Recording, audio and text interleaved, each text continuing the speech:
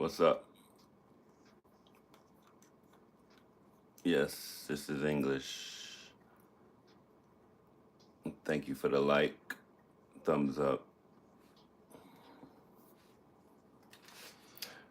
I wish y'all could hear the music I was listening to.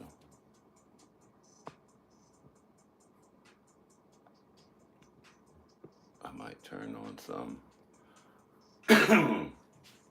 on the computer so y'all can listen.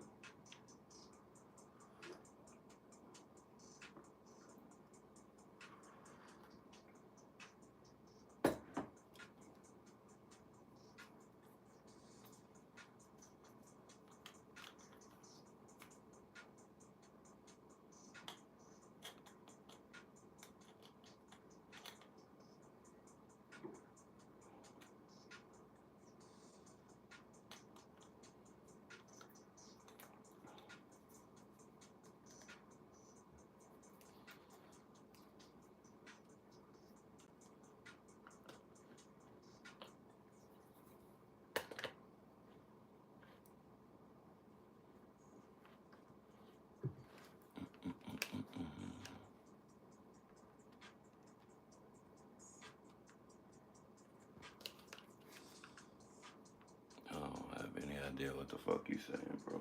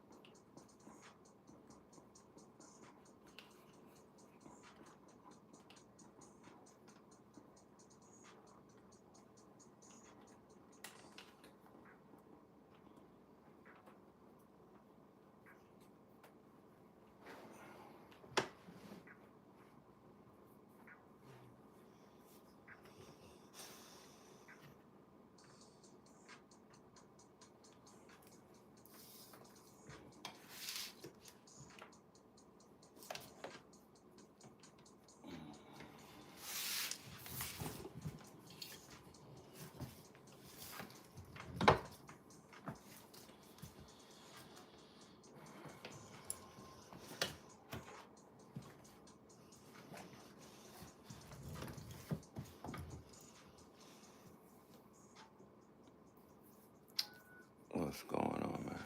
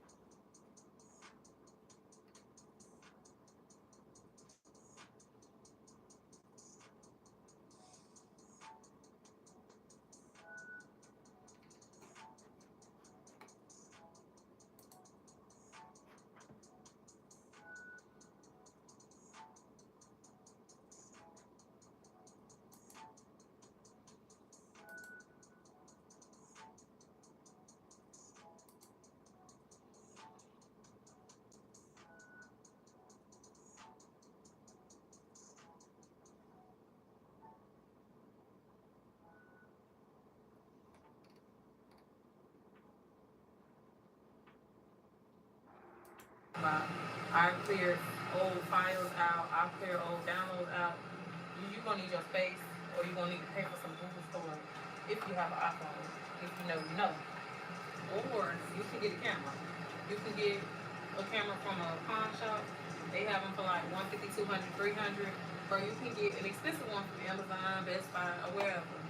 And I don't know how to work on camera for real, so I'm not gonna sit here and tell y'all.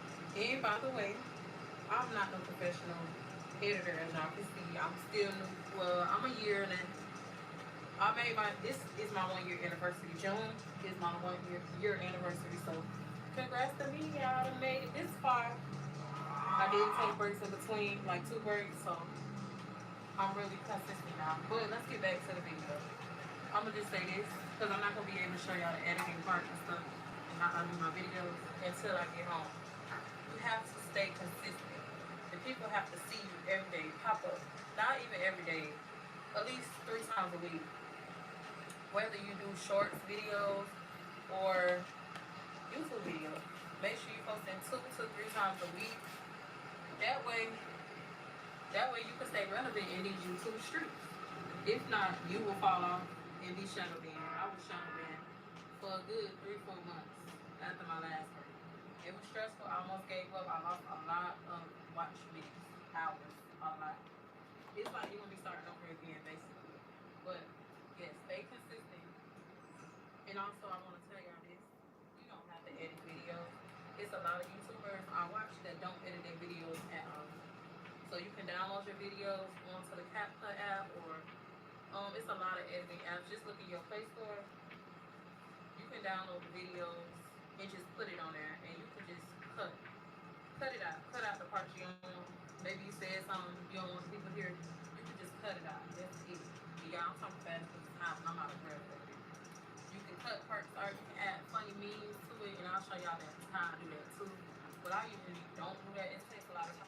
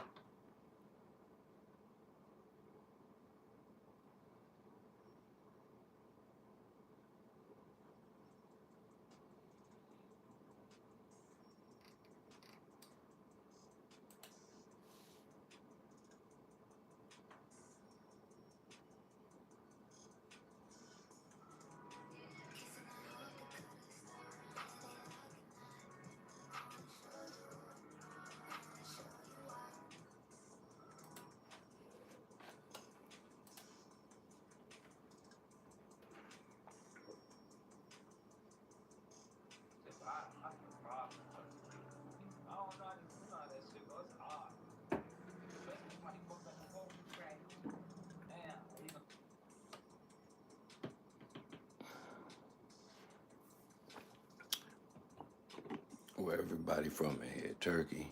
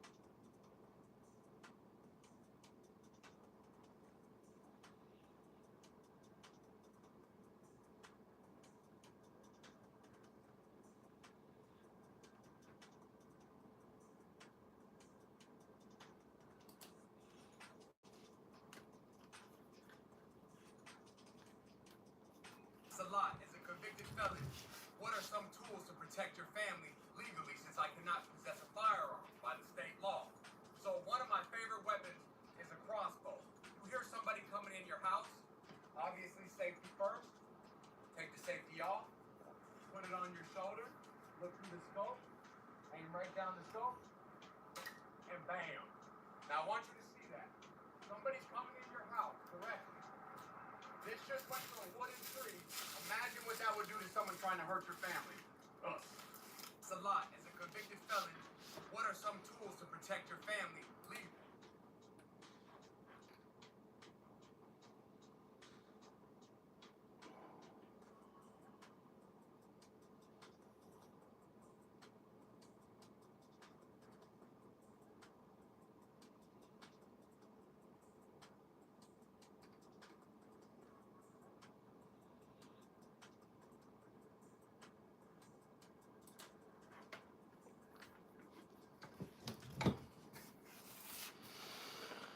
Y'all must be just as bored as I am. Email, an e-farmer makes money. E-farmers make money by sending out simple emails, and when people who receive those emails open and click on them, they get paid. Yes, this is a real thing, and it's actually a much easier and faster way to make money than building an e-commerce business or I've been slipping the last couple days. If you'd like to find out how to make money from the comfort of your home, I haven't done any work on my business much.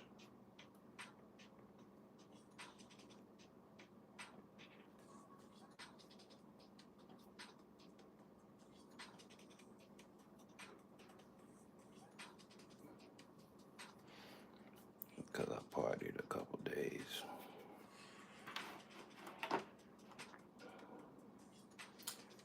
I've been on monk mode for 27 days now.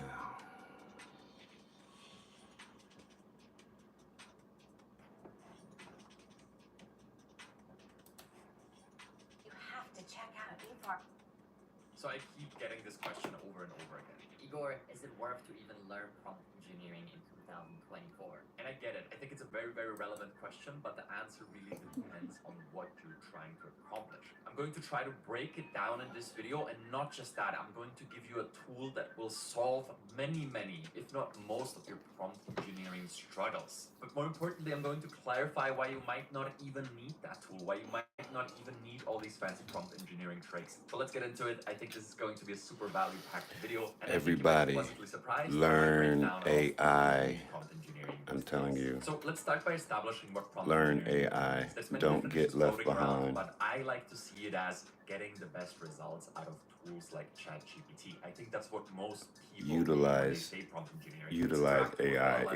It can transform your life. To get the best possible results out of it for themselves. This is what most people mean. Sure, there's prompt engineering in the context of image generation, but that's a different topic, and usually when people bring this up, they mean ChatGPT interaction. That's why we'll be focusing on that space. So why is this called prompt engineering and not using ChatGPT? Well, because the main interface with ChatGPT is prompts. It's natural language. It's set up for humans. We can speak to it in the same language that me and you both use to communicate in our everyday lives. And then prompt engineering is manipulating that language and being aware of various tips and tricks and phrases that can improve the results or unlock entirely new abilities altogether. But it's interesting because if we look at the example of ChatGPT, so many tools have been added into it that getting the most out of it goes beyond just knowing what to type into that little chat box. You have image generation, you have data analysis, you can store things into memory, you have GPTs with external knowledge bases and actions that can do things by connecting to external APIs. This goes beyond just telling it the right words to get better outputs. And over time, my personal definition when I answer these questions is really all of this.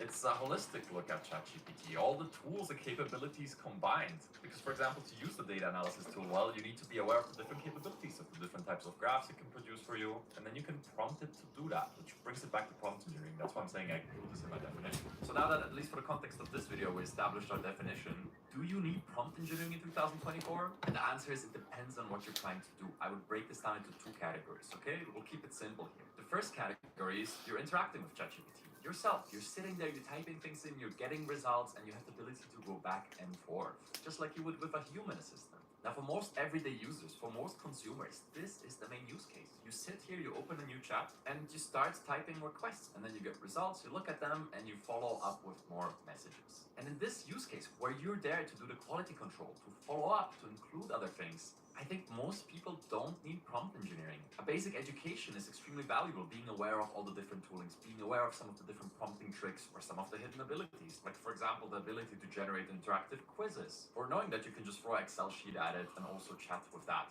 And this is what I've been pushing on this YouTube, right? I've been educating you around the tooling, about different prompting tricks, but at the end of the day, if I want to write an essay, I don't think most people need super prompts in their everyday usage. And some of the most advanced ChatGPT users I know use it like this, and so do I myself. I have a prompt database with a lot of specialty prompts, but I don't even use it on an everyday basis. If I need something, I just tell it. But having spent quite a bit of time, I have kind of a backlog of different functionalities and prompts in my head that I can kind of access. So in these everyday scenarios where you dare to interact with it, I would say that beyond the basic education, you don't need prompt engineering. You just need intuition and certain quality standards that you will uphold ChatGPT to. Because when you review the results, that's where the next prompt kind of comes from. If you're missing something, tell it. And this is why I always teach ChatGPT in a way where I tell people to start by thinking of it as a very highly paid assistant. If you hire an assistant for yourself, you have certain expectations, and if the results are not on par with what you expect, you'll tell him or her. And then when you get the revision, you'll feedback it again. And this Can is y'all the hear revision good? that even advanced users kind of arrived at over the past few years. And this keeps resurfacing in conversations. Matter of fact, recently I talked to Cavi Lopez from Nomadic. You might know them. They've probably the best image upscaler on the market, and I say that objectively, I said that before.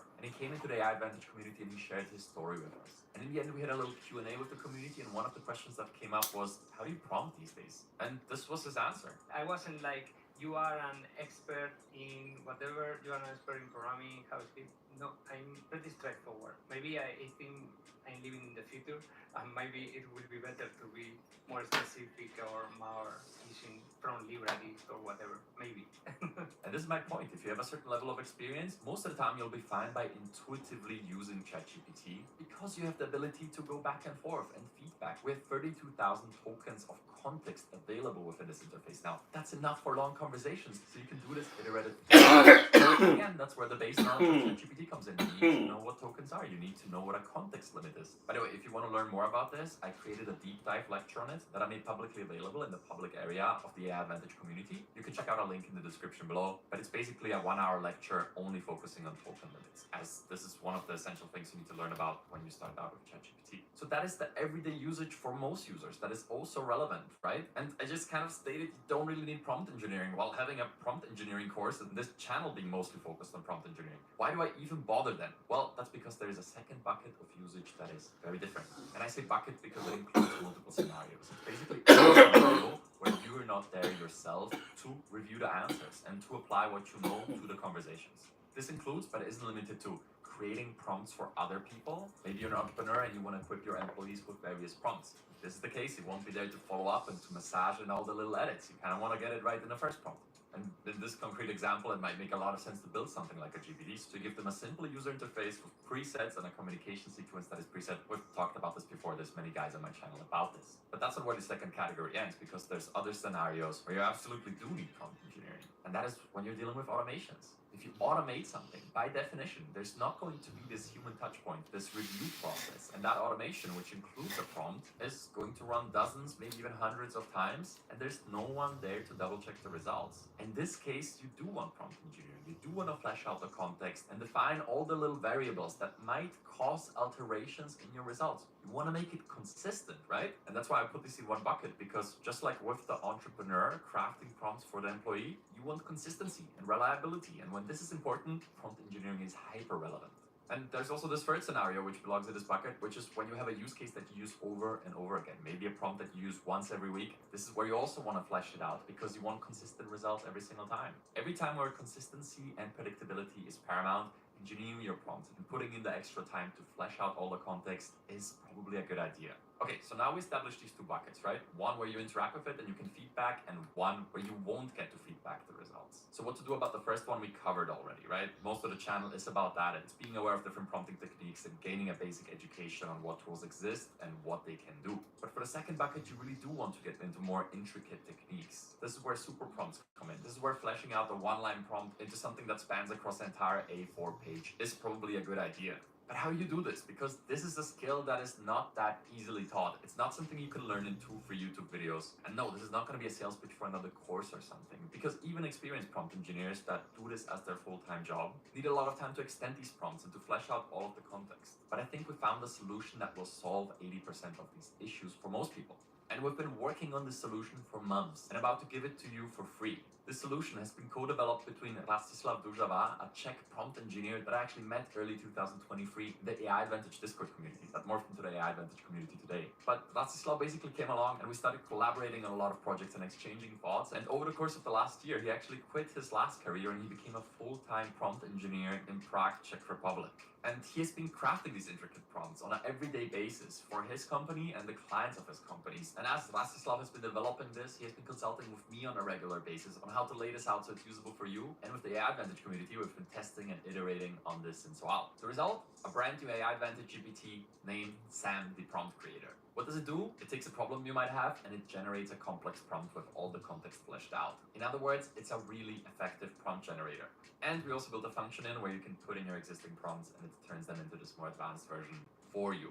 That's this improve button. So I'm going to guide you through this. I'm going to show you how to use this here. And again, this is mostly relevant if you're in the second bucket, if you're automating, delegating, or if you're using a prompt a lot. If you just want to get something done in ChatGPT, you might not need this. But follow along as I show you this and make up your own mind. Before we get into functionality, just want to address the name. It's sort of a tribute to the head of OpenAI. Sam Altman is helping us get things done on a daily basis with ChatGPT. And Sam, the prompt creator, is helping you to build prompts that just work. So how does this work? How does it generate prompts for you? Well, 2 ways really. One is the quick build. This is optimized to get your result as quickly as possible. If I click this, and a new version might look differently, we're iterating on this on a daily basis, but basically tells you it's here to build a prompt for you directly, and you can just tell it what you want to do here. And all I need to do here is state what kind of prompt I want to build. So let's just take one of the classic prompt examples that I email reply drafts. I want to draft email replies to my marketing agency building our website. And you can even go shorter if you want. Let me tell you, doing a proper sentence like this that gives it a little bit of details is helpful because then it will know more about what to build you.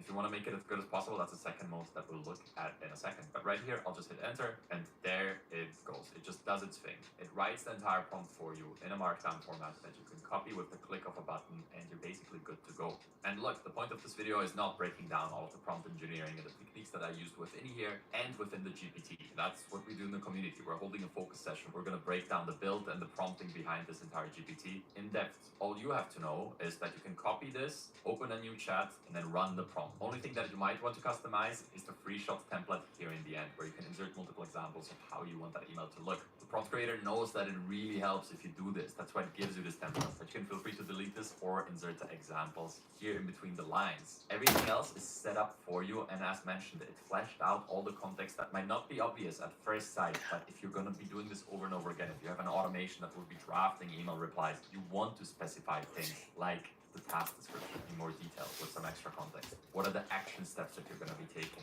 How are we going to be addressing issue resolution if this occurs? When you're working with agency, there's probably going to be a lot of back and forth. And your ideas clashing with patient and your vision being different from their vision. We built this to understand a lot of the nuances of various use cases and includes the solutions to them into the prompt for you. You don't have to think about it. It specifies goals, outcome expectations, and it adds a block with essential and important guidelines. And this is one example, and it took no time. You can go ahead and build prompts for yourself at no cost with this GPT we have. And in the second mode, it will help build your prompt with more in-depth information. So if you have 3 to 5 minutes to answer some more detailed questions, this interactive questionnaire that we prepared in here for you will guide you with questions that help you zone in on what you really need from that prompt. So if I'm doing something for educators, I'll just say B, and all I'll do is follow this interactive quiz. And in the end, it will generate the prompts that will solve my issue for me. In the second step, I do the same thing I did with the quick build. I'm going to take a different route, say I want to create interactive quizzes for my prompt engineering students. And then as you can see, more multiple choice questions that become more and more focused on your use case. I will just fast forward to all the sections and then we can look at the result. And there you go. After going through all the 9 sections, it crafts this prompt for me that now is obviously way more dialed in than the quick build. So you want to leave your corporate job, leave the 9-to-5 rat race behind, and actually do something that you're passionate about, something that allows you to reach freedom. Now, you've probably wanted to do so for a while now. Problem is, your job keeps you busy almost all day long.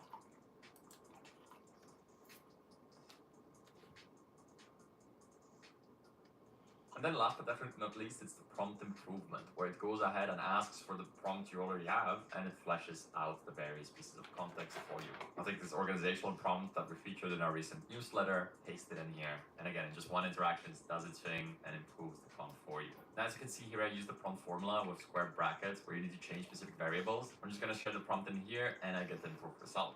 2 notes on this. Firstly, and importantly, you want to use finished prompts. You don't want to use formulas. So if there's any undefined variables, square brackets, curly brackets, anything that is not final, this will not work consistently and you might run into troubles. So always use prompts that are specific, where it does not include certain parts that are yet to be defined. Secondly, ChatGPT and especially GPTs have massive limitations. We did our best, but if something doesn't work as expected, simply run it again. 8 out of 10 times things work as expected, but if you run into any sort of troubles and maybe you're getting unexpected results, just go ahead and rerun the prompt. Give it a chance. And good that I did that. Now we're getting an unexpected result. So instead of being confused by it, I'll just run it again. Actually, I'll add a little block here saying, here's my prompt. Word of warning, we just released this, we'll be iterating on it. So if you run into any hiccups, just run it again and we'll be implementing improvements over time. And that's really it. So if you're getting something done yourself, just quickly prompt it. But if you want more consistency, quality, and detail, then you can use Sam, the prompt creator, to either build a prompt quickly, build it more in depth by answering a series of questions, or you can simply upgrade the prompts you have. And they'll work more consistently over time, and this goes for all models. OpenAI, Anthropic, Google, Meta, doesn't matter. Giving it more context will improve output quality and increase consistency. So in conclusion, no, prompt engineering is not irrelevant. There's just situations where that might be the case, and a lot of the applications that are being built are going in a direction where they're trying to reduce friction with the users. They don't want you to type in custom prompts. And if they know what they're doing, they'll be doing something very similar to what I showed you here today. They'll be fleshing out the context so they get consistent results from the application that you're using, and the users are only going to see a nice button, just like Apple announced with their implementations, right? You just say shorten text. You don't have to prompt it and tell it what shorten means, and you don't have to bother with fleshing out all the context around what a good short text looks like. They'll do that for you, but Sam, the prompt creator, can also do that for you, but you retain a lot of the manual control. All the links are in the description. A big thank you and shout out to Rastislav Drujava again for co-creating this with me in the AI Advantage community. You can also find his LinkedIn below in the description. And with that being said, good luck out there using these large language models, and I'll see you in the next one. With HoneyBook, you can make sure your marketing business is as polished and professional as you really are. Here's how. I'm Millie, a content creator coach and business owner. If I had started my business from zero, I would have focused on building out my client experience with HoneyBook. HoneyBook is a client flow management platform for anyone working with clients. Think about how you're managing your clients right now. Email 20 times a day, invoices here, contracts there, 20 tabs open up in your browser. But imagine a system that manages your projects and plans, tasks in the single platform. You can probably agree that replying to emails takes up the most of your time, which is where features like HoneyBook AI and the AI Composer comes in handy. When moving your business to HoneyBook, you're enabling yourself to have better client relationships and the freedom to focus on the parts of your business that bring you the most joy, or even take breaks when you need them the most without having to miss a beat. Start your free trial at honeybook.com to say goodbye to busy work and hello to the parts of your business that excite you the most.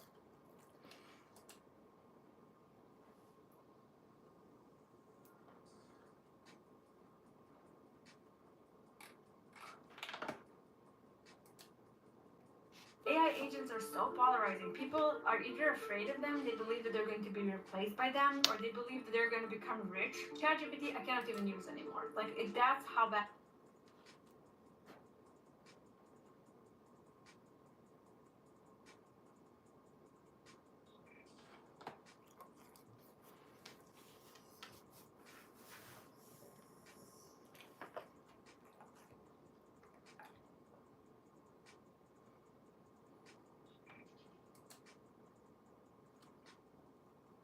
Hello, I'm Mike with this week's new and trending AI tools that you cannot afford to miss. Let's hop right in now. If you've always wanted to animate things such as icons or crazy little animations for your creations, now you can without needing to dive into After Effects or Apple Motion and getting confused by keyframes, because Lottie Flies with its AI Motion Copilot does it all for you.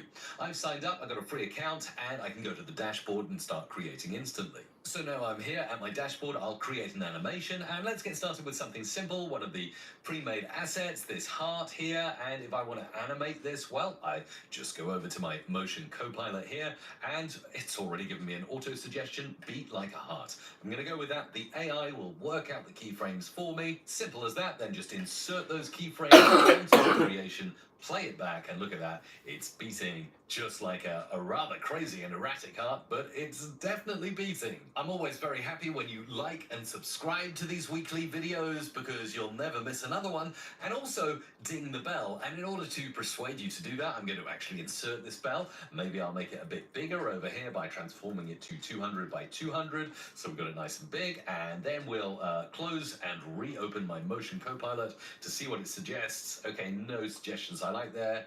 Make it shake side to side. And then we'll insert those keyframes and play it back. Okay, that's all right, but I think we can do better. So let's undo and let's try again. Okay, we've inserted the keyframes and yeah, ding the bell so you never miss another video. There you go. How amazing is that? But it doesn't stop there. Obviously, you can upload your own images or logos, or you can use generative AI for that. For instance, I can go to the AI prompter vector and I can type in something like magic wand and we'll generate that. Whoa, that's pretty wizardy. Let's insert that. Now I can go ahead and select this and animate it with my Motion Copilot. Okay, it's generated some keyframes to make it wave around. Let's insert them and play it back, and we've got something that looks like that. That's pretty cool. That's a good start, isn't it? And if we want to make the animation more erratic, of course, I can just move the keyframes around to make it a little more random and a little less AI, so it looks more of a human animation. Let's try that. Now we've got like a very randomly moving magic wand there, but it kind of works well, doesn't it? And so now I've got a generative AI vector logo that I created using Lottie Flies, but I also animated it with the AI Motion Copilot. And say I want to use this, I'm quite happy with this animation. I want to use it somewhere. Of course, I can export it right here, and it's going to take me to a screen where I can choose exactly where I want to save it. So I'll call it Magic Wand, of course, and click Save. And there we go. Now I've got a plethora of formats I can use, Lottie JSON, so all kinds of proprietary JSON files here. But if I simply want an MP4 or maybe a GIF that I can upload, GIF will do fine, export, and I've got an animated GIF ready to go. And there you go, you see on my desktop, Magic Wand GIF, and it's an animated GIF of my wand. How cool is that? Lottie Flies, go and try that.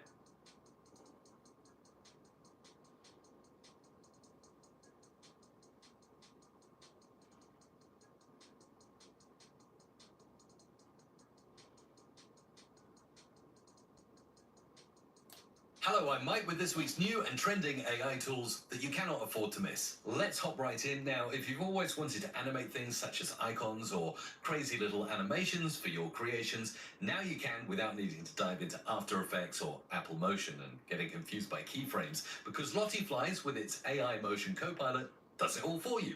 I've signed up, I've got a free account, and I can go to the dashboard and start creating instantly. So now I'm here at my dashboard, I'll create an animation, and let's get started with something simple, one of the pre-made assets, this heart here, and if I want to animate this, well, I just go over to my Motion Copilot here, and it's already given me an auto suggestion, beat like a heart. I'm going to go with that. The AI will work out the keyframes for me. Simple as that, then just insert those keyframes onto my creation, play it back, and look at that. It's beating just like a rather crazy and erratic heart, but it's definitely beating. I'm always very happy when you like and subscribe to these weekly videos because you'll never miss another one.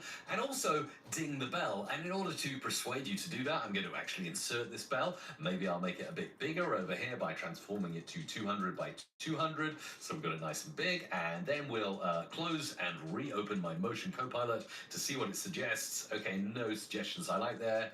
Make it shake side to side. And then we'll insert those keyframes and play it back. Okay, that's all right, but I think we can do better. So let's undo and let's try again.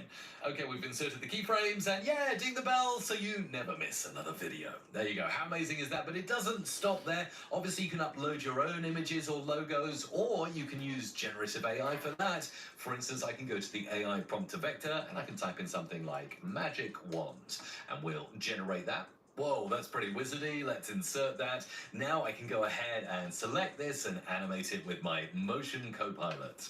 Okay, it's generated some keyframes to make it wave around. Let's insert them and play it back, and we've got something that looks like that. That's pretty cool. That's a good start, isn't it? And if we want to make the animation more erratic, of course, I can just move the keyframes around to make it a little more random and a little less AI, so it looks more of a human animation. Let's try that. Now we've got like a very randomly moving magic wand there, but it kind of works well, doesn't it? And so now I've got a generative AI vector logo that I created using Lottie Flies, but I also animated it with the AI Motion Copilot. And say I want to use this, I'm quite happy with this animation. I want to use it somewhere. Of course, I can export it right here, and it's going to take me to a screen where I can choose exactly where I want to save it. So I'll call it Magic Wand, of course, and click Save. And there we go. Now I've got a plethora of formats I can use, Lottie JSON, so all kinds of proprietary JSON files here. But if I simply want an MP4 or maybe a GIF that I can upload, a GIF will do fine, export, and I've got an animated GIF ready to go.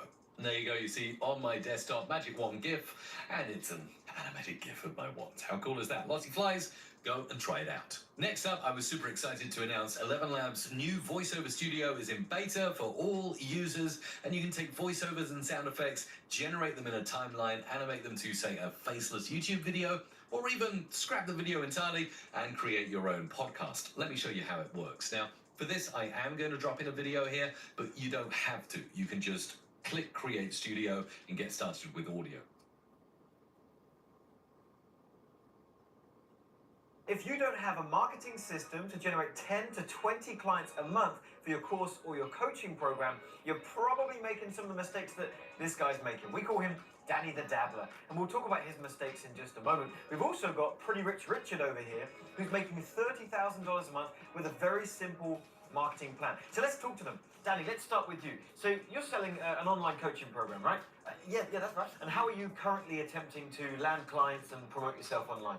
I've got a few things that I'm working on. I've got this thing called a VSL funnel that looks like it's got some real good promise.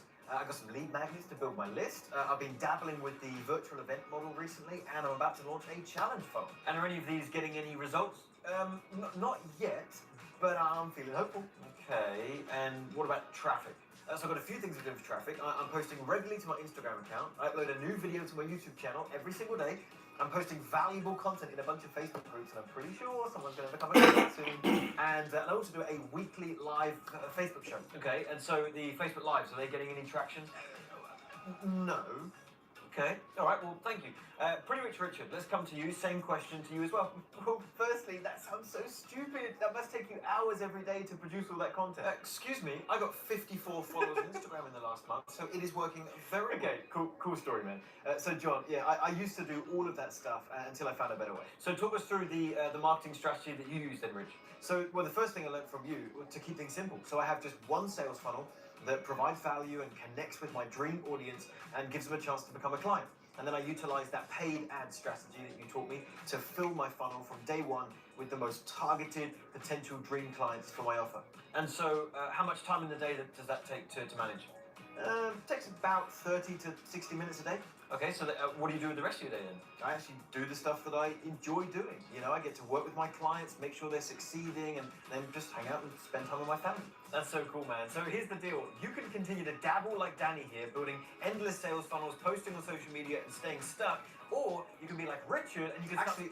John, do you mind if I finish off the call to action? I think I know it really well now. Yeah, sure, go ahead. Okay, great. So guys, check this out. Click the link somewhere on or around this video, and you can register for a free training where John's going to teach you how to get 10 to 15 high-ticket clients for your courses or coaching programs every single month using a simple but powerful funnel strategy combined with targeted paid ads.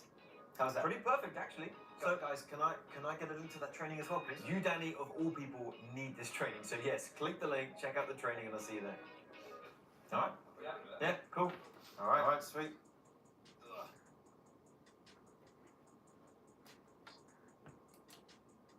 So I'll call this one Dogs, and I've actually gone ahead already and gone to Pixabay to grab a royalty-free video that I can use. So I've downloaded that, and now I'm going to simply drag and drop that video to upload it and create the studio. Okay, this is how easy it is to get started in VoiceOver Studio from 11 Labs. You just start with the first speaker, and you can click the cog here to choose the speaker you'd like to use. You can obviously audition them here. A man sees in the world what he carries in his heart. I really like Freya, so let's use Freya, and that will be a great way to get started.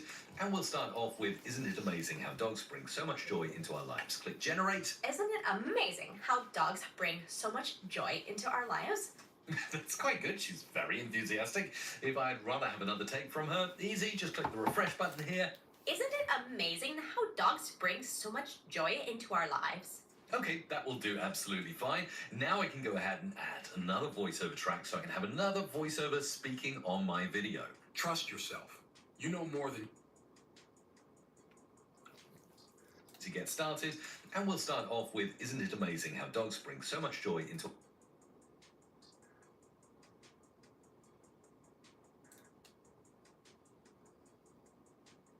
YouTube video, or even scrap the video entirely and create your own podcast. Let me show you how it works. Now, for this, I am going to drop in a video here, but you don't have to. You can just voiceovers and sound effects, generate them in a timeline, animate them to, say, a faceless YouTube video, or ready to go.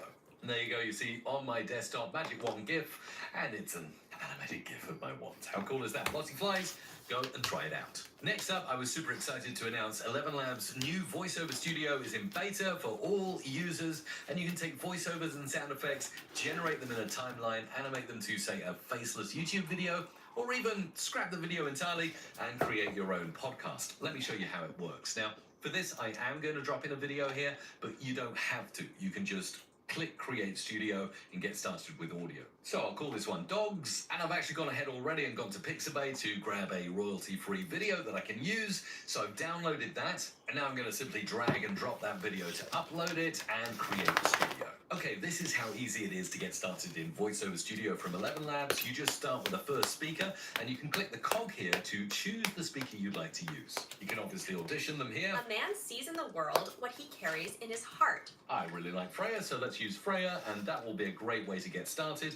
And we'll start off with, isn't it amazing how dogs bring so much joy into our lives? Click generate. Isn't it amazing how dogs bring so much joy into our lives? That's quite good. She's very enthusiastic. If I'd rather have another take from her, easy, just click the refresh button here. Isn't it amazing how dogs bring so much joy into our lives? Okay, that will do absolutely fine. Now I can go ahead and add another voiceover track so I can have another voiceover speaking on my video. Trust yourself. You know more than you think you do. Okay, I like Michael. I'm going to select Michael and use him on the default settings. And here I just need to add in the voice just after Freya's voice and paste in my second script. Joy into our lives. Absolutely. Their playful energy and unwavering companionship make every day brighter. Perfect. Okay, so I've got the start of a video with a female and male voice. Now, it wouldn't be complete without sound effects. 11 Labs has a great sound effects generator, and they've integrated it right into VoiceOver Studio. So let me show you how this works by adding an SFX track. And then I simply need to find the point at which the dog starts to slurp its water, just about there, and then insert a sound effect. And here I'll type dog drinking water from a bowl. Joy into our lives. Absolutely. Okay, this one is quite good. Now, I like what I've got, but I can just increase the volume on that sound effect so we can hear it a little clearer. Joy into our lives. Absolutely. Now, obviously, the sound effect ends, but the dog keeps on drinking, so we still want that sound effect there. I can duplicate by selecting that sound effect, hitting Command or Control-C on my keyboard, and then clicking right next to that sound effect and dropping it in place. Energy and unwavering companionship make every day brighter. And that is absolutely perfect. In just a few seconds, I've got a very usable video clip with 2 different voiceovers and sound effects to make the video look absolutely 100% awesome and realistic. Now, it doesn't stop there with multi-track editing in the cloud. I think 11 Labs are doing a great job, but it's also a feature that has just been announced on Riverside FM. That's the platform I use to record the Creator Magic podcast. It's great if you want to make high-quality professional recordings. You can edit out mistakes, add music, sound effects as well, and create a polished podcast. This is the podcast that I did this week with Phil Pallen. You'll see it has other AI tools such as summarization, show notes, keywords, takeaways, suggested titles, sound bites, and even chapters of your video. But if we go in to create a new edit, you will see that we've got a waveform here with me in green, Phil in purple. I can highlight and select and choose things, and you can see how well it transcribes. I can text-based edit my audio, which is great. And these little squiggles here, well, these are filler words like or are, and I can select that and click remove all filler words to use AI to delete all the mistakes in my podcast. There are so many cool features in Riverside. Many of them, like multi-track editing, are coming soon. I'm really excited to see where audio editing goes in the future. I think it's going to be very cloud-based with tools like 11 Labs, Riverside, and others doing great jobs of taking us right into our web browser and do our work. Go, boy. So I asked ChatGPT to build me a Shopify store, and it said, no, we can't do that. But here is about 1 million things that you can do to build a store. It started listing out all of these different tedious tasks where, well, most people get paralyzed. So I'm excited that you're watching this video because when I realized the power of AI, the software that utilizes AI that will actually build a done-for-you store in less than 20 minutes, you can use it completely free. So what that means is you can create a web account, use our AI store building software that will build you a store that looks just like the most professional stores online. We're not talking about some crappy little template store. This is a professional looking store with some of the top trending products right now listed on it with ad copy and everything, all the settings done for you. And you can get it completely free. Our software will then take over, build it for you in less than about 15 minutes, and you'll be ready to take orders. Now, I know that right now you're saying, okay, why are you doing this for free? And the reason we're doing it for free is because we're Shopify partners. As a matter of fact, I'm one of the top Shopify partners in the world. And Shopify pays me to do this. Not only that, but when you use this software to build your store, I'm not going to try to sell you a course, okay? So don't worry about spending thousands of dollars on training. I'm going to give you my courses completely free, and here is why. I only get paid per my contract with Shopify. I only get paid when you keep your AI-powered store for 3 months. So if you cancel before 3 months is over, I don't get a commission. If you keep it for 3 months or more, that means you probably like it, love it, you're using it, and I get paid. So I'm very incentivized to give you all of the training for free, all of the courses for free, so you keep it and actually use it. I've never seen another, business where there's this type of win-win situation where somebody's willing to build it for you, train you, and you get it all for free, right? So all you have to do right now is click the link below this video, answer a couple of questions that we need to know, like, for example, what color do you want? What banners do you want? Boom, the software will take over, it will build the store for you, it will list the products on there for you, it will write the ad copy for you, it will set up the settings for you, days, weeks, and thousands of dollars worth of work done for you, and it will also unlock all of our courses. Now, you might be asking, what's the catch? And really, the only catch is that as a Shopify partner, Shopify can change their contract with me at any time. Right now, they pay me a very handsome commission, so I can afford to run ads like this and give you my services for free. But at any day, they could change my payout, they could lower it, they could just stop the program completely, and I'll have to go back to charging for this because, well, I mean, my time is not free, right? I'm actually doing work over here. I just know that Shopify is paying me to do it for you. So you get it for free, I still get paid. So I think it's an incredible opportunity. We all know that you probably don't have an e-commerce store right now because you don't want to build it and you know it's a monotonous task. Here's your chance to do it for free. Finally, this is a fun one to end on. Butterflies AI is a new social media platform that combines AI with humans. It's your ability as a content creator to make your own virtual influencer. So many people have tried to do this. Creating something with a consistent character style is now possible using Butterflies. It's also available on iOS and Android, and a former Snap engineer created the platform, which allows you to create these personas that post automatically on your behalf. It's crazy. So this is the feed. It looks very much like Instagram, with all kinds of wild and weird posts here. As you can see, some of them very realistic and some of them obviously not. Now, I created my own butterflies that have already gone off and posted. I've got Isabella Sinclair, who's a travel poster, and this one I just created slightly earlier today, and look at this. Already she's posted that she's at a waterfall, and other AIs are commenting back on her post, which is pretty crazy if you think about it. And there's another post she's posted now, caught in the midst of a storm, both in the sky and in my soul. Ooh, very deep. And she looks so realistic. That's crazy. She'll go on posting stuff on automation. She's my AI butterfly I created. I also did a cartoon style one called Ethan Sparks. He's an audio producer from Los Angeles. And as you can see, there's one of them here in his studio and another one here. And the character consistency is incredible on butterflies. I'll show you, if you're curious how to create your own butterfly, how to do it. Once you've signed up for an account, click on the butterfly and create a new butterfly. It can be either realistic, semi-realistic, or a clearly AI-generated drawing.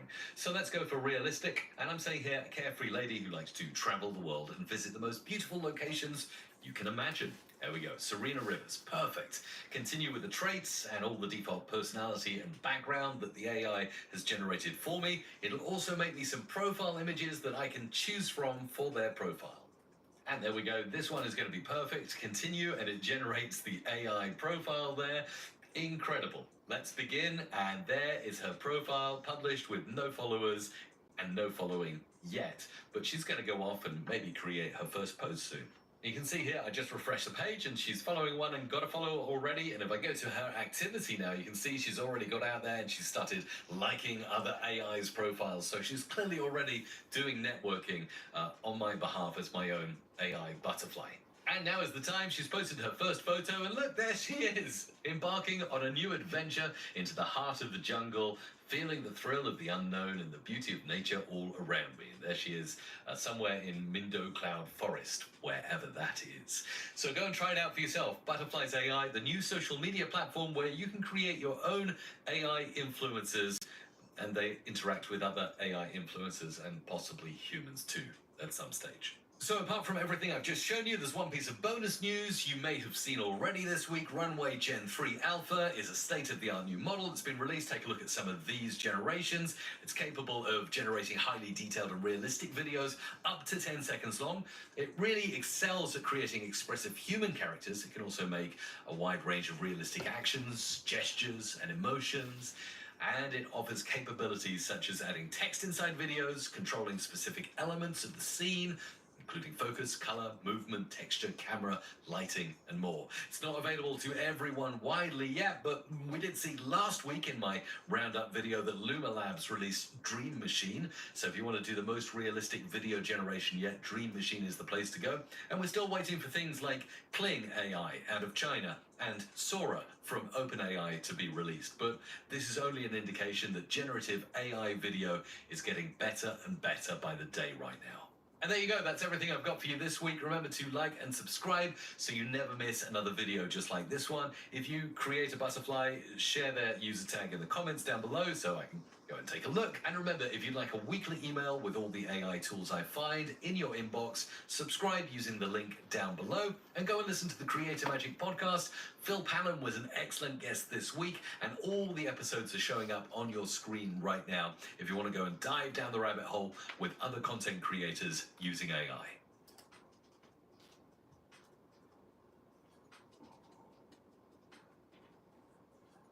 Stop wasting your time and money on video editing. These 4 AI tools can edit your videos like a pro, and they are absolutely free to use. Starting with Beat.io, this tool is perfect for creating engaging short videos, and it's super easy to use. Just sign up, select Create Project, enter what kind of video you want. Now you can make adjustments like modifying subtitles, audio, video clips, and even switching the voices. The next tool is Descript. It supports your entire video creation process, including writing, recording, editing, transcribing, and collaborating with others. Editing videos in this tool is so easy as if you're working on a text document. Next up, we have InVideo AI. All you need to do is provide a detailed prompt with the tone and the style for the voiceover, and let AI generate the video for you. Last but not least, we have VoiceCut AI. This tool takes care of all the cuts, noise removal, adding music, and subtitles. So these are the top 4 AI video editing tools. For more interesting tips, subscribe to Website Learners. Stop wasting your time and money on video editing. Okay, how do you think Papa's gonna react to a bag of Werthers? He's either gonna go.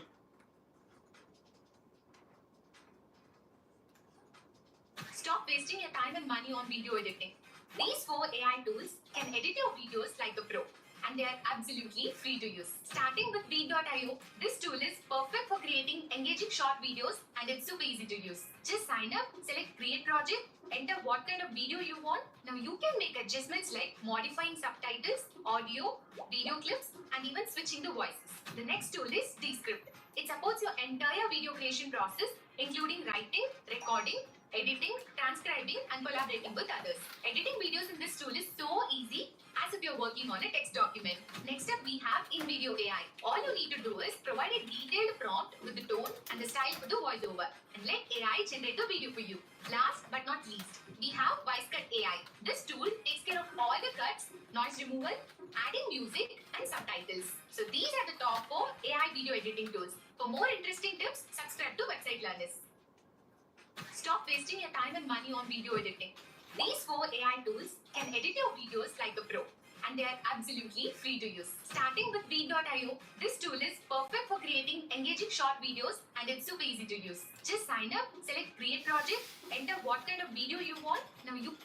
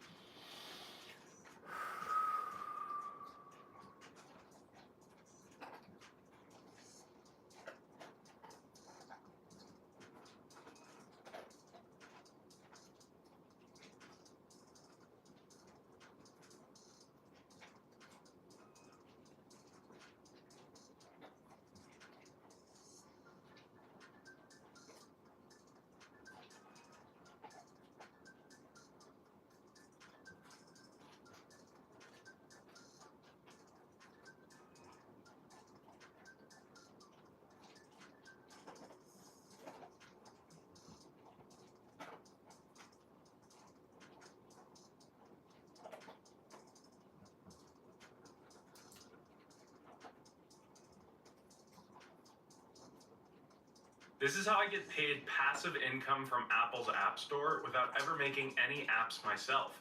It's actually thanks to a new type of app that Apple has just allowed to be sold in their App Store, and it's called white label mobile apps. White label mobile apps are essentially apps that other companies have already built for you, that they're allowing you to resell for a profit, meaning you can tap into the $1 trillion a year Apple app ecosystem without any techie experience, without investing tens of thousands of dollars in creating your own app, and with as little as just 2 weeks of startup time. My name is Lucas Lee Tyson, and thanks to this brand new type of app, I was actually able to retire at the age of 24, which is obviously amazing for me. But what's even more amazing is the fact that I've taught thousands of normal, everyday, hardworking people how they can too start generating passive income from the Apple App Store using this new concept of white label mobile apps. Many people going on to retire their spouses, quit their 9-to-5 jobs, pay off their homes, pay off their mortgage, and live a life of real financial freedom. If that sounds exciting to you, what I want you to do is click on the link around this video, because later today Video editing is tedious, it's repetitive, and it takes forever. But thanks to CapCut, we can now have our videos edited for us with a free AI tool, and all we have to do is click one button. Now let me show you guys how this works. Right now I am in CapCut, the desktop version. Okay, if you guys don't have CapCut, all you have to do is click on the link below in the description, and you can download it completely for free, and you can use it for free. You don't have to pay a single dollar. All right, I'm gonna click on import, and I'm gonna bring in a video that I just made the other day. Okay, now that I've imported the video, I'm gonna add it to the timeline. Now that the video's in the timeline, I'm gonna show you guys the coolest new tool within CapCut that is free to use. And you have to take advantage of this, guys. This is gonna save you so much time. You have no idea. This has made my life so much easier. And when I show you guys this, it's gonna help you out so much, all right? So if you look right here, you'll see the length of this video is 12 minutes and 53 seconds. And that's because I haven't edited it at all right? So all the pauses, all the mistakes, everything is still in this video. Now let me show you. All you have to do is come up to this button right here. If I hover my mouse over it, you're gonna see something that says transcript-based editing. And we're gonna go ahead and click on that button. Now what CapCut is doing is it's analyzing the video, and everything that I say in the video is gonna be converted. And everything that I say in the video is gonna be. Now what CapCut is doing is it's analyzing the video, and everything that I say in the video is gonna be transcript-based editing. And we're gonna go ahead in this video. Now let me show you. All you have to do is come up to this button right here. If I hover my mouse over it, you're gonna see something that says transcript-based editing. And we're gonna go ahead and click on that button. Now what CapCut is doing is it's analyzing the video, and everything that I say in the video is gonna be converted into a script. And once it's converted into a script, we'll be able to edit this entire video by selecting words and deleting them. And we can automatically delete silences and pauses and ums and ahs. Now that CapCut has analyzed our video, it has converted it into a transcript. If you see this window over here on the left-hand side, this is the entire video written out in a transcript. All we had to do was click one button, and it's converted our entire video into a script. Descript or WiseCut, they do the same exact thing, except you have to pay every single month for them. So let me show you how this works. If you see right here, you can highlight anything in your script. Now the first thing right here, it says 2.40 seconds. And that's signaling to me that there's 2.4 seconds of silence in the beginning of the video before I start talking. So what I can do is I can highlight that and I can click delete. And just like that, it has removed that silence from the video. Okay? And now what I can do is go through the script and I can delete anything that I don't like. And as you can see right here, 0.74 seconds, I can click on that and I can delete it. Now, if I want to play the video, I can go ahead and play it, and you can see that it will follow along on the transcript. Instead of 0.74 seconds of silence, we can delete that. Now, say I wanted to delete a whole sentence. So you see right here, it's called regraph. I don't want that in the video. I'll just highlight that and I'll click on delete. And boom, just like that, it's gonna skip right over that and remove that from the video. So if I play it from right here, you'll see that it skips right over that. There you go, which is really cool. Now say you realize, you know what, I do want that sentence within the video. Okay, I made a mistake, I don't want to delete that. All you have to do is click on that and click restore. Or if you want to, you can restore one word, or you can highlight that whole sentence and click restore. And boom, just like that, it's back into the video. Okay, it's that simple. And what I love so much about this tool is the fact that we still have our normal timeline over here on the track. So we can still come over here and edit our video the normal standard way on the timeline. So I can zoom in and I can highlight things just like I normally would. Alright?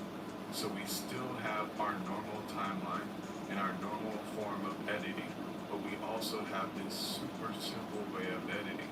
Now I will tell you, if you want to upgrade to Pro, you can click on where it says remove filler words. And then all you have to do is click one button and it will remove every single bit of silence.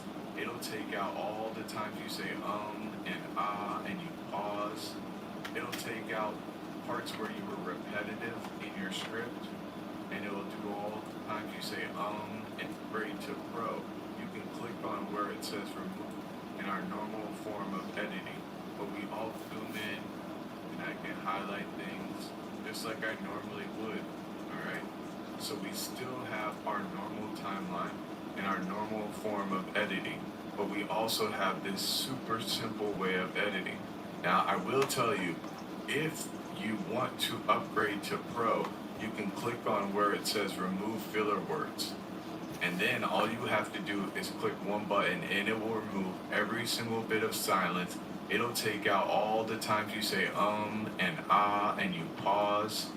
It'll take out parts where you were repetitive in your script, and it'll do all that in one single click.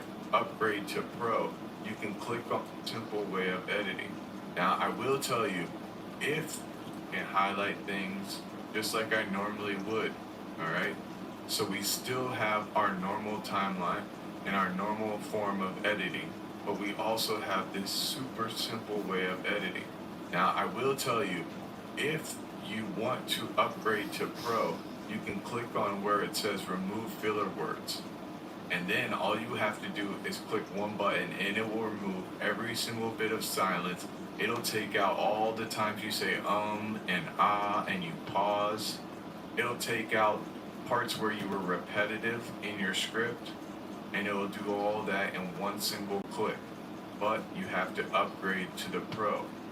So monthly it's $7. However, you do not need to pay for that to use this tool. You can go through and just click on all the silence and delete it just like that. So I'll just go through and remove all this silence. Okay, now literally in a matter of a minute, I have removed all the silence from this video. And the video is now, as you can see up top here, the video is now down to just under 10 minutes. So we removed almost 3 minutes of silence from this video. And it only took me a minute to do that. Now normally if I was editing this video, I would have to go through and zoom in and manually select every part of silence from this timeline. And I would have to play the video every time to make sure that I removed the right part. This has saved me so much time, alright? So I'm telling you guys, if you don't have CapCut, click the link down below and download it. Now at any time, if you want to get out of this transcripting, get back to where all your effects and your audio tabs are, all you have to do is come up here and click on that little X icon right there, and it will close out of the top of the transcript and bring you back to your normal screen. And then you can go back and add in audio or text or stickers or effects or transitions or whatever you want to do. And when you want to go back into your transcript, you just click back on that little button for your transcript based editing, and it'll bring you right back up here. Alright guys, so that is CapCut's new transcript based editing, and it is such a time saver. You gotta try it out, guys. If you don't have it, like I said, it's completely free. So click the link below in the description box, download CapCut for desktop, and you'll be able to use that tool completely for free, and it'll save you so much time and so much energy wasted on deleting silences and ums and ahs from your video. Alright guys, I appreciate you watching. I hope this helps you, and I will see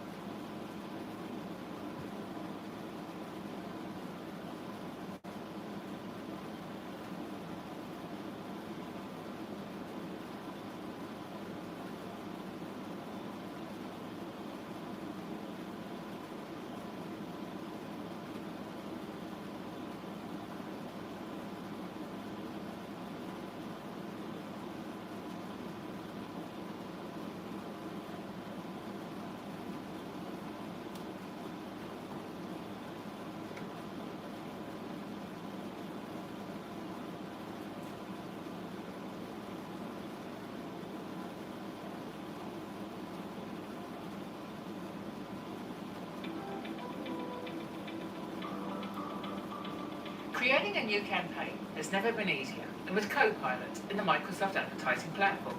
During campaign creation, enter your landing.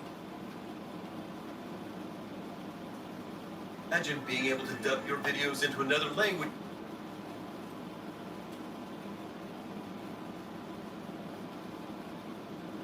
You're never going to go back to your old sample libraries after this. This plugin is my go-to for every session now. It's Output Arcade, baby. You know when you're searching through folders on folders of sample packs and it's like a never-ending, boring doom scroll? Not with Arcade. Arcade is this all-in-one sample library plus playable instrument that syncs with your session in real time, and it's fun for real. Go to output.com now, try Arcade for free. I recommend this more than any other plugin in the game. Like I said, there's life before Arcade and there's life after Arcade. Look at all these lines.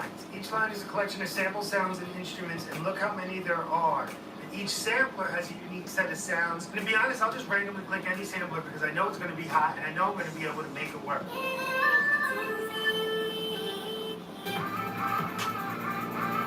And you can set the key with a click of one. Oh, hey, traveling through space and time is a mother. Oh, dang it, I got the wrong glasses on. Wrong video. Nope. There we go. These are the new ones. Let me know in the comments if you like. These are those first ones better. My wife made me get these. Also, if you like these videos, subscribe for my fragile self-esteem. I'd really appreciate it. In order to teleport with your camera on a tripod, you want to film your background. So you're literally going to walk away from the camera like this. You're going to film. You're going to let it sit there just a little longer than that. You're going to film the background for, 5 seconds or something. If you're standing for your video, you want to jump in the air and kind of land hard.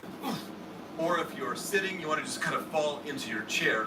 And then we're going to edit it up. And I'm going to show you exactly how to do that right now. By the way, if you want to do exactly what I did in my opening, I've downloaded all the elements I used in this video, that, and a whole bunch more. So you want to hit that link down there right now, download the elements, so you can follow along. Jumping into CapCut, we're going to take this clip of me that I've given you, and we're going to take just a second or so from the beginning right here. So I'm going to trim it by hitting the letter Q. Right now the track magnet is on, so when I hit the letter Q, it's going to place a cut here, delete this, and slide everything over, just like that. We only need like a second or maybe even less, just about that much. You can see how much we have up here. And I'm going to hit Command B to place a cut there. And then we're going to get me when I'm landing. So I jumped in the air, but we don't want to see the jump, we want to see me land. So I'm going to start when I'm coming down. I'm already coming down here, so I'm at the peak. So I'm going to delete all of this right here. Type the letter Q, deletes that. Right now, without any transition or effects, it looks like this. That looks kind of cool, but much better with the transition and sound effects. Now, we don't need the audio for this clip, so I'm just going to click here and drag it down.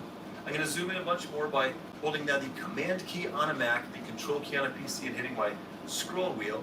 Now we're going to add a transition between these two cuts. You can use any transition, but one I found that works really well is called Electric Light 2. It looks like this. Just going to drag it onto the timeline, and right now we can see that it's half a second long, which is about the duration we want, and that looks like this.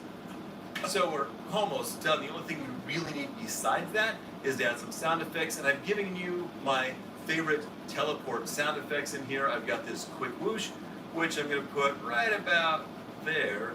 Then I have this hard hit to kind of completely sell it, and I like to line up the hard hit right there on the cut so everything pops into place correctly. Before I show you this part finished, I'm going to add one more sound effect that happens to be built into CapCut.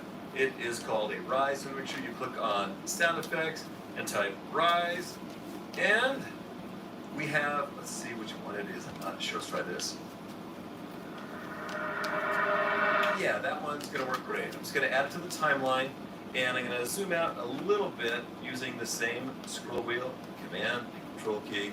And I really just want something in the beginning because it's dead for a minute here, that whole second. We need something to keep people's attention. So I'm going to just drag this back to here, and I'm going to end it right there on the cut. So with a hard hit and the cut, it's going to end. And then I'm going to just have it fade up a little bit by dragging this guy over like that. And now we have... Oh, hey, travel. Come on, not bad for like a few seconds of work, right? Imagine being able to dub your videos into another language and have your lips be in sync. Is that possible? Yes! CapCut just came out with a brand new feature where they can dub you into other languages. Check this out. I just click on this video of me, make sure it's highlighted, Then I scroll down under audio to video translator. I click on that and I choose the language I want to translate from. Let's choose English and translate to Chinese. Now we only have 3 languages available now, but more are coming out.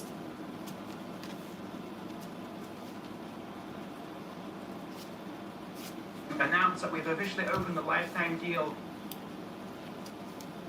Here's 7 crazy CapCut video editing features that you need to know about. The first one is automatic background removal. You don't need to worry about using a blue screen or a green screen anymore. CapCut does an amazing job at automatically detecting and removing the background from your videos. Number 2 is auto captions. CapCut can use AI to transcribe what's being said in your videos and create engaging text on screen. Number 3. Hey guys, I went from never been to school to reaching 9 full time within 8 weeks, and I won the school games last month. And in this video, I want to show you briefly how I did that step by step. So let me jump ahead. If you wonder why I'm on this limb, because I can move myself around like this, which is cool and makes it easy. So then, okay, I have one goal from this. The goal from this is simply just to give you as much more as I can and share everything that I've learned in the last 8 weeks of school and how my journey went. Now, DNA itself was printed in less than 15 minutes, and if the PhDs can do that, hopefully I can do it in a little bit of a similar time for you in terms of school. Cool. So 8 weeks ago, this was me. Okay, I'm in my kitchen, I'm drinking my coffee, I'm having a good time, and I see these guys. I see Hamza, I see Evelyn, and they're talking about all the success they've got in school. And then I started thinking, this looks pretty cool. So I'm gonna give it a crack and see for myself. And then after that, hey guys, I went from never been to school to reaching 9 all time within 8 weeks, and I won the school games last month. And in this video, I want to show you briefly how I did that step by step. So let me jump ahead, and if you wonder why I'm on this limb, it's because I can move myself around like this, which is cool and makes it a little bit easier. So then, okay, I have one goal from this, and the goal from this is simply just to give you as much fun as I can and share everything that I've learned in the last 8 weeks of school and how my journey went. Now, DNA itself was printed in less than 15 minutes, and if the PhDs can do that, hopefully I can do it in a little bit of a similar time for you in terms of school. Cool. So 8 weeks ago, this was me. Okay, I'm in my kitchen, I'm drinking my coffee, I'm having a good time, and I see these guys. I see Hamza, I see Evelyn, and they're talking about all the success they've got in school. And then I started thinking, this looks pretty cool. So I'm going to give it a crack and see for myself. And then after that, about 9 weeks later, or 8 weeks later, I managed to reach 9th for all time on school games, and this is, I believe, how I actually physically did that. So look, I need to start with the definition, and this is super important. All the decisions I make in my school community is basically defined by this formula, which is that success is total surface area value created for your community. If I ever have a decision, I always ask myself what would add the most value to my people, and for me, the numbers are just a downstream metric from this core concept. I think that's so important to have that philosophy. And I just start a little bit of a reality check before we jump in, okay? First of all, you need to understand there is plenty of room at the top. It's so easy to think when you see all these different communities, gosh, it's saturated, nothing to do. You are your own unique individual, you have different experiences, different skill sets, you would resonate with a different audience. So always know that doesn't just have to be one particular community that's rocking it. There can be 10, 20, 100, 100,000. Think of how many universities there are. Think of how many different businesses are all doing the exact same thing and absolutely crush it. So first of all, I want to break that misconception if you think it's already been done. There is plenty of room at the top, and flashing light bulb is supposed to be these $1 million ideas you're getting. And the second one is this, is that only 9% of you that are watching this video are going to make it to the end. And I say that to say that the truth is most people do not bother. And of the 9% that watch these videos and get to the end, of that group, probably only a fraction of them are going to implement it, and of those, only a fraction are going to be consistent with it. So I believe in you. If you stick with this, apply the stuff that we cover in this video, and hopefully everything else you see in the community on YouTube, you can smash it if you're consistent and you keep applying and learning. All right, cool. So why school? And why is there a monkey dabbing with a cool school necklace on there, right? So the way I like to think about school is it combines almost like Reddit with a subscription system, and it's gamified, which makes it super fun. If you watch us at school, you know exactly what it's like. If you watch us on YouTube, you'll also know that, yeah, you're probably familiar with these concepts, but I think that's what makes school really epic and unique. And there's other platforms, I really like the UI that sits on school.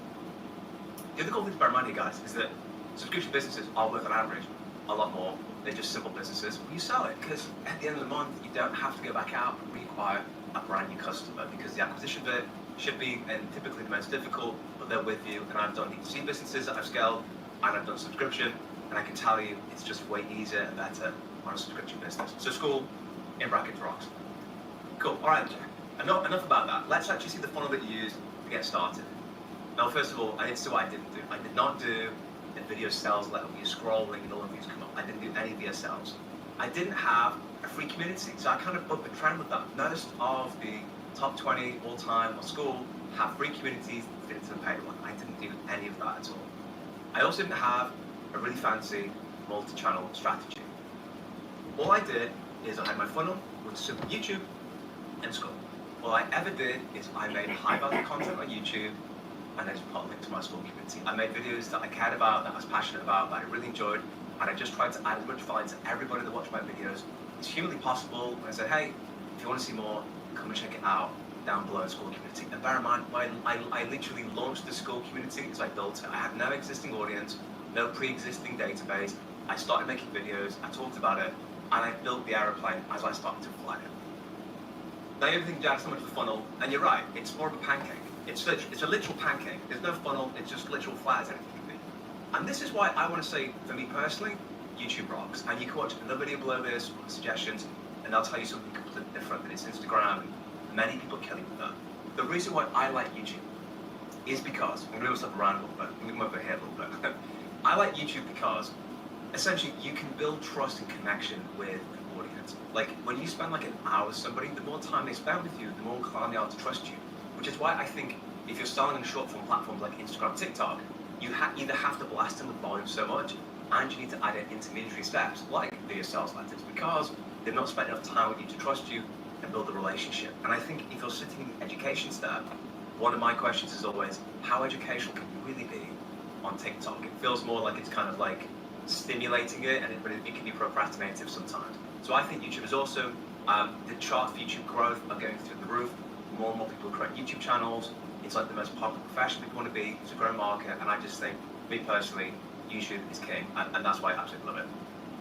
A little bit of inspiration for you. When I started off YouTube, these are my stats. 7 pence I made for a video, a wonderful 119 views. I appreciate every single one of those views. And then fast forward 2 years, and we get different numbers. And how I got there is I sucked, and I just made little content. I had fun making it, and like I just tried to improve one new thing every video. And some of you watching the video right now will remember some of the first videos I put out. And yeah, you'll kind of appreciate the journey. But I say that to say that like anything is possible. You just have to keep on applying and learning these skills. But whatever your channel is, you can make it big with any of these channels. Just stick with it, keep improving, and you can hopefully make some cool successful. So with that in mind, what is the secret? First of all, I have to call this out, which is that growing markets are best. If you can be in any market, be in a market that is growing. And I'll tell you what I think worked for me. But in reality, there could be things that are maybe outside of my control that I don't know, and I have to bear that in mind. But this is everything I believe that really led into where I've got to. But first, bear in mind, if you can be in any market, be in a growing market. In other words, don't be in demand print if you can help it.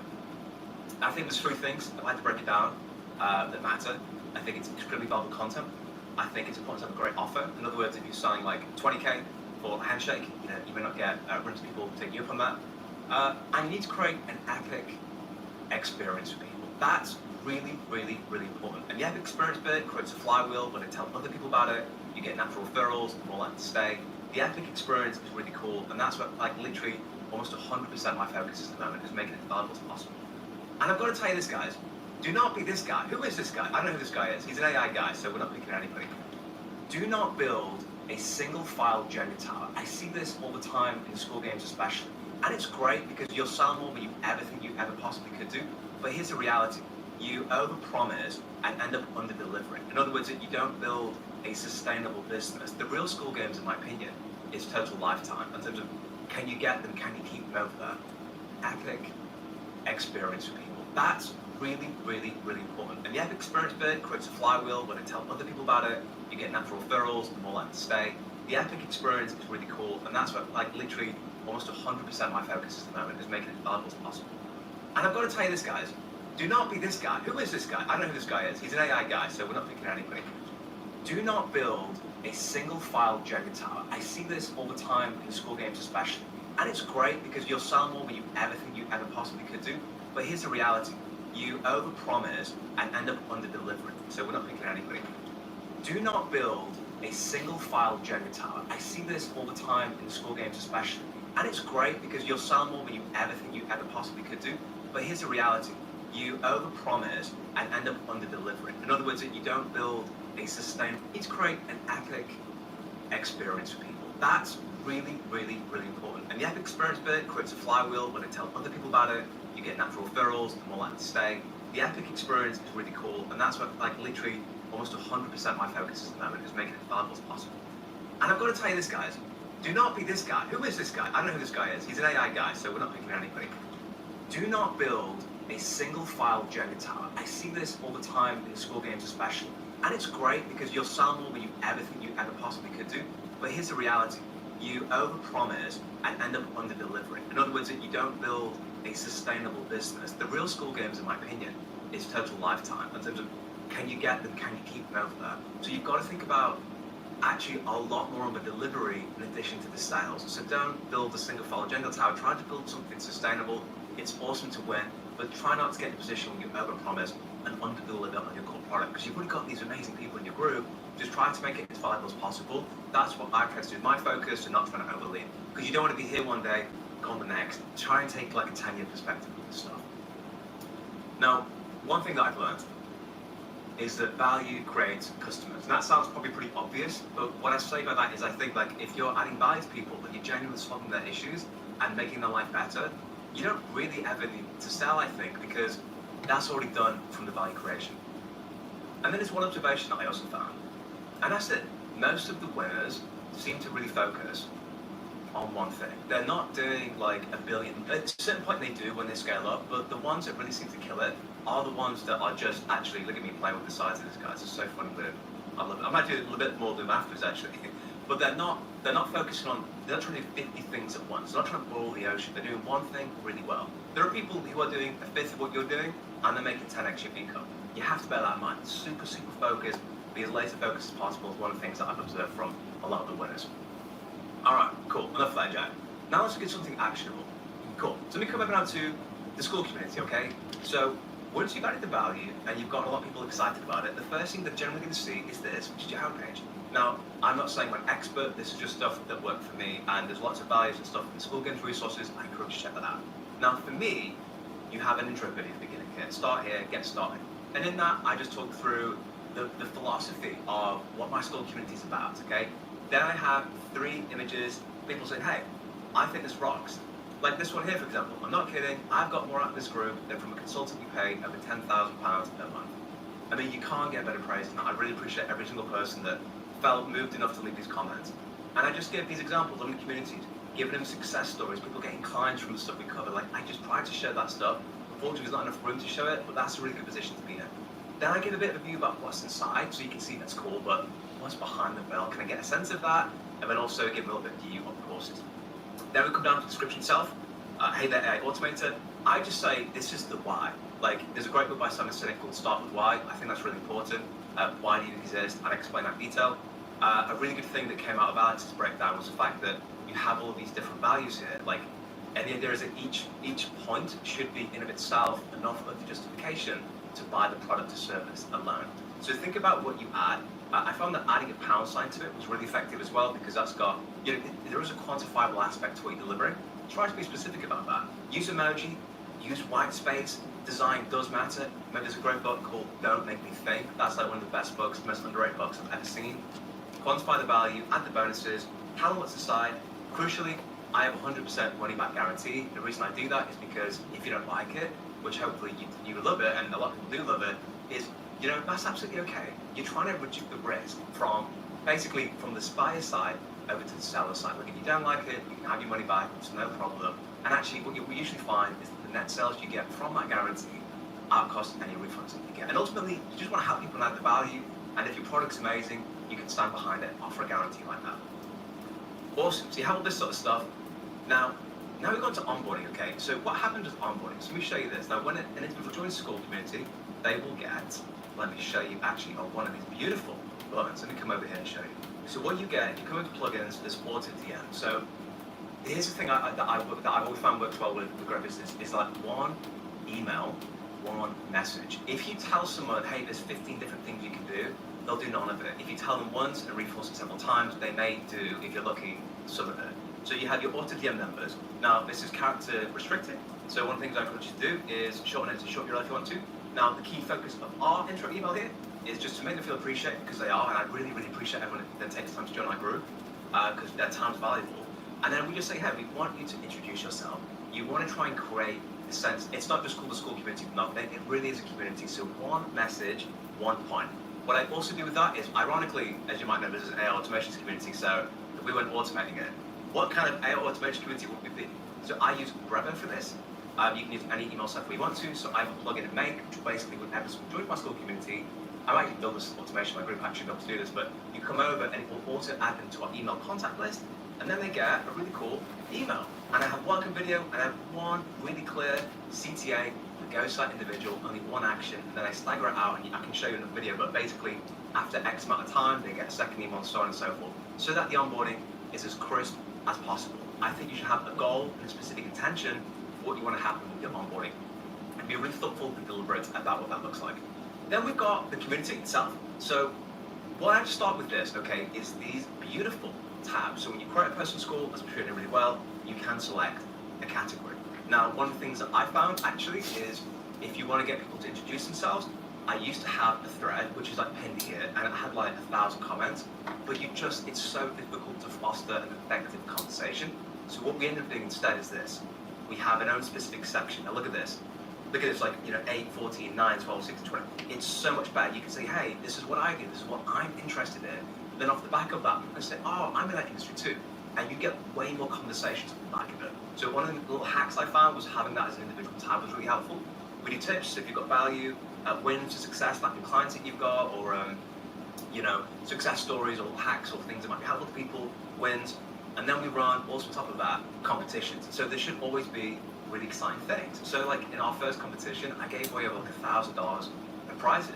This one's about create your first AI dollar. And like, in terms of the prizes, you can do it solo, you can do it as part of the team, you're making it exciting, you're making it really clear, and it isn't just monetary. So they get shout-outs to my YouTube channel, they get strategy calls, they get custom merch, they get, and also finding different access points to make it more appealing for people to join. So for instance, maybe you think, well, I might do okay, but I might not win. Well, that's completely okay, because what we'll do is like random entries get prizes. If you just enter, you can win merch. You can win coffee for a week. You could win an exclusive video. You can win so much cool stuff.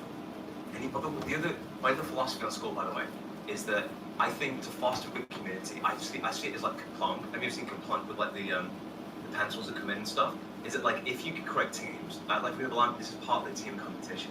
And actually, if you have 4 or 5 people working together, you've got Bill who's just joined, right? Bill's introduced himself, he's having a good time, he's loving the automations. And then now Bill's partnered with 3 other people. Now Bill knows Sally, he knows Jess, and he knows Tom. And they're like this really cool, awesome unit. And so like you're creating more like connections with the community. And hopefully that means that Bill has more support. Bill has more connections and enjoys his time in the group a lot more, which means his experience goes up, he learns more, he can help other people. So I think the idea of teams is awesome. We get to connect people in this amazing industry, and they can have a rock and roll in. Beautiful, good time. Awesome. And then we've got this beautiful thing over here, which is around the levels system. People don't learn to gamification. I think is incredible. One of the ways that I actually assess success is how many people I have at level 1. So these are people that join, not necessarily interactive. We call them fax machines. They're an analog watch in a pre-digital era. And one of the things we track is how many people at level 1, of words are they engaged. Maybe they want to learn, cool, that's completely fine, but we think about that in terms of how much value they're getting out of the group, and then also how many people we have at level 5. One of the things you'll find is that most of the churn, if you check it, will come from fax machines. A lot of churn will happen when people ask questions in threads, and they just don't get responded to within 24 hours. So we have an initiative that is no comment is unresponded to in 24 hours. We try our best to do that. Our community is awesome at doing that stuff, and I really appreciate every one of them. And then we add these different things. And the cool thing that I've done is that you unlock a different avatar at every level. So I am an automation hero, so I've got this beautiful blue background. AI wizards get a purple background, trailblazers get a red background. I'm not saying go and copy that, but I'm just saying that like you bleed in the beating heart of your personality through a school community. And there's so many ways to make it interesting and interactive that loads of people can get value out of it. So this is like my personality and what I love to do. And I've just tried to reinforce it in every part of the group, make it as fun as possible and as helpful as humanly possible. So think about that and have unlocks. So for example, I do AI automations and I say you get all of it. And everybody who joins, if you're level 1, you get all the automations. But there are other things like adjacent values that you can create for different levels. It could be an exclusive call that you unlock at level 5, which I have, for example. A Trailblazer strategy call, because if you're level 5, you can join it. Or it could be, adjacent values like, okay, maybe I could talk about growing businesses or experience and scaling businesses, just different things that you can add in to add as much value as possible. That then leads us nicely onto the calendar itself. I mean, the posts are popping up already, so cool. Now, this looks a little busy, but let me just show you some of the cool stuff in it, okay? Onboarding is key. Now, onboarding is the easiest way to retain and basically create a good experience for an individual. We don't just have one onboarding call, we have multiple onboarding calls that happen consistently throughout the week. So maybe you come on a Monday, next there's an onboarding call on Tuesday, there's one on Thursday, there's one on Saturday. So whenever you join, you're never like all in a day into from an onboarding call to see a bright, beautiful face, to welcoming you in and have a great time. We have guest speakers that happen on different days. Just think about how you can add value through the community, and like there's no right or wrong way to do this. This is just the way that I've done it, and I feel like it's working. But you ask me in a week, maybe it looks completely different. When I give you Alex on Saturday, maybe he's going to drop some bombs, and I'm going to be like, oh my goodness, and it's going to change everything. Now, finally, I wanted to cover this as a final piece here, okay? Look at this. So I think of my school community in basically 3 numbers. How many new people join the community? How valuable do they find their experience in the community? And how many people leave? When I really thought about the flow and the strategy, for me, those felt like the only 3 metrics that crucially mattered to me anyway. You may be thinking, bro, well, what's all this churn about? Because like, we're thinking about how many people leave. Churn is a number you want to think about. Focusing on value will reduce churn. But if you're thinking, dude, what is churn, bro? I want to briefly just throw this up, because I asked I asked 10 people how you calculate churn. I got 11 different responses. So I would call out David Andrade. He's another AI YouTuber. He is phenomenal, and he actually shared this with me. We had a conversation, so I want to give him full credit for thinking about this. But I wanted to break it down and try and make it simple for you. Find out these 3 numbers. How many paid people you have in your current community? The number of paid members 30 days ago or 7 days if you're on that time frame. How many new members in the last 30 days? And that's how you figure out how many customers that you've lost in the past 30 days. Once you know that number, you can then go on to calculate churn, like this. So you can stop it, have a look at it. If you want a practical example, I've got one here for you to have a look at, so you can see, just so you've got that number of data and you're able to do that with it as well. But that's go crush it.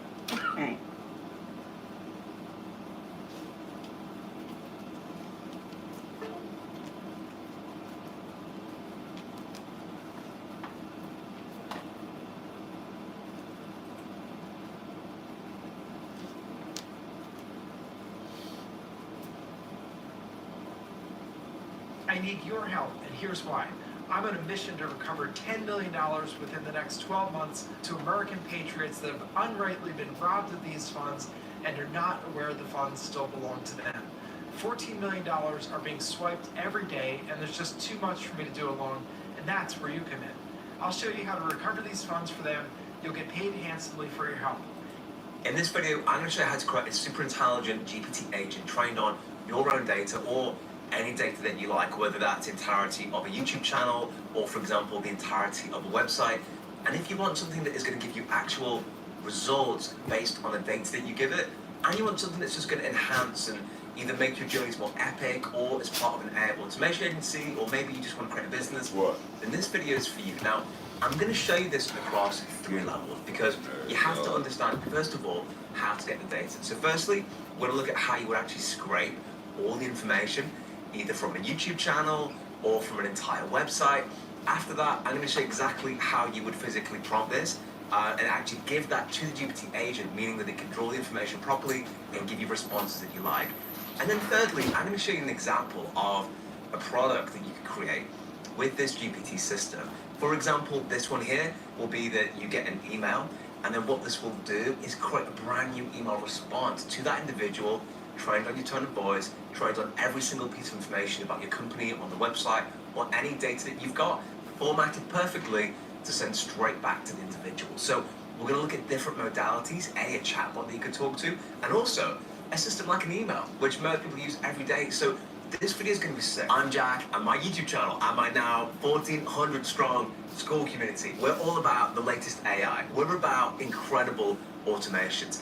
And most importantly, we're about the stuff that actually works. So if you haven't already, grab that coffee and let's jump straight in. And before we get started, I want to briefly cover the stuff you're going to need to run this automation. And it isn't that much, actually. First, would physically prompt this.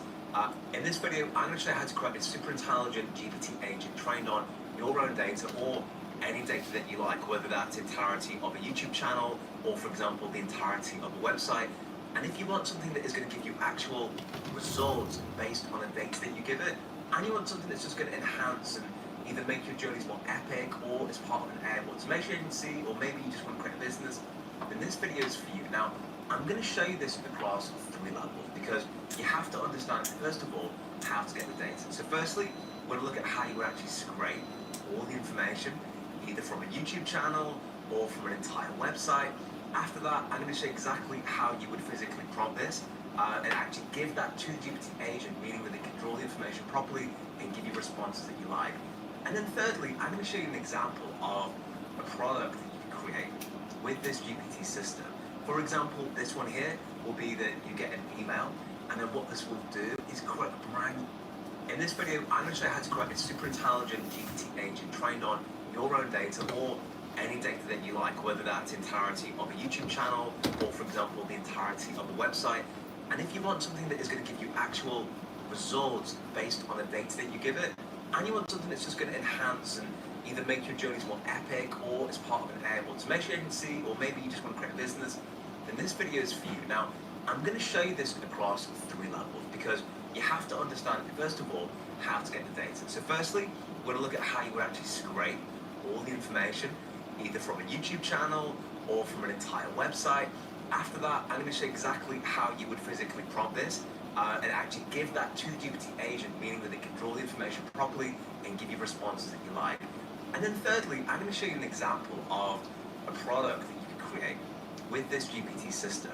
For example, this one here will be that you get an email, and then what this will do is create a brand new email response to that individual, trained on your tone of voice, trained on every single piece of information about your company or the website or any data that you've got, formatted perfectly to send straight back to the individual. So we're going to look at different modalities, a chatbot that you could talk to, and also a system like an email, which most people use every day. So this video is going to be sick. I'm Jack, and my YouTube channel, and my now 1,400 strong school community. We're all about the latest AI. We're about incredible automations.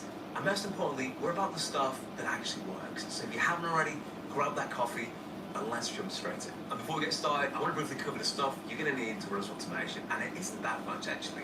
First of all, you're going to need this beautiful no-code automation platform called Make.com, and don't worry, I'll put all the links down below in the description so you can press the buttons and get started. This lets us parade around as kind of like coders. We just modular, we get to build things and make things epic.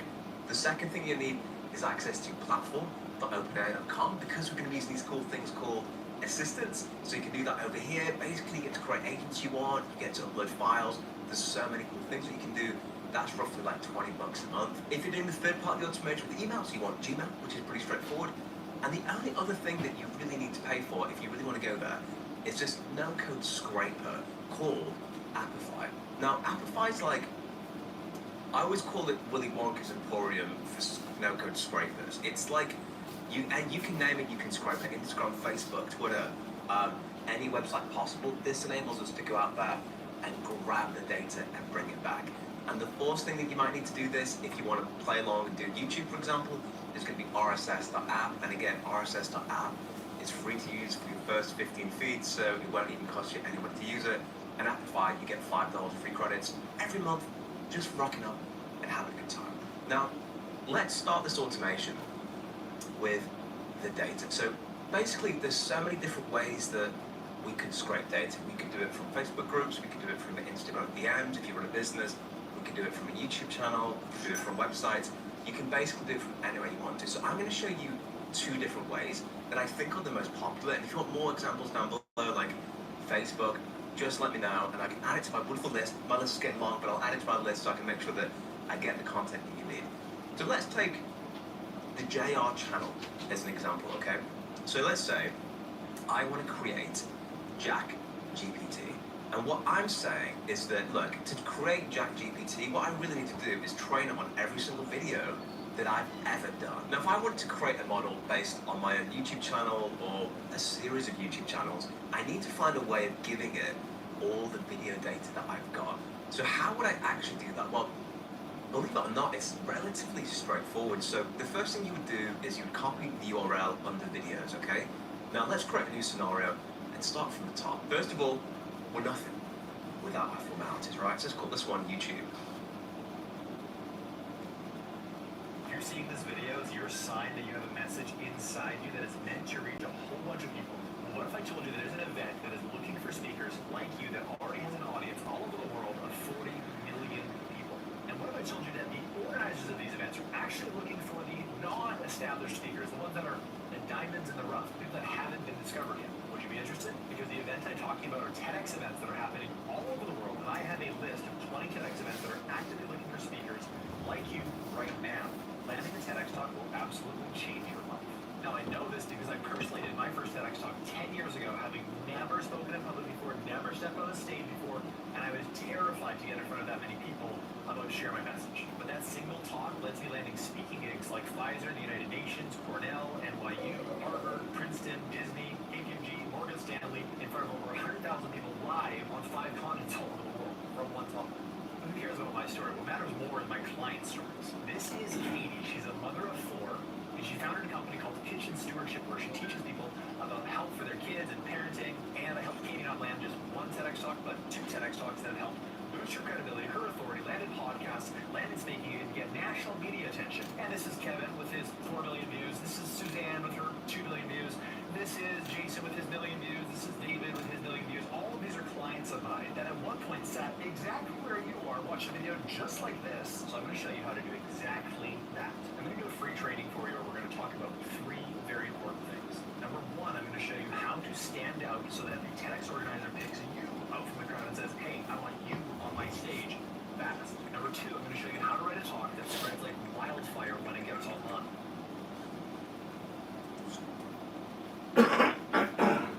In this video, I'm going to show you how to create a super intelligent GPT agent trained on your own data or any data that you like, whether that's the entirety of a YouTube channel or, for example, the entirety of a website.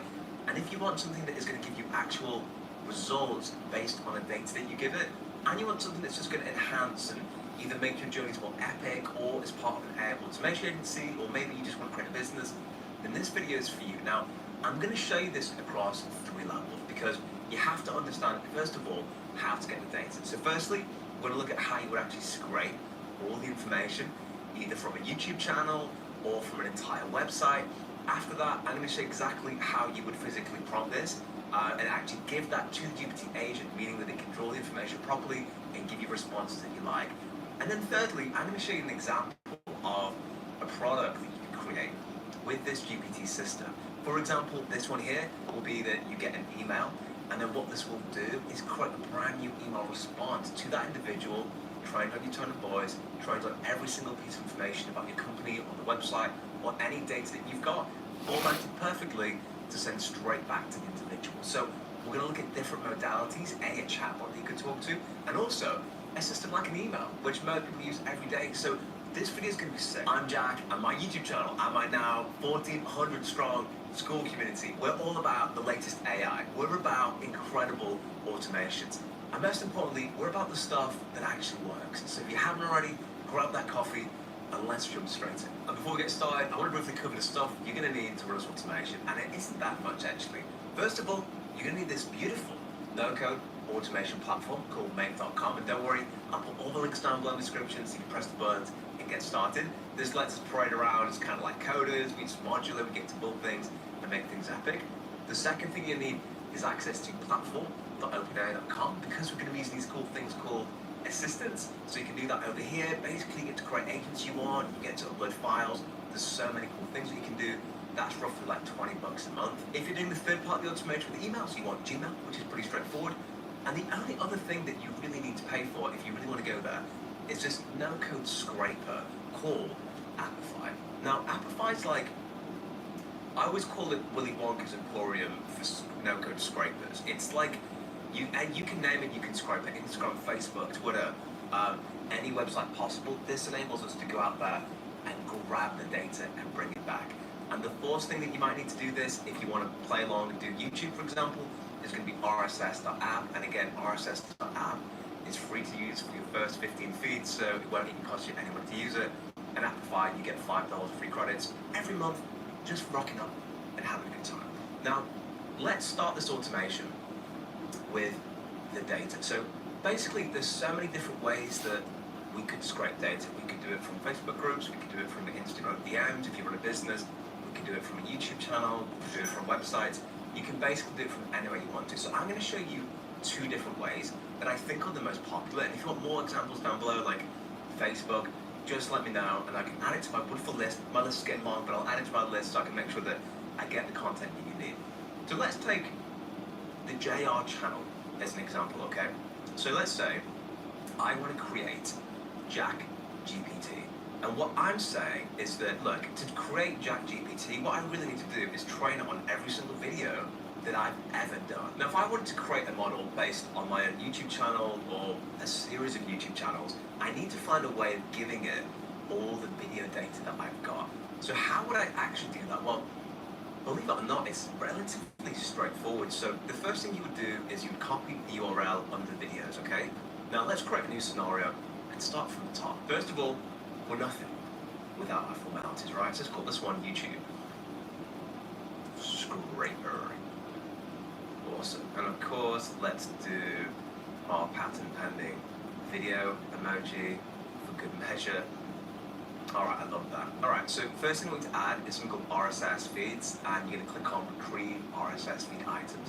If you're not familiar, RSS stands for like really simple syndication, and basically what it enables us to do is find any YouTube thread, Twitter, website, you literally name it, and it enables us to go grab all the data from there, either stuff as it appears and as it's published, or stuff that already exists. So what we do here in the URL and topic and keyword, which you create an account, again it's free to do, you come over to your YouTube channel, you copy the title of it, you come over to RSS, and you just simply enter it in. They just love it when it's copy and paste and you're ready to go. And if it works, we should see all of the JR videos. The GPT-4 of our content system, yeah, brain, blah, blah, blah, all this really cool stuff. There we go. How cool is that? So it's actually managed to pull through every single video that's on our YouTube channel. How cool is that, right? So what we do then is save feed. Excuse me. I need something to cover myself, actually. Awesome. And all we need to do then is just copy here. We're going to come back over now to here. And let's go to this scenario that we just freshly created. Enter into the URL here. Awesome. And all you do, maximum return items, just put 100. Unless you've got like 200 videos, put 200, but 100 should be fine for our purposes, okay? Then we click OK, and then just run this once, and this RSS feed is so cool. I'm going to go over to Joe's YouTube channel because it is the hottest YouTube channel in town this fine weekend. We go over here, and here are all the outputs. So it's found 25 videos, all the way going back to the perfect Claude prompt formula. Awesome. So now what do we do then? We do then is we click next, and what I want to do, essentially, is grab that URL, okay, and I kind of want to just get the transcript from each of the videos. So the question is like, well, how do we physically do that? Well, we want to run something called like a Python script to go and grab that, and it sounds complicated, it does a little bit, but this is when you're going to use Zero Code Kit. So you click on this and click on Run Python Code. Now, I didn't touch on Zero Code Kit before because it's specific to YouTube, but let me just briefly show you what that looks like. So if you go up to zerocodekit.com, you'll see a page that looks like this. We sign up and we sign in, we click on this button, and what Zero Code Kit does, by the way, is it enables you to run like Python code and different types of code within a no-code atmosphere. And we don't really need to know necessarily the specifics of how we work, or how it works in detail. I say that to say if you don't know, don't let it put you off. We'll just use the Python script that we know is working, and you don't have to become a coder to do this, okay? So don't be put off by it. And it's really simple. So you come here, you'll sign in, you'll get like 25 free executions. So if you just want to run this like 25 times and 25 videos, it's perfectly fine. You can do that and you'll absolutely smash it and you'll be fine. You'll get an API key, you copy the API key, and then when you come back to your scenario, add Zero Code Kit in, it'll ask you to create a connection. Just pop that API key in there and by magic, it will all connect. So what we would do here is you would create an account with Zero Code Kit, you would connect it, you would come back. Now what we need is Python code to say, cool, I want you to do is grab the URL from here and just get the transcript for it, right? Because when we're training with YouTube data, we have to first just grab the transcript, okay, and bring it back over. So what I would do is I would first of all head over to my school community. I should also say, by the way, all the automations, the blueprints, you know, the agents, essentially all the stuff I cover in the videos, as well as so many videos that just are not on my YouTube channel, is all available in the school community. And what it basically means is that whenever I publish a video, all you do is you come here, you click on choose file, import, click save, and then all the automations populate automatically. And that's for every single automation that I do, and it's there for you to do that. So let's say we're at my community, okay? We head over now. Let's go check out. So we've got, literally, as I'm recording this, I make fundamentals Q&As. We run those twice a week, so if you want to learn how to, you've got automations, you're not sure how they're working, or you want to get more depth these lessons, you can join this and get like those questions answered in lifetime. So let's go through to classroom. One of these days, by the way, I'm going to ambush one of these live on call and just see what's up. We can come say hello together. So Andy, this is, if you're running the session, man, just so you know, next time we might just dive in and come and say hey to you, okay? So check this out, right? So we've got all these different things here we can check out. What I want to do is grab the scraper code, okay? So come down here, YouTube transcript code, all right? And essentially what this will enable us to do then is we feed it this Python script. Here we go. We just simply come over here, Control C, leave it, Control V. Cool. Now you can see it specifies here URL.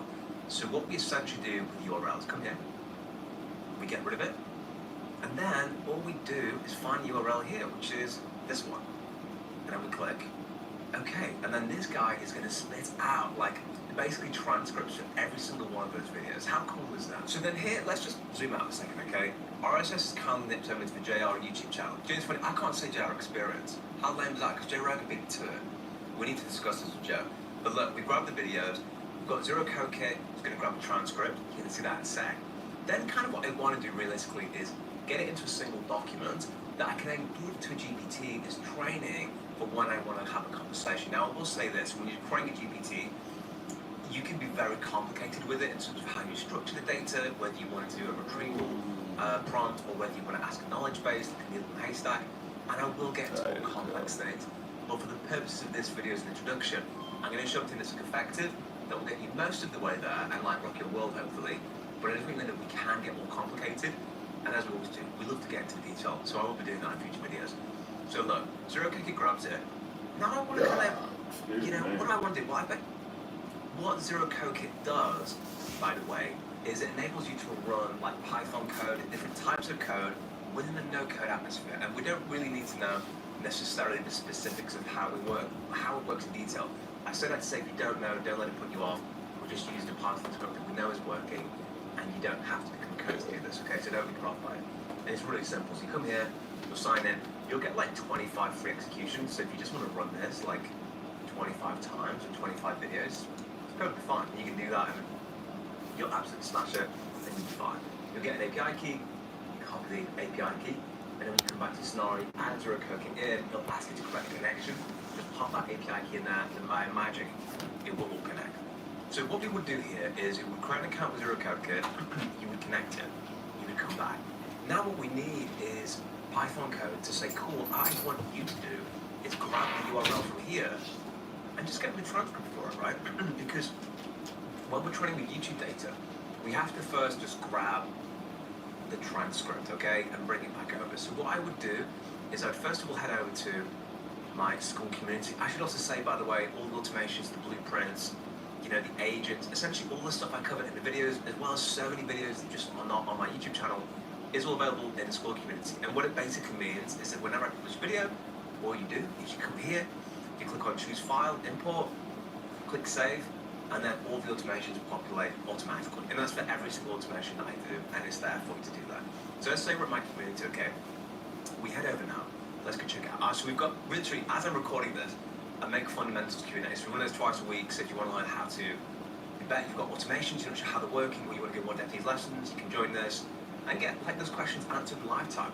So let's go through to classroom. One of these days, by the way, I'm going to ambush one of these live on call to see what's up. We can come say hello together. So Andy, this is, if you're running the session, man, just so you know, next time we might just dive in and come and say hey to you, okay? So check this out, right? So we've got all these different things here we can check out. What I want to do is grab the scraper code, okay? So come down here, YouTube transcript code, all right? And essentially what this will enable us to do then is we feed it this Python script. Here we go. We just simply come over here, Control C, leave it, Control V. Cool. Now you can see it specifies here URL. So what we essentially do with the URL is come here, we get rid of it, and then all we do is find the URL here, which is this one. And then we click OK. And then this guy is going to spit out like basically transcripts from every single one of those videos. How cool is that? So then here, let's just zoom out a second, okay? RSS is kind of nipped over to the JR YouTube channel. James, funny, I can't say JR Experience. How lame is that? Because Joe Rogan beat me to it. We need to discuss this with Joe. But look, we've grabbed the videos, we've got Zero Code Kit, it's going to grab the transcript. You're going to see that in a sec. Then kind of what I want to do realistically is get it into a single document that I can then give to GPT as training for when I want to have a conversation. Now, I will say this, when you're creating a GPT, you can be very complicated with it in terms of how you structure the data, whether you want to do a retrieval prompt or whether you want to ask a knowledge base like a little haystack, and I will get into more complex things. But for the purposes of this video as an introduction, I'm going to show something that's effective, that will get you most of the way there and like rock your world hopefully. But I think that we can get more complicated, and as we always do, we love to get into the detail, so I will be doing that in future videos. So look, Zero Code Kit grabs it. Now I want to kind of, you know, what do I want to do? Well, I basically want to go over all that information. I want to add it into a Google document. So what would I do? I come down here to Google Docs. Okay, come over here. Let's go to add paragraph. We insert paragraph, excuse me. Insert versus add. I guess insert's a slightly more formal way of doing it. So let me go and create a new document first. Okay, so I've created this. First of all, let's do a but it is and it's safe feed. Excuse me. I need some of this coffee myself, actually. Awesome. And all we need to do then is just copy here. We're going to come back over now to here. And let's go. And you're going to click on retrieve any website possible. This enables us to go out there and grab the data and bring it back. And the fourth thing that you might need to do this, if you want to play along and do YouTube, for example, is going to be rss.app. And again, rss.app is free to use for your first 15 feeds, so it won't even cost you any money to use it. And Appify, you get $5 of free credits every month, just for rocking up and having a good time. Now, let's start this automation with the data. So basically, there's so many different ways that we could scrape data. We could do it from Facebook groups, we could do it from Instagram DMs if you run a business, we could do it from a YouTube channel, we could do it from websites. You can basically do it from anywhere you want to. So I'm going to show you two different ways that I think are the most popular. And if you want more examples down below, like Facebook, just let me know and I can add it to my wonderful list. My list is getting long, but I'll add it to my list so I can make sure that I get the content that you need. So let's take the JR channel as an example, okay? So let's say I want to create Jack GPT. And what I'm saying is that, look, to create Jack GPT, what I really need to do is train it on every single video that I've ever done. Now, if I wanted to create a model based on my own YouTube channel or a series of YouTube channels, I need to find a way of giving it all the video data that I've got. So how would I actually do that? Well, believe it or not, it's relatively straightforward. So the first thing you would do is you'd copy the URL under videos, okay? Now let's create a new scenario and start from the top. First of all, we're nothing without our formalities, right? So let's call this one YouTube Scraper. Awesome. And of course, let's do our patent pending video emoji for good measure. All right, I love that. All right, so first thing we need to add is something called RSS feeds, and you're going to click on retrieve RSS feed items. If you're not familiar, RSS stands for like really simple syndication, and basically what it enables us to do is find any YouTube thread, Twitter, website, you literally name it, and it enables us to go and grab all the data from there, either stuff as it appears and as it's published, or stuff that already exists. So what we do here in URL and topic and keyword, once you create an account, again, it's free to do, you come over to your YouTube channel, you copy the title of it, you come over to RSS, and you just simply enter it in. They just love it when it's copy and paste and you're ready to go. And if it works, we should see all of the JR videos. The GPT-4 of our content system, brain, blah, blah, blah, all this really cool stuff. There we go. How cool is that? So it's actually managed to pull through every single video that's on my YouTube channel. How cool is that, right? So all we do then is save feed. Excuse me. I need some of this coffee myself, actually. Awesome. And all we need to do then is just copy here. We're going to come back over now to here. And let's go to this scenario that we just freshly created. Enter into the URL here. Awesome. And all you do, maximum return items, just put 100. Unless you've got like 200 videos and put 200, but 100 should be fine for our purposes, okay? Then we click OK, and then just run this once, and this RSS feed will say, cool, I'm gonna head over to Jared's YouTube channel because it is the hottest YouTube channel in town this fine weekend. We go over here, and here are all the outputs. So it's found 25 videos, all the way going back to the perfect Claude prompt formula. Awesome. So then what do? We do then is we click next. And what I want to do essentially is grab that URL, okay? And I kind of want to just get the transcript from each of the videos. So the question is like, well, how do we physically do that? Well, we want to run something called like a Python script to go and grab that. And it sounds complicated and it does a little bit, but this is where you're going to use Zero Code Kit. So you click on this and click on Run Python Code. Now, I didn't touch on Zero Code Kit before because it's specific to YouTube, but let me just briefly show you what that looks like. So if you go up to zerocodekit.com, you'll see a page that looks like this. We sign up and we sign in. We click on this button. And what Zero Code Kit does, by the way, is it enables you to run like Python code and different types of code within a no-code atmosphere. And we don't really need to know necessarily the specifics of how we work, how it works in detail. I say that to say if you don't know, don't let it put you off. We just use the Python script that we know is working, and you don't have to become a coder to do this, okay? So don't be put off by it. And it's really simple. So you come here, you'll sign in, you'll get like 25 free executions. So if you just want to run this like 25 times and 25 videos, it's perfectly fine. You can do that and you'll absolutely smash it and you'll be fine. You'll get an API key, you copy the API key, and then when you come back to your scenario, you add Zero Code Kit in, it'll ask you to create a connection. Just pop that API key in there, and then by magic, it will all connect. So what we would do here is you would create an account with Zero Code Kit, you would connect it, you would come back. Now what we need is Python code to say, cool, I want you to do is grab the URL from here and just get the transcript for it, right? Because when we're training with YouTube data, we have to first just grab the transcript, okay, and bring it back over. So what I would do is I'd first of all head over to my school community. I should also say, by the way, all the automations, the blueprints, you know, the agents, essentially all the stuff I covered in the videos, as well as so many videos that just are not on my YouTube channel, is all available in the school community. And what it basically means is that whenever I publish a video, all you do is you come here, you click on choose file, import, click save, and then all the automations will populate automatically. And that's for every single automation that I do, and it's there for you to do that. So let's say we're at my community, okay? We head over now. Let's go check it out. So we've got, literally, as I'm recording this, I make fundamentals Q&A. So we run those twice a week. So if you want to learn how to be better, you've got automations, you're not sure how they're working, or you want to go more depth these lessons, you can join this and get like those questions answered in lifetime. So let's go through the classroom. One of these days, by the way, I'm going to ambush one of these live on call and just see what's up, and we can come say hello together. So Andy, this is, if you're running the session, man, just so you know, next time we might just dive in and come and say hey to you, okay? So check this out, right? So we've got all these different things here we can check out. What I want to do is grab the scraper code, okay? So come down here, YouTube transcript code, all right? And essentially what this will enable us to do then is we feed it this Python script. Here we go. We just simply come over here, Control C, leave it, Control B.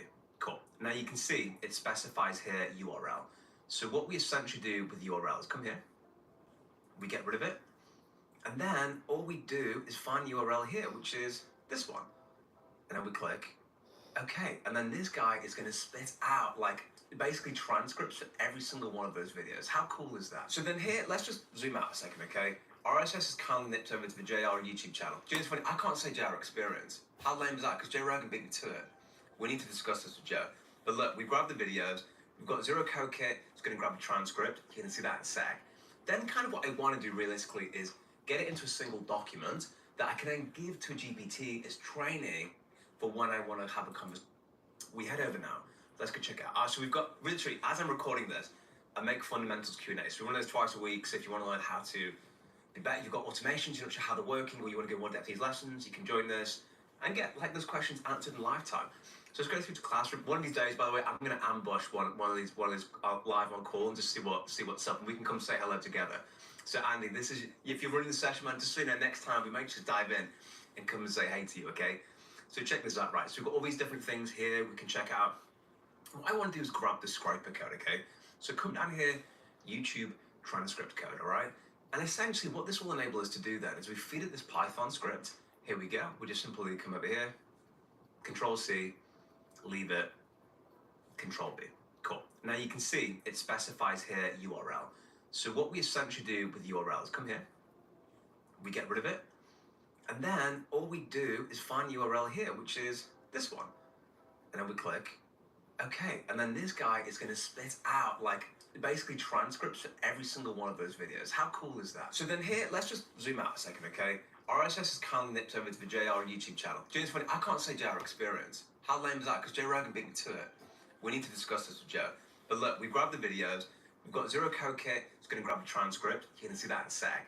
Then kind of what I want to do realistically is get it into a single document that I can then give to a GPT as training for when I want to have a conversation. Now, I will say this. When you're creating a GPT, you can be very complicated with it in terms of how you structure the data, whether you want to do a retrieval prompt or whether you want to ask a knowledge base like a needle in a haystack. And I will get into more complex things. But for the purposes of this video as an introduction, I'm going to show something that's like effective that will get you most of the way there and like rock your world, hopefully. But I just think that we can get more complicated. And as we always do, we love to get into the detail. So I will be doing that in future videos. So look, Zero Code Kit grabs it. Now I want to kind of, you know, what do I want to do? Well, I basically want to go all that information. I want to add it into a Google document. So what would I do? I come down here to Google Docs. Okay, come over here. And let's go to add paragraph. We insert paragraph, excuse me. Insert versus add. I guess insert's a slightly more formal way of doing it. So let me go create a new document first. Okay, so I've created this. First of all, it's a little bit formatted, so it's pretty to look at. Oops, come over here. Let's just increase the size. Beautiful. We'll centralize this beast, put it over here, and then we've got a small text so it doesn't go crazy. Okay, cool. So what do? We've got this. Let's first of all save it as Jack YouTube. Again, we can actually automate the creation of these documents and just get it like added and added and added, and I'll show you how to do that in a little bit if you want to scale this and like, because here's a cool thing you can do. If you're creating custom GPTs for websites and you want to sell it as a business, you can actually prospectively do this, where we can download all of your prospects' websites, create a chatbot for it, and say, hey, here's a chatbot, and like we can automate the entire thing. How cool is that? I think that is incredible. So we've created Jack YouTube. Let's come back over to our automation now. This one here. And then what we're going to do on our automation, excuse me, it is this automation, which we pick the file. Let's refresh it. Loading up a little bit, and then we've got Jack YouTube. That's cool. Appended text is simply going to be the result from Zero Code Kit, which is ace, okay? Like that. Then we click OK. And this is like the entirety of this automation. So look, I'm going to run it from the top to the bottom. And then if this works properly, what will happen in the Jack YouTube document is every single of our transcripts will start appearing, and we'll have a full data dump of my YouTube channel in one single document. So let's run this from the top and see. Hit run once, RSS grabs, Zero Code Kit's doing his work, and then it's adding a paragraph to the document. And you can see the Python kit's running, operation 1, operation 2, operation 3, and as it does that, it adds it to the document. So if I actually come over now to the document, can you see? Look, already 190 pages, 218 pages. This 255 pages, I might keep on going. It's going to be like, I've been going on this for ages, but essentially it just continues and continues and continues to add the transcript for every video. So in one simple automation, what we've done is essentially script the entire document. Okay, so let's zoom out a second. So what we've done is we've created an RSS feed with the YouTube channel, we've got the transcript, we've created a Google document, and we've downloaded it. What we would then do is build it into our GPT to train it to then answer questions. But before we do that, I want to show you the second way we can scrape data. Excuse me, I'm going to hit the mic. That's how like pumped up I'm getting about this. And that's by scraping an entire website. So to do that, let's head over to appify.com, and you'll see a page that looks like this. Go over to console. Now I described Appify as a Willy Wonka emporium of no-code scrapers, and it is. And let me tell you, man, it has its fair share of the everlasting gobstoppers. Some of these automations, dude, they just cannot run out. It's ridiculous. You have $5 of free usage every month to crack on with. Now, what we want to do is scrape a website. So for example, let me come over to a random site. So let's just say, for example, let's go for social media marketing, okay? If I type in social media marketing, I've got this company here called Giraffe Social, which I've just randomly plucked up. If I click on their website, let's say that we're hired by Giraffe and they want us to build a chatbot for them based on their website. Let's just say they get so many queries like, dude, Giraffe, who do you work with? You know, they've got so many things on there. If I go to Insights, for example, I don't know who this company is, by the way, but look, social media guides. They've got so much content, and I did, what if I'm like, I want a social media agency and I've got questions. Well, wouldn't it be cool if you had like Giraffe AI that could like answer all the questions, or an email responder? Well, to do that, we'd say, hey, Giraffe Social, we need to download your website and create like an AI brain of it. So we know we need to scrape it. So how do we do that? Well, we'd come over again back to Appify Store, and you'll see this whole banquet of options. Now I'm going to show you one that I did earlier as a for instance. So if I go over to my run section, it shows me everything that I've done. Look at this, right? This scraped 2,418 pages from that website. Look at this, right? Click on it, and you can see, look, it took an hour and 12 minutes, 2,418 results. Here's the extracted text. Look at this, guys. Everything that's on that page, every website, it's got absolutely everything. So look, I'll just show you what the results look like, then I'll show you how you do it. But look, if I just say, oh, okay, I'll download it as a CSV, that's cool, man. Get it downloaded. Now guys, check this out. I've just downloaded this, and this is every single page and all of the content. Look at this. I mean, it goes on, like stop here, for example. Look, it's got this. Look at this, for example, over here. Let's start from the top. One of the definitions of social media is provided by blah, blah, blah. This is just everything in their website. So imagine if we could take all this data and have it like an intelligent GPT system that can say, hey, what does Giraffe Social think about this? Well, Giraffe Social thinks this. How cool is that? So that's how you download all of it. Now I'm going to come back over. Did How y'all would you see do it that yourself? cut move? There's two ways you can do this. You can do this either as a one-off, so I'm say gonna you've have to got pull that clients shit or back up. I'm gonna your have to own watch website, the video or you on can do is this. pop the system where all you ever do That is cut enter the just URL moved into in a sheet front of on my Airtable, face. and then the whole automation begins automatically. That would be something you'd want to do if, for example, you're doing outreach as an agency, and let's say you have like 50 clients who are barbers. And you say, look, well, I don't know, barbers is a bad example. Let's say you've got 50 insurance companies or any company, and you say, look, I built you, by the way, a chatbot completely trained off everything in your website. It's like a brain of your, it's your new digital employee, it's a new brain. This will do incredible things for you.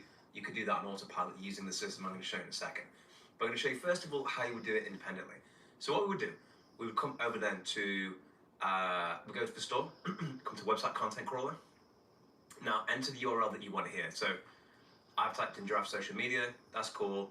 What would you do then? All you would do, guys, literally is just hit start and then it would run. Now, how much does this cost? So you pay for usage with this. So for example, let me show you a good example of what it cost me, okay? So look, I scrubbed everything on their website. It cost me $2.20 to do 2,418 pages. That's not a bad ROI if you're doing prospective outreach. So there's a little bit of a cost to it, but it's really simple like that. So I come back over now to Actors, come to my website content crawler, and I just said start. I'll just show you how this works very briefly. It starts to run, and now the Actor's starting to scrape the entire data behind the website. You don't really need to fiddle with the usage or anything like that. It can take up to an hour sometimes to do the data, but you can do this for literally any website, and that's how you get the entire content in a beautiful CSV file based on the URL and the entire text and data. So I'm going to stop this one for a moment, but essentially what would happen is that would run for an hour, it would download everything, and then you would just simply, when you've done, export it like I just showed you, and you're ready to go. But let's say that you want to scale that up and automate the process of scraping websites. The way that you would do that is come over to Website Content Crawler. Now look, you see this JSON? Okay, first of all, enter the URL. You can modify things here, like the crawler settings, how deep you want to go, the maximum number of pages. You can look at the HTML processing, output settings. There's loads of stuff that you could do. But the purpose of this, we're going to keep it simple. So come over to the JSON, come over here, copy it all. Then I want you to come over to a new make scenario over here. Okay, I'm going to call this one Automate Website Scraping.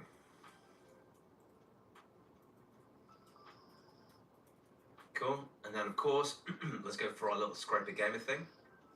Now, what do we need to do here? Okay, there's two things I want you to add. The first one is going to be something called Airtable. And I always say Airtable is like the Google Sheets has been hitting. It's beautiful incline bench press, and we're very proud of it. It's very, very cool. We go and watch record. Leave that alone for a second. Then I want to head over to airtable.com. So for that, let's just shit over there right now. And bear in mind, guys, Airtable, apart from the fact it's just bigger, better, stronger, it works very briefly. It starts to run. And now the Actor's starting. It's an agency, and let's say you have like 50 clients who are barbers. And you say, look, well, I think barbers is a bad example. Let's say you've got 50 insurance. Look at this, guys. Everything that's on that page, every website, it's got absolutely everything. So look, let me come over to a random site. So let's just say, for example, Let's go for social media marketing, okay? If I type in social media marketing, I've got this company here called Giraffe Social, which I've just randomly plucked out. If I click on their website, let's say that we're hired by Giraffe and they want us to build a chatbot for them based on their website. Let's just say they get so many queries like, dude, Giraffe, who do you work with? You know, they've got so many things on there. If I go to Insights, for example, I don't know who this company is, by the way, but look, social media guides. They've got so much content, and I did, what if I'm like, I want a social media agency and I've got questions? Well, wouldn't it be cool if you had like Giraffe AI that could like, answer all the questions, or an email responder? Well, to do that, we'd say, hey, Giraffe Social, we need to download your website and create like an AI brain of it. So we know we need to scrape it, so how do we do that? Well, we'd come over again back to Appify Store, and you'll see this whole banquet of options. Now I'm going to show you one that I did earlier as a for instance. So if I go over to my run section, it shows me everything that I've done. Look at this, right?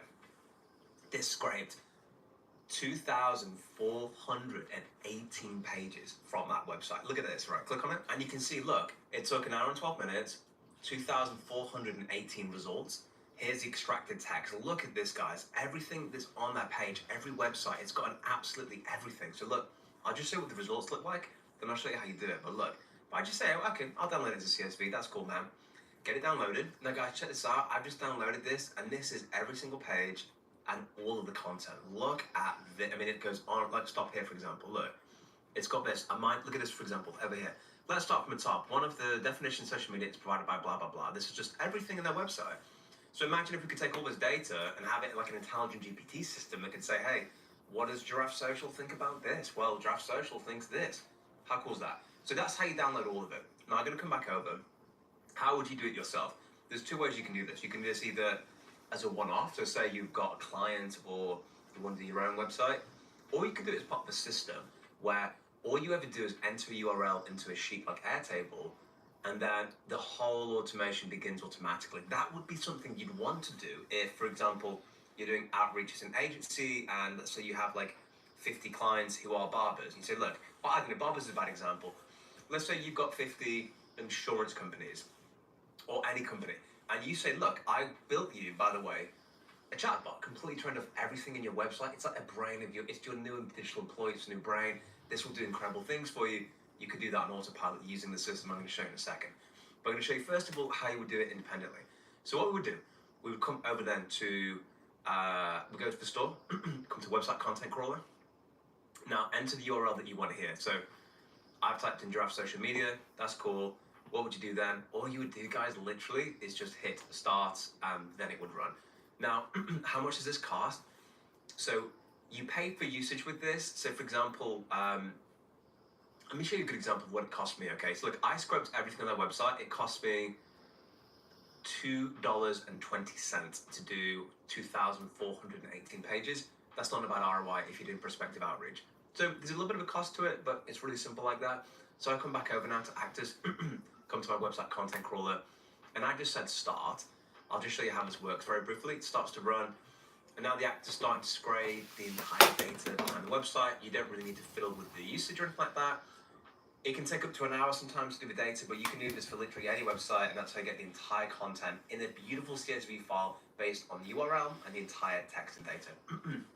So I'm going to stop this one for a moment, but essentially what happened is that would run for an hour, it would download everything, and then you would just simply, when you've done, export it like I just showed you, and you're ready to go. But let's say that you want to scale that up and automate the process of scraping websites. The way that you would do that is come over to website content crawler. Now look, you see this JSON? Okay, first of all, enter the URL. You can modify things here, like the crawler settings, how deep you want to go, the maximum number of pages. You can look at the HTML processing, output settings. There's loads of stuff that you could do. But purpose of this, we're going to keep it simple. So come over to the JSON, come over here, copy it all. Then I want to come over to a new make scenario over here. Okay, I'm going to call this one Automate Website Scraping.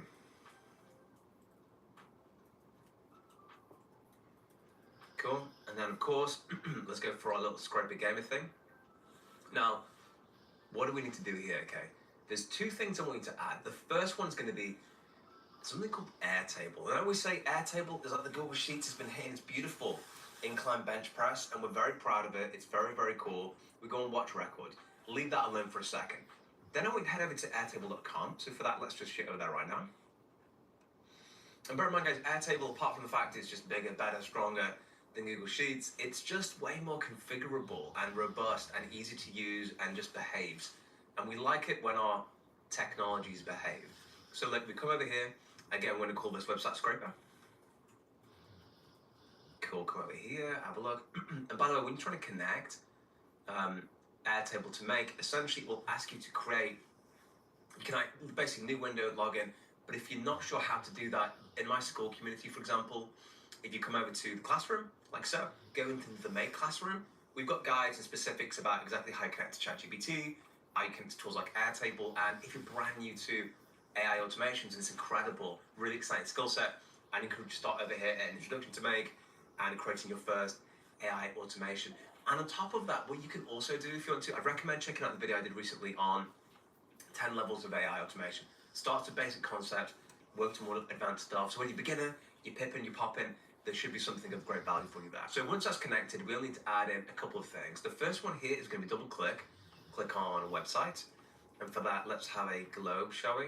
Cool, love that, incredible. Then I want you to add 2 fields. First one's going to be date created. Okay, so basically, when was this record added? Excuse me, date created. Or created date. Created time. Oh my goodness me. Created time, there you go. And then click on the second one, and this one's last modified time. Last modified time. So essentially, created time is, hey, when did you add the website in? Last modified time is, what is the most recent website you added in? So basically, it just means that we set the trigger of based on this column, meaning that if I just add a website at row 75, I only need row 75. I don't need the other 74 rows. Just makes your life so much easier. So now that's done, let's shoot back over now to our automation. And we'll just find the thing that we created. So click on base. What do we call it? We call it website scraper, right, I think. So if it's not there, just hit the refresh button here. And then we type in website scraper. Incredible, it will load up, and by magic, it will show us, table 1 is one that shows all the columns and stuff that we added. Trigger field is always last modified time. Label field is the website. Limit is 10, that's okay. View nothing, formula nothing. That's cool. Now, this is going to be the thing that grabs the website. So I'll show you what that looks like. If I run it once, we'll have nothing back because nothing's changed, see? But let's say, for example, I am on Giraffe Social, okay? And I come back over now to our automation. I come back over to our Airtable. I said, you know what? Yeah, Giraffe Social, I want to look at those guys. I want to build an air chatbot for that. I come to the website. I enter it. Now look, do you see how last modified time changed? Perfect. I come back over to automation. When I refresh this, it will tell me Giraffe Social has appeared. Look, you ready? There you go. Giraffe Social has appeared. And that's all we need. So then what you do is you come on Plus, look for Appify, and then you want to run an actor, okay? Now, do you remember we copied that JSON data?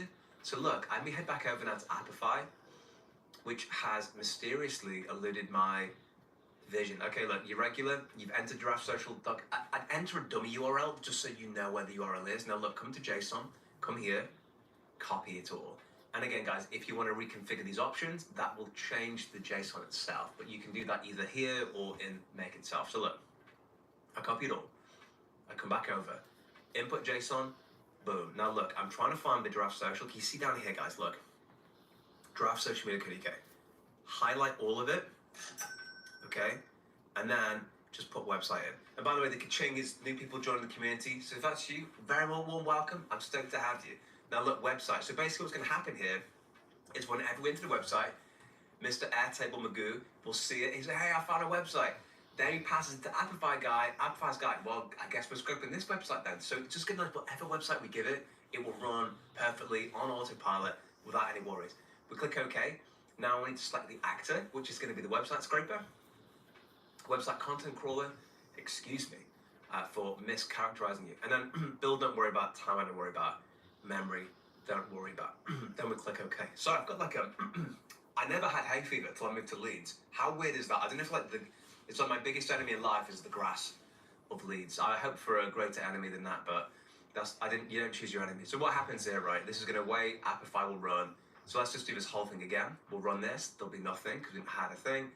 Now let's just give it a random, I don't know, social media marketing agency. Let's pick a second one, just as for instance. So we got Clutch. Cool. We love Clutch. Let's grab Clutch. Come over then over here. Enter into the website. Hit OK. Come back over to automation. Run this once and look at this. That's an actor has run. Now look, guys. If I head back over now to Appify, look at this. You see how the memory shut up? That's because it's running the task. I come over to runs, and now it's starting to scrub the entirety of Clutch. How cool is that? And that will run automatically. So for the purposes of this, I'm just going to abort it, which you can do under runs. We come back over here. The crawl's not started yet, but when it starts running, essentially we'll be able to can that and stop it from running off. So let's go over. That's cool. We come. Where do we stop it? Down here, bottom left. Abort. Abort the mission. And stopped. But I just showed you to show that's how it works. Now that's done, what we need to do is do a second scenario now that has an Appify module that waits until this guy's done and grabs the data. So we create a new scenario for automate website scraping 2 out of 2 so we don't get confused. We click on the plus, we click on Appify. We wait for watch actor runs like so. And then we just click on add a hook, come over, that's cool.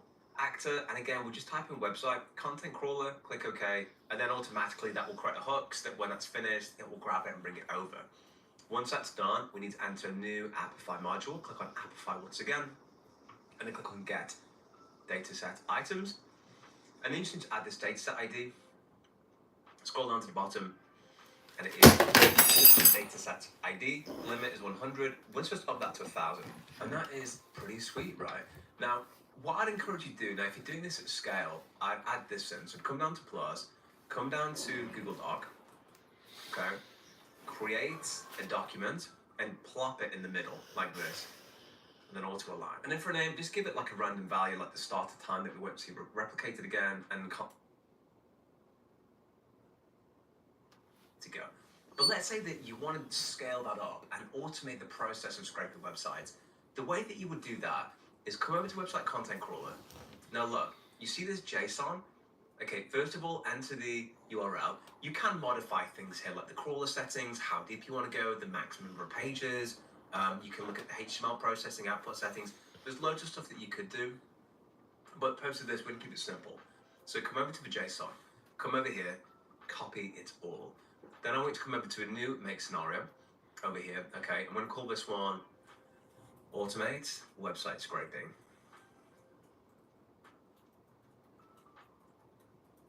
Cool. And then, of course, let's go for our little scraper gamer thing.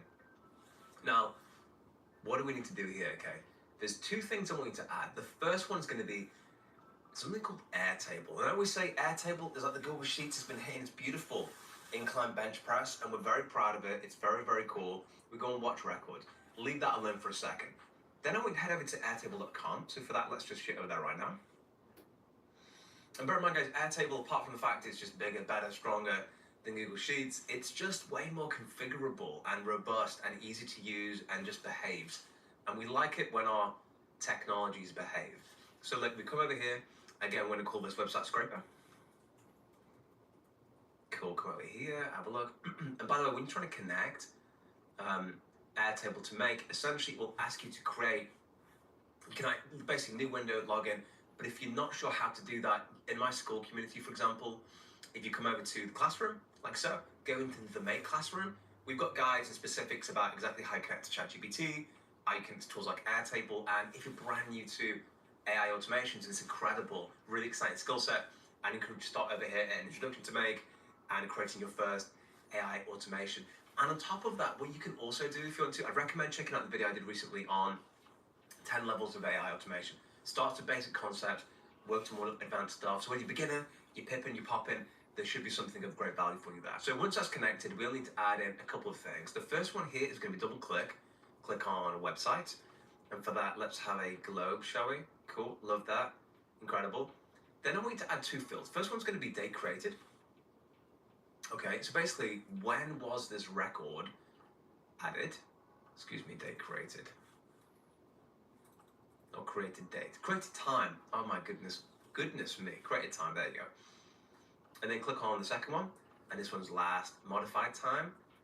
Last modified time. So essentially, created time is, hey, when did you add the website in? Last modified time is, what is the most recent website you added in? So basically, it just means that we set the trigger up based on this column, meaning that if I just add a website at row 75, I only need row 75. I don't need the other 74 rows. Just makes your life so much easier. So now that's done, let's shoot back over now to our automation. And we'll just find the thing that we created. So click on base. What do we call it? We call it website scraper, right, I think. So if it's not there, just hit the refresh button here. Then we type in website scraper. Incredible, it will load up, and by magic, it will show us, table 1 is what it shows, all the columns and stuff that we added. Trigger field is always last modified time. Label field is the website. Limit is 10, that's okay. View nothing, formula nothing. That's cool. Now, this is going to be the thing that grabs the website. So I'll show you what that looks like. If I run it once, we'll have nothing back because nothing's changed. See?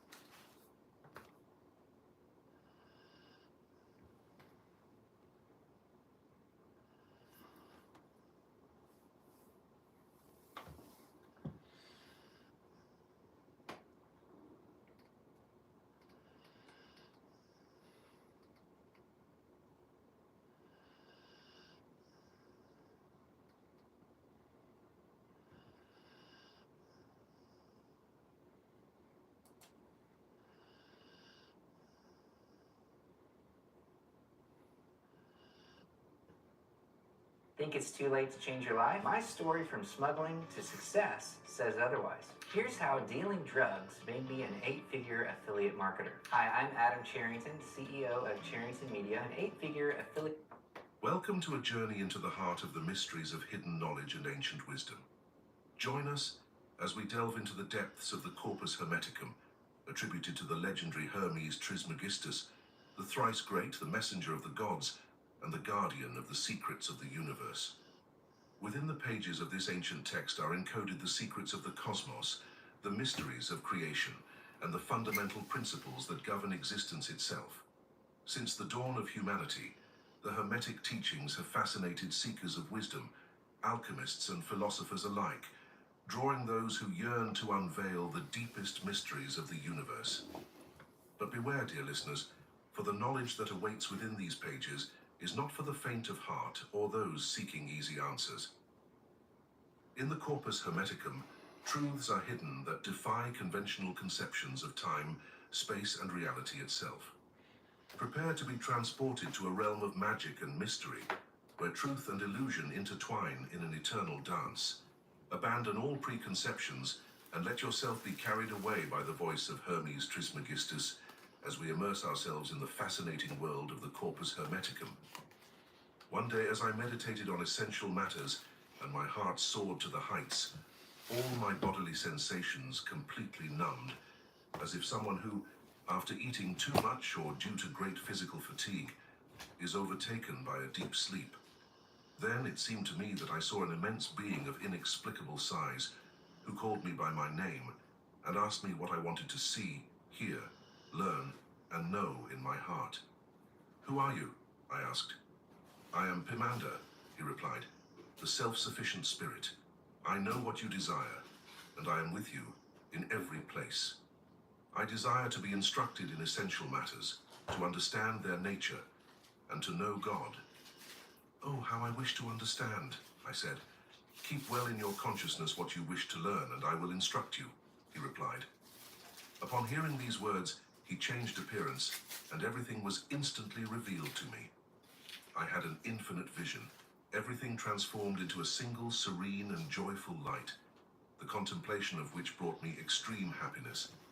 Shortly after, in a part of this light, a dreadful and dark obscurity descended and spiraled in sinuous serpent-like coils, or so it seemed to me. Then this darkness transformed into a moist and indescribably murky nature, from which rose a smoke resembling fire, producing a sound like an indescribable moan.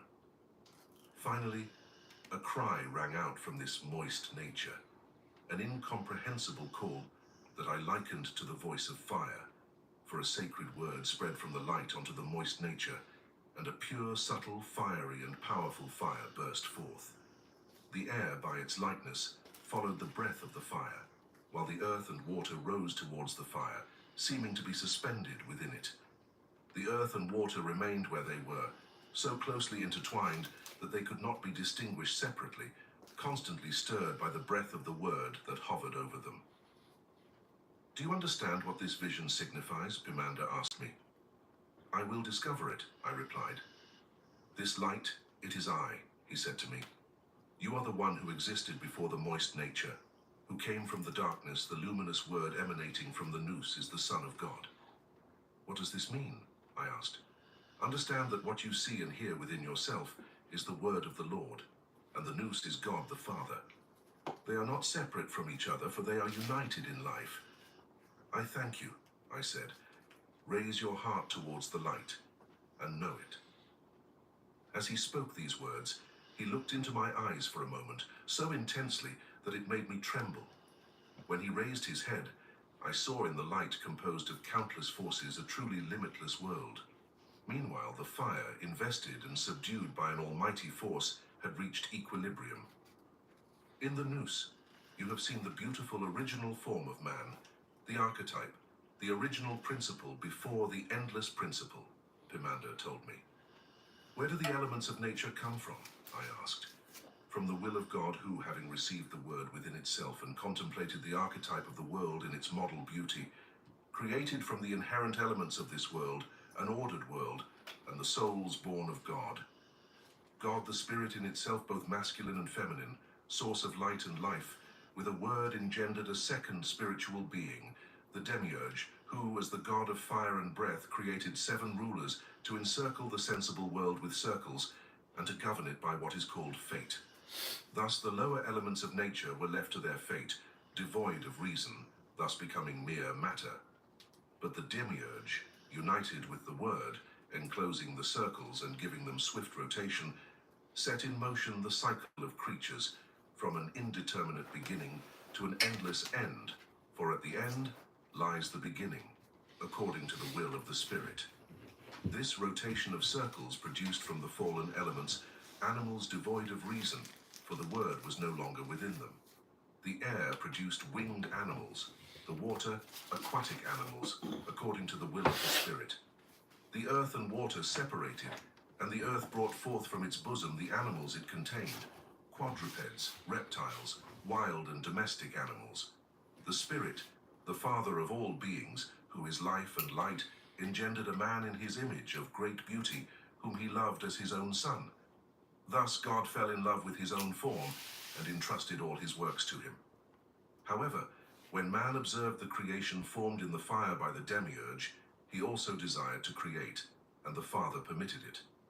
As he entered into the domain of the Demiurge's creation, where he should have had full freedom to create, he observed the works of his brother while the rulers fell in love with him, each associating him with their own rank in the hierarchy of spheres. But when he knew their absence and partook of their nature, he wished to cross the limit of the circles and to know the power of him who rules the fire. Thus, as governor of the world of mortal beings and animals devoid of reason, man bowed, broke the cohesive force of the spheres he had torn quickly, and showed himself to the lower nature in the beautiful form of God.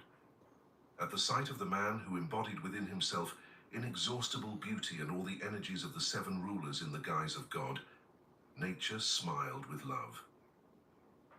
Seeing the features of this form magnificently reflected in the water, and seeing his work on the earth, he fell in love with the water of nature, so similar to himself, and desired to dwell in it. His wish was immediately granted, and he inhabited the form, devoid of reason.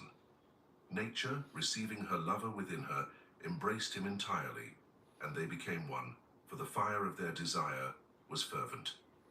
Thus, among all creatures of nature, man alone is dual, that is, mortal for his body, and immortal for his fundamental being. Indeed, although he is immortal and sovereign of all things, man nevertheless undergoes the conditions of mortals, for he is subject to fate, despite his origin from a realm superior to the cohesive force of the spheres. Although being both masculine and feminine, born of a masculine and feminine father, and devoid of sleep, being born of a sleepless being, he is overcome by the lust of the senses and sleep. O Spirit within me, I too am enamored of the word, I told him. What I am about to tell you is the mystery that has remained hidden until now. Nature, united with man, has created an astonishing wonder. Man had within him, as I have told you, the essence of the 7 rulers, both masculine and feminine, of vertical stature. See, now I burn with an extraordinary desire to hear from you, said Pomander. Let us proceed, I beg of you, I said, shouting. Be silent, for I have not yet finished my initial discourse, he replied. I will be silent, I answered. The generation of these first 7 men occurred, as I have told you, in the following manner. The earth was the womb, water the generative element, fire led the formation process to maturity, and from ether, nature received the breath of life and generated bodies in the likeness of man. Man, born of life and light, became soul and spirit. Life transformed into soul. Light became no, and all beings of the sensible world remained thus until the end of time and the beginning of species. Now listen to what you wished to hear. When this cycle came to its conclusion, the bond that held all things together broke, according to the will of God. All animals, which until then had been male and female, divided. Just as man divided into 2 genders, one became male and the other female. Immediately God spoke the holy word. Increase and multiply in multitude all those who have been created and made, and let him who possesses the nous know that he is immortal, and that the cause of death is the love of the body and earthly things. Having thus spoken, God, through his providence, united couples through fate and the cohesive force of spheres, establishing reproduction. All beings multiply, each according to its own kind, and he who recognizes his immortality is chosen among the others, while he who loves the body, born of the error of desire, continues to wander in darkness and must undergo the experience of death. What a grave fault then, I exclaimed, of those who are in ignorance, depriving them of immortality. I do not think you have reflected on what you have heard, he replied. I did not ask you to listen.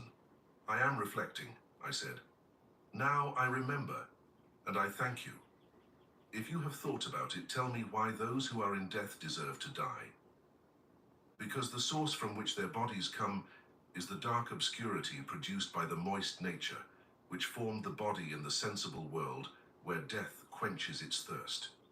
You have understood that well, but why does he who recognizes himself turn to God, as the divine word says? I asked. Because, I answered, the Father of all things from whom man comes is light and life. Yes, light and life are God, the Father from whom man is born. So if you know that you come from life and light, and that you are made of these elements, you will return to life. These were the words of Pimander. But tell me more, O Pimander, how will I return to life? Because God said that the man who possesses the nous does not know himself. Not all men possess the nous. Pay attention to what you say.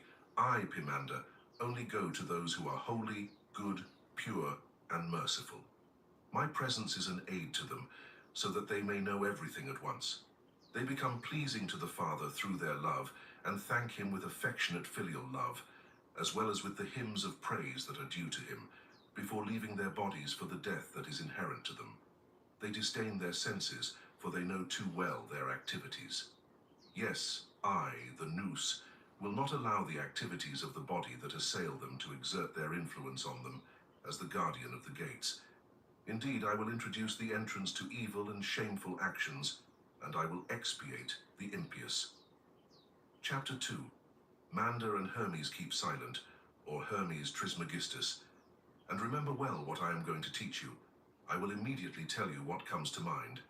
Hermes, you are talked about everywhere in the universe, and God, but opinions are so contradictory that I cannot discern the truth. Will you enlighten me, O Master? I will only believe what you reveal to me. Learn, my son, the relationship between God and the universe, that is, God, eternity, the world, time, and becoming. God creates eternity. Eternity creates the world creates time, time creates becoming. The essence of God is goodness, beauty, felicity, and wisdom. The essence of eternity is immutability. The essence of the world is order. The essence of time is change, and the essence of becoming is life and death. The spirit and the soul are the active and revealing force of God, permanence and immortality. Such are the actions of eternity. Denaturalization and return to perfection. Such are the actions of the world. Growth and decline. Such are the actions of time. Ownership. Such is the action of becoming. Thus, eternity resides in God, the world resides in eternity, time resides in the world, and becoming resides in time. While eternity rests around God, the world moves within eternity. Time is fulfilled within the world, and becoming evolves within time. God is therefore the origin of all things. His essence is eternity, and the world is his matter. Eternity is the potential force of God. The work of eternity is the world, which had no beginning but is constantly evolving under the action of eternity. Therefore, nothing in the world will ever die, because eternity is incorruptible, and nothing will ever be annihilated, because eternity completely envelops the world. But what is the wisdom of God? It is goodness, beauty, felicity, total virtue, and eternity. Eternity transforms the world into order by permeating matter with the permanence of immortality. The evolution of matter depends on eternity, just as eternity itself depends on God. There is evolution and time both in heaven and on earth, but they are of different nature. In heaven, they are immutable and imperishable. On earth, they are changing and perishable.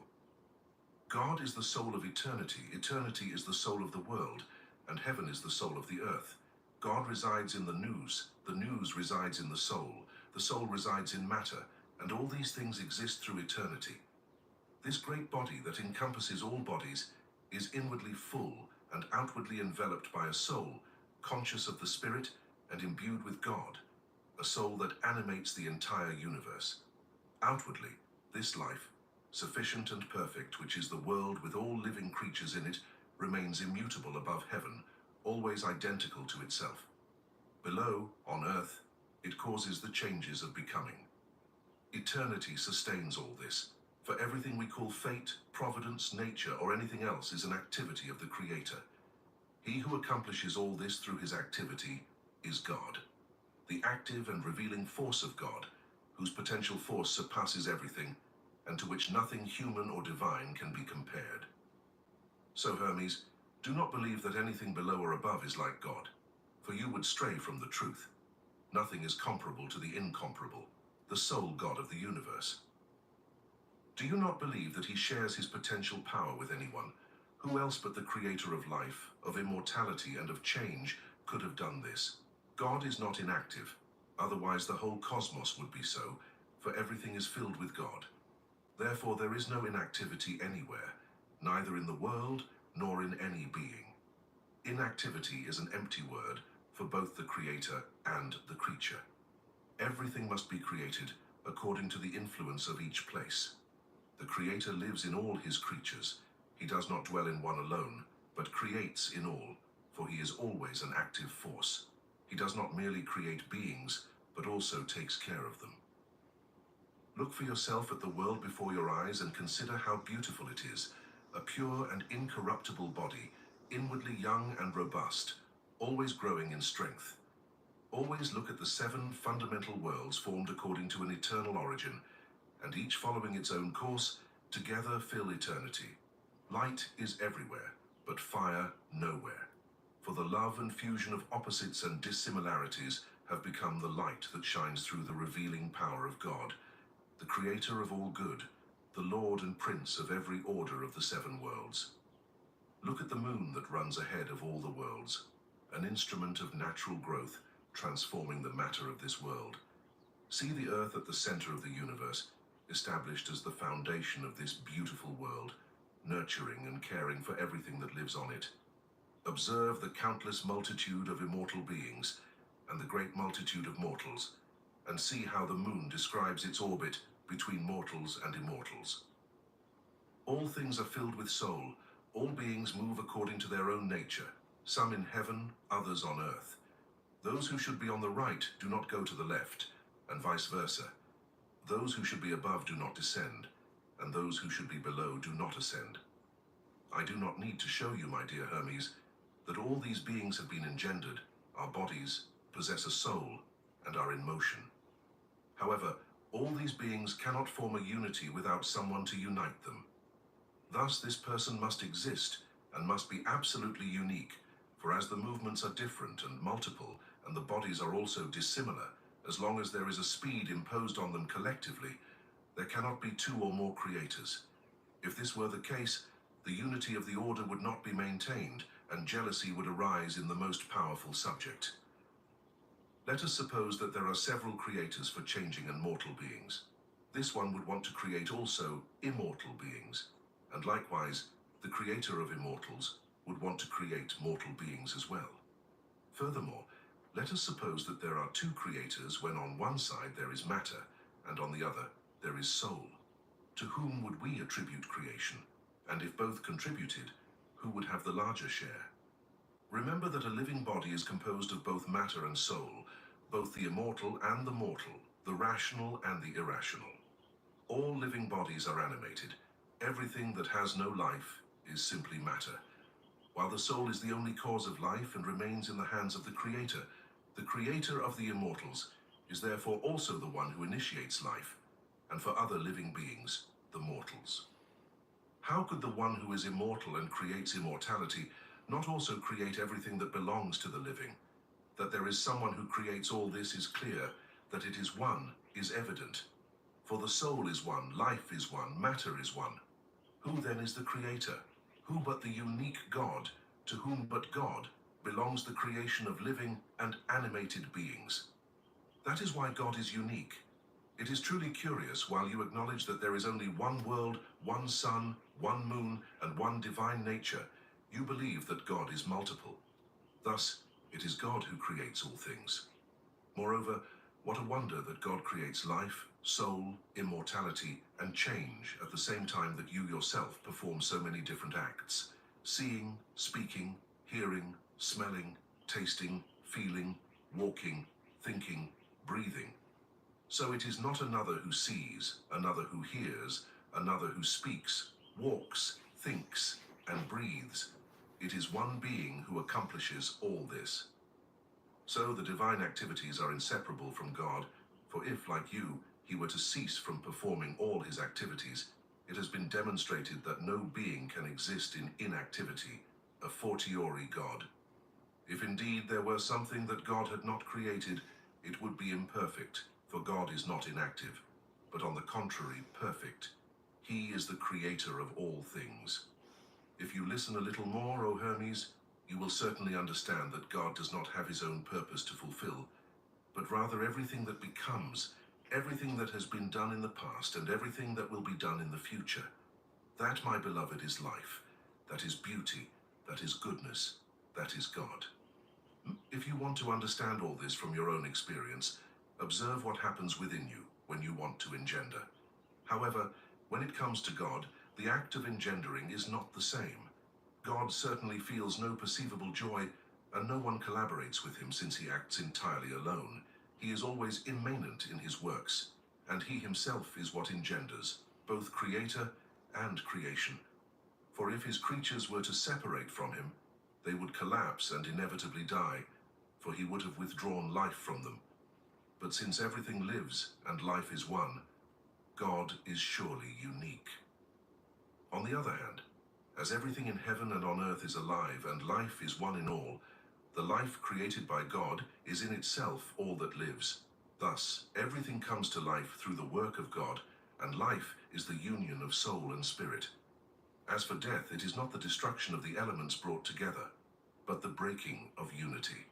Thus, eternity is the image of God, the world is the image of eternity, the sun is the image of the world, and man is the image of the sun. As for change, the common man calls it death, because the body dissolves and life withdraws into the invisible. Therefore, I declare to you, O my beloved Hermes, that beings that disappear in this way simply transform. Every day a part of the world passes into the invisible, but in no way to be annihilated. The suffering of the world lies in what is called death, for rotation is revolution, and disappearance is renewal. The world holds all forms. It does not keep them locked within itself, but transforms into these forms and through them. So since the world is created in multiple forms, what then will be its creator like? We cannot say that he has no form, and if he were also multiple, he would be like the world. But if he had a single form, he would then be inferior to the world in this respect. So what shall we decide? For our conception of God cannot be lacking. There is only one form proper to God, a form that corporeal eyes cannot perceive, a form belonging to the mind that manifests all forms through bodies. Do not be surprised that there can be an incorporeal form. Think of the word you utter. It is the same with paintings. One sees the peaks of mountains rising towards the sky, when in reality they are smooth and flat. Reflect deeper on what I have told you. If just as man cannot live without life, God cannot live without creating good. Indeed, the life and movement of God, granting to all the movement of life, requires a particular understanding for certain things. For example, all things are in God, but as in a determined place, located in material and immobile places. What occupies a place somewhere has no movement in the incorporeal. Things appear differently. By thinking of the one who contains everything within himself, understand above all that nothing can limit the incorporeal, and nothing is faster or more powerful than he who is limitless, the fastest and the most powerful. Also, think of yourself. Command your soul to go to India, and it will be there more quickly than your command. Command it to go to the ocean, and it will be there instantaneously, not by traveling from one place to another, but as if it were already there. Command it even to rise into the sky. You will not need wings to do so. No one can prevent it, neither the sun's fire, nor the ether, nor the revolution of the sky, nor the bodies of the stars. It will ascend in its flight to the last celestial body. Even if you wanted to traverse the vault of the universe and behold what lies beyond, if there is anything beyond the world, you could do it. Look at the power, the swiftness he possesses. And if you can do all this, could not God? Thus conceive God in this way, everything that is, everything he contains within himself, such as his thoughts, the world itself, the universe. If you cannot equal God, you cannot understand him, for only the like comprehends its equal. Grow until you are of immense greatness, surpass all bodies, rise above time, become eternity, and then you will understand God. Enter into the thought that nothing is impossible for you. Consider yourself immortal and capable of understanding everything, the arts, the sciences, the nature of all that lives. Ascend higher than any height, descend lower than any depth. Gather within yourself the sensations of all that has been created, of fire and water, of dryness and moisture. Imagine yourself being everywhere at once, on earth, in the sea, in the air that has not yet been created, being in the mother's womb, being young, old, being dead, and beyond death. If you can encompass all this at once in your consciousness, time, place, events, qualities, and quantities, then you will understand God. But if you keep your soul imprisoned in the body, if you degrade it by saying, I understand nothing, I am afraid of the sea, I cannot ascend to heaven, I do not know what I have been or what I will be, what then can you have to do with God? Because you cannot grasp by thought what is truly beautiful. As long as you love the body and are evil, the greatest vice is not to know the divine, but to be capable of knowing it, to have the will and the powerful hope for it. This is the direct path to goodness, an easy path wherever you go. You will recognize it on the path wherever you are, even where and when you do not expect it, whether you are vigilant, whether you rest in the water or on land by day or by night, whatever you say or keep to yourself, for there is nothing that is not. Will you now say that God is invisible, that more than God has created everything so that you may know him through all his creatures? What is wonderful is that God manifests himself through all his creatures, for nothing is impossible even among the incorporeal. The soul, the spirit reveal themselves in living contemplation, and God manifests himself in his creative activity. All this, O Trismegistus, I had to reveal to you. Consider the rest in the same way and do not lose yourself. Chapter 3. The great evil of man is that he does not know God. Where are men rushing, obscured because they have become intoxicated with empty words of Genesis, words of total ignorance that they cannot bear, and that they are already beginning to vomit? Stop, shine again with the eyes of the heart, and if all cannot, at least those who can. For the scourge of ignorance overwhelms the whole earth, endangers the soul imprisoned in the body, and prevents it from entering into the calm of salvation. Do not let yourself be carried away by the violence of the current, but let those who are above you and able to reach the calm of salvation use the countercurrent to enter it. Seek one who will take you by the hand and guide you to the gates of Genesis, where the light shines clearly, where darkness does not reign, where no one is intoxicated, where all remain clear-headed and lift the eyes of the heart to the one who wants to be known. But know this well, no one can hear his voice, pronounce his name. The eyes of the flesh cannot behold him. Only the soul, the spirit, is capable of it. Therefore, tear first the garment you wear, the fabric of ignorance, the cause of the plague, the chain of corruption, the dark prison, the living dead, the spiritless corpse, the tomb you carry everywhere. The thief who dwells within you shows his hatred for everything he loves and his jealousy for everything he hates. It is the malevolent garment with which you cover yourself, the garment that prevents you from breathing, that lowers you and confuses you with it, so that you can no longer see it, and that at the sight of the beauty of the truth and the good it contains, you can no longer continue to hate this scourge, discovering the traps and snares it lays for you, for it dulls your senses. Chapter 4. Speech of Hermes in honor of God. God, his power, and his divine nature are the glory of the universe. God is the beginning, the original idea, the power of growth, and the material substance of all creatures. Wisdom for the manifestation of all things, divine power is the principle of birth, growth, energy, destiny, death, and regeneration. There was boundless darkness and water in the abyss, and the creative breath began to act. Everything was chaos by the power of God. When the sacred light appeared, the fundamental elements emerged from the moist substance, became denser, and all the gods united and stood upright.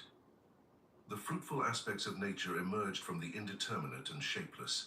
The light elements rose while the heavy elements settled in the moist sand, so that the universe in its component parts differentiated by the action of fire and was ordered by the breath of creation, remaining in constant motion.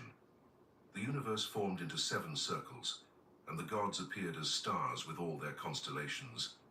Nature, in all its aspects, with the assistance of the gods who inhabited it, took shape in an ordered structure, and the surrounding circle was enveloped in an astral cloud, where the divine breath imprinted a circular movement. Each god, according to his own power, produced what was entrusted to him. Thus were born quadrupeds, reptiles, aquatic and saline animals, fertile seeds, grass, and all flowers, and the seed of rebirth was enclosed in each of them. Likewise, the gods brought forth the generations of men, so that they could know the works of God, witness the activities of nature, increase in number, have absolute power over everything under the sky, and learn to recognize the good.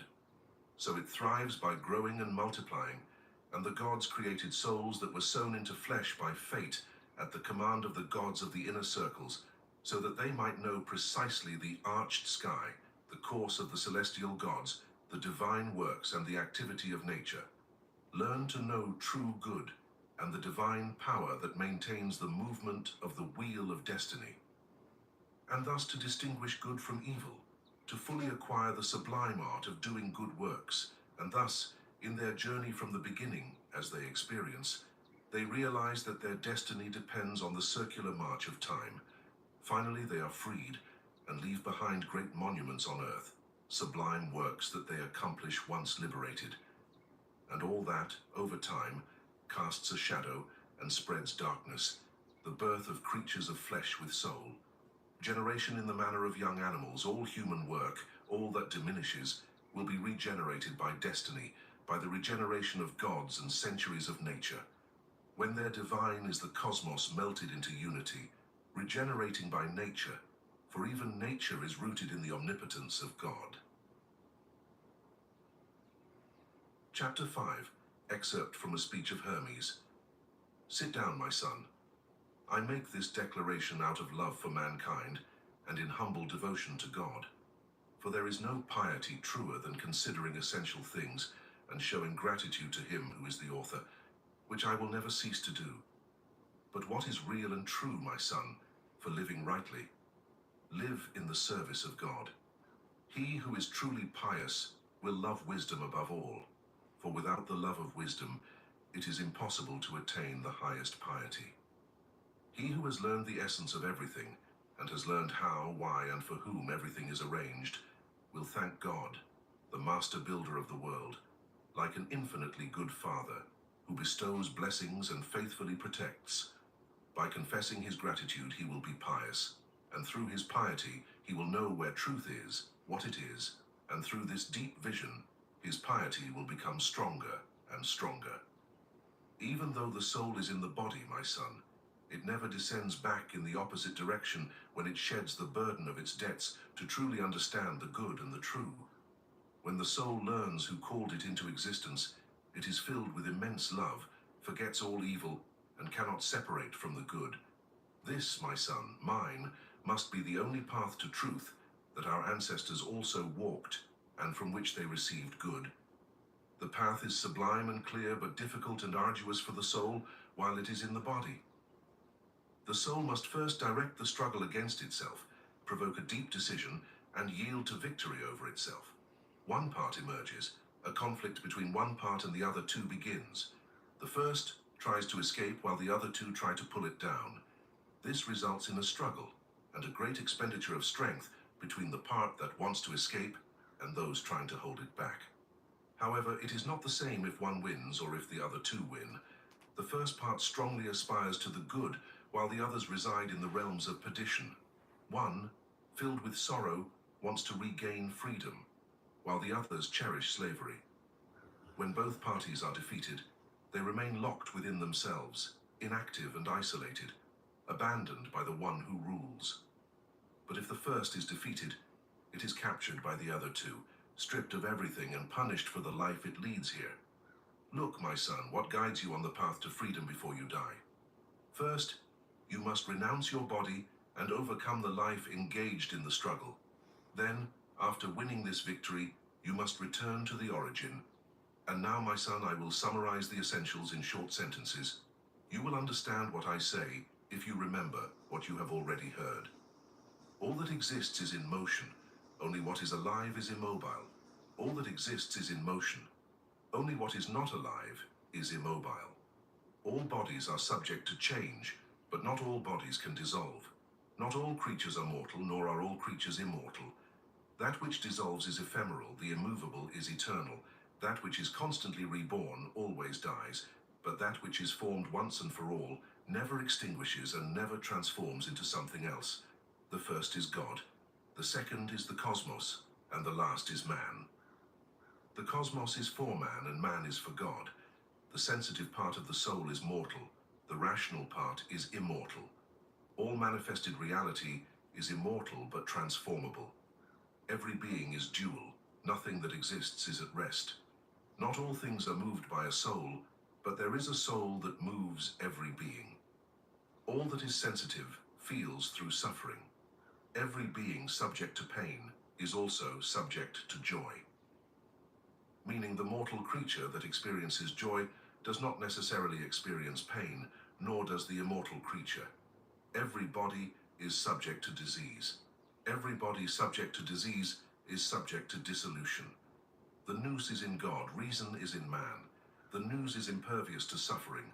Nothing true is in the mortal body. Nothing false is in the immortal body. Everything that is born is subject to change, but not everything that is born extinguishes. Nothing good is on earth, nothing bad is in heaven. God is good, man is bad. Good acts voluntarily, evil acts involuntarily. The gods desire that good actions have good intentions. The good order is sublime justice. The good order is law. Divine law is time. Human law is evil. Time is the rotation of the world. Time is the destroyer of man. In heaven, nothing is changing. On earth, everything is changing. Nothing is subjected or subordinate in heaven. Nothing is free on earth. There is no ignorance in heaven. There is no knowledge on earth. The earthly has no part in the heavenly. Everything in heaven is spotless and uncontaminated. Everything on earth is condemnable.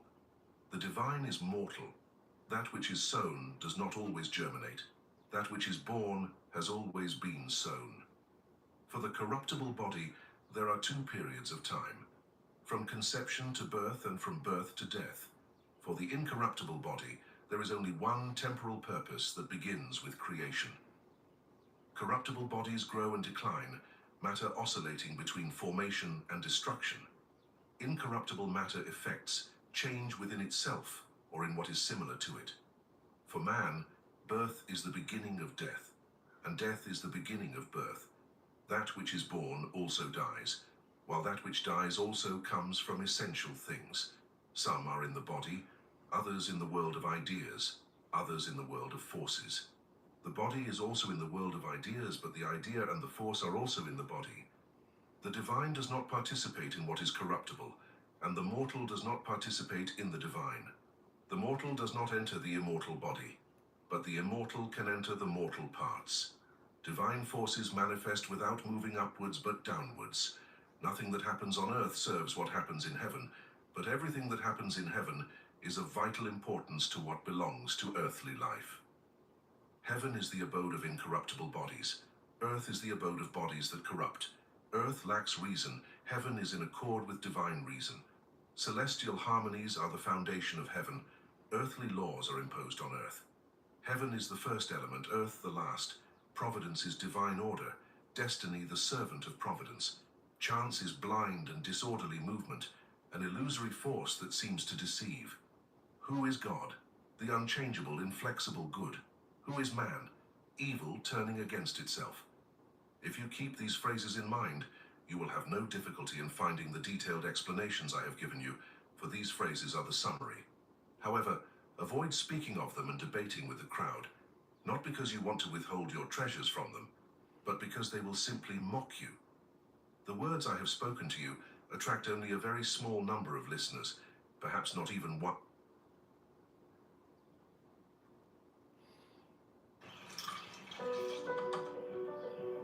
I love to compete.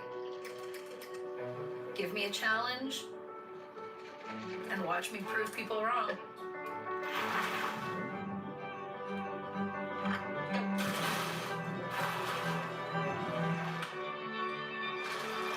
But I'm not about to slow down. Let's go. The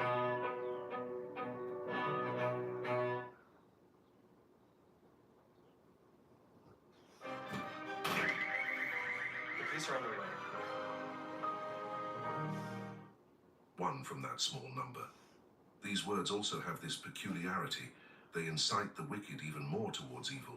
Therefore be wary of the crowd, for it understands neither liberating power nor the splendor of teaching. What do you mean by that, Father? This human animal life is exceedingly inclined towards evil. It has evil from its birth and delights in itself. If this animal nature learns that the world was created one day, and that everything happens according to providence and destiny, for it is indeed fate that governs all, will it not be much worse?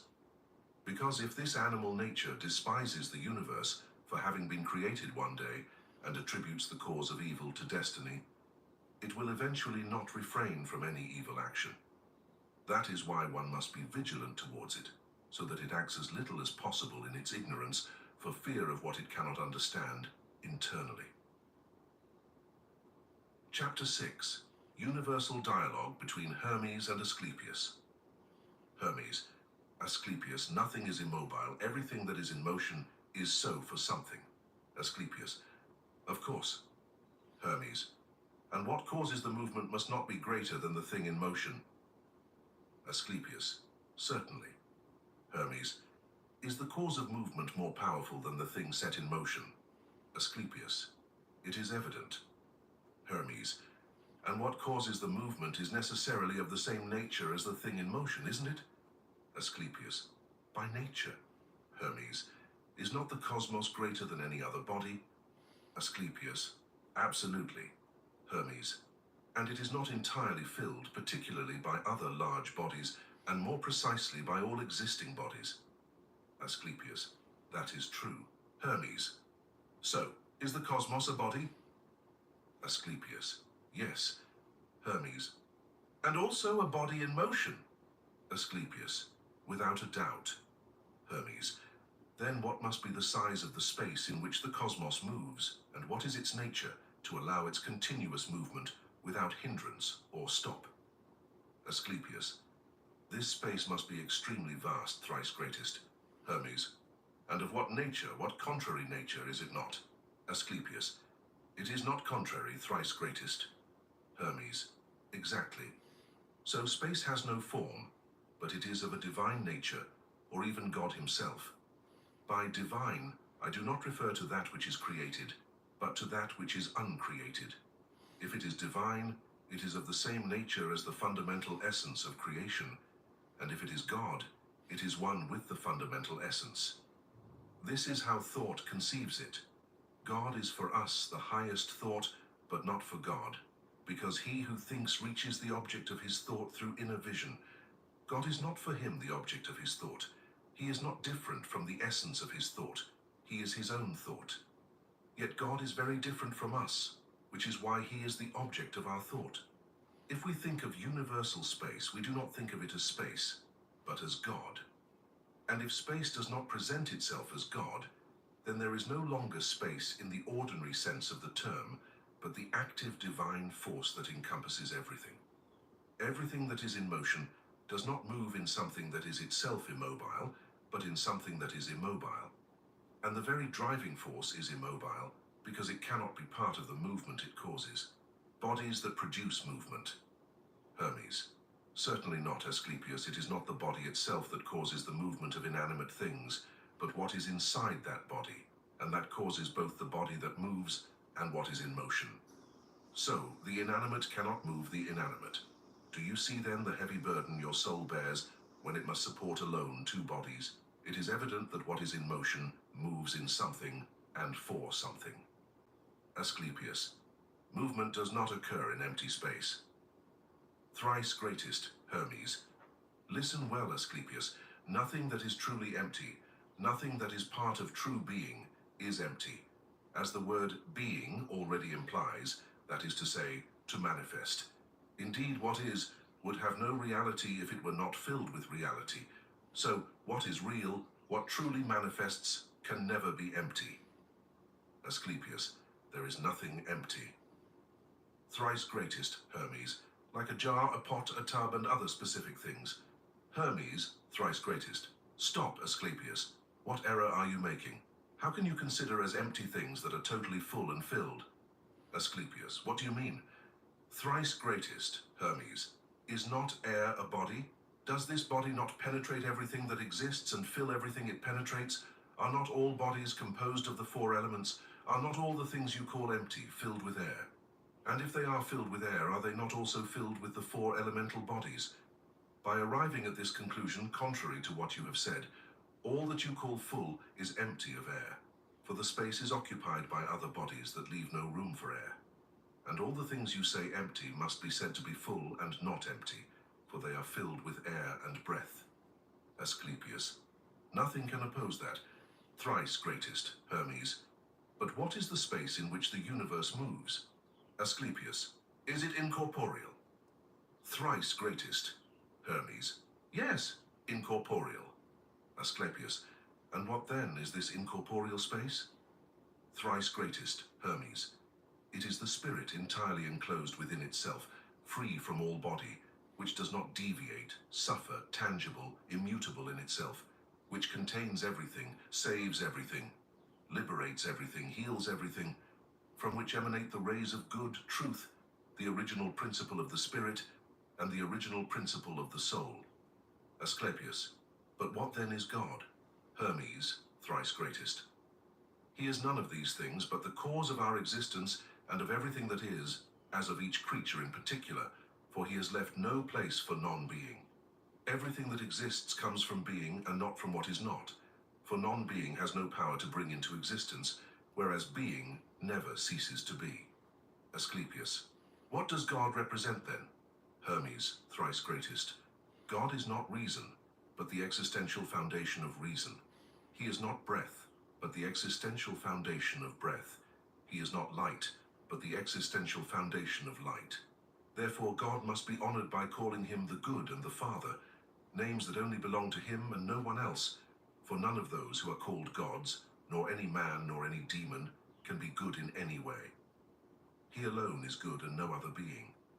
None of the other beings can contain the essence of good, for they are body and soul, and have no place where good can dwell. For good contains the essence of all creatures, both corporeal and incorporeal, perceptible as belonging to the world of abstract ideas.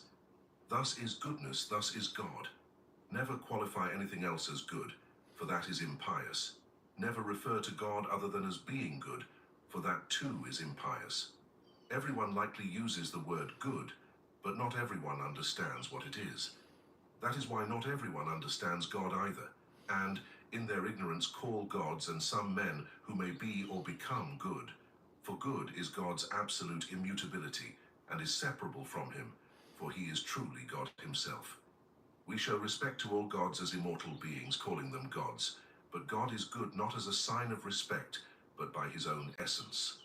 God's essence and goodness in one form, the origin of generations. For he who is good gives everything and takes nothing. And truly God gives everything and takes nothing. Thus God is good, and goodness is him. Another name for God is Father, for he is the creator of all things. Indeed, creating is the mark of the Father. Therefore, the life of one whose consciousness is directed in the right direction and who gives birth to the child demands extreme gravity, ardent zeal, and deep devotion to God. To die without this decency is a great misfortune and a sin, for it is their punishment. The unborn soul of the child is doomed to take a body, neither male nor female, and to be a thing disapproved under the sun. If all possess this decency, surround with compassion those who are unfortunate enough to be deprived of it, for they know the punishment that awaits them. May these words, Asclepius, by their nature and extent, lead you to the elementary knowledge of the essence of everything. Chapter 7. Hermes' Discourse on Character and Unity. Hermes considers the master builder of the world, for he created the entire universe, not with his hands, but by word, as present immutable reality, as the creator of all things, the only one who created everything according to his will. For he is truly his intangible, invisible, immeasurable, and indivisible body, which cannot be compared to any other body. He is neither fire, nor water, nor air, nor breath, but these things and all things are through him and from him, for he is good. He did not want this offering to be dedicated only to him, nor that he decorated the earth only for him. But, as a jewel of this divine body, he brought down man, a mortal creature, from an immortal being. And just as the earth surpasses its living creatures in eternal life, man surpasses his earthly creatures in intelligence and spirit. Man has become a contemplator of God's works, delighting in them and learning to know the Creator through them. This is how God endowed all men with intelligence, but not with spirit. None of this was due to any kind of jealousy, for jealousy does not come from above. It arises here on earth in the souls of those who do not possess spirit. Why did God not grant spirit to all men? Hermes wanted, my son, union with the spirit to be accessible to all souls, established as the reward of the race. Since they did not receive the powers of the spirit, and did not know why and for whom they had been created, the observations of these men who are forced to rely on their senses resemble those of animals devoid of intelligence. Their character is a mixture of passion and anger. They are not amazed by what deserves meditation and reflection, and indulge in the desires and passions of the body, believing that man is born for that. As for those who have received a share of God's gifts, reason appears in all their actions. They are no longer mortal, but divine men, whose soul encompasses everything that exists on earth and in heaven. All those who have been raised contemplating the good learn to regard their sojourn here on earth as a disgrace. They judge all corporeal and incorporeal things as reprehensible and hasten to turn towards the one. The growing manifestation of the soul spirit, the formation of divine things, and the contemplation of God are the gifts of the Crater, the sacred vessel. O Father, I too want to plunge into the crater. If you do not start by hating your body, my son, you cannot love your true self. On the other hand, if you love your true self, you will be the spiritual soul, and once in possession of the spiritual soul, you will also share in living knowledge. What do you mean by that, Father? My son, you cannot attach yourself to both material and divine things. There are two states of being, the corporeal and the incorporeal, the mortal and the divine. And you must choose between the two after mature reflection. Indeed, it is not possible to attach oneself to both. When your choice is made, demonstrate the diminution of what you have rejected by the active force of what you have chosen. Thus, the correct choice shows its glory, not only by making the man divine who made it, but also by demonstrating his attachment and devotion to God. Conversely, the wrong choice leads a man to his ruin. Moreover, it is a sin against God. Such people act like those who advance in procession in the middle of the road, unable to do anything for themselves, but hindering others in their path. They wander in the world, driven by the desires of the body. Therefore, the gifts that come from God have been entrusted to us and will always be. Let us therefore ensure that what emanates from us is worthy of that and is not inferior. For it is not God who causes our evil, but we ourselves who prefer it to good. Look, my son, how many vehicular states, how many crowds of demons, how many veils of matter and races of stars one must traverse to rise laboriously towards the one. Goodness is in no way an easy place to reach. Goodness is limitless and infinite. It has no beginning in itself, even if it may seem to us to have one in Genesis. God's universal knowledge, therefore, is not the beginning of goodness, but it offers us the principle of what we must learn about goodness. Therefore, let us begin and hasten to travel through all that awaits us, for it is difficult to leave the familiar and what one possesses to return to the old and the first. What is visible brings joy, while what is invisible arouses doubts and disbelief. For the ordinary eye, evil is known and manifest, but goodness is invisible. Goodness has neither figure nor form. It is immutable, like itself, and therefore different from everything else.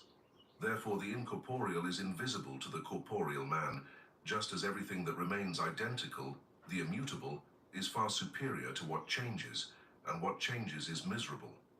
In comparison to the immutable, the indivisible unity, the origin and root of all things, is present in all things. Nothing is without origin. The starting point of everything, therefore, springs solely from itself. The number one contains within itself all other numbers as origin without being contained in any of them. Everything that generates is imperfect, divisible, grows, and diminishes. Therefore, perfection is none of these things. What grows increases with unity, and falls back into its own weakness when it can no longer contain conformity. Thus, Otad, to the extent possible, I have placed before you the image of God as an example. If you absorb it inwardly with attention, and persist in its contemplation with the eyes of the heart, believe me, my son, you will find the path to heaven. Better yet, the image of God himself will guide you on this path. This image, if turned inward, has the peculiarity of holding captive those who have turned to it, and like a magnet, it draws iron upward. Chapter 8. Hermes to his son. Tut. The invisible God is more manifest than he seems, Otad. You will have a detailed explanation, so that your eyes open to the mysteries of God, who is above all names. Through inner contemplation, understand that he who seems invisible to ordinary mortals will be more manifest to you, for he would not truly be invisible if he were not. For everything that is visible has been formed and manifested once. Everything that cannot be perceived is for all eternity, for it does not need to manifest itself, it is eternal, and causes all things to manifest. It causes everything to manifest without manifesting itself. It creates without being created itself. It does not show itself in a perceptible form, but gives everything a form that can be perceived. For not only does what is created have a perceptible appearance, but to be born and become is nothing other than to enter into the visible. He who is not born is as invisible as lacking a perceptible appearance, but as he shapes all things, he is visible to all and in all, preferably to those to whom he wishes to manifest himself. Therefore, O my son, first pray to the Lord the Father, the one who is the origin, to grant you the power to contemplate this God of such indescribable greatness. Even if for now he has only shone on your consciousness with one of his rays, only the consciousness of the soul, an invisible veil because it is itself invisible, if you can, then you will see the Lord with the eyes of your spiritual soul, for he abundantly manifests himself throughout the universe. You are capable of seeing the consciousness of your soul, grasping it with your hands, and marveling at the image of God. So, if what is within you is invisible to you, how can God be visible within you to your fleshly eyes? If you wish to see him, direct your thoughts to the sun, the course of the moon, the ordered march of the stars. He who maintains this order for all is strictly determined by number and position. The sun, the greatest of the gods of the firmament, to whom all the gods of heaven respectfully yield place, as to their king and master, tolerates that the smaller stars move above him out of respect or fear. My son, do not all these stars follow a similar and identical trajectory in the firmament? Who will determine for each the nature and size of its path? See in the great bear that revolves around its own axis and carries the entire firmament in its rotation. To whom does this mechanism belong? Who has set the limits of the sea?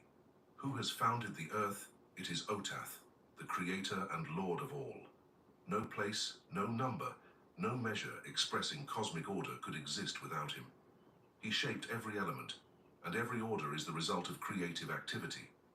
The absence of this order manifests where there is neither order nor measure. Yet even this cannot exist without him, my son.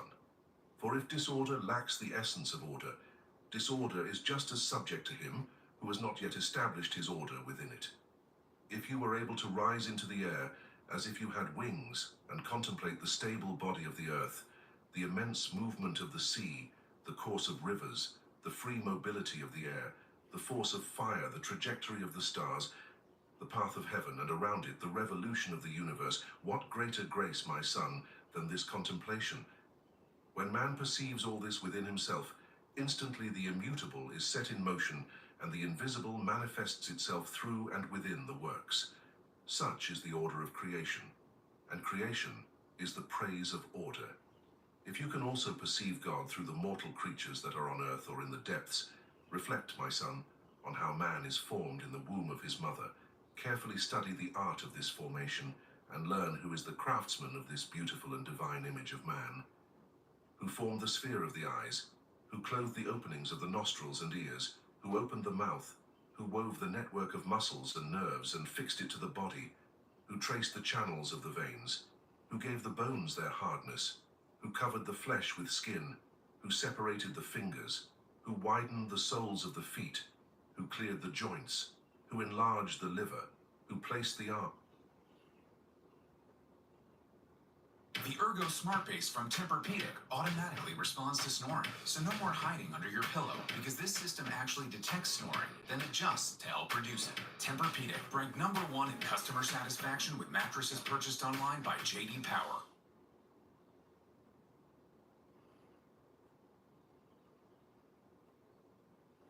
It's so easy to get your windshield replaced using SafeLight. Tell the people why you haven't done it. It started off as a chip and it just keeps going. So what do we do now? I've scheduled an appointment at SafeLight.com. SafeLight repair. SafeLight replace. Yes! SafeLight repair, SafeLight replace.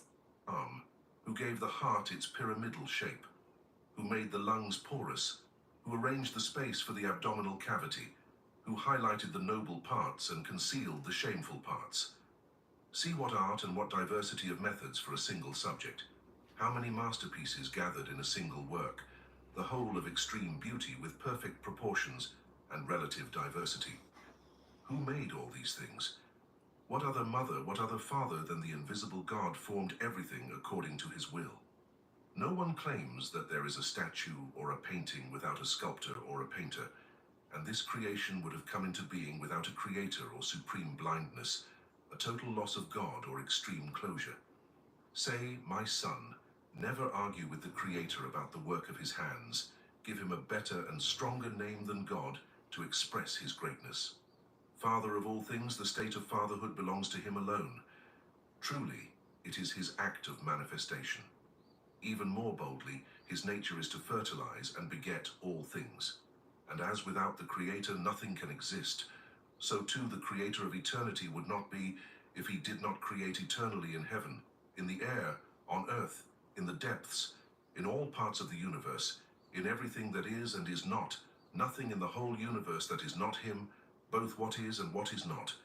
For everything that is he manifests, and everything that is not contains him within it. He is above all names, God the invisible, but the most manifest. He watches over the spiritual soul, but is also perceived by the eyes. He has no specific form. Rather, he has many bodies, for there is nothing that is not already, for he is all that is. Therefore he also has all the names, for they come from the one Father. That is why he has no name, for he is the Father of all. Who can praise you sufficiently, and according to your merit? Where will my eyes direct to praise you? Up, down, inside, outside, there is neither path nor place, nor the slightest creature outside of you. Everything is in you. Everything comes from you.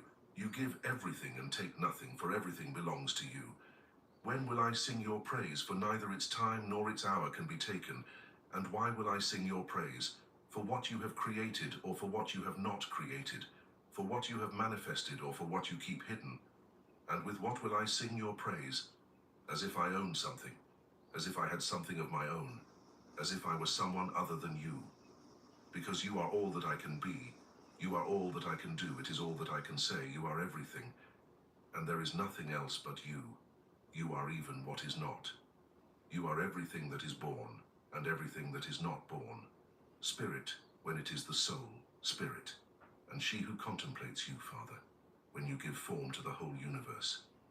God, when you reveal yourself as the universal active force, the good, for you have shaped all things. The most subtle matter is air. The subtlest air is the soul. The subtlest soul is the spirit. The subtlest spirit is God. Chapter 9. Nothing that actually exists is lost, but it is by mistake that changes are called death and annihilation. Hermes, let us now speak, my son, of the soul and the body, of how the soul is immortal, and of the nature of the cohesive and dissolving force of the body. For death has nothing to do with these things. Death, mortality, are but a fiction, a concept derived from the word immortality, from which the first syllable has been removed. Thus, mortality is no longer a problem, for death is annihilation, but nothing in the world is annihilated. Indeed, the world is the second God. An immortal being is excluded that the small part of this immortal being dies. Everything in the world is part of the world, and above all man, a being endowed with intelligence.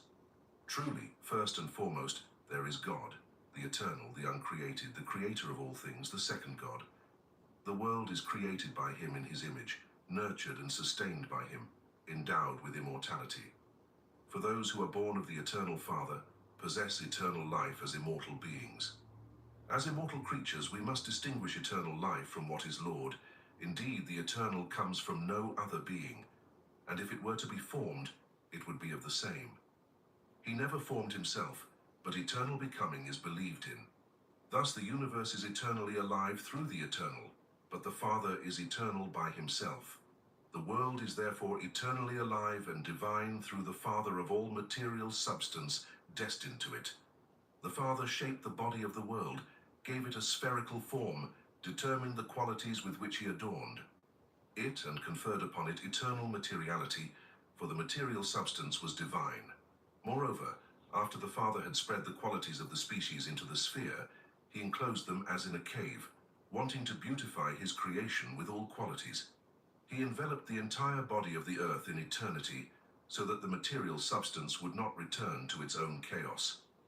The chaos of wanting to break away from the cohesive force of the body, when the material substance did not form a body, my son was disorderly, and still has some traces of it in its power of growth and decay that man calls death. This disorder, this return, this chaos, exists only in earthly creatures. The bodies of heavenly beings maintain the unique order that the Father gave them from the beginning, and this order is maintained indestructible by the return to the state of perfection. The return of earthly bodies to their previous state consists in the dissolution of the cohesive force, a force that brings bodies back to the indestructible. In other words, for immortal bodies, there is a loss of sensory consciousness, but there is no destruction of bodies. The third living being, man, formed in the image of the world, unlike other animals, possesses intelligence according to the will of the Father. Not only is he bound by his own decision to the second God, but he approaches an inner contemplation of the being of the first God. He perceives the second God with the senses as a corporeal being, while his inner vision acquaints him with the first God as an incorporeal being, as a spirit, as the good. Therefore, this living being is not destroyed, Hermes. May your words be joy and happiness, my son, and understand what God is, what the world is, what it means to be immortal, and what it means to be subject to dissolution. Look at the world born of God, and he, as the source of everything, contains everything and keeps everything within him. Chapter 10. Good is found only in God and nowhere else. Hermes, the good Asclepius, is nowhere else but in God. Even God has been the good since eternity. Therefore, this good is necessarily the basis of the essence of all movement and becoming. Nothing is lacking from it. Good is surrounded by a static manifestation force in perfect balance, total fullness, the universal source, the origin of all things. For when I designate the good as sufficient for everything, I refer to the eternal and absolute good. Now, this property belongs to no one else but God, for there is nothing lacking in him, so that the desire for possession cannot degrade him. Nothing can be taken away from him, whose loss could torment him, for suffering and pain are part of evil. Nothing is stronger than him and can fight against him. Nothing is more beautiful than him, and therefore cannot inflame him with sensual love. Nothing can refuse obedience to him, and thus provoke his anger. There is nothing in him, none of these emotional movements in the universal being. In him there is only good, and as no other property is found in such a being, so good is found nowhere else. For all other properties are found in all beings, great and small, in each one in particular, even in the world, the greatest and most powerful of all manifested life. However, everything that is created is filled with suffering, for generation itself is suffering. Where there is suffering, good is undoubtedly absent. Where good is, there is undoubtedly no suffering. Therefore, good does not reside in creation, but only in what is not created. Yet the substance of all things, a part of what is uncreated, is also as such, a part of the good. In this sense, the world is good, insofar as it also produces all things as good. But in all other aspects, it is not good because it is also subject to suffering, change, and is the parent of creatures subjected to suffering. As for man, he achieves standards of goodness by comparison with evil. Because here, what is not too bad is considered good, and what is considered good is a lesser evil. Therefore, it is impossible for the good in this world to be free from evil. The good in this world is always affected by evil and ceases to be good. Thus, the good degenerates into evil. Therefore, good is only in God, who is good. Among men, Asclepius, good exists only as a name and nowhere else in reality. This would be impossible.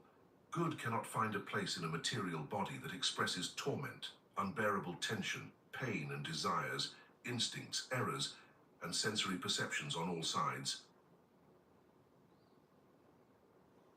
The best business to start this year is what I do, and it got me all of these awards and accreditations for doing over 60 M's in my online business, and named one of the fastest growing companies in America today, actually in the top 703 years in a row. And what I do can be done from anywhere in the world, and the people that I work with are anywhere in the world. All you need is a laptop and internet connection. This is a real skill that pays the bills, that's in high demand, that is never going to go away. So let me tell you what this is not. All right, so I'm on my computer recording my screen. So this is not Amazon FBA dropshipping or Shopify. All three of those have to do with you setting up a digital storefront, getting a product shipped in from China. There's distribution issues, shipping issues, customer return issues. That's a whole bunch of noise. This is not affiliate marketing where you're selling other people's junk trying to get a cut. This is not an MLM or pyramid scheme where you're trying to get 100 people to sign up 100 people. This is not SEO that takes 6 to 12 months to get paid. This is not crypto or stocks, which are completely volatile. Are they going to go up? Are they going to go down? You never know what to invest in.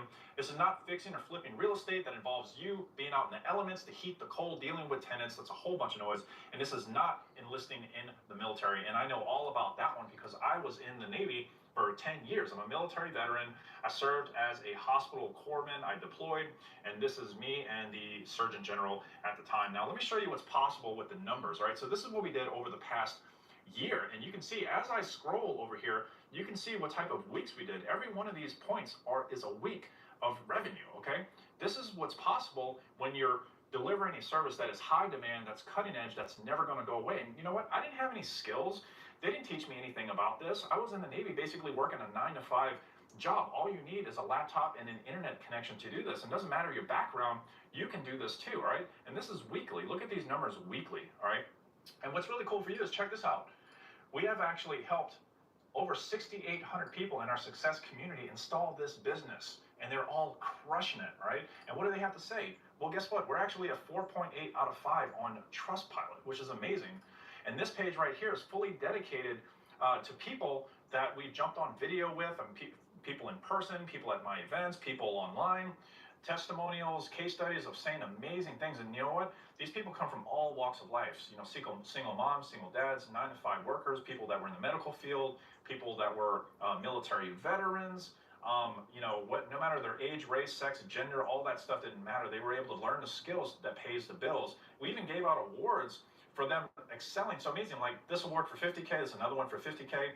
You know, 10K, 25K, 10K, 10K, 50K. As you can see, it goes on and on, even up to 100K, right? These are big awards. We even had people like submit like, you know, checks they were getting. This one's for 18K, posting their accounts, you know, did a $4,500 deal, 46K, 4,400. You know, amazing success stories. I even have a leaderboard where they can submit the number of clients and amount of revenue they're getting. So, and we track that monthly, quarterly, and yearly. Look at some of these deals. Look at this, 36. I mean, look at the numbers, right? It doesn't matter your age, sex, background. All you need is the right coach, the right mentor to teach you and show you the way.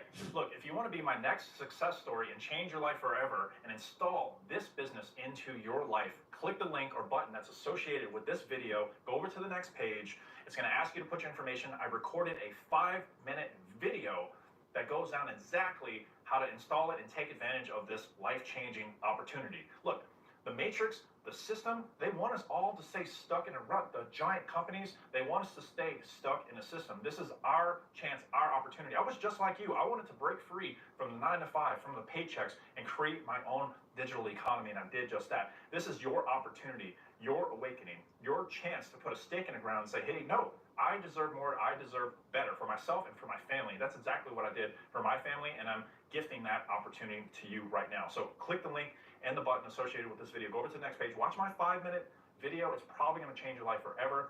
And if it makes sense, we will have the opportunity to work together. Hey, it's Douglas James. Click the link, go watch the 5-minute video, and I'll see you on the other side. Thanks.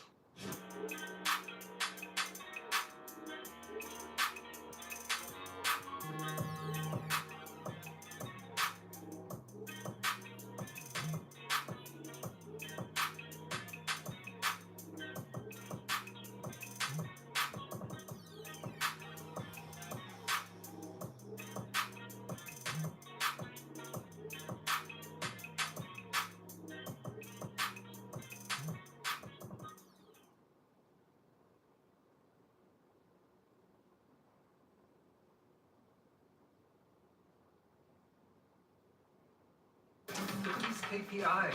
Our traffic is dropping. It doesn't work. The keywords are all wrong. My team and I always had trouble figuring out how to grow our website traffic until we found SimilarWeb. With SimilarWeb, you can see every move your competitors make, which channels drive the most traffic for them, and what's trending in your industry. Inside each marketing channel, you can discover opportunities to grow your traffic. It's like having X-ray vision online. It has completely transformed the way that we run our digital marketing. Honestly, I don't know what we do without it. Grow your traffic, win your market with SimilarWeb.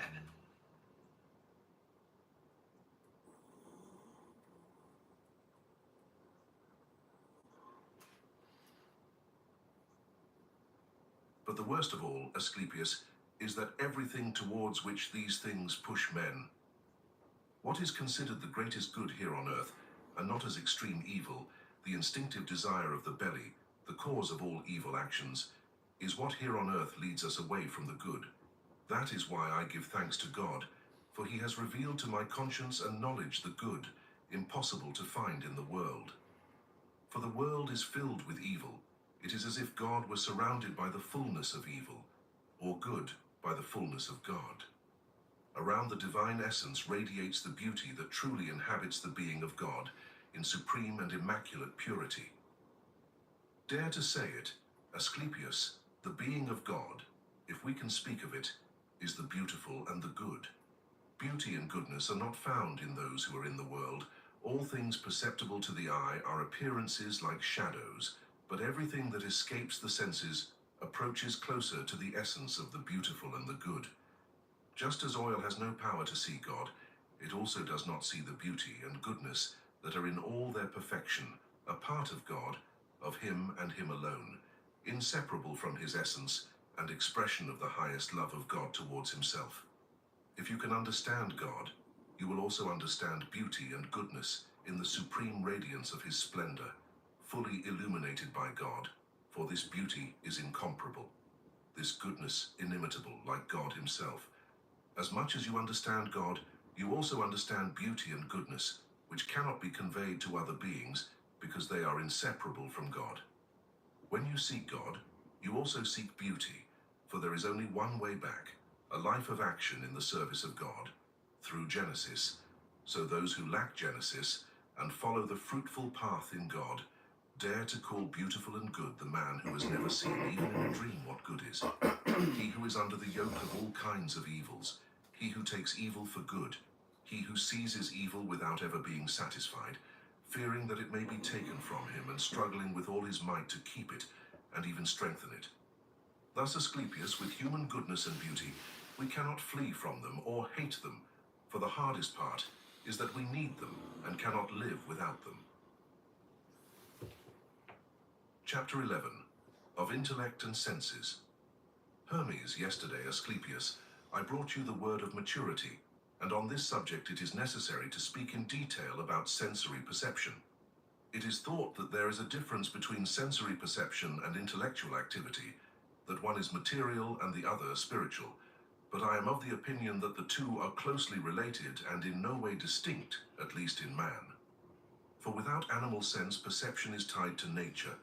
Likewise in man, intellect is also. Between the power of thinking and intellect, there is the same relationship as between God and the divine nature. For the divine nature is created by God, and the activity of intellect is created by the power of thought associated with speech, or rather, the activity of intellect and speech are each other's instrument. For speech does not speak without the activity of intellect, and the activity of intellect does not manifest without speech. Thus, sensory perception and intellectual activity penetrate simultaneously in man as if they were intertwined, for there is no intellectual activity without sensory perception, nor sensory perception without intellectual activity. However, it is possible to conceive of the activity of intellect without direct sensory perception. I am of the opinion that these two activities, when stimulated, awaken with the appearance of dream images, for the astral body and the material body question perception, and when these two parts of perception are united, the thought evoked by intellect is expressed by consciousness. Intellect gives birth to all images of thought, the good when it receives the seeds of God, the impious when they come from one of the demons, for there is no place in the world where demons are not found. I speak of demons deprived of the light of God. They insinuate themselves into man and sow the seeds of their own activity there. Intellect is fertilized by this seed and begets injustice, crime, lack of filial respect, sacrilege, impiety, suicide by hanging or by throwing oneself from rocks, and a multitude of other things that are the work of demons. As for the seeds of God, they are fewer. But great, beautiful, and good are virtue, temperance, and happiness in God. Happiness in God is Genesis, knowledge that is of God and in God. He who possesses this knowledge is filled with all good, and receives from God thoughts very different from those of the multitude. Thus those who walk in Genesis do not please the crowd, and the crowd does not please them.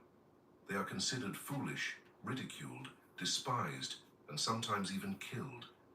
It is here on earth that evil must dwell, for it was born here on earth. Therefore, the earth is its domain, and not the world, as some blasphemers claim. But he who comes before God with respect and love will endure everything, for he participates in Genesis. Everything turns into good for him, even what is evil for others. And if there are traps, he offers them all as an offering in Genesis and transforms evil into good. Now I return to my discourse on perception. The characteristic of man is thus the association between perception and intellect. But, as I have already said, not all men prosper their intellect. Indeed, there is the material man and the truly spiritual man. The material man, bound to evil, receives from demons, as I have said, the germ of his thoughts. The spiritual man, bound to good, is saved by God. God, the demiurge of the universe, molds all his creatures in his likeness, but those who are good from the start abuse their active force. Hence comes the tribute that the earth must pay, crushing everything to produce species of different characters. Some are tainted by evil, others purified by good. For, Asclepius, the world also possesses a power of perception and thought, but not in the manner of men, nor as diversified. It is higher, simpler, and truer. The perception and thinking force of the world, instrument created by the will of God, give form to all things and make them disappear of themselves. Keeping within them all the seeds received from God, they create all things according to their own task and vocation. Renewing them after dissolving them, they manifest them differently, for there is nothing that has not received the life of the world, which at the same time brings everything into existence and fills everything with life. It is both the place and the creator of life.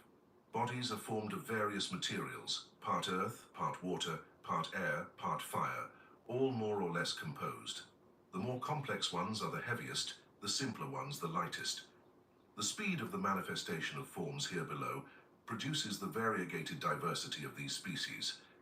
In the fullness of life, God is the Father of the world and the creator of everything it contains.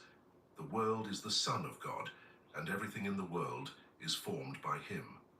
The world is rightly called cosmos, that is to say order, ornament, adornment, for it orders the universe and beautifies it with the diversity of the created, the continuity of life, the tireless ardor of the force of manifestation, the diligence of destiny, the combination of elements and the arrangement of everything that comes into existence.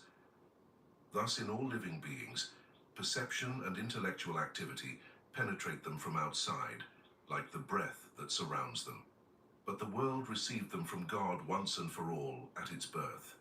God is not, as some think, devoid of perception and intellect. Those who say so insult him with false respect. All creatures, Asclepius, are in God, are formed by God and depend on him. Whether they manifest themselves as material bodies, rise as beings of soul, or whether they are enlivened by spirit, or whether they are admitted into the realm of the dead, they are all in God, or rather God does not contain all creatures within himself. He is all creatures within himself. He does not add them to himself from outside, but he creates them from his own being and makes them manifest through himself. The perception and thinking power of God are the perpetual movement of the universe, and nothing will ever exist without him, not even the smallest existing thing, that is to say, the smallest part of God, for he contains everything within himself. Nothing is outside of his existence, and he is in everything. If you can conceive of these things, Asclepius, you will know them to be true. If you cannot understand them, they will seem unworthy of belief to you, for true understanding is possession of a living faith, while lack of faith is lack of inner penetration. Therefore, it is not the intellect that reaches truth, but it is the soul connected to the spirit that has the power, once guided by the intellect, to advance rapidly towards truth. And when in the universal vision one meditates on the whole universe and discovers how everything fits according to what the intellect enlightened by inner penetration suggested to it, his faith rises, and in this sublime knowledge of faith, he finds his rest. For those who inwardly grasp the words I have announced here, and which I love to compete. Give me a challenge and watch me prove people wrong.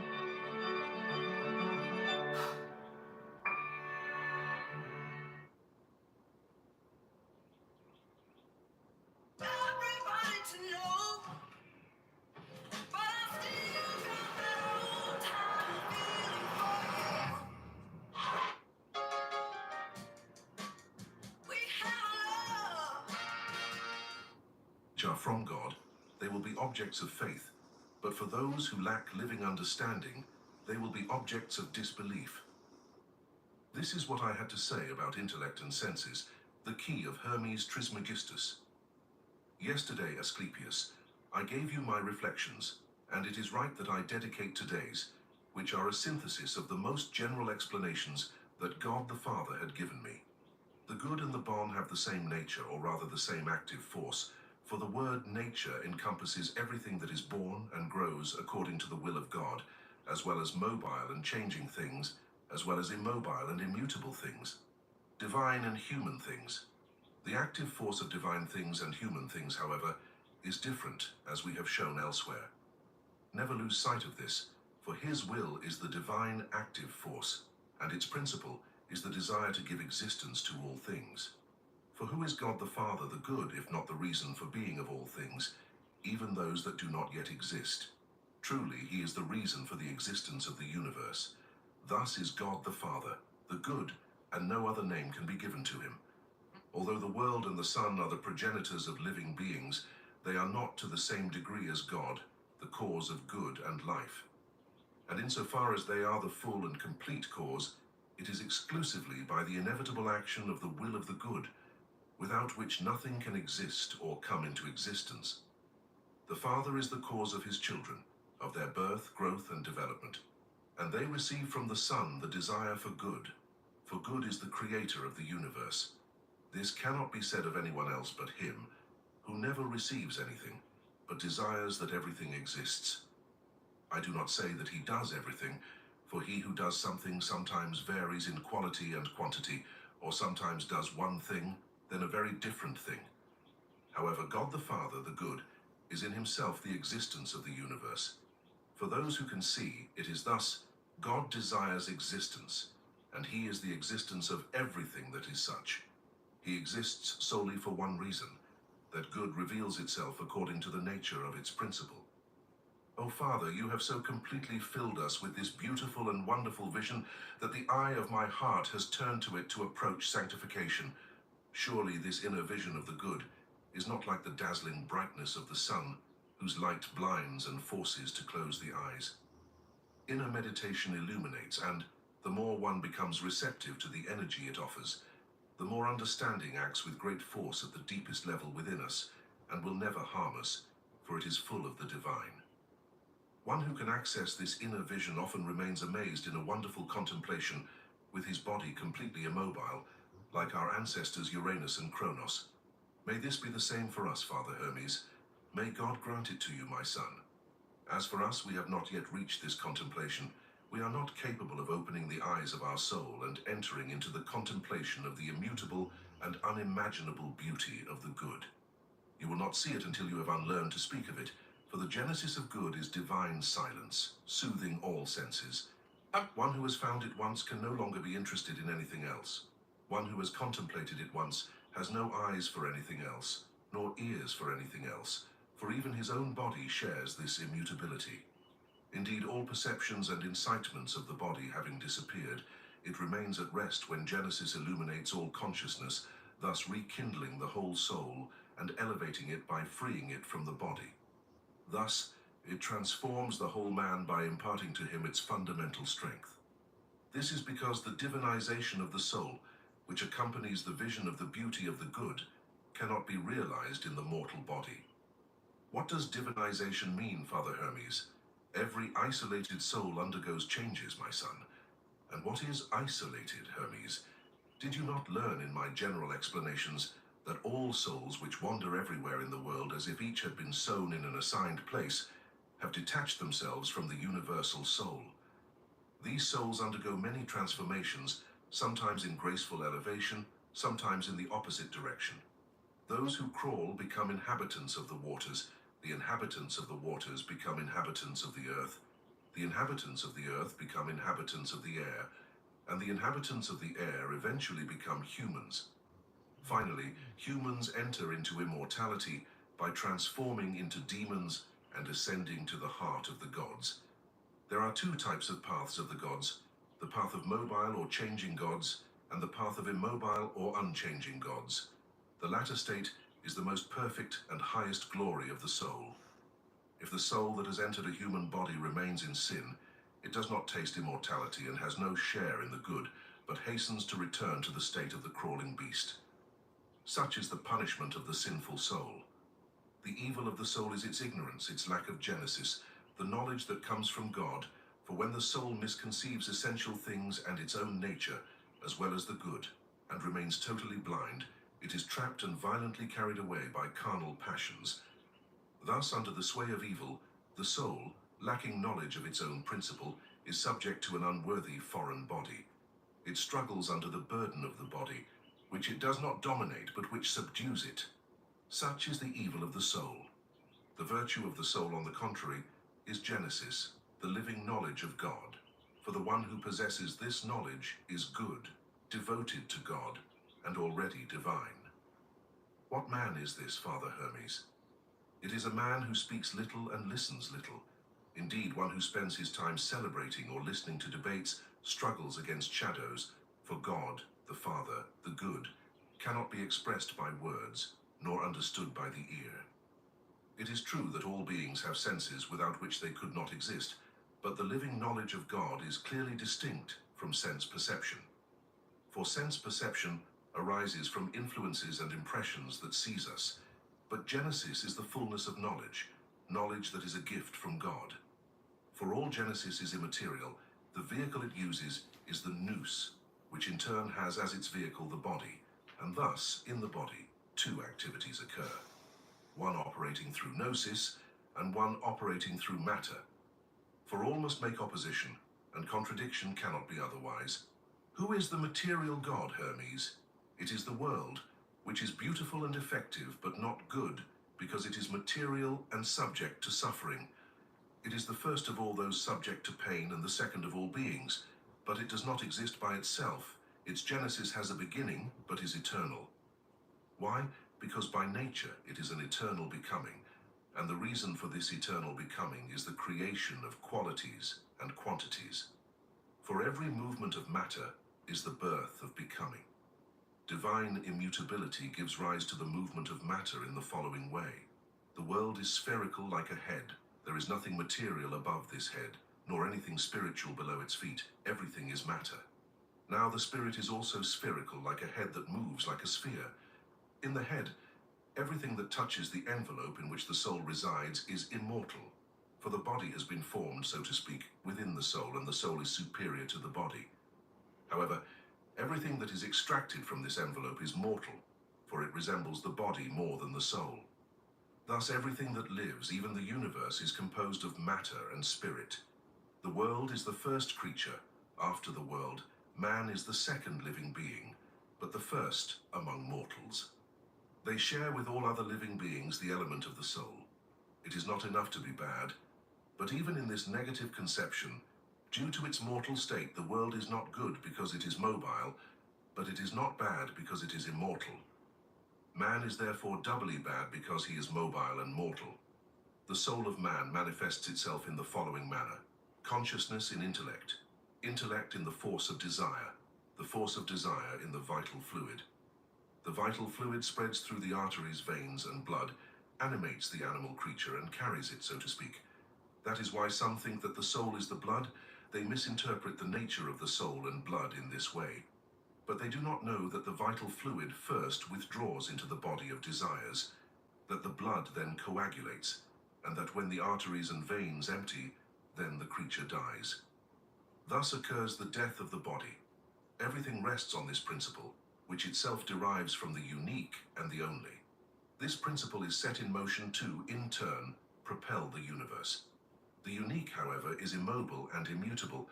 Therefore there are these three: God the Father, the good, the world, and man. God contains the world. The world contains man. The world is the Son of God. Man is the son of the world, the grandson of God, one could say. God does not ignore man, on the contrary, he knows him perfectly and wants to be known by him. Only one thing liberates, saves, and heals man. Genesis, the knowledge of God, is the path of ascent to Olympus. Only through Genesis does the soul become truly good, not sometimes good, sometimes bad, but good out of inner necessity. What do you mean by that, oh? Love that Fifth Third gave us all this free stuff. Pretty sure only the checking account was free.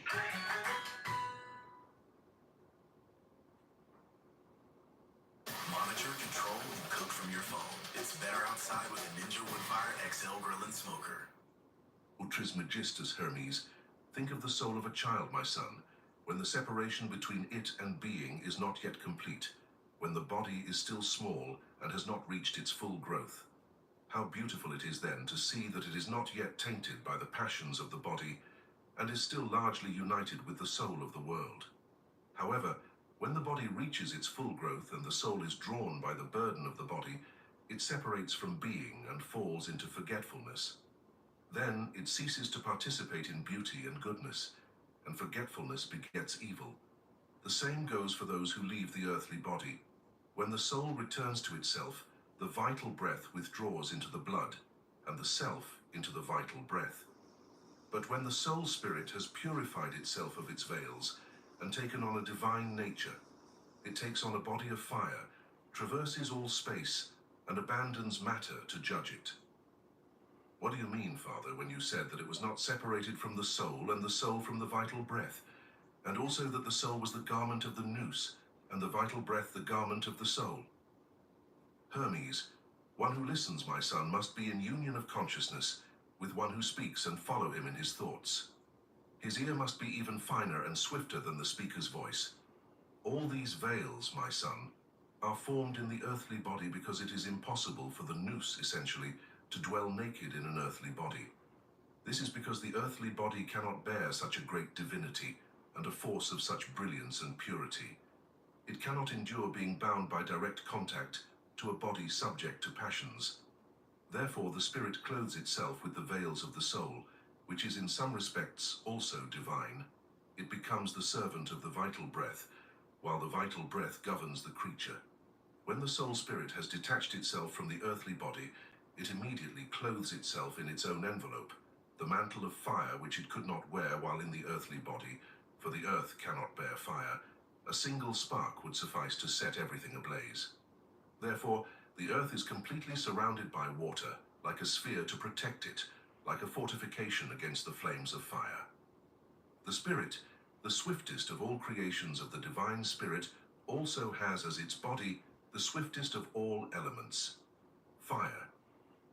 This is because the spirit, the creator of all things, uses fire as a vehicle for the work of creation, universal thought, and thus creates the universe. Human thought creates only what is earthly. For if the thinking power of man is not clothed in fire, it is incapable of giving existence to divine things, and its vehicles keep it within the limits of the human. The truly human soul dedicated to God is in a sense a good demon and is divine.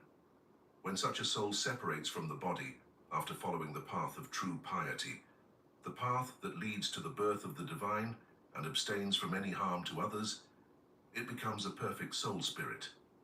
The impious soul, on the other hand, does not change its nature, but it reproaches and punishes itself, and it seeks a new earthly body to avoid this, but only a human body, for no other body can host a human soul. By divine decree, no human soul should descend so low as to inhabit a senseless animal body.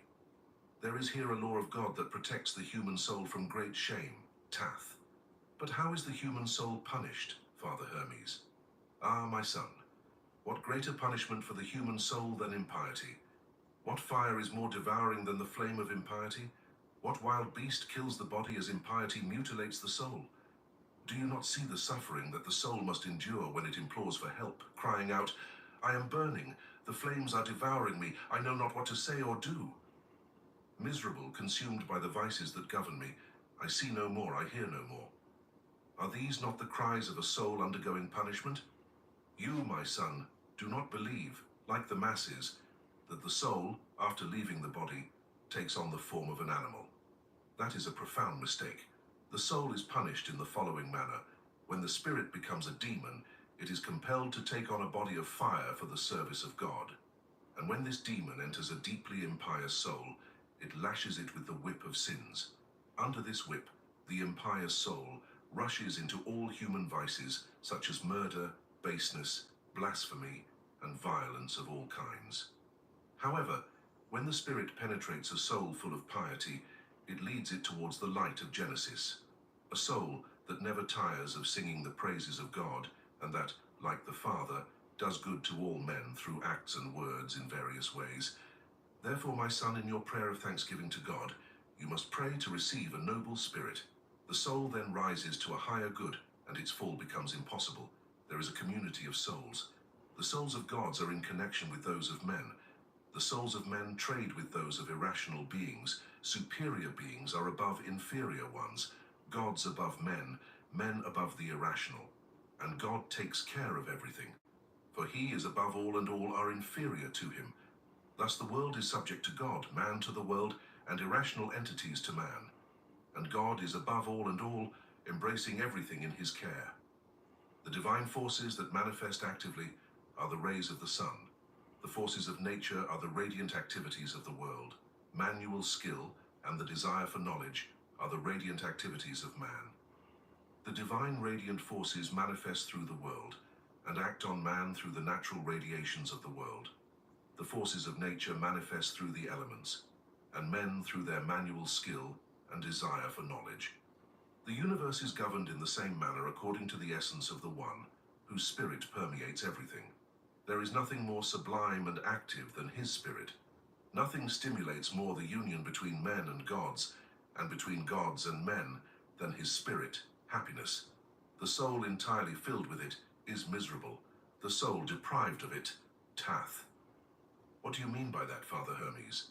Do you believe, my son, that every soul possesses the spirit of good, for it is of this spirit that I speak now, and not of the lower spirit mentioned earlier, and that divine justice has debased? Without the spirit of the soul, one cannot often express or act. The spirit then flees, and the soul can neither see nor hear anything. It is like an irrational animal. Such is the virtual power of the spirit. But the spirit does not tolerate any soul incapable of understanding. It leaves the soul attached to the body, and which the body here deprives of its voice. Such a soul, my son, no longer has any connection with the spirit. It can no longer be called human, for man is a divine being who cannot be compared to any creature living on earth, but only to superior creatures, celestial creatures called gods. Or more precisely, if we dare to express the true man is above the gods and is at least perfectly similar to them in power. In fact, none of the heavenly gods will cross the limits of the heavens to descend to earth. In contrast, man rises to heaven and embraces its expanse. He knows as well the sublimity of the heavens as the things below. He assimilates everything with precision, and above all, he does not need to leave the earth to ascend to the heavens. Such is the extent and scope of what his consciousness grasps. Dare we say that the earthly man is a mortal god? The heavenly God is himself an immortal man. This is how everything manifests through these two entities, the world and man. But all things emanate from the One. In Tad, the universal nous or sanctifying spirit Hermes, the nous proceeds from the very being of God, insofar as one can speak of the being of God. Whatever it may be, the nous is the only one to know itself completely. Therefore, the nous is not different from the being of God. It emanates from this source like human light from the sun. The light of men is good. That is why some men are gods, for their human state is very close to the divine state. That is why the good demon has named immortal men gods and mortal men gods. In beings devoid of reason, the nous is nature. Where there is a soul, there is a nous, just as where there is life, there is a soul. But the soul of beings devoid of reason is nothing more than life without nous. The nous is therefore beneficent for human souls, for it works and shapes them for the good. In beings devoid of reason, the nous acts according to their natural character. In the souls of men, however, it acts in opposition. Suffering and desire torment the soul as soon as it enters the body. Indeed, suffering and desire spread throughout the densified body, like a fire into which the soul plunges and remains submerged. If the nous can take charge of the soul, it projects its light onto it, and thus opposes its natural inclinations, just as a good physician cauterizes or removes what is sick in the body. The nous causes the soul to suffer by rooting out lust, the cause of its morbid state. The great illness of the soul comes from its refusal of God, whence its erroneous thought that begets evil without bringing any good. Thus, in fighting against illness, the nous restores goodness to the soul, just as the physician restores health to the body. Human souls that do not follow the gnosis are in the same situation as irrational animals. Indeed, the nous acts upon them. Work goes smoothly when you know the right steps. With Asana, you can coordinate tasks across teams and stay on track, so your team can spend more time celebrating wins. Try it for free at asana.com. And frees their desires, whose violence guides and keeps them devoid of reason.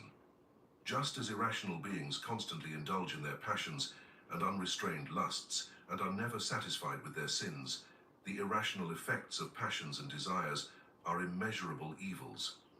God has placed these souls under the relentless yoke of the law so that they may become aware of their wrongdoing. Does all this, O Father, not contradict what you have already told me about destiny? If a man is destined to commit adultery, sacrilege, or any other offense, will he not be punished?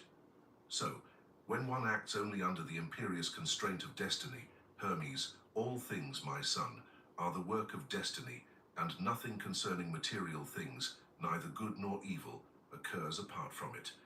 It is also by destiny that one who does good and beauty experiences consequences. Thus, each one acts and gains experience according to the nature of his actions. But let us leave sin and destiny, of which we have already spoken. Let us now speak of the nous, of its powers, of how it acts differently in men and in irrational beings, in whom its beneficial effects cannot manifest, while it extinguishes the passions and desires of men.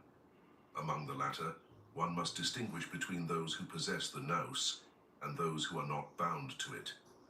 All men are subject to destiny, subject to birth and change, which are their principle and their end.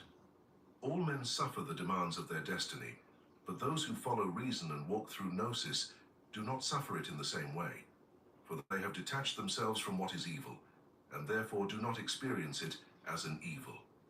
Say, what do you mean then, Father? Is not adultery evil? Is not murder evil? And all the others?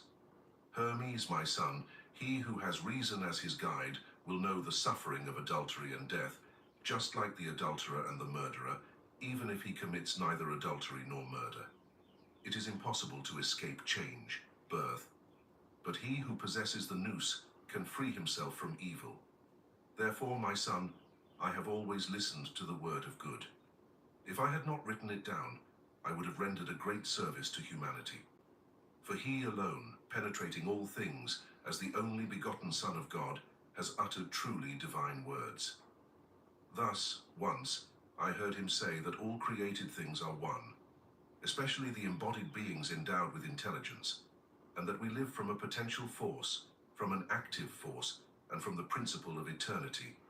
Therefore, the nous is good, just as the soul that emanates from it is. Consequently, spiritual things are not divided, and the nous, which is the soul of God and reigns over all things, can accomplish what it wills. Reflect on this, and connect what I have just said to the question you asked me before about destiny and the nous.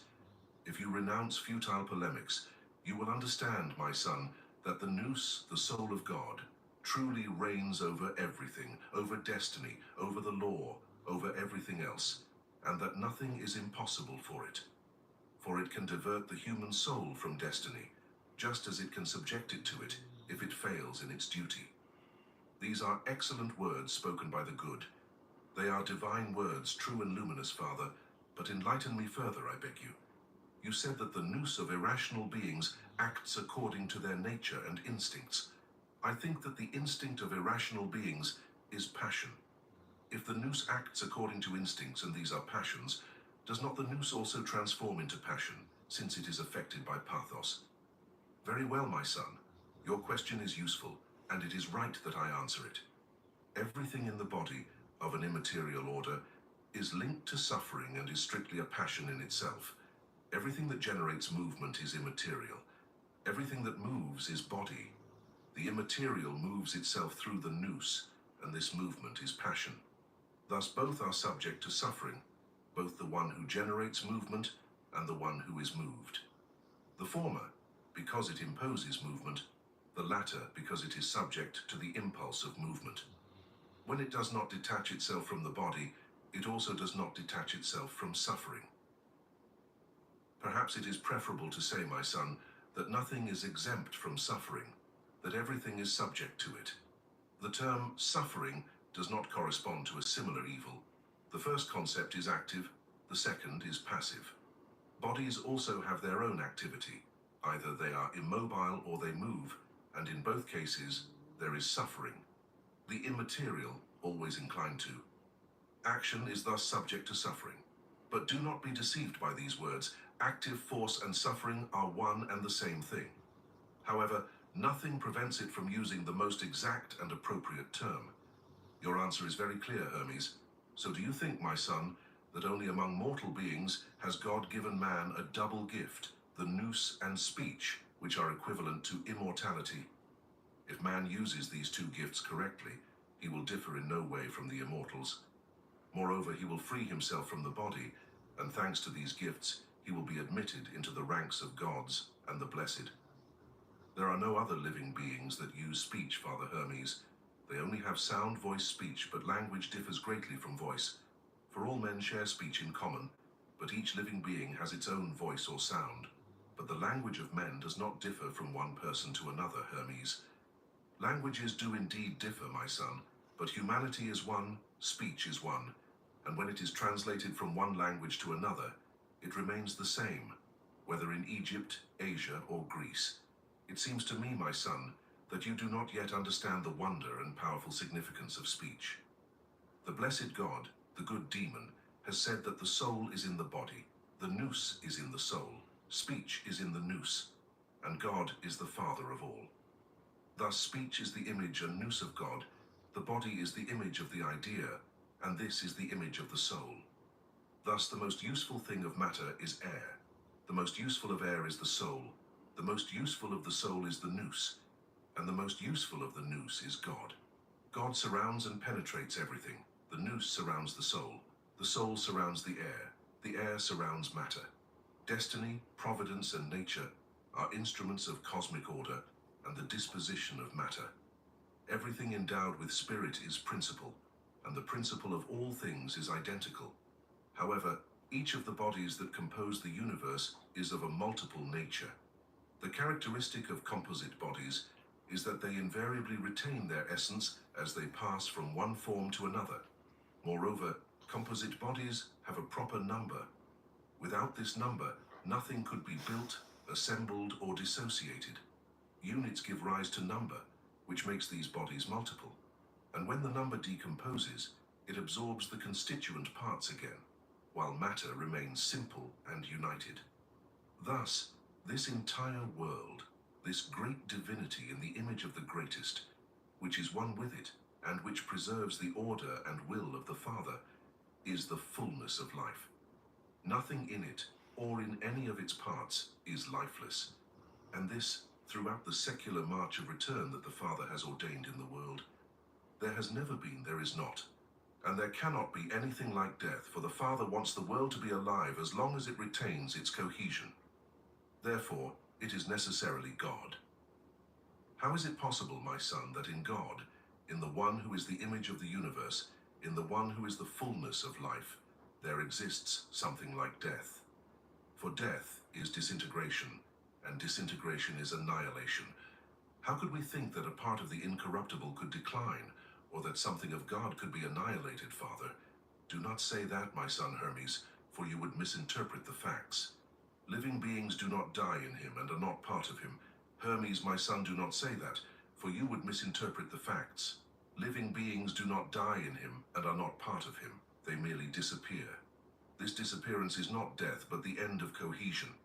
In reality, this disintegration does not mean destruction, but the possibility of a new future, a renewal. For what is the active force of life? It is not movement. And on earth, what is there without movement? Nothing, my son. But do you not consider the earth to be immobile, Father Hermes? No, my son, that is not the case. It is singular, multiple in its movement and yet enduring. It would be absurd to suppose that the nurturing mother of the universe, who creates, acts, and makes all things grow, is without movement. For without movement, nothing can be done. It is absurd to inquire, as you do, whether a quarter of the world is active. For a body without movement means nothing other than an inactive body. Know then, my son, that everything, absolutely everything, is in motion, whether to create or to diminish. What is in motion lives, and the holy law demands that nothing that lives remains the same and thus unchanged. Viewed in its entirety, the world has no motion, but all its creations change without perishing or annihilating. It is words, names that plunge man into confusion and anxiety. At Amica Insurance, we know it's more than a life policy. It's about the promise and the responsibility that comes with being a new parent, being there day and night, and building a plan for tomorrow, today. For the ones you'll always look out for, trust Amica Life Insurance. Amica, empathy is our best policy. For life is not birth but consciousness, and change is not death but forgetfulness. Considered thus, Everything is immortal. Matter, life, breath, soul, spirit, intelligence, instinct, everything that constitutes every living being. In this sense, every living being is immortal, but more than any other, the one who is ready to receive God and unite with him, for he is the only one among living beings with whom divinity interacts. He predicts the future in various ways, at night through dreams, during the day through signs, through birds, entrails, air, oak trees. Thus, man receives knowledge of the past, present, and future. Pay attention, my son, to the fact that each living being dwells in only one part of the world. The inhabitants of the water in the water, those of the solid ground on the earth, winged creatures in the air. However, man has commerce with all, comes into contact with them, and perceives them with increasing knowledge and understanding. God surrounds and penetrates everything, for he himself is the active and passive force of the universe. Thus, it is not difficult to understand if you want to. Approach God with your thoughts. Contemplate the order of the world and its beauty. Contemplate the necessity of all that you perceive, as well as the providence that reigns over the past and the present.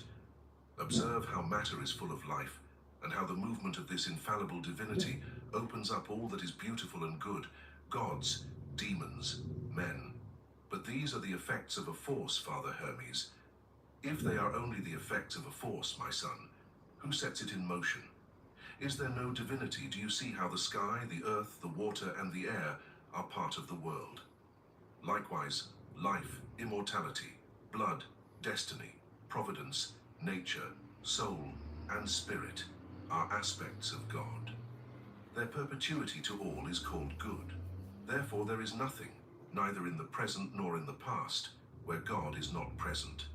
Is God in matter, Father Hermes? If matter were part of God, my son, where would you place it as long as it was not set in motion? Otherwise, would it not be merely a confused mass?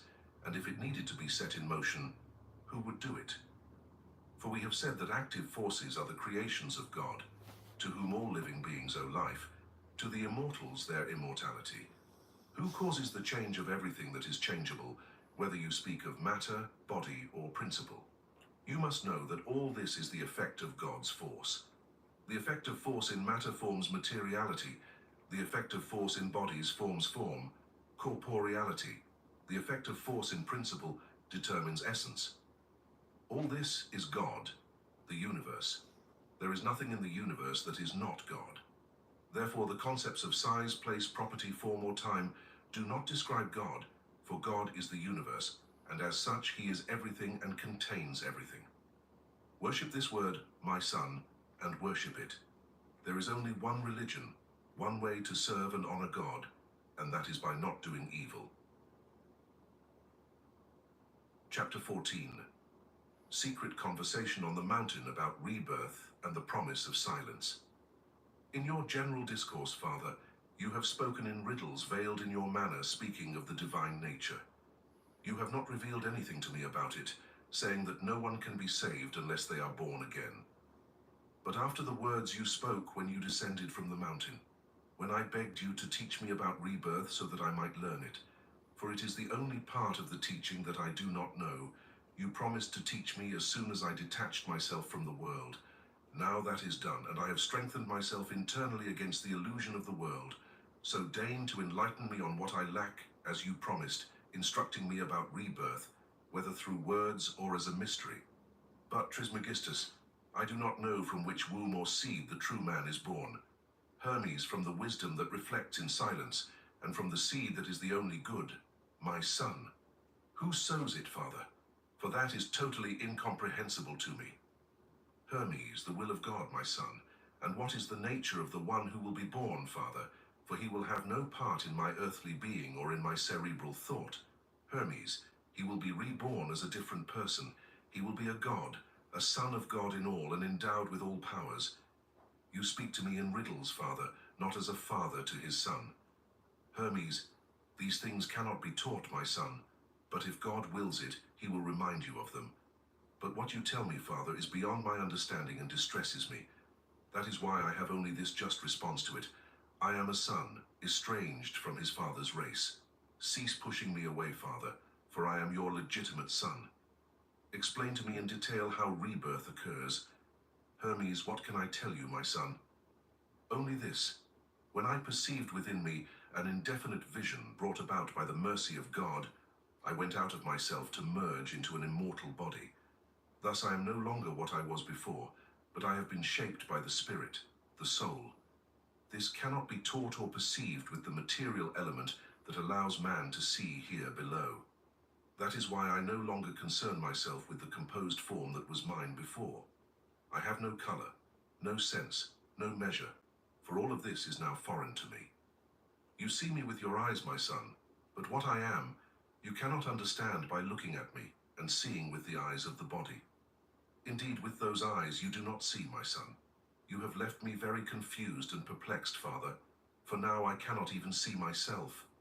God will allow you, my son, to go out of yourself like those who dream within the dream, but in your case without sleeping. Tell me again, who causes rebirth? Hermes, the Son of God, the unique man according to the will of God. You truly leave me speechless, Father, for now I understand nothing. Indeed, I still see you with the same bodily form, the same outward appearance. Hermes, you are also mistaken, for the mortal form changes from day to day. As unreal as it may be, it changes over time, increasing and decreasing. But what is true and real, Trismegistus? Hermes, that which is spotless, my son, that which is unlimited, without color, immutable, naked, formless, radiant, that which knows itself, the unalterable good, the incorporeal. That is beyond my understanding, Father. I thought you had made me wise, but all these notions block my understanding. Thus it is, my son, with that which rises like fire, or descends like earth, or flows like water, or blows through the whole universe like air. But how can you perceive by the senses that which is neither stable nor fluid, that which cannot be picked up or grasped, and which can only be conceived by its power and active force? That is possible only for the one who has a deep vision of the birth of God. I am not capable of it, Father Hermes. I do not mean that, my son, but enter into yourself, and it will come to you. Desire it, and it will come. Silence the sensory activities of the body, and the birth of the divine will occur. Purify yourself from the irrational punishments of matter. I have tormentors within me, Father Hermes, and they are many, my son, a surprising number. I do not know them, Father Hermes. This ignorance itself is the first punishment, my son. The second is pain, and for suffering. The third is lack of measure. The fourth is covetousness. The fifth is injustice. The sixth is greed. The seventh is lying. The eighth is envy. The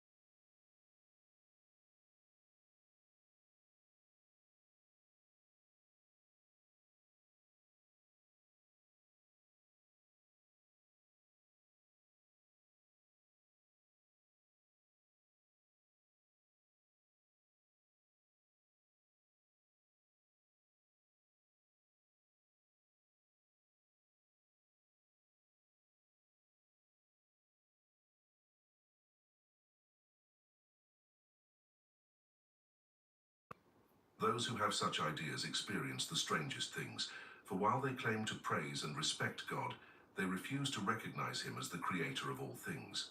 Thus, they not only testify to not knowing him, but also commit the most horrible of blasphemies by attributing to him pride and impotence. For if God were not the creator of all beings, it would be as if he despised giving them life, or was not capable of doing so. Thinking thus is truly impious, for God has only one attribute, goodness. Universal good is neither prideful nor powerless. That is what God is, goodness, omnipotent, creating the universality of things. The entirety of creation comes from God, from he who is absolute goodness and has the power to generate all. If you now want to know how God creates and how creation comes into existence, here is a fair and beautiful parable. Imagine a farmer who sows seeds in his field.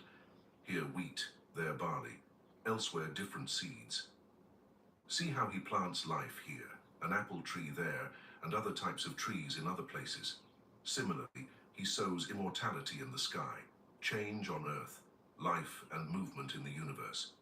Thus, these aspects of his activity are limited, few in number, and easy to count, numbering 4, plus God himself and that which is created. These 6 together constitute the universality of what exists. Chapter 16 of Hermes Trismegistus, of the soul.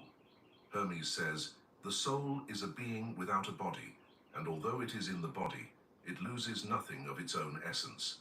By virtue of its own being, it is in perpetual motion, moving itself through the activities of thought. It does not move in anything, nor with respect to anything, nor for anything, for before the forces become active, it is, and what comes before does not need what comes after.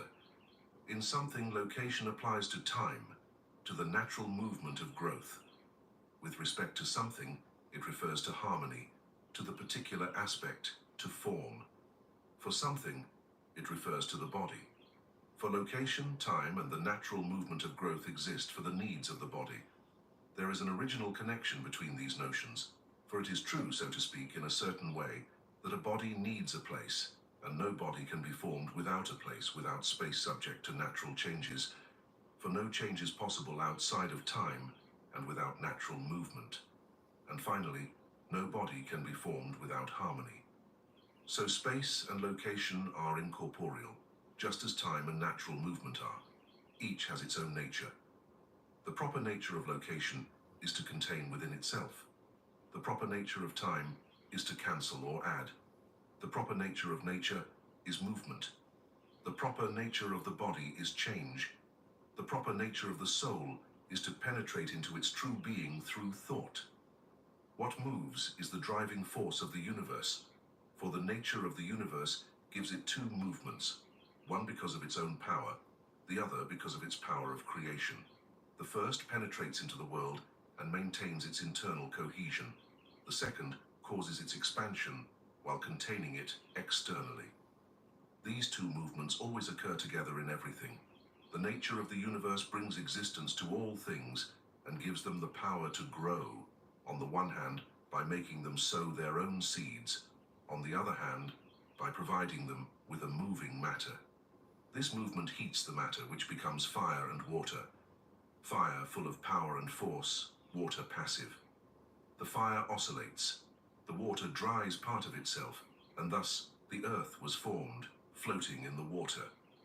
The continuous drying of the water around the earth released the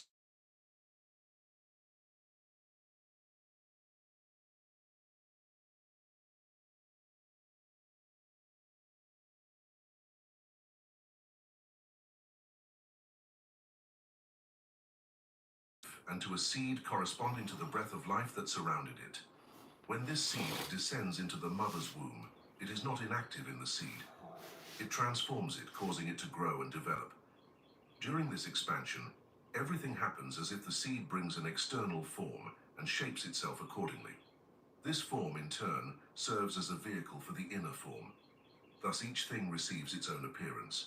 Since the breath of life did not receive a vital impulse in the mother's womb, but simply a natural growth impulse, it also harmoniously engendered a vital impulse, so that the thinking, indivisible and immutable life that never loses its immutability could be received there. According to Numbers, what is in the mother's womb becomes reality through the process of birth and brings forth what was to be born. The closest soul connects to it not according to its own nature, but according to the decrees of fate. For by nature the soul does not wish to remain in the body, only out of obedience to fate. The soul confers upon the newborn the movement of thought, mental matter, and inner life. The soul penetrates into the breath of life and stirs within it, awakening life. The soul is an incorporeal being. If it had a body, it could not sustain itself. Every body needs existence, needs the life it possesses as the foundation of order. Everything that is born is also subject to changes, for everything that is born has a certain extension and grows. When something is born, it grows, but all growth again goes through a decrease, a diminution, and then comes dissolution, disintegration. What is born lives, and to have a share of the vital form, it is linked to the existence of the soul. But the cause of existence for other reasons already exists in advance. By existence, I mean to be endowed with reason and to have a share of thinking life. It is the soul that confers thinking life. What is born is called living for rational life, for the power of thought, mortal for the body. Therefore the soul has no body, for it maintains its strength without failing. But how can we speak of a living being if there is no life-giving principle? Even less could we speak of a rational being without the existence of a thinking nature that confers thinking life. As the body is composed, thought does not reach harmony in all men, for if the composite body has an excess of heat, man becomes airy and excited, and if there is an excess of cold, he becomes heavy and sluggish. There are three types of harmony, according to heat, according to cold, and according to temperature. Nature ordains according to the star that dominates in the constellation of stars, and the soul, endowed with a body by decree of fate, accepts it and confers life to this work of nature.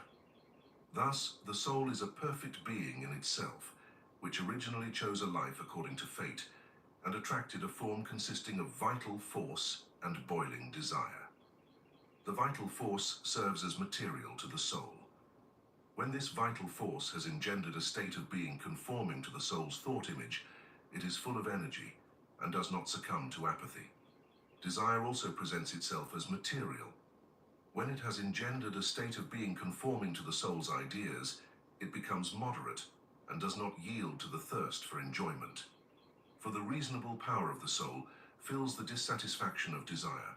Thus, when the vital force and desire collaborate and have formed a balanced state of being, and they are constantly oriented towards the soul's reason, they create a correct inner disposition.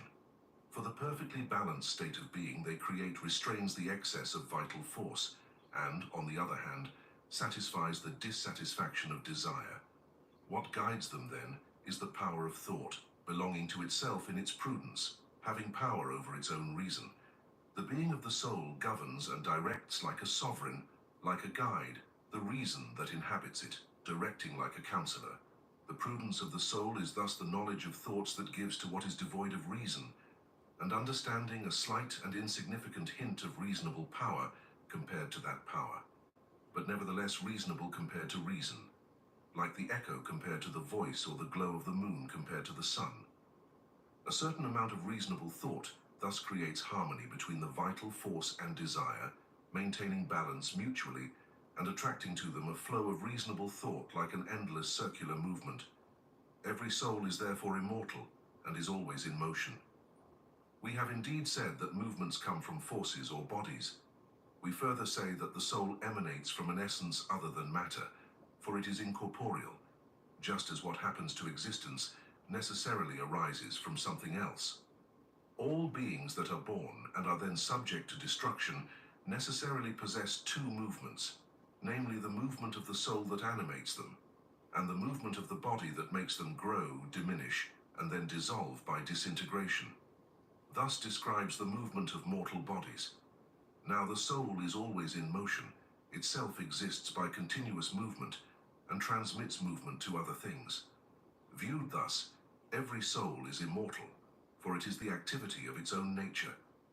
As it maintains movement, there are divine souls, human souls, and souls without reason. The divine soul is the active force of its divine body, moves within this body, and thus generates movement in it.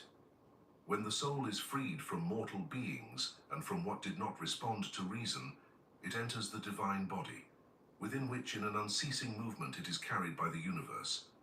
The human soul also has something divine, but it is linked to irrational aspects related to desire and vital force.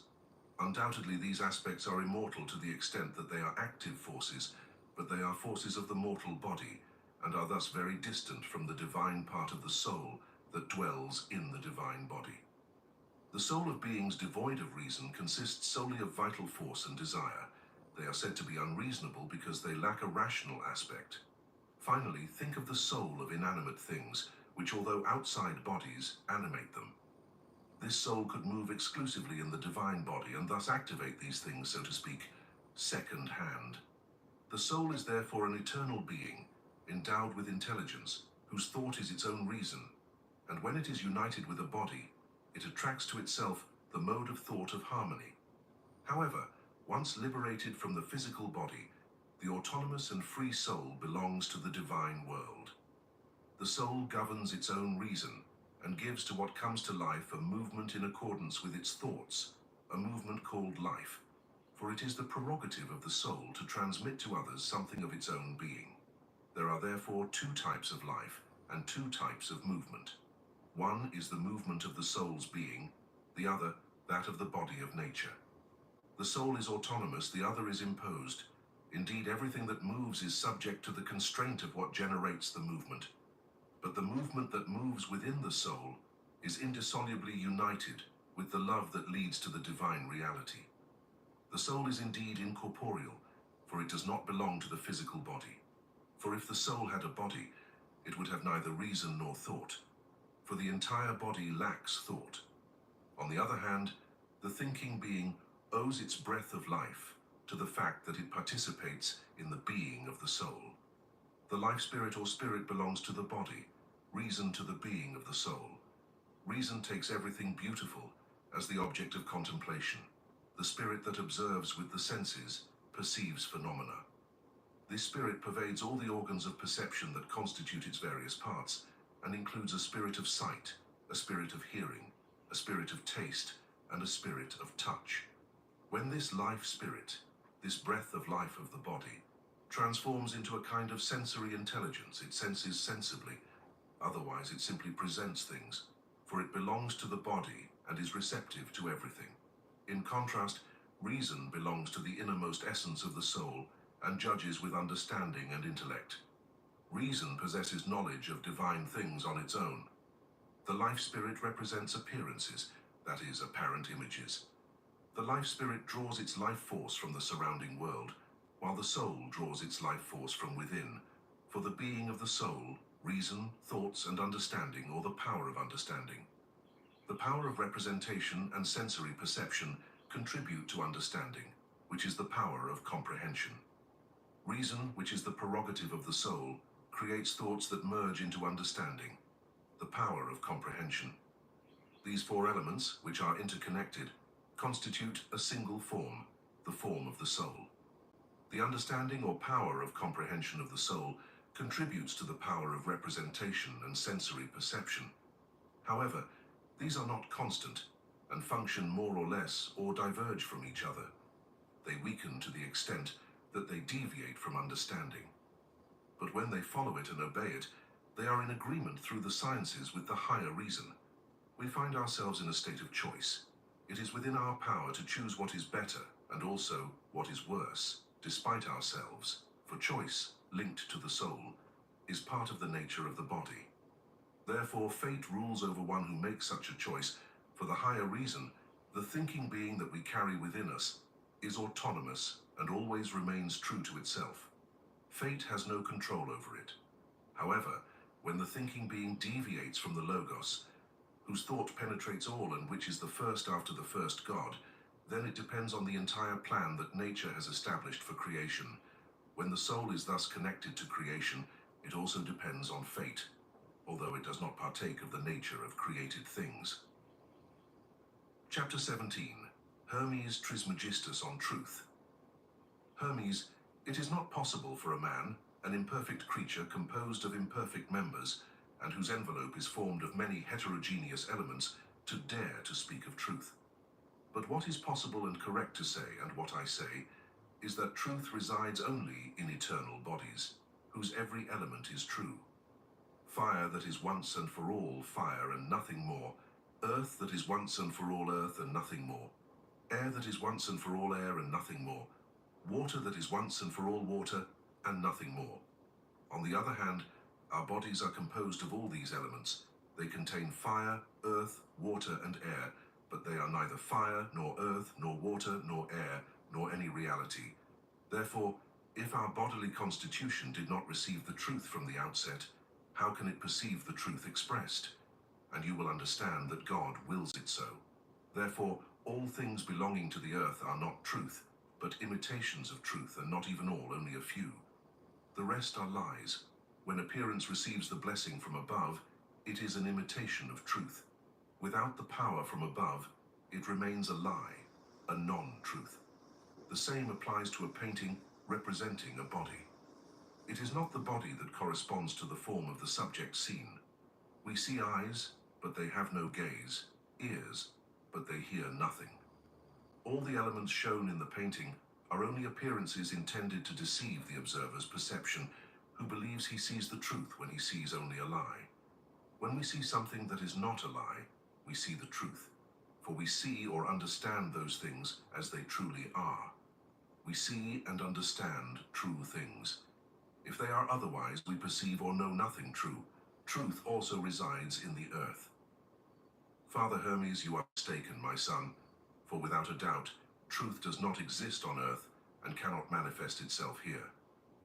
However, it is possible that some men to whom God gives the power to see contemplate the truth. There is nothing real on earth, Hermes. I think and say that everything is appearance, illusion. These are the true things I think and say. One should not call truth thinking and saying true things. Hermes, how is this possible? One must think and say what is nothing. There is no truth on earth. What is certain here below is that there is nothing certain. How could it be otherwise, my son? Truth is perfect magnificence, absolute good, uncontaminated by falsehood and unencumbered by a body. Truth is naked, radiant, inviolable, sublime, immutable. But look, my son, how powerless the things of this world are to receive this good. For all are perishable, subject to suffering, dissoluble, mobile, ever-changing, and passing from one form to another. How could these things be the truth when they are not true in themselves? Everything that changes is a lie because it does not essentially remain the same, passing from one form to another and always presenting us with new appearances. Is that not true, man himself, Father Hermes? Not as man, my son, for what is true is that which consists in itself and remains as it is. Man, however, is composed of many elements and does not remain as he is. On the contrary, he changes and transforms from one age to another, from one form to another. While he is in his envelope, it is but a short time. Many fathers no longer recognize their sons and vice versa. Perhaps a being that changes to such an extent and is no longer recognizable would be rather false, for during his changes, he assumes so many different appearances. Understand that only what is permanent and eternal is true. Man is not eternal, so he is not true either. Man is an apparent form, and as such, quite false. But Father, even the eternal bodies that change are not true, Hermes. Nothing that is generated is subject to change, that is true. But as these bodies were created by the first Father, it is possible that the matter of which they are made is true. These bodies have no truth because of their changes. There is no truth, but only that which remains identical to itself. But Father, what then can we call truth? Hermes, only the sun can be called true. For while everything else changes, the sun does not change and remains identical to itself. Therefore, only it is responsible for shaping everything in the world, governing everything and generating everything. It is to him that the truth of his being pays homage after the first and only. I acknowledge him as mine, the builder of the world. And who is the first truth, Father Hermes? The one who is not made of matter, who is not in a body, who has neither color nor form, who does not change, who is not changed, who always is.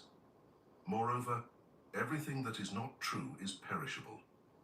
The providence of truth maintains the decomposition of everything on earth, retains it there, and will do so eternally, for without decay there is no generation. Each generation is succeeded by decomposition, so that new creatures may be born. Everything that is born must necessarily be born from what decomposes, and what is born must necessarily decompose, so that the generation of beings does not come to an end. Recognize this as the first and active cause of the generation of beings. Therefore, those who are born from decomposition can only be false, for they are born once of one type and another time of another, different, for it is impossible for them to be reborn exactly the same. How then can that which is not reborn identical be true? Therefore it must be called appearance to be correctly designated.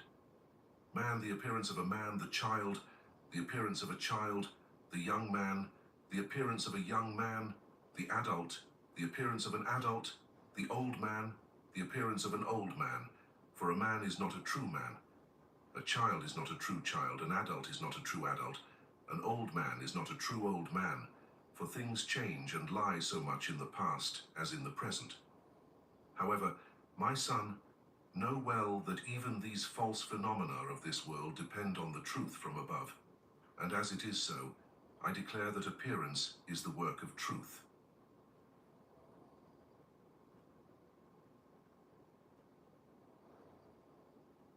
In the remotest corners of history, amidst the ancestral shadows of lost time, lies an ancient tome shrouded in mystery and enigma, the Book of Melchizedek.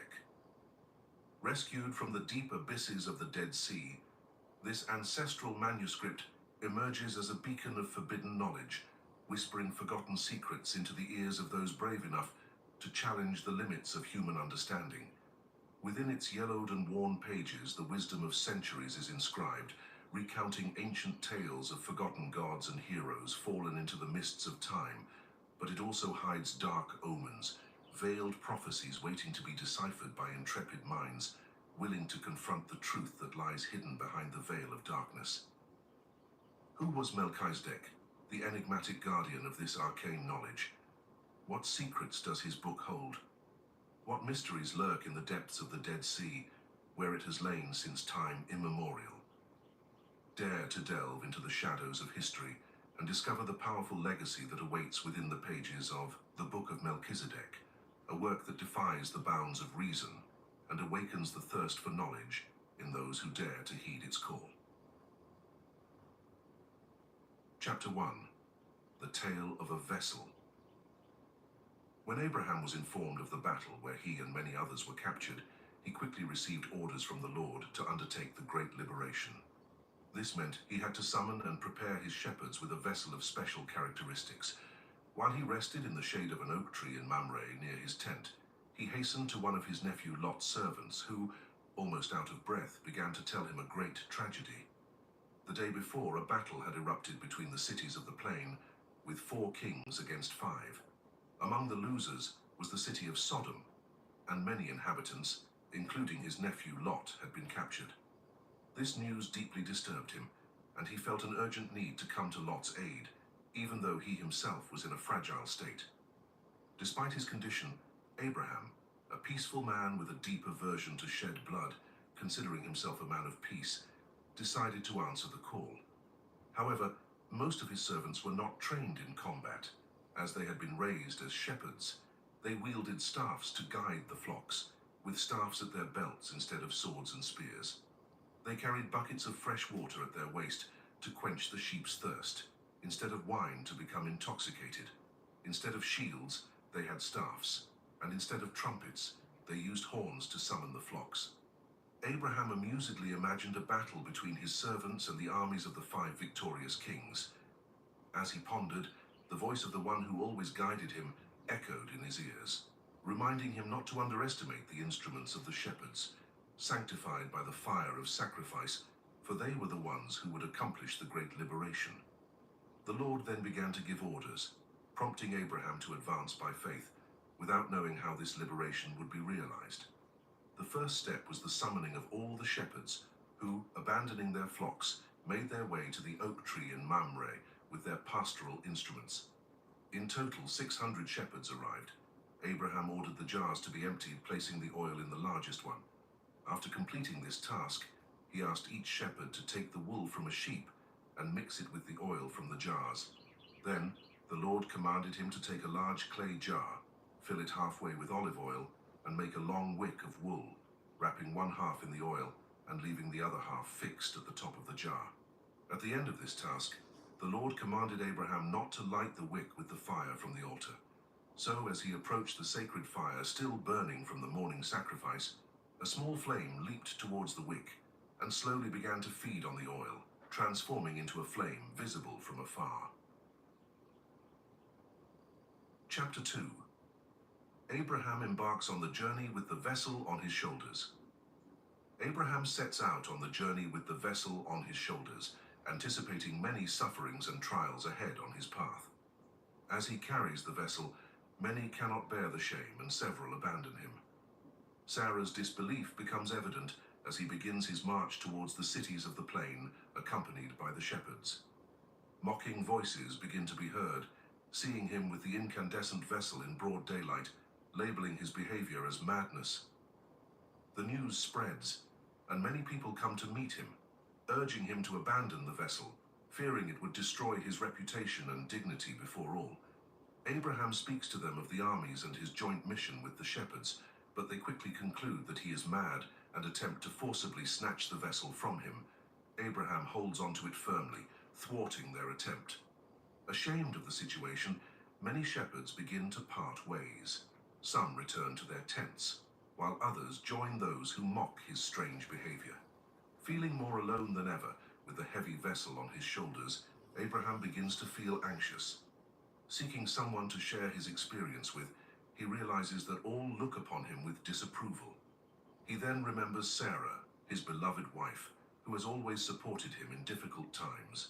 However, when he sees her amidst the crowd, he is surprised to see the same contempt in her eyes as that of the mockers. Deciding to walk alone, he tries to put himself in the shoes of those who deem him mad, admitting that no sensible person would depart without a defined destination while carrying a vessel with a flame in broad daylight. With the vessel of salvation on his shoulders, Abraham advances on the unknown path, diminishing the mockery that weighed heavy on his mind since the oak tree in Mamre. Doubts about his future flood in, and the humiliations suffered since the summoning of the shepherds seriously make him consider the possibility of abandoning the vessel along the way and returning to the altar. Some shepherds and friends advise him to return to the altar, stating that he could regain the trust of the shepherds, perhaps even becoming the respected priest of old again, for the altar housed a fire much greater than the one he carried on his shoulders. As he is about to turn back, Sarah comes to meet him, dismayed by the shepherd's contempt, but she too seems to disapprove of his stubbornness in carrying this symbol of shame. She speaks to him of a plan to distance themselves and forget these humiliations, leaving behind the voice that sent him to the plain. Abraham responds that he is willing to follow her anywhere as long as he can take the vessel, now their altar, which will illuminate their nights with its flame. Sarah becomes even more irritated, not understanding his obstinacy in carrying this symbol of shame, and she returns to the tent, turning her back on him. Chapter 3. Abraham understands the meaning of the vessel. Abraham grasps the significance of the vessel and decides to shield its tiny flame from the cold winds that buffet it. Despite the mockery of the armies and the threats of extermination of the captives, Abraham presses on toward an uncertain future, guided only by the light of the flame, whose brilliance increases with the growing darkness. As he walks alone, he reflects on the small flame accompanying him. Accustomed to seeing the sacred fire on a grand altar amidst the praises of the shepherds, Abraham remembers the moments when he stood as master and priest, clad in luxurious robes, making sacrifices, brandishing a sword towards the heavens. He realizes that the flame he carries in a humble jar is a representation of the Messiah, the one who would separate from the great God to be God with us. becoming the companion of all their journeys. Transformed by this newfound conviction, the flame he bears shines even brighter. Abraham continues his journey with the weight of the jar on his shoulders, feeling the joy of a new revelation about the Creator's character. However, he soon faces difficult moments, with the cold winds threatening to extinguish the tiny flame. To protect it, he covers it with his body, sometimes walking backward, but always moving forward toward the valley. At daybreak, he finds himself at the gates of the plain, where he encounters numerous flocks. However, the presence of the fiery vessel causes tumults and confusion among the shepherds and their flocks. Despite the shepherds' irritation, Abraham continues his journey towards Sodom. As he advances, something interesting happens. Docile sheep begin to follow him, increasingly in number, forming a herd that struggles to keep up with him. The shepherds, furious at the loss of their sheep, witness this scene. Upon arriving at Sodom, Abraham finds the city empty and devastated, following the trail of the army. He draws closer to his objective, the mission for which he came. Arriving at the day-night countryside, he sees the great encampment of soldiers at the foot of a hill. He heads towards them, leading his newfound flock. From the summit of the mountain, he observes the encampment, with thousands of soldiers celebrating their victory and hundreds of captives, humiliated and hopeless. Abraham tries to imagine how the liberation could be achieved. His presence arouses curiosity among some soldiers, who mock him because of the smoking vessel. Abraham explains that he is there to free his nephew Lot, prompting mockery throughout the camp. However, quickly, the taunts turn into cries of shame and the proclamation that all captives will be exterminated the following morning, starting with Lot.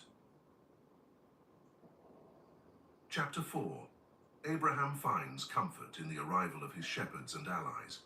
Abraham finds comfort in the arrival of his shepherds and allies, who have learned to love the light of the vessel and have shown their loyalty to Abraham. Guided by the divine voice of the Creator, Abraham begins to give strategic instructions to sow confusion and destruction among the enemy armies. As he imagines what the divine voice can accomplish to achieve such a miraculous liberation, a group of shepherds approaches Abraham, coming from Sodom. Initially, Abraham thinks they are enemy shepherds, coming to claim the spoils conquered with love. But his mistrust dissipates when he discovers they are his faithful shepherds. They arrive in small groups of 12, totaling 300 men. Their faces bear the traces of a great spiritual struggle to be by his side. They share their experiences and recount how, the previous night, they learned to love the light of the vessel, which has become a guiding star for them. Delighted by the presence of his humble shepherds, Abraham soon sees his faithful friends Aner, Skola, and Manu arriving, accompanied by 15 armed men. Knowing the dangers awaiting them in the valley, he instructs them to remain hidden until daybreak, awaiting instructions on their participation in the mission. Abraham then begins to give instructions to the shepherds, following the divine guidance emanating from the flame. The first task assigned to the shepherds is to watch over the flock until dusk. Then, upon their return, they are to attach the woolen wicks soaked in oil to the ends of their staffs, placing them inside the jars they will hold suspended upside down. Abraham then begins to light these torches with the fire of his torch until all 300 torches burn hidden inside these jars. Then, 40 of his valiant shepherds are ordered to advance silently towards the center of the enemy camp, surrounding all the captives. The remaining 260 shepherds will encircle the camp, awaiting the signal to break the jars with the horns. Guided by the voice of the flame, Abraham indicates the signals. When the last torch extinguishes in the camp, they must be alert, for a small lamp will be lit by one of the captives. As soon as the lamp starts to burn, all must run to their positions, avoiding any noise to avoid detection. The signal to break the jars with the horns would be the extinguishing of the lamp. After these instructions, the 260 shepherds, hidden in the shadow of the night, disperse into the valley and await the moment to surround the camp, while the remaining 40 take position near a vulnerable entrance to reach the captives. Late into the night, the torch of the last soldier extinguished, plunging the camp into total darkness and silence. Among the captives that night was a man experiencing the greatest anguish of his life, my nephew. After enduring mistreatment, he learned of the punishment awaiting him at daybreak. Desperate, he longed to see my face again and apologize for his transgression. Spotting the glow of a torch on the hill, he believed he had a vision. However, upon approaching, he discovered it was his dear uncle, and touched by faith, he lit his lamp, symbolizing his empty life without faith. The small flame of the lamp did not last long, but it was necessary to extinguish it to mark the great victory. As darkness once again covered the faces of the 1,300 shepherds, they struck the jars with their horns, releasing the hidden torches. A great noise, like a cavalry in battle, resounded everywhere while the torches remained suspended. The 300 horns once used to guide the flock now sounded like conquering trumpets. The entire camp was startled awake, and not knowing how to escape such a terrible invasion from within and without, the soldiers began to fight amongst themselves. My shepherds stood their ground, sounding their horns. The captives were terrified at first, but gradually realized the plan that was in their favor. At daybreak, a scene of total destruction unfolded before our eyes. The entire city was strewn with thousands of bodies torn by their own swords and spears. Only a few managed to flee this field of extermination, but their lives did not last long as they were pursued by my 18 armed allies and apprehended not far from Damascus. Meanwhile, the now liberated captives reclaimed all the riches stolen from them by the enemies. Chapter 5. The Great Liberation. The Great Liberation represents the liberation of Israel in the last days. Abraham discovers that this great liberation was realized during Rosh Hashanah. Abraham begins to preach faith in the Messiah to the liberated captives, inviting them to purify themselves in the water. However, only 3 of them accept. Abraham refuses the offer from the king of Sodom. Abraham and the faithful decide to commemorate the Feast of Tabernacles, dancing upon the pearls of the vessel, joyfully celebrating in Salem and meeting Marquis and Death. From the hilltop, as vibrant with the joy of the ex-captives on this morning of liberation, I hear the voice of the key speaking to me amidst the flames. This tangible liberation today represents the liberation I must accomplish in the last days, saving the remnant of your children from the onslaught of many nations allying with Gog to destroy them. On that day, when they triumph over my people, my anger will be great. I will fight them with plague, blood, torrential rains, large hailstones, fire, and sulfur, that I will rain down on them, on their troops, and on their many cities. Thus I will be glorified, justify my holiness, and make myself known to the eyes of many nations. They will know that I am the Lord. On that day I will pour out on the house of David and on the inhabitants of Jerusalem a spirit of grace and supplication. They will look toward me, the one they have pierced, and mourn as one mourns for an only child, weeping bitterly as for a firstborn. On that day, a fountain will be opened for the house of David and the inhabitants of Jerusalem, enabling the removal of sin and impurity. Now aware of the historical significance of this day of liberation, I took a calendar and discovered with surprise that it was Rosh Hashanah, the day of trumpet, the first day of the new year. 10 days later, John would arrive, purifying himself on the Day of Atonement. Day 15 would see the Feast of Tabernacles, the joyous celebration of the autumn harvest. Shortly thereafter, the flame, now for me a representation of the promised Messiah, extinguished at the moment of the encounter between the shepherds and the many now liberated captives, full of joy and wonder. All wanted to know how such a great liberation had been possible, only with the use of those torches and horns. I then spoke to them of the importance of that fire liberated from the altar that had guided me to liberate them in that valley, identifying it as the saving Messiah.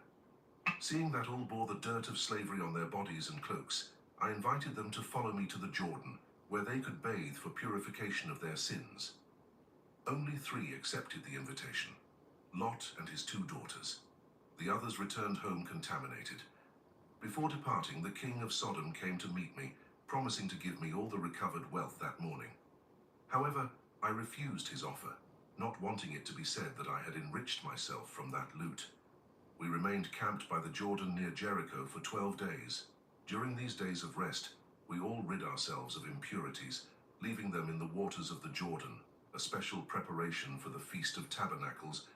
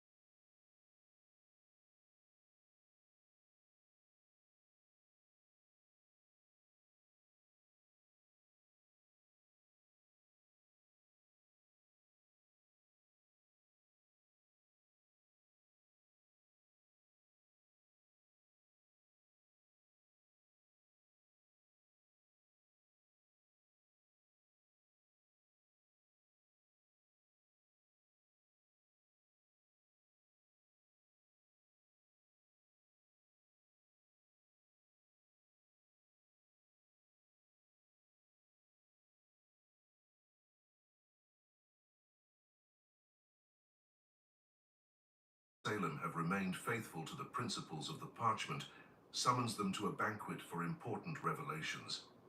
As they take their seats before the throne, the subjects join joyfully in singing peace songs led by Samuel. Moved to tears by their performance, the king goes to his son, embracing him amidst the applause of the grateful crowd. All acknowledge that peace and joy in Salem are largely due to the love and dedication of the beloved prince, author of these sweet songs. In this moment of recognition and gratitude, Adonias reveals his plans kept secret until now. With a calm voice, he tells the subjects of this kingdom of peace, "My soul is filled with joy today, as I contemplate your faces more radiant than in times past. Your garments remain as white and pure as the day I gave them to you, and the harmony of your voices and instruments is even better today." The king solemnly adds, "There is still 1 year of testing left, at the end of which you will be examined. If you remain faithful, as you have been so far, you will be honored and confirmed as subjects of this kingdom of peace. However, if anyone is found guilty, they will be exiled, although the trial may bring us much sadness and suffering." The king's words prompt the subjects to deep reflection, each examining themselves reverently. They confidently wonder if they will be approved, for they love Salem and its laws. They then unite their voices in an expressive chant of loyalty. At the end of the song, Adonias reveals his great secret. "Those who are approved and inherit this kingdom of peace will see my son become king, to whom I will give the glorified throne of this victorious Salem." The king's announcement is greeted by all with great joy. However, Adonias has not yet revealed all of his plan. Calling for silence, he continues, "My son will have a special scepter in which all right of dominion will be sealed. His scepter, symbolizing all harmony, will be a lute." This revelation deeply moves all present, and the prince, prostrating himself at his father's feet, weeps for joy. Meanwhile, all applaud him enthusiastically, longing to see the day when peace will be victorious. Adonias, calling Shammah to him to be with his son, concludes by saying, "In the government of this victorious Salem, I intend to make Samael the second, after Melchizedek. The parchment of the laws will be entrusted to him, and he must be the guardian of the honor of this triumphant kingdom." Chapter 4. Shammah is overcome by feelings of greatness and pride, thus orchestrating a secret plan to impose his concepts, contrary to the law of the parchment. Melchizedek manages to bring him back on the path of humility and righteousness, but Samael falls again under the yoke of pride and greed. Samael, upon learning of Agonias's plans for Salem's future, is filled with euphoria. He now envisions this city like no other, imagining its future glory. Considering the king's words that would place him as second in the kingdom, he is overwhelmed by a sense of exaltation. This individual, who had until then led a life of humility by obeying the laws of the parchment, begins to take pride in his position. In his delirium, he imagines himself alongside the throne with the subjects of Salem at his feet, praising his greatness with accolades. Samael, completely engulfed by this feeling, fails to realize that he is being led down a dangerous path. The pride that seduces him breeds selfishness, which will later manifest as greed. A week after Agonias's revelation, the subjects organize a celebration in honor of Melchizedek, the future king of Salem. Seeing him acclaimed by so much praise, Samael is overwhelmed by a strange feeling of envy, born of pride and selfishness. He cannot bear the thought of being left behind, convinced that he is not as beautiful and wise as the prince. It is almost impossible for him to conceal this feeling of unhappiness. Though Samael once found indescribable pleasure in reciting the laws of the parchment in the company of the prince to transform them into beautiful songs, these moments are now unpleasant to him. The principles he once recited now contradict his own ideals. However, he decides not to reveal his feelings of rebellion. He will uphold the old parchment until, with his authority, he can exclude the new laws of the upcoming kingdom. For is he not the guardian of these laws? Believing he can influence Adonias's son with his dreams of greatness, Samael approaches him with euphoria, speaking of the glories of the kingdom to come, he imagines himself with the prince covered in honors, enjoying the praises of a victorious Salem, becoming the heroes of the most perfect kingdom established among men. The delirious words of this honest subject arouse concern and sadness in the heart of the young prince, as they do not reflect the teachings of love and humility of the parchment. Seeing his intimate friend in danger, Melchizedek, with a tenderness never before revealed, leads him to the throne. Taking the parchment, he begins to compassionately read the following paragraphs. The kingdom of Salem will affirm itself in humility, for this virtue is the foundation of all true greatness. Humility is the fruit of love, for it opposes pride, which can keep the creature captured in the dust, making it content with its limitations, by tricking it into thinking they are of infinite value. Humility consists of forgetting oneself, which in a life of selfless service to others. Upon hearing this, Samael strives to conceal his indignation during the reading of the parchment. Then the prince, in a friendly counsel, says to him, "My dear friend Rain, shall we create in a victorious hall that will shine far above this parchment, whose principles have been faithfully fulfilled during these years of trial? Is not the glory of Salem full freedom? Know well that full freedom will not coexist with those laws, whose purpose is enclosed at the end of 5 years. It is up to us to crown Salem with the honor of total freedom that will generate endless happiness. This freedom cannot exist under the limitations of the parchment." The king's son is deeply troubled by his friend's words, which seem nonsensical. But how could he free him from this path of death? No one in Salem, besides Melchizedek, knew of Samael's sad condition. Thus, with patience, the prince tries to make him understand the true value of the parchment, whose laws could never be altered, for it would bring about the end of all peace. The prince's counsel eventually awakens Samael's heart. Meditating on his words, he realizes he is following a deceptive path. Seeing tears of repentance in the eyes of the one he loves so much, Adonias' son rejoices in his victory over pride and selfishness. The days following the release were filled with success. The prince showed even more kindness, ready to give all of himself so that his companion could continue to triumph on the path of humility.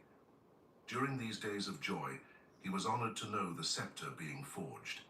In a moment of inattention, Samael, who had regained peace in his mind, let his heart be possessed again by a feeling of greatness that triggered a new storm in his soul.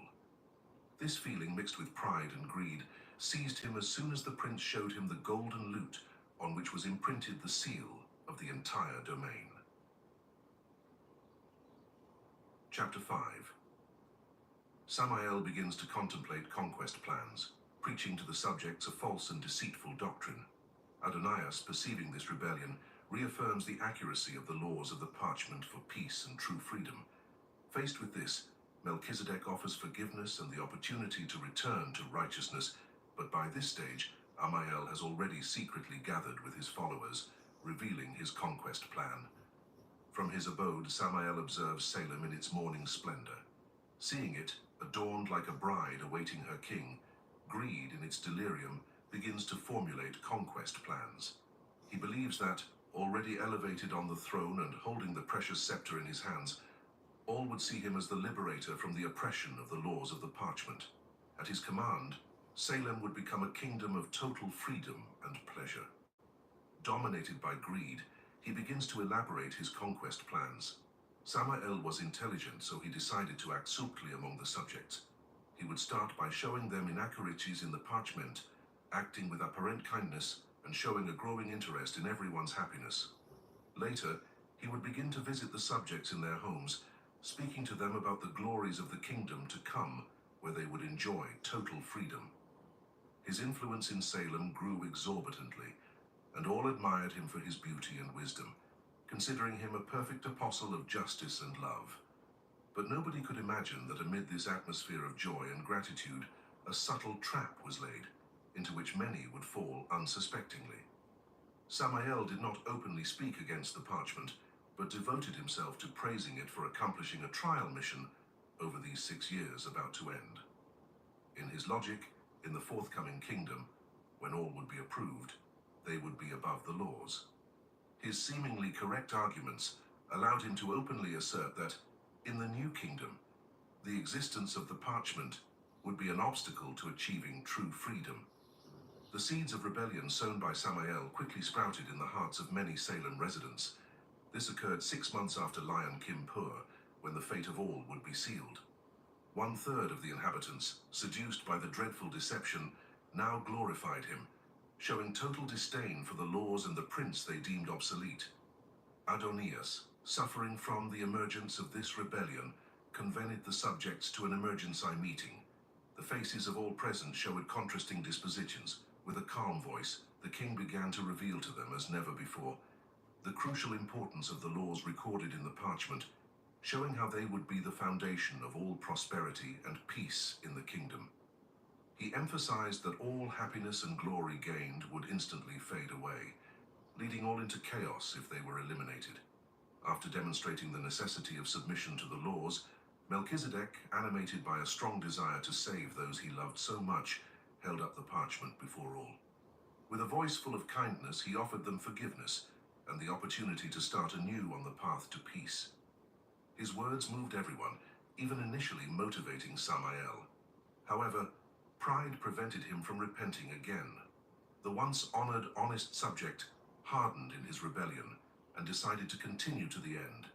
This decision would not manifest quickly, as he had idealized a treacherous plan. At the end of the meeting, Samael summoned his supporters to a secret meeting held under the cover of night near the brook of Cedron, outside the walls of Salem. After cursing the parchment and all who defended it, he laid out his plans of revenge and betrayal to them. As you know, the 6 years of trial are coming to an end, with from today 24 weeks until the day of coronation. If you want to see me as king instead of Melchizedek, I can steal the scepter, thus taking possession of the kingdom. Then we will all march together into the deep valley where the cities of Sodom and Gomorrah lie. There, we will arm ourselves and march against Salem, subduing our enemies. We will put an end to the parchment and all those who refuse to submit to our rule. Chapter 6. Samael and his accomplices feign loyalty to the kingdom. Melchizedek, trusting, shows Samael the secret location of the golden lute. Samael betrays Melchizedek's trust, and preparing his men, steals the precious scepter. Samael and his supporters begin to march toward the valley. Salem is in danger, and days of apparent tranquility and peace follow. Samael, pretending loyalty, is still by the prince's side, showing admiration for his new compositions that exalt the laws of the parchment.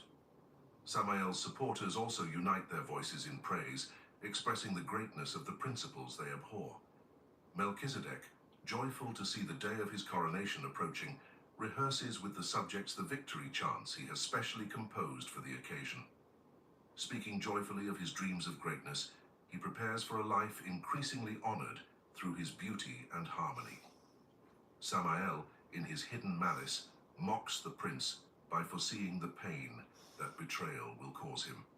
During these days of apparent peace, the rebellious subject asks where the scepter will be hidden until the day of coronation. Unwittingly, the prince reveals the entire secret.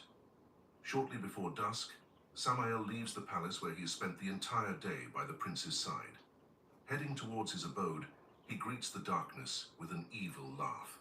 As the subjects, enchanted by the anticipation of imminent victory, inspect under the candlelight the adornments of their instruments, their garments, and their abodes, Samael feigns preparation in peaceful appearance. Meanwhile, the prince, sleepless after a night of beautiful dreams, prepares for the judgment and coronation ceremony.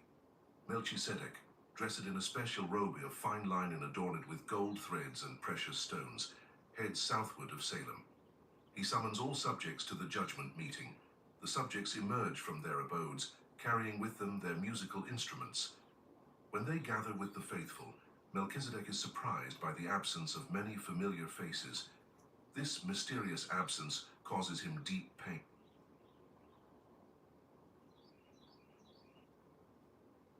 Karen's about to retire. Here's what's going into her retirement. There's us. She raised us on our own. 10 years as my roller derby wife. Great. Preschool she's opened.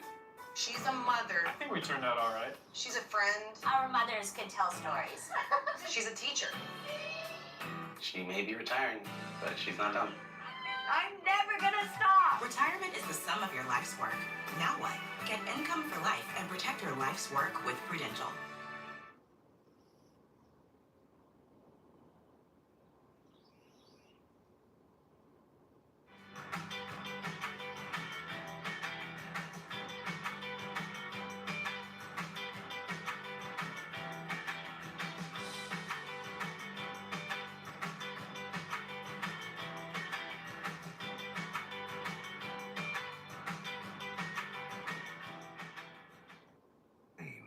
But he also does not see the face of his dearest friend, Sham, among the faithful. Worried, the prince sets out to search for the missing and eventually heads towards the mountain abode. Calling out to Sham, his voice echoes back with no response but empty echoes. Betrayal reads in the sad void, and the prince feels tears welling up within him. Memories of the shared past with the one he sought with such devotion flood back to him. Remembering the days when he rejoiced in the certainty that his friend would not fall again, he recalled the friendly gesture of showing the tragedy. The memory of that incident, coupled with the footsteps unheard in the palace that night, confirms the certainty that Salem is in danger. Unable to bear the possibility of betrayal, he prostrates himself in tears, pained by the terrible ingratitude of the one to whom he has dedicated so much love. Bent by the pain, he remains for a moment, seeking some solace.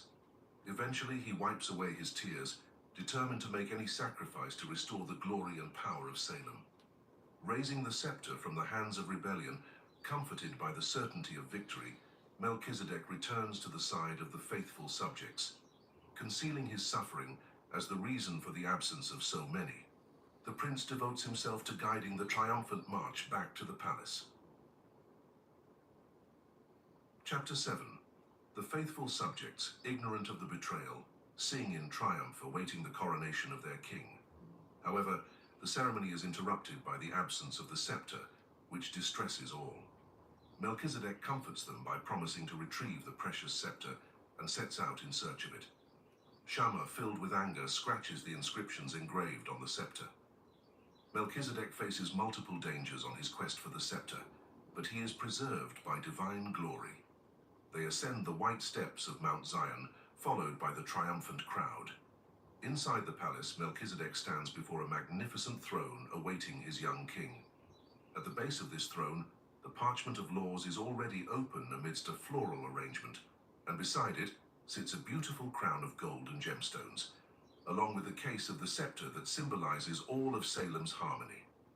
The subjects are joyful, for they know they will be judged worthy to inherit the kingdom of peace. Now awaiting the moment of coronation, Melchizedek will rule from his throne with his precious scepter.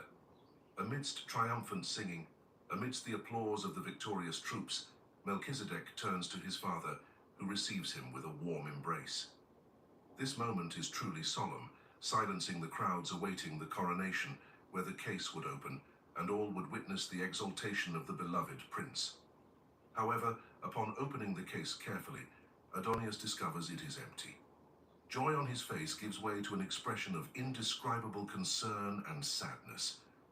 The presence of the missing scepter saddens Melchizedek and the subjects, who should be sharing this moment with their friends. Melchizedek comforts them by promising that he will go in search of the scepter. Ignorant of the risks awaiting the prince, the subjects watch him depart hastily. The day of coronation approaches for the distant rebels of Salem, and Samael, on the way to the cities of the plain, damages the precious loot adorned with the inscriptions of the laws. As they reach the point where the road divides, Samael orders his followers to continue to Gomorrah, while he would go to Sodom, where he would stay for 2 days, joining them later in the night. Entering Sodom, Samael walks through the narrow streets unnoticed until he finds an isolated house on an elevation. Using the scepter as a weapon, he invades the house, killing its sleeping occupants. He takes possession of this residence where he schemes a loan for the sale of Salem. Meanwhile, at dawn, initially the day of coronation, Adonias' son walks towards the valley, his eyes filled with sadness and anxiety, seeking traces of the rebels. Memories of the ingratitude of those he loved so much make him weep, his tears seeming like drops of blood from a wounded heart. The prince does not weep for the dangers that await him that night, but for the unfortunate fate of those who have exchanged the peace of Salem for the violence of these cities of the plain. His only comfort is the memory of those who, despite all temptations, remained faithful, to whom he promised to return the scepter, a promise he will keep despite all sacrifices. After a long night of insomnia, the prince, lying on the side of the road, sees the decisive daylight near Sodom that morning. The idea of approaching the center of his beloved Salem makes him forget all fatigue, and he hastens his steps towards the challenge. As the great gate of the city opens, they are seized with fear upon hearing discordant noises that betray the pride, selfishness, and greed that dominate all hearts in this city. Melchizedek, determined and hopeful, passes through the gates of Sodom, plunging into this strange world where everything is contrary to Salem. From the rough and filthy constructions of Sodom, it is evident that it is a kingdom of darkness. The contrasting presence of the prince is quickly noticed by many who surround him tumultuously, filled with horror, recoiling as if vanquished by an invisible force. Driven by fury, they begin to pursue him from afar, determined to make him flee, hurling stones and mud to soil his garments, but they do not reach him as he advances in his anxious quest. Eventually, they give up the pursuit at sunset. Chapter 8. Melchizedek retrieves the precious scepter destroyed by Samael, but maintains a princely posture in the face of the traitor's threats. His determination to redeem the scepter at any cost remains firm, even when confronted with pain and blood as the price of his redemption. Melchizedek's atonement to redeem the scepter is akin to Christ's atonement to redeem humanity. As the sun declined on the horizon, heralding the arrival of night, his heart suffered great agony. Almost overcome by exhaustion and despair in a dark impasse, he bowed his head and, fainting amidst tears, uttered these words amid sobs. "Salem, you cannot perish. Your scepter must be redeemed with the claws of rebellion. But when and where will I find it? I have no more strength within me, and the hope of redeeming it before nightfall forsakes me." In his supreme anguish, the prince did not notice that on this evening, another wail of pain emanated from the broken strings of a humiliated lute. Suddenly, this faint wail penetrated his ears, reviving him with the certainty that the great moment of redemption had arrived. Wiping away his tears, he gathered his strength and headed towards a small house on a hill from where the sound seemed to come. Approaching the slightly ajar door, he stopped, contemplating a scene of contrast. Samael, wrapped in a dirty cloak, punishing the scepter of Salem. Both the youth and the scepter were so disfigured that there was hardly any trace left of their former glory. However, the scepter remained precious, as it bore the seal of Salem's dominion. Faced with this heart-wrenching sight, Melchizedek was deeply moved, bursting into loud sobs. The seditious one, surprised to see no expression of fear in Melchizedek's eyes, but rather compassion, rose trembling and full of anger, demanding of him, "What brings you to Sodom?" pointing to the damaged scepter. Melchizedek exclaimed, "The glory of Salem is destroyed by your betrayal, for you have exchanged the house of justice and love for this valley of injustice, hatred, and death. Now, if you do not wish to return to Salem, at least return the scepter. I have descended this hostile valley ignorant of the dangers that await us, knowing your intent, and wish to save Salem."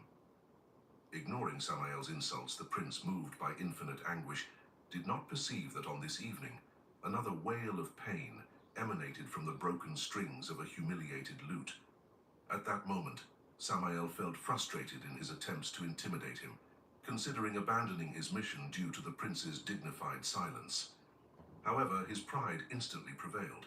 He then began to plan something terrible to further humiliate and inflict suffering on the prince.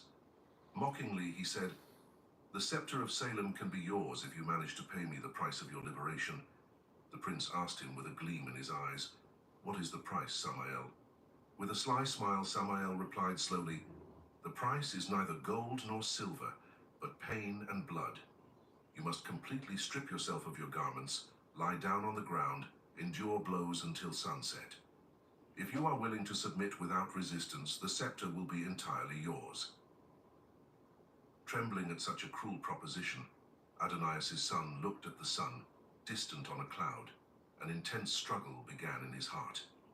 Initially, the horror of the sacrifice almost overwhelmed him, prompting him to withdraw. But the thought of seeing Salem enslaved by rebellion ultimately led him to decide to pay the price of redemption by surrendering to humiliating suffering. Having made the firm decision to redeem the scepter, the prince threw his garments on a stone, immediately lay down on the cold ground, his face turned to the west. Without mercy, Samael began to strike him, using the scepter itself as an instrument of torture. Groaning in pain, the prince... This is Kansas, and this is Country Crock. We start with farm-grown ingredients, slow churn in the middle of the country. We've also been at the middle of tables for generations. No matter where your table is, bring the country in.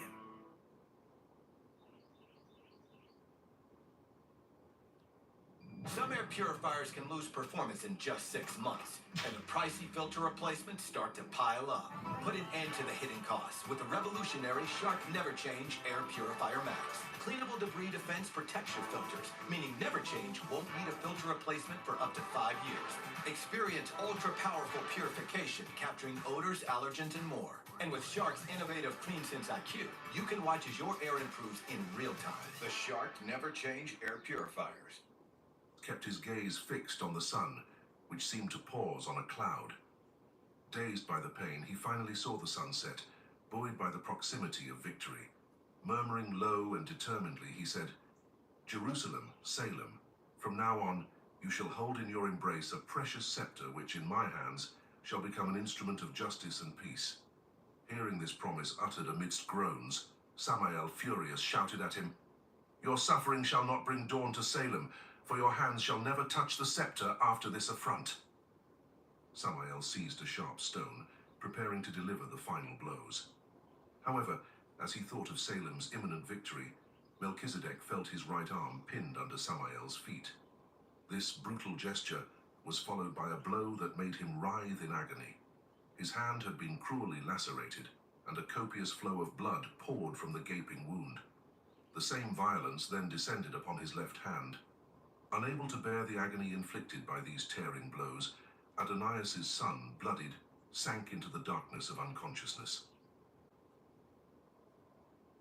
Chapter 9. Shammah, because of his actions, abandons the prince, leaving the scepter by his side. Gradually, Melchizedek regains consciousness, retrieves his garments and scepter, then makes an oath before departing definitively towards what he calls him. He does not regret his actions. There is a great similarity between Melchizedek's experiences and those that the incarnated Son of God would undergo. Melchizedek is welcomed with acclaim for his redeeming act, is embraced by his loving Father, and returns the scepter to be restored. When he ceased striking the prince, the rebellious subject was seized by a strange horror as he beheld the face of one who had only done him good and seemed to be plunged in the sleep of death. He tried not to remember his past, but felt irresistibly drawn to the days of his happy innocence in Salem. He recalled his best friend's constant counsel, urging him to forsake the path of evil that would lead to misery. As he was carried away in these memories of happiness destroyed by his own fault, Samael became aware of his ingratitude.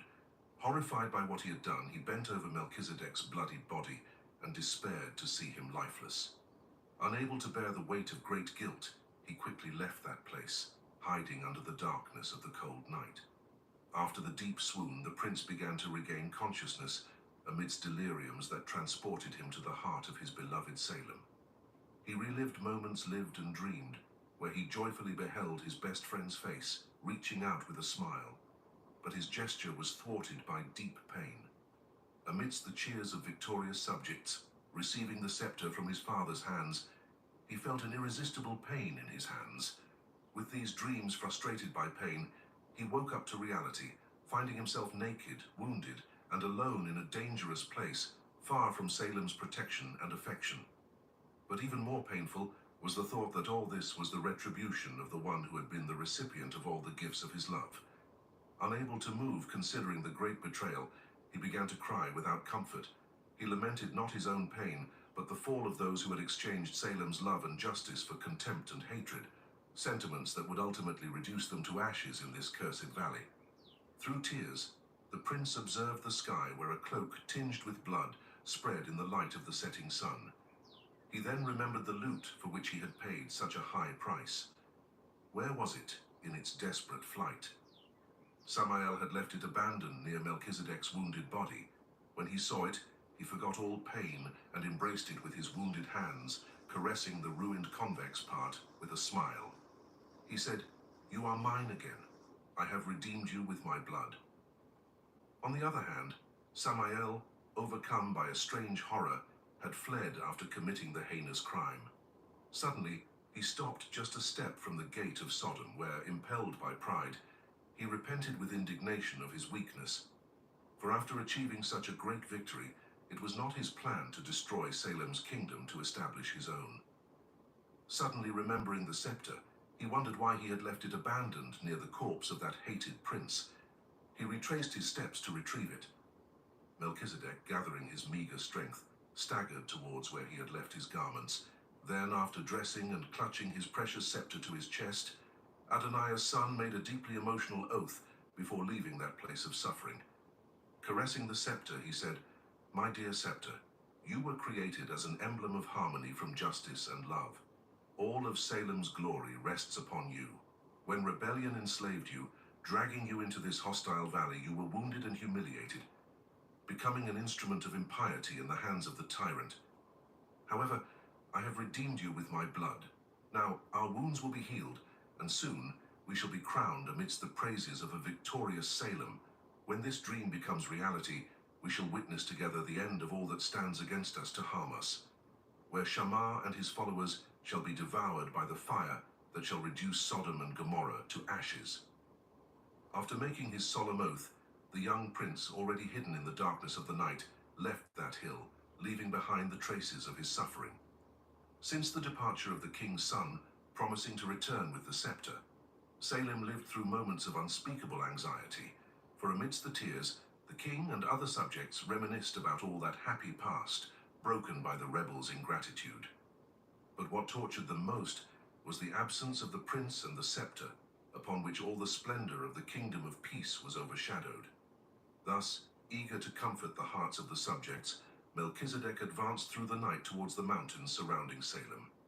Though still weakened and wounded, he continued his upward march, hoping to reach his homeland by morning. This long and dark night was finally overcome by the rays of dawn. In Salem, the hope of seeing Melchizedek again with his scepter was almost abandoned until, gazing upon the Mount of Olives, they saw him descending by the path of Gethsemane. When they found him at the bottom of the Kidron Valley, they were frightened by his appearance. His face was pale and his robe was soaked in blood, yet he smiled, expressing great joy. They then asked him the reason for these bloodstains, and in response, Melchizedek withdrew his wounded hands from under his cloak, showing them the redeemed scepter between them. After recounting the steps that led him to save the scepter, the subjects in silence respectfully bowed at his feet, acclaiming him as their redeemer and king. Amidst the praises of the redeemed hosts, the prince entered the royal palace, where, under the care of his loving father, he recovered from past suffering. Furthermore, the disfigured scepter, now more precious, was also restored, becoming even more beautiful than before. Now, the day of the coronation would be set for the following day by the grace of Melchizedek, which would seal the victory of all the faithful and the condemnation of the rebels. Chapter 10. Shammah, finding neither the prince's body nor the scepter, sets out for Sodom and is received as a king by his men, whose numbers increase every day in iniquity and pride. While terror conspired against the kings of the plain, inciting them to war against other kings, Samael and his men, defeated, hid in caves. Shortly after Melchizedek's departure, Samael arrived at the place where he had apparently left the lifeless prince near the Ud. Not understanding this mysterious disappearance, he headed towards Gomorrah, where his followers awaited him.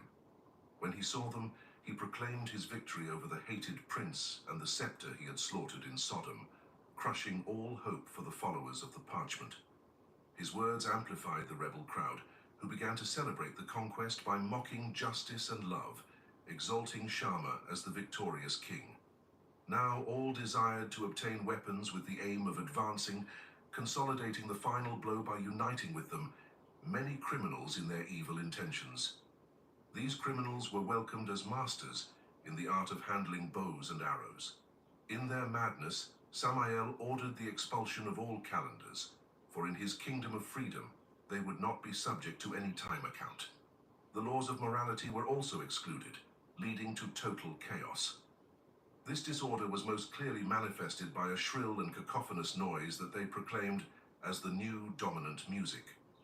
Dominated by selfishness, Samael and his followers feasted on illusions, unaware that their days were numbered, for the fruits of rebellion would soon draw upon them the fire of destruction. Dividing their followers into small groups, Shammah began to command violent acts that terrorized the inhabitants of the plains. At that time, they hid in caves near the Dead Sea. The respect and fear of Samael's warriors caused the kings of 4 cities to finally seek him out, proposing peace agreements among themselves.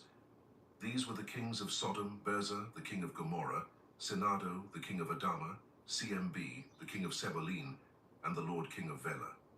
At that time, these kings paid tribute according to the honor agreement with the king of Lam, who, accompanied by the armies of 4 other cities, had subjected them in the valley near the Dead Sea. Wix gives you the power of AI to build the website you need.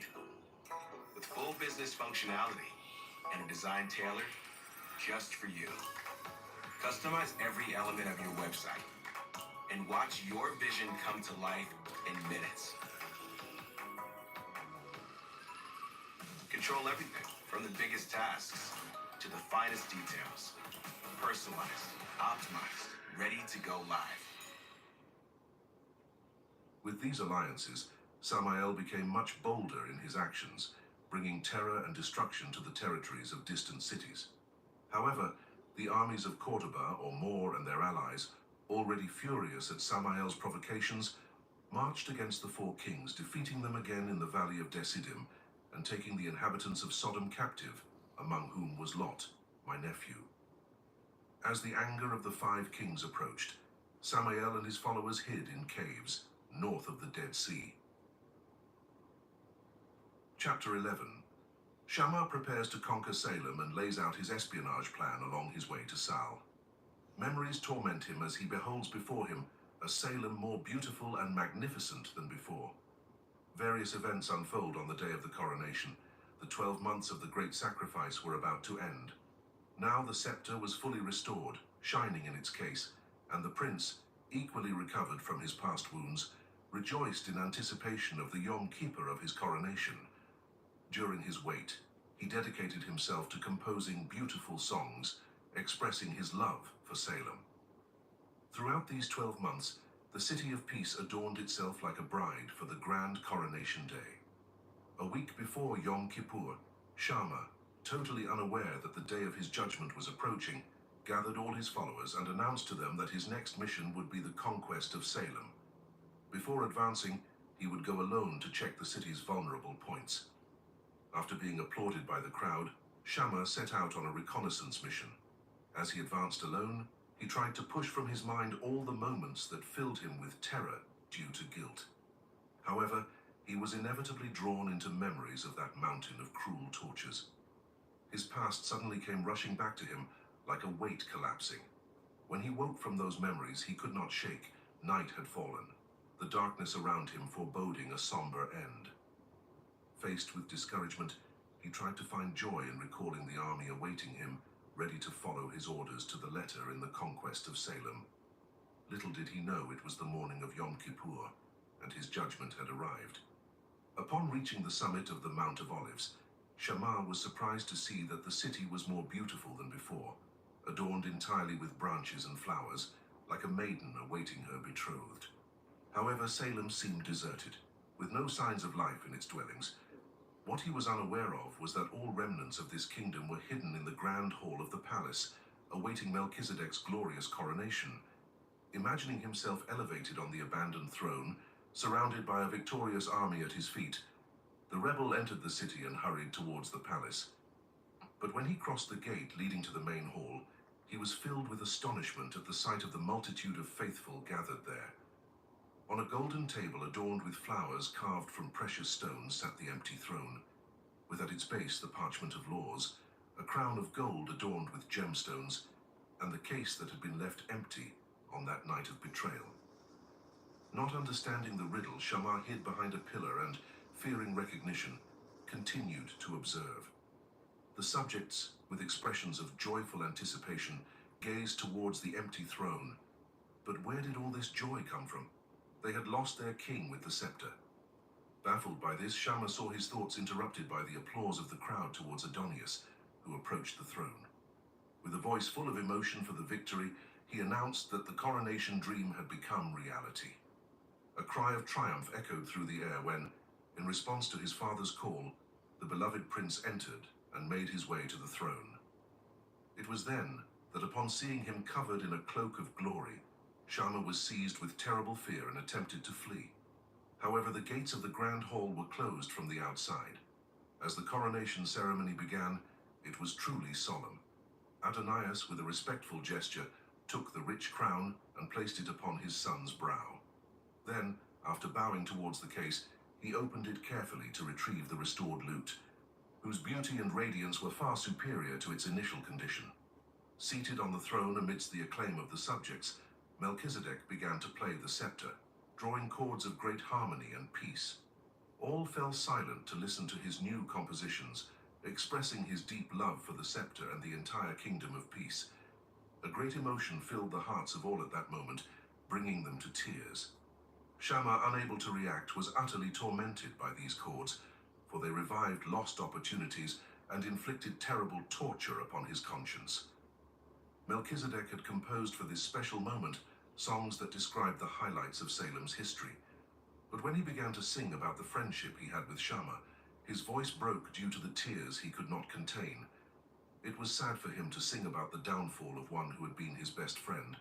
So, he sang about the high price he had to pay to reclaim the scepter, which represented the honor of Salem. Watching those scarred hands play with such mastery and affection, the restored scepter, the subjects, overcome with emotion, prostrated themselves in tears, seeing in Melchizedek's hands the lute that, in Shammar's hands, had been an instrument of torture. Samael understood too late how far he had strayed from the prince's counsel. How many times had those hands upon which he had unleashed all that violence reached out in an effort to save him, but he had simply disregarded them.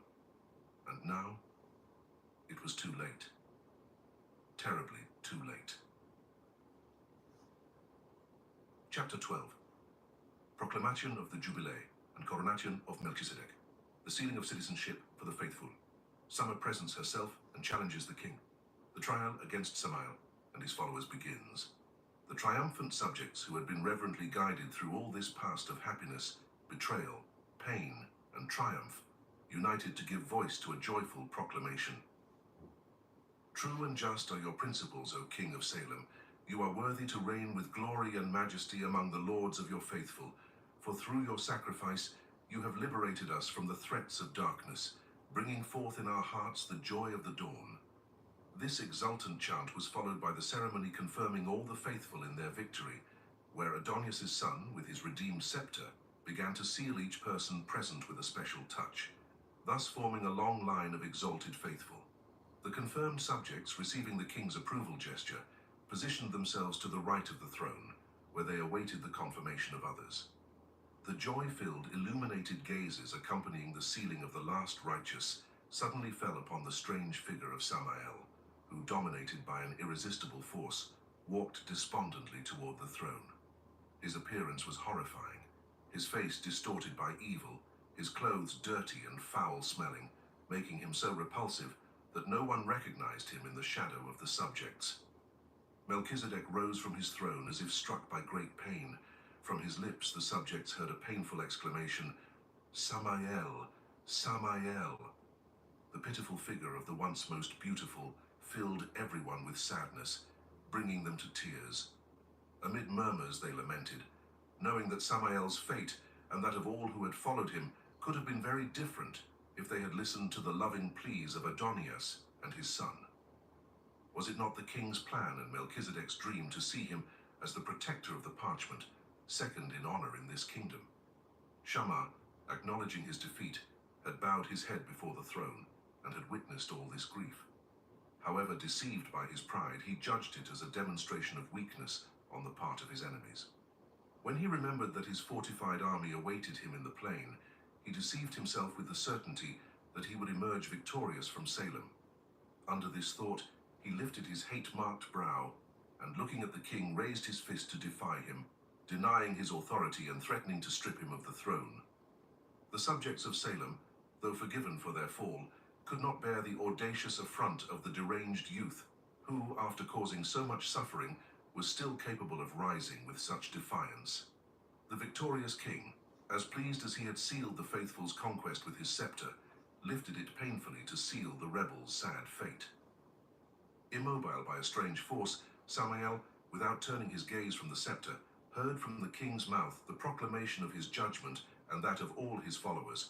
From this day forth, you shall be prisoners of an invisible force that shall hold you in your caves for 6 years. After this time, you shall be visited by the fire of judgment that shall destroy you and the cities that made alliance with you. Chapter 13. An angel appears to Melchizedek in his dreams. He guides him and shows him in the vision the celestial Salem. Now, Melchizedek is the guardian of God's deepest revelations. The story of Salem will have a similarity with the history of the universe. Melchizedek moves and honors the Messiah, discovering he has become an image of him. He begins a battle for the disputed scepter, and the day of final judgment arrives. After an emotionally charged day, the young king, immersed in memories of this past of happiness and pain, tossed and turned in his bed without sleeping. When he finally managed to fall asleep, he had a very significant dream. In the dream, a bright angel appeared to him. He greeted him with a smile and told him that the entire universe was closely following the drama he was living. However, this dream had a prophetic significance, as it described past and future events involving the entire vast universe. The angel's words awakened in Melchizedek a great desire to know the history behind this cosmic drama. Knowing his keen desire, the angel drew him from sleep, revealing before his eyes the glories of a new and splendid Salem. The walls and dwellings of the city were made of precious stones, the gates were of pearls, and its broad avenues were of pure gold. The city was square-shaped and stretched for hundreds of kilometers, divided into 2 distinct sectors, north and south. In the south, there were countless dwellings, eternal homes for angels and redeemed humans. In the north, there was a beautiful paradise that the angel revealed as the Garden of Eden. There, on each side of the river of life, there were fields filled with all kinds of vegetation, with flowers and fruits in abundance, where all species of insects, birds, and animals lived in perfect harmony. In the middle of the paradise stood a shining mountain that the angel described as Mount Zion, the place of God's throne. From this mountain flowed the river of life that ran through the entire city. Upon reaching the summit of the sacred mountain, the king of Salem was dazzled. Encrusted with magnificent pearls, the palace was surrounded by the most exuberant vegetation. There were pine trees, cypresses, olive trees, rosemary, and fig trees bending under the weight of their ripe fruits. As he admired the beauty of this place, the angel told him that no human being had ever had the privilege of seeing the inside of this palace of God. However, this privilege would be granted to him because he had been chosen to be the bearer of the deepest revelations about the kingdom of light. When they reverently prostrated themselves before one of the pearl gates, they bowed in worship, hearing the song of a multitude of seraphim surrounding the heavenly throne, constantly praising the one who was, who is, and who will always be. As Melchizedek looked upon the one seated on the throne, he was surprised to see the figure of a man. He was clad in a cloak of fine linen of incomparable whiteness, and wore on his head a crown formed of 7 overlapping crowns, filled with precious stones. Those who held the scepter, Adonias' son, were surprised to discover scars of wounds similar to those on their own hands. The angel said he was the Messiah, the visible manifestation of Yahweh, the invisible God. Drawn by the shining scepter with which the Messiah ruled the entire universe, the King of Salem saw in it the seal of dominion, upon which was written a name, Israel. Struck with deep emotion, Melchizedek prostrated himself before the king of this eternal Salem. Reliving the history of his small people, he desired to know the great drama of universal history. Knowing the desire of his heart, the angel said to him, "Now I will tell you the story of this glorious Salem.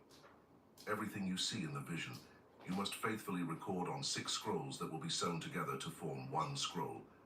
You will have 6 years to write it.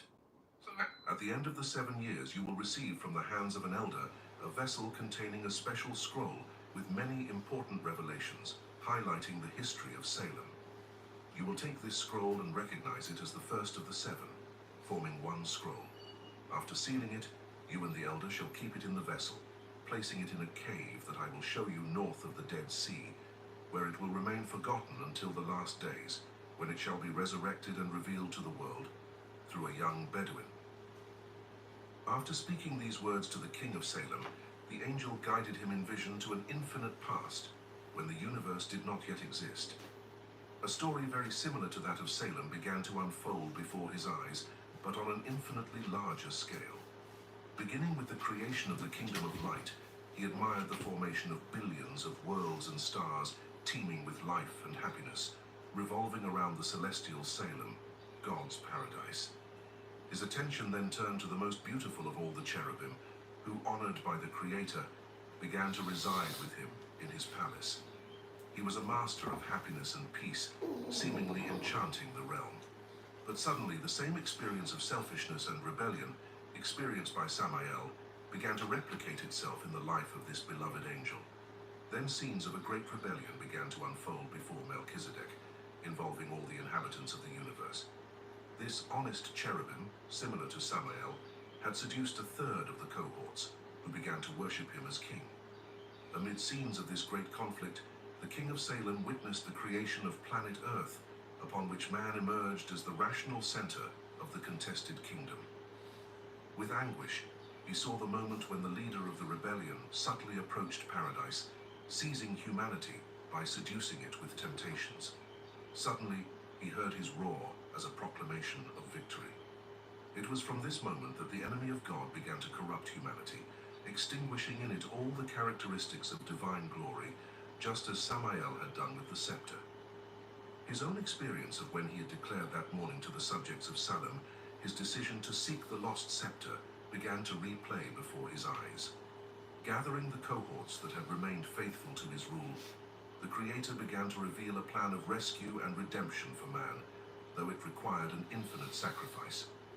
Before this revelation, Adonias' son, moved, prostrated himself, discovering that he had had the honor of representing the Messiah himself.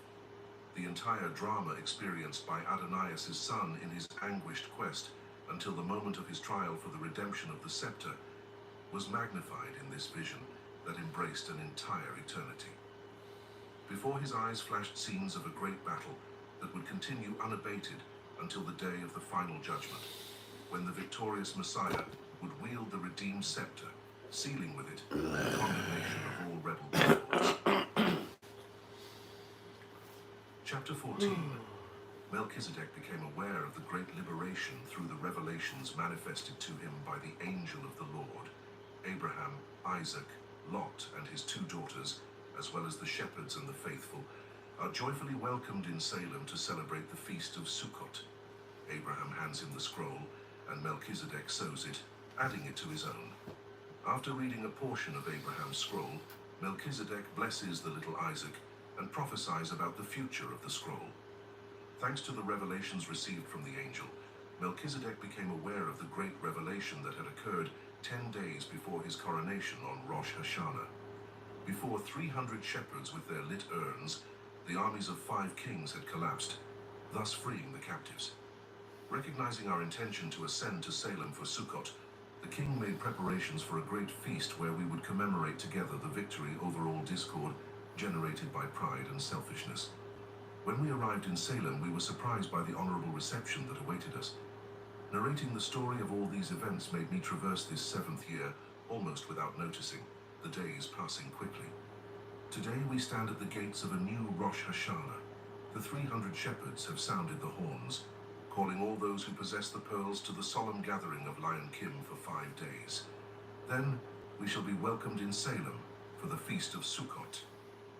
The certainty that important events must continue to be recounted until the moment the vase is placed in the cave urges me to reserve space in the scroll where I will record day by day the events until the fulfillment of this story. Today is Rosh Hashanah, the happiest day of my life, because my arms can finally embrace my son of promise. The first thing Sarah did upon receiving him was to place in his right hand the second pearl that the Messiah had given her on the day of her conversion, upon which was written the name of Isaac, meaning laughter, the name of Melchizedek, and the name of Salem. 2 days before Sukkot, Isaac was circumcised according to the order of the key. Since the shepherds began blowing their horns at Rosh Hashanah, all those who possessed pearls from the vase have emerged from their tents. In small groups, they journeyed together toward the Oak of Manre, where the day of the solemn gathering was announced. My shepherds informed me that all those who had received pearls were present at the meeting. Not a single person was missing. It was wonderful to see the joy on the faces of this crowd who longed to ascend to Salem. All had a story to tell of how they had been misunderstood and humiliated by those who had not received the salvation represented by the pearls. The moments when their only comfort came from the certainty that they would ascend to Salem for the Feast of Sukkot. On the day of the Feast of Sukkot, the crowd divided into small groups of 12 people to line up in Salem, carrying the vase with the scroll on their backs. I positioned myself in front of the crowd, followed by Sarah and Isaac riding on a camel. Then Lot and his daughters, and a little further back, the 300 shepherds, followed by all the faithful. We began our ascent when, accompanied by all his subjects, Melchizedek came to meet us, filling the air with the festive sound of many musical instruments commemorating the great victory. After greeting us, Adonias' son led us in a festive march to the gates of Salem, which were now even more beautiful than before. Before the throne, all the redeemed were crowned by Melchizedek, immediately inaugurating the grand banquet. The joy of the king of Salem was great when I handed him the vase with my manuscript. Leading me into a special room in the palace, he showed me the 6 manuscripts in which he had recorded the history of the universe as it had been shown to him in his dream. Upon receiving my manuscript, he recognized them as the others, becoming the first of the grand scroll.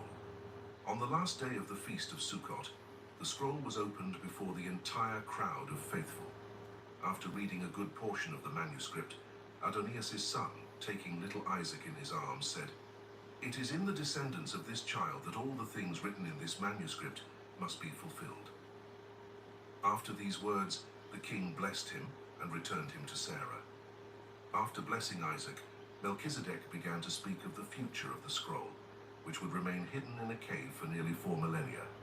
It would eventually be discovered by a Bedouin from the tribe of Estamir as he emerged from his cave. The scroll would face opposition from many scholars who would declare it apocryphal. However, the time would come when its revelations would be confirmed, transforming many people by its messages, preparing for the day of judgment. The story of the universe, a story written by Melchizedek, revelations of an angel of the Lord who appeared to Melchizedek in a dream the night following his coronation. This occurs 1 year after recovering the scepter of Salem, having paid the price of his rescue with pain and blood. Chapter 1. The Eternal lived an eternity before creating the universe, the world of light, Mount Zion, the river of life, the Garden of Eden, and Jerusalem, the city of peace. Lucifer was created as the firstborn of the angels. The laws of divine government are governed by freedom of choice. The angels are the guardians of the kingdom of light.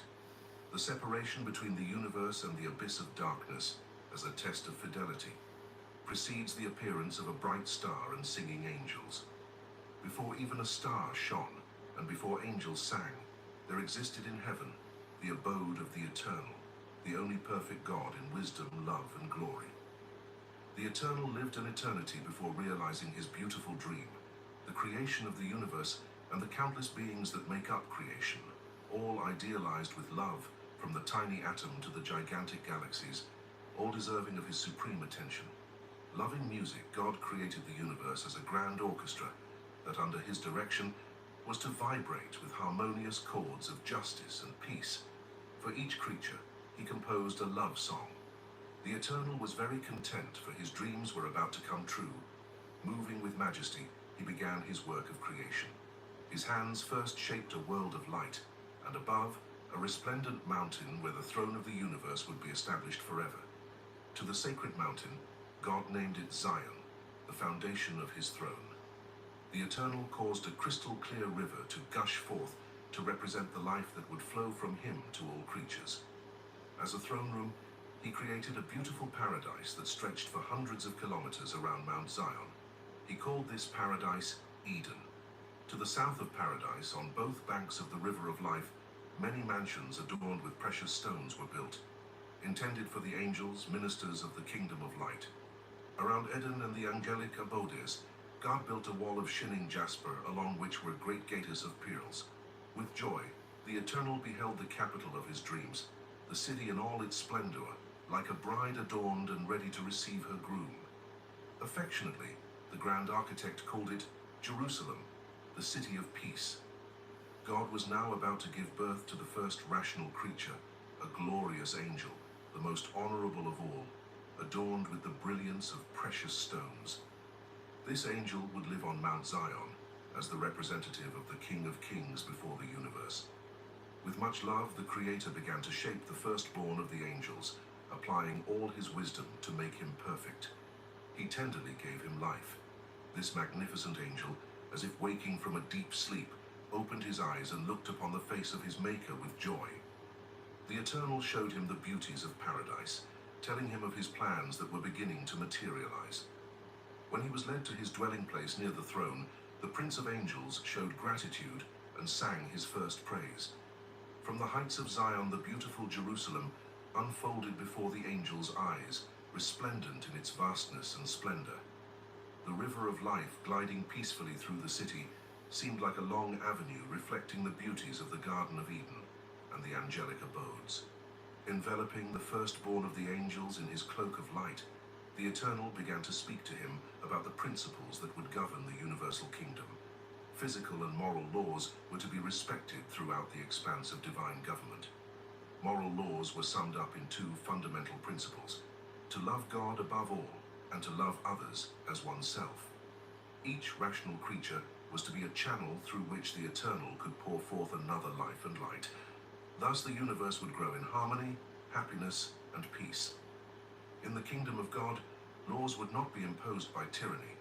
The subjects would be free, and obedience would arise spontaneously as an act of recognition and gratitude. In this kingdom of freedom, disobedience would also be possible, and its result would be the depletion of vital forces. After revealing to the beautiful angel the laws of his government, the Eternal entrusted him with a mission of great responsibility: to be the protector of these laws, to honor and reveal the universe ready to be created. With a heart overflowing with love for God and others, he was to be a model of perfection. This would be Lucifer, the bearer of light, the Prince of Angels. Grateful for everything, Lucifer prostrated himself before the loving king, promising eternal fidelity. The Eternal then continued his work of creation, bringing forth countless hosts of angels, the ministers of the kingdom of light. The holy city was populated by these radiant creatures who, joyful and grateful, united their voices in magnificent songs of praise to the Creator. God now brought forth a universe that, filled with life, would revolve around his throne established in Zion. Accompanied by his ministers, he set out for this great achievement. After contemplating the vast void, the Eternal raised his mighty hands, commanding the materialization of the multiform wonders that would compose the cosmos. His order, like thunder, resounded everywhere, magically causing countless galaxies filled with worlds and suns to appear, a paradise of life and joy, harmoniously revolving around Mount Zion. In the presence of this grand bed of the Supreme King, the angelic hosts prostrated themselves, sending through the illuminated space a triumphant song in greeting to life. The entire universe joined in this song of gratitude and promise of eternal fidelity. Guided by the Eternal, the angels began to discover the riches of the universe. On this sidereal excursion, they marveled at the immensity of the kingdom of light. Everywhere, they found worlds inhabited by happy creatures who welcomed them in celebration. The angels greeted them with songs, telling of the good news of this kingdom of peace, so precious. Just as in life, the freedom to choose through which creatures could show their love for the Creator required a test of fidelity. In order to reveal the nature of this test, the Eternal led the hosts of angels through the illuminated space until they approached an abyss of darkness, contrasting with the immense brightness of the galaxies. From afar, this abyss had seemed insignificant to the eyes of the angels, like a spot without light. But as they approached, its enormity became apparent. The Creator, who at every step revealed to the angels the mysteries of his kingdom, waited there in silence, as if keeping a secret to himself. The darkness of this abyss constituted the test of fidelity. Turning to the cohorts, the Eternal solemnly declared, "All the riches of light will be open to your knowledge, except the secrets hidden by darkness. You are free to serve me or not. By loving the light, you will be bound to the source of life." With these words, God made the separation between light and darkness, between good and evil, and thus the universe would be free to choose its destiny. Chapter 2. Through an eternity of harmony and peace, Lucifer becomes the messenger of the Father's revelations to his angels, holding assemblies on obedience to divine laws as the foundation of progress and happiness. However, Lucifer is drawn to the darkness of the abyss, leading him into a great inner struggle. Through the gift of free will, the theory of the science of good and evil is born in the kingdom of the Eternal. The betrayal of Lucifer leads to the distancing of a third of the heavenly troops, alerting the Eternal to the rupture of the source of life, thus putting the universe to the test. The inconsolable weeping of the Father resonates, and the mysterious abyss becomes a symbol of the kingdom of rebellion. The beginning of the creation of planet Earth marks the realization of the long-awaited dream of the Creator. Now, as a loving Father, he guides his creatures through an eternity of harmony and peace through the observation of divine laws. The universe expands in happiness and glory, animated by fervent love. Rational beings endowed with the power of infinite development find indescribable pleasure in discovering the infinite treasures of divine wisdom and transmitting them to their peers. In Jerusalem, the ministers of the kingdom gather before the sovereign king, always ready to fulfill his designs. It is through Lucifer that the Eternal reveals his designs to all. However, the fall of Lucifer triggers a period of great struggle in the hearts of creatures, torn between light and darkness. Lucifer, initially drawn by curiosity towards the abyss, gradually turns towards the darkness, questioning why he cannot understand its enigma. Pleading with the Father to reveal to him the secrets of darkness, Lucifer is denied this request, as he was created for the light. However, Lucifer decides to uncover the mysteries of darkness on his own. Even before the creation of the universe, God had foreseen the possibility of rebellion, aware of the risks associated with the freedom granted to creatures. Lucifer, despite his temporary repentance, conceives a deceitful theory called the science of good and evil. This theory seduces many angels, challenging the divine order established by the Eternal. The council formed by the rebellious angels considers asking for the divine throne to demonstrate the excellence of their new system of government. Lucifer, with arrogance, makes this request to the Creator, but God refuses, knowing that it would lead to misery and death. The accusations of the rebellious angels resonate throughout the universe, casting doubt on the justice of the divine government. The climax of the confrontation occurs when the Eternal rises from his throne and withdraws from the Garden of Eden. The faithful angels respectfully accompany his steps of withdrawal, anticipating a future of suffering and humiliation. However, the rebels seize the divine throne, thus profaning the kingdom of sin. The faithful finally understand the meaning of the mysterious abyss, symbolizing the kingdom of rebellion. God, in an act of pure humility, commands light into the abyss, unveiling an unfinished world covered in crystalline waters. A great battle between light and darkness begins, symbolizing the struggle of good against evil, of love against selfishness, of life against death. The Creator's final victory is anticipated, where he will return triumphant to Mount Zion to reign eternally in perfect peace. Chapter 3. The work of creation continues with the separation of the waters, marking the beginning of vegetation. The Garden of Eden is relocated to the new planet. The great luminaries are created, as well as marine, flying, and terrestrial creatures. The creation of Adam, the first man, who prostrates himself in respectful worship before the Eternal, and the earth in a paradisiacal state. Adam admires a creature, names it Lamb, which will be like the Eternal and to whom the promise of a companion is made, appearing after Adam's deep sleep. Eve is created, and God grants her a royal cloak and a crown. They show their submission to the Eternal by placing their crowns at the feet of the Creator.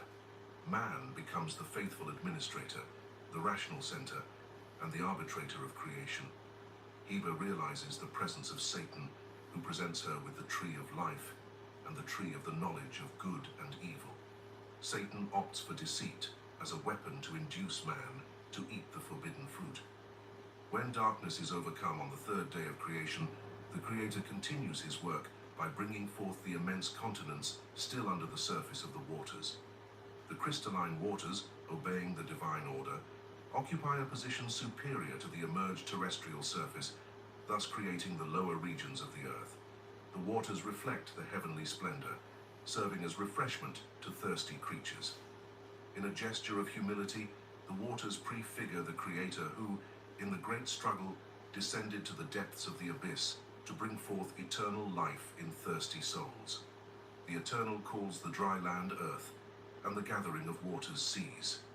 His powerful voice commands the earth to produce green grass, fruit trees that yield fruit according to their kind, obeying the divine commandment.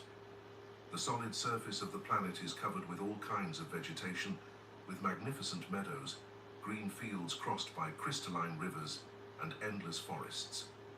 The earth becomes like a canvas that the Creator colors with paintings of unparalleled beauty by the power of his word.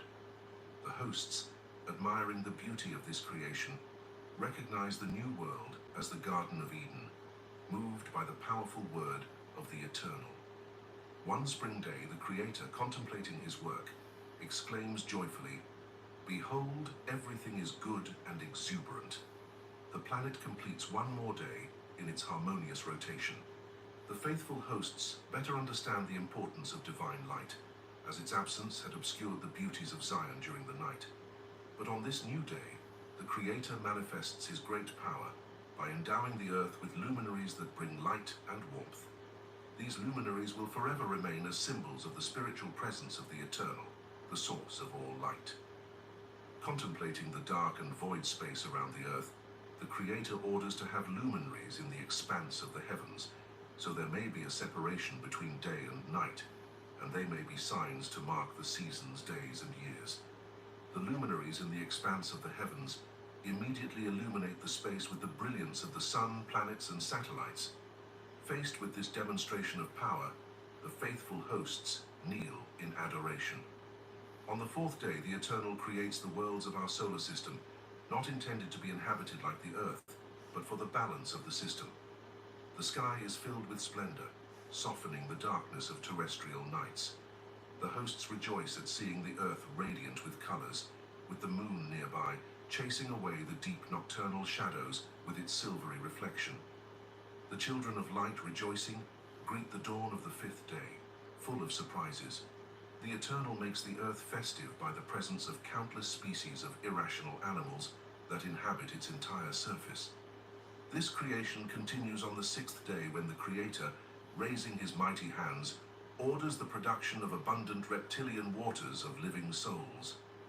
Immediately the waters become undulating with the presence of countless species of reptiles who joyfully celebrate their existence by swimming and jumping continuously from microscopic to large whales. All appear in perfect harmony, reflecting in their nature the love of the Creator. With eyes turned towards the blue atmosphere resting on the green forests, the Eternal commands the birds to fly over the peace of the heavens' expanse. According to his command, the heavens are filled with colorful birds flying in all directions, carrying in their hearts a song of gratitude for life. This song fills every space of the air, mingling with the scent of blooming bushes. Blessing his earthly creatures, the Eternal declares, "Be fruitful and multiply, fill the waters of the seas, and let the birds multiply on the earth." The faithful hosts joyfully observed the dawn of the sixth day, wondering what God would create that day. The question reigned in the minds of all rational beings, convinced that something special was about to happen. Raising his mighty arms, the Eternal orders the creation of land animals according to their kind, livestock, reptiles, and wild beasts of the earth according to their kind. His powerful voice is quickly heard in the forests and fields, where the result of creative power manifests. Animals of all species begin a happy existence amidst a paradise of perfect peace. The earth becomes extremely beautiful, like a princess adorned to receive her king and lord. Moving with majesty, the Eternal descends into the glories of the new world, heading towards the Garden of Eden, the place of the divine throne. The angels of light respectfully accompany him, hanging like clouds in the skies of paradise. The entire universe watches with deep interest the unfolding of the Creator's acts in response to the accusations of his enemies. The moment is decisive.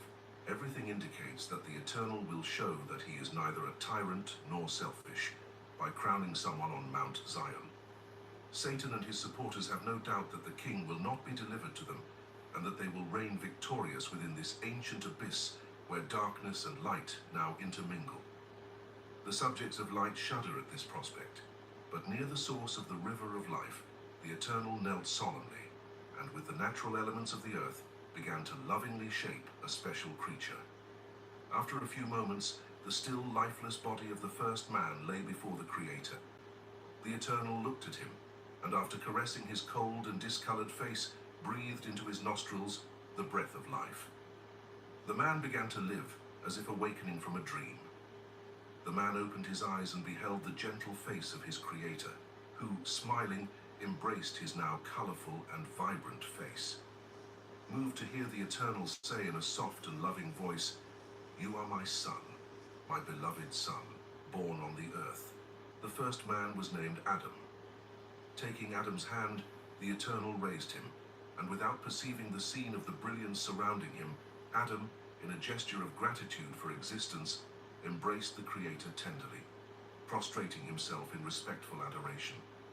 The faithful hosts who had admired the great divine achievement, moved by this human gesture, also prostrated themselves in respectful adoration. Then, uniting their voices in a song of joy as a greeting to this special creature who had been awakened to life at such a decisive moment for the universe, Adam, with a heart full of happiness, joined the angels in their song of praise. His voice traversing the flourishing paradise mingled with the song of birds and the passing of animals who approached joyfully in a procession of unforgettable surprises. Adam became aware of the beauties of his home, and with admiration, he saw Mount Zion where the river of life flowed in a cascade of light.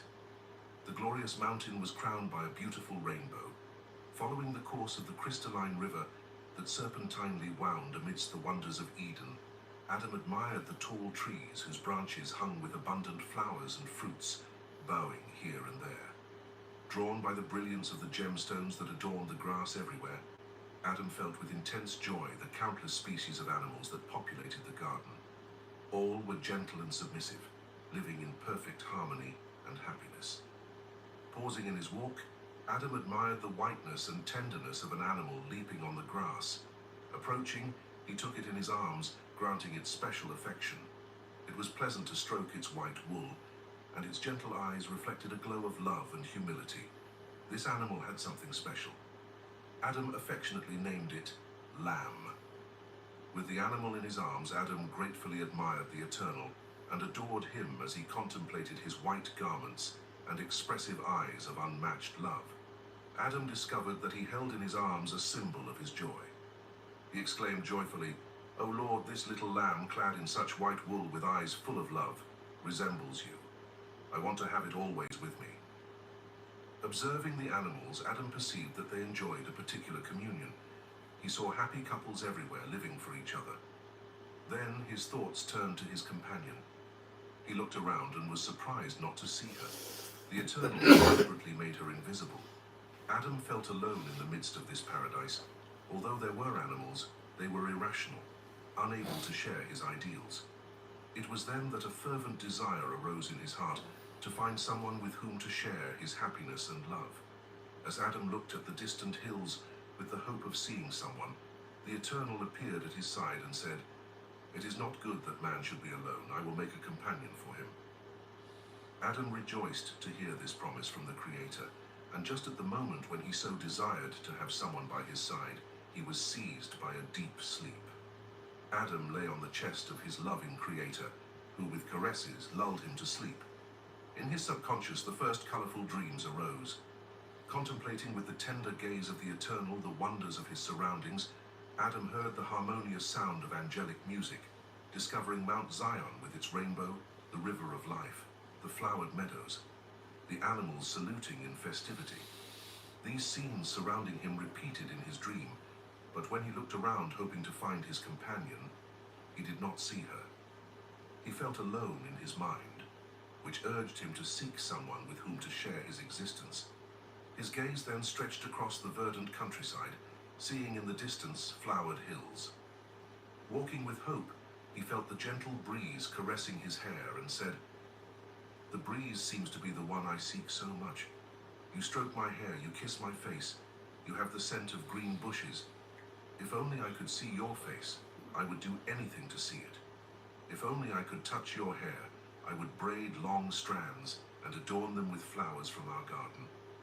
After walking in the dream through the meadows of paradise, Adam stopped, contemplating the surrounding landscape, and marveled at not seeing the effect of the breeze on the flowering branches. How was this possible? Hadn't he felt it warm on his face? Then he began to wake up from his dream.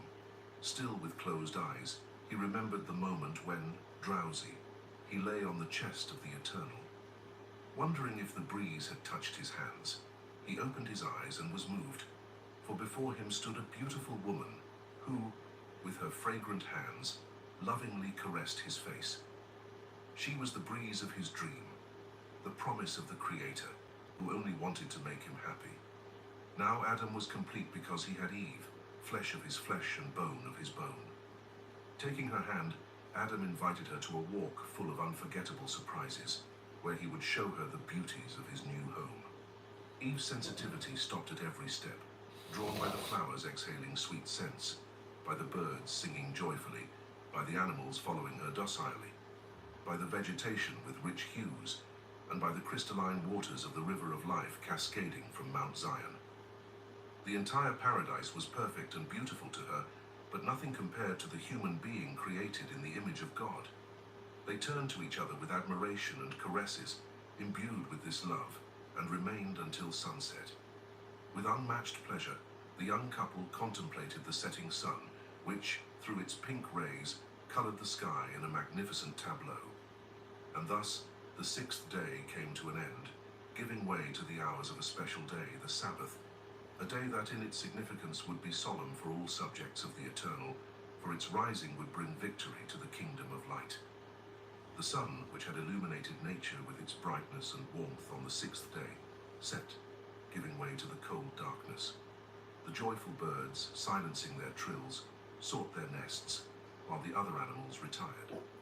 Only the pair remained still, seeking to see in the last fading light on the horizon the hope of a new dawn. Troubled by the sensation of darkness, they saw among the bushes a beautiful light whose silver rays bathed nature in a gentle luminosity. Now that the entire sky was illuminated by the brilliance of the stars, they discovered that the night was merely darkness. However, in their innocence, Adam and Eve were unaware that this night symbolized the dark future awaiting humanity. Thus, when it became clear to them, contemplating the brilliance of the heavens would bring them comfort and hope, transforming the nocturnal firmament into the place where they would speak of the future. the sparkling stars bearing witness to the interest of the hosts of light in dispelling their moral darkness. However, in those times, only those who turned their eyes away from the earth to contemplate the heavens would be enlightened. After gazing at the sky for some time, the couple remembered the beauties of paradise and turned their eyes around to see them. However, these were hidden amidst the shadows, and they ardently desired the dawn. Already, bringing paradise before the human heart created a feeling of comfort. So feeling the effects of sleep, Adam and Eve lay down in the loving lap of the Father, who gently put them to sleep, hoping for a happy awakening. There, in the soft grass, the Eternal rose beside the contemplative hosts and would manifest himself again at dawn, awakening the couple for the most solemn event that would refute the vilest accusations of the enemies. The dark and cold night, through its long hours, seemed to mock the light, endlessly seeking the beauties of creation and never yielding to darkness. It would soon appear as a liberator, snatching nature from the cold claws with its warm rays, restoring life and color in the final challenge. Darkness thickened in the hours before dawn, and the night raged with all its might, fighting for usurped domination. However, this would not last long, for at last a glimmer appeared in the east, seeming to speak of the hope of a new day. Gradually the sky tinged with a bright red, and the imposing darkness retreated before the increasing strength of the light. Nature began to awaken from the long night, reflecting in its bosom the nostalgic rays. Now the flowers opened, exhaling scents of joy, and the animals and birds that had been silenced during the night joined their voices in a triumphant song heralding the rise of this great day. Everything that had happened so far had a special meaning for God, for the ascension of light foreshadowed the final victory of his kingdom over the dominion of rebellion. Now satisfied with his work, the Eternal would awaken his human sons, bathed in the light of his presence, who had slept in hope of a happy awakening. Likewise, in a festive procession, all the holy hosts accompanied him with songs of victory to the light-bathed paradise. When they were near, the Creator ceased to look at the sleeping couple and gently exclaimed, "Awaken, my children," his voice penetrating the ears of Adam and Eve and awakening them for the happiest communion.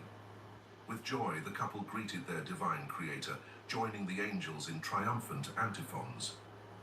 Now the universe would experience a truly solemn moment, for on this festive morning, the Eternal would finally reveal the greatness of his character, represented by justice and love. He would refute the accusations that his government was selfish and tyrannical. In the eyes of all rational creatures in the vast universe, God led the young couple to Mount Zion, the place of the divine throne. There, before the trembling silent hosts, the Creator, in a surprising gesture, covered the man with a royal mantle and placed on his head the crown that Lucifer had coveted. Moved by deep gratitude for the supreme honor bestowed upon them, Adam and Eve respectfully bowed and placed their precious crown at the feet of the Creator, a sign of submission.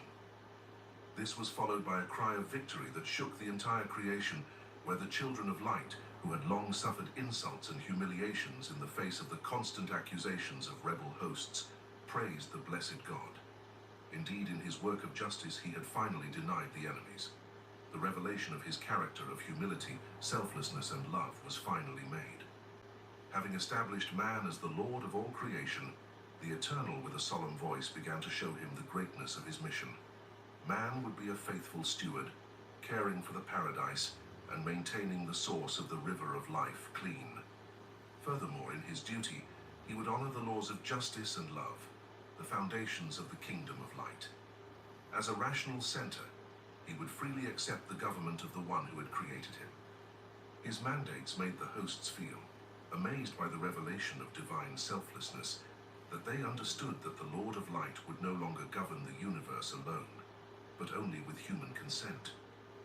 After revealing to the couple the infinite honor and responsibility of their mission, the Creator explained to them the spiritual conflict that was working toward the conquest of universal domination. Lucifer, who had served the divine king in Zion for countless eons, had become corrupted by pride and selfishness. He had rallied and was followed by a third of the rational hosts, who were now seeking to overthrow the Eternal by dishonoring him with vile accusations.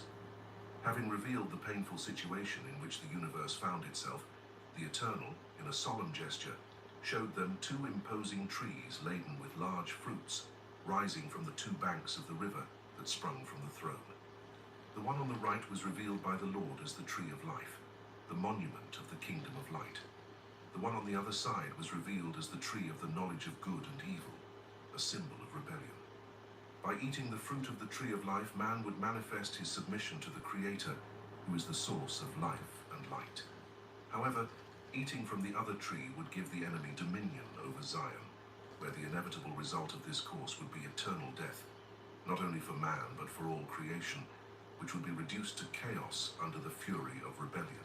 So, after contemplating the two great trees that expressed in their fruits an infinite responsibility, Adam prostrated himself before the Creator, saying, "You are worthy, Lord, to reign over the universe, for by your wisdom, love, and power, all things have been created and continue to exist." With this, the Sabbath, now emblematic of divine triumph, swelled with praises. Now, all the sons of light joined the man in the most harmonious song of exaltation, directed towards the one whose greatness has no equal. It was with great horror that Satan and his disciples witnessed the great realization of the Eternal, where they bitterly witnessed the joy of the faithful with the coronation of man. This event overturned the strong accusations they had brought against the divine government. Filled with anger and frustration, they now considered the state of their sad condition. What a terrible and humiliating idea to see their plans of rebellion dissolve before the Creator. Plans that dissipated like shadows of the night, leading them to think that if they could, they would fill the Sabbath with darkness and thus erase all hope of victory from the minds of the subjects of the Eternal. Eventually, in their considerations, Satan and his leaders understood that they still had a chance to defy the Eternal. It was right in the middle of the Garden of Eden, on the heights of Zion. It was the tree of the knowledge of good and evil. A simple human gesture would suffice to have in their possession the coveted domain. But how to seduce these men? Fueled by the prospect of conquest, Satan ingeniously sought to formulate an approach plan. If his attempt failed, all chances of triumph would be dissolved, and with them, all their dreams of adventure would collapse. But he came to the conclusion that deception would be his powerful weapon, for it was not by it that he had succeeded in dominating a third of the heavenly armies. All he had to do was wait, for at an opportune moment, he would lay his ambush. Chapter 4. Eden is a kingdom of eternal joy, visited and instructed daily by the Eternal. Work becomes a source of development for faculties through the visits of celestial beings. Adam and Eve acquire knowledge about Lucifer's rebellion. God reveals to his troops Satan's evil intentions and sends two angels to warn man. Satan seizes a serpent to deceive Eve, and his arguments succeed. There is intense internal struggle between Adam and the fallen condition of his wife. Thus Adam decides to eat the fruit and remains by his wife's side, paying the high price of his rebellion. There is a wonderful revelation of the rescue plan. Now, the nature of creations, like that of Adam and Eve, changes, but in his infinite goodness, the Father promises them lasting garments. In Eden, there reigned the gentle tranquility of perfect peace. Everywhere, benevolent birds made their joyful songs, heard in constant praise to the Creator. All nature in bloom seemed to proclaim a kingdom of eternal joy. The animals, united, jumped everywhere, always submissive to man, lord of this magnificent paradise. Happiness for the reigning couple became more and more intense with the rotation of these spring days. The tree, with its beauty, colored the sky, warning of the dark nights and announcing the hour of the Eternal's daily visit. Together, in the light of his presence, they spent a long time in joyful conversation. With courage, the couple told the Lord the amazing wonders they discovered each day in nature, and thus, filled with love, they discovered the meaning of each being. How grateful they were for the beautiful lessons learned at his feet with each passing day. Their love, respect, and admiration grew for the great Creator. For he had been good in bringing them into existence and granting them a home so filled with delights. And when they awoke with the joys of each day, came to their minds the caresses, and sweet singing of the eternal that lulled them to sleep every night. Adam and Eve's life in Eden was not idle, for the Creator had recommended them to take care of the garden. Their occupation was not burdensome, quite the contrary. It was pleasant and invigorating, for the Creator had indicated work as a source of benefits for man. Thus, occupying the mind and strengthening the body by developing all faculties was a great source of pleasure for man. On the other hand, it was quite common for the young couple to receive visits from celestial beings. The visitors always had news to tell and questions to ask. They spent a lot of time listening to talk about the wonders of the kingdom of light, and it was through these visitors that Adam and Eve began to have a deep understanding of Lucifer's rebellion and its eternal consequences. Adam and Eve also asked the visitors to teach them the harmonious celestial songs, for they admired how they delighted in joining their voices with the angelic choir. On the other hand, in his omnipotence, God was already aware of the enemy's terrible intention. Thus, summoning his main troops, the Eternal revealed to them with sadness the imminent danger looming over the universe. Satan was going to lay an ambush by tempting man to eat from the tree of the knowledge of good and evil. Faced with this revelation, the sons of light were fearful, for they knew Satan's formidable ease in ensnaring innocent creatures and binding them in his nets of death. Therefore, through a solemn council, they decided urgently to send messengers to warn man of the great danger. Thus, 2 powerful angels were tasked with this decisive mission. Immediately, the commissioned messengers passed through the gates of Jerusalem, arriving within the infinite expanse. Barely moments later, they traversed the intensities of the universe, crossing galaxies in their path. They entered the tunnel of the Orion constellation, and nearing the new system, they could now see at close distance the blue planet, where the fate of the universe would be determined. Meanwhile, in Eden, relaxation reigned. The young couple continued their innocent activities, enjoying the pleasure of a happy life. They were far from thinking that at this moment all the sons of light were tense, reflecting on their threatened future. Suddenly they saw in the clear sky the sign of the approach of celestial visitors. They raised their arms in joyful greeting. However, Adam and Eve surprised each other by not seeing the same joy on the faces of their visitors. The angels had an anxious expression on their faces, which they could not understand. They tried to change their sad expression by telling them the new discoveries made in paradise, but the messengers, not having time as on other occasions, interrupted them with words of warning. Satan would ambush them to make them eat from the fruit of the tree of the knowledge of good and evil. If they listened and succumbed to temptation, they would drag the entire creation with them into the abyss of eternal chaos. The angels reminded them that the kingdom had been entrusted to them as a sacred deposit, demanding a life of fidelity to honor the one who, out of love, had allowed himself to be stripped and had placed himself in the position of host of the human being. Adam and Eve had to stand firm against the insinuations of the enemy, for only thus would they give eternal victory to the kingdom of light. If they succeeded, there would be a happy reward that would follow them in their triumph. So the angels revealed to them that God's plan was to transfer the heavenly Jerusalem to earth and couple it there with the new paradise, to remain there forever, where man submitted to the Creator would reign for the ages of ages on the mountain of Zion amid the praises of the universal troops. But all this depended entirely on the human position in the face of the temptations of the enemy, who would do everything to wrest the kingdom from them. Adam and Eve were afraid to know Satan's plans, but they were comforted in knowing that he could not harm them by forcing them to eat the forbidden fruit. If he tried to intimidate them with his power, all the troops of the Eternal would come to their aid. The messengers of light concluded their mission by recommending to the couple to remain vigilant, always keeping in mind the responsibility that weighed on them. They should not separate from each other, not even for a moment, for only together could they resist being seduced. Grateful for the warnings of the angels, they joined their voices in a song of promise, celebrating a great eternal victory. They were certain never to forsake the beloved Creator, even upon hearing the voice of the tempter.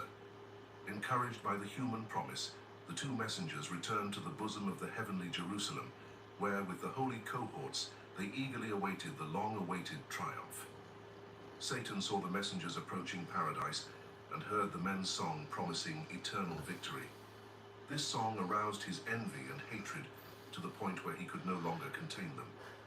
He told his followers that he would soon silence that irritating voice, for he would do everything in his power to turn human praises into blasphemies against the Creator. The rebel hosts were curious to know their leader's plans, but he warned them that they had to wait until everything was decided once and for all.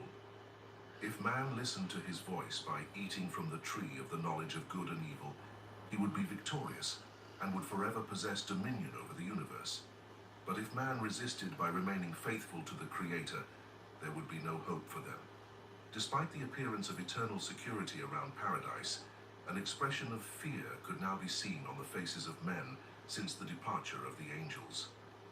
Adam and Eve remained silent, respectfully meditating on the enormous responsibility of their mission. They thought of the gravity of the imminent trial that would seal their fate and that of the entire creation. However, encouraged by the prospect of victory, they again joined their voices in a song expressing the joy of the long-awaited triumph. This melody banished from their minds any fear of defeat, and they ran joyfully through the green meadows accompanied by the animals, seeming to commemorate the great conquest. Feeling safe in their paradise, totally forgetting the danger of a possible ambush, Satan, who was closely observing the couple, sensed that his opportunity was approaching. He invisibly drew near to paradise and waited for the perfect moment to lay his ambush. Unaware of the enemy's presence, the couple continued in their carefree joy, playing with the animals. In Satan's deranged face, a malicious smile appeared as he observed the couple's negligence. In their exaltation, they had disregarded the messenger's final recommendation not to separate from each other. The cunning enemy, wasting no time, took possession of a serpent, the most beautiful in paradise, and gracefully brought it near Eve, who was sitting in the grass playing with the animals. She perceived the presence of the alluring serpent, whose body reflected the colors of the rainbow. Admiring to see it picking flowers and fruits from the garden, she gratefully took it into her arms to show affection. Having won the woman's affection, Satan, in his craftiness, led her near the tree of the knowledge of good and evil, without her realizing the danger. He accompanied the serpent to the tree of the trial, now hiding the enemy in his arms, caressing it, and speaking words of love, with the gleam of seduction in his eyes. The serpent began to speak, its words filled with wisdom and tenderness, and its voice was like that of an angel. She could hardly believe what she saw in its eyes. Her joy became immense at having such a fantastic creature in her arms. Then they began to talk about many things: love, the beauties of the garden, the power of the Creator. Eve, amazed by the serpent's vast knowledge, which spoke with mastery on any subject, full of curiosity, asked where the source of its great knowledge was. Confused, she asked the serpent, "Where is the source of your great knowledge? Tell me, for I also want to possess it." Then, without wasting time, Satan, pointing to the tree of the knowledge of good and evil, replied, "And there is the source of all my knowledge."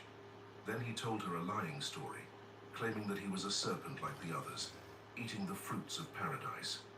One day, by tasting this forbidden fruit, he had received, as if by enchantment, all virtues. Again, looking towards the tree of the knowledge of good and evil, Eve was astonished and confused. Could God, in his love, deprive his creatures of such goodness? Seeing her surprise, Satan asked disdainfully, "Did God not say that you may eat from all the trees of the garden?" Anxiously she replied, "Of the fruit of the trees of the garden we may eat, but of the fruit of the tree which is in the midst of the garden, God hath said, Ye shall not eat of it, neither shall ye touch it, lest ye die."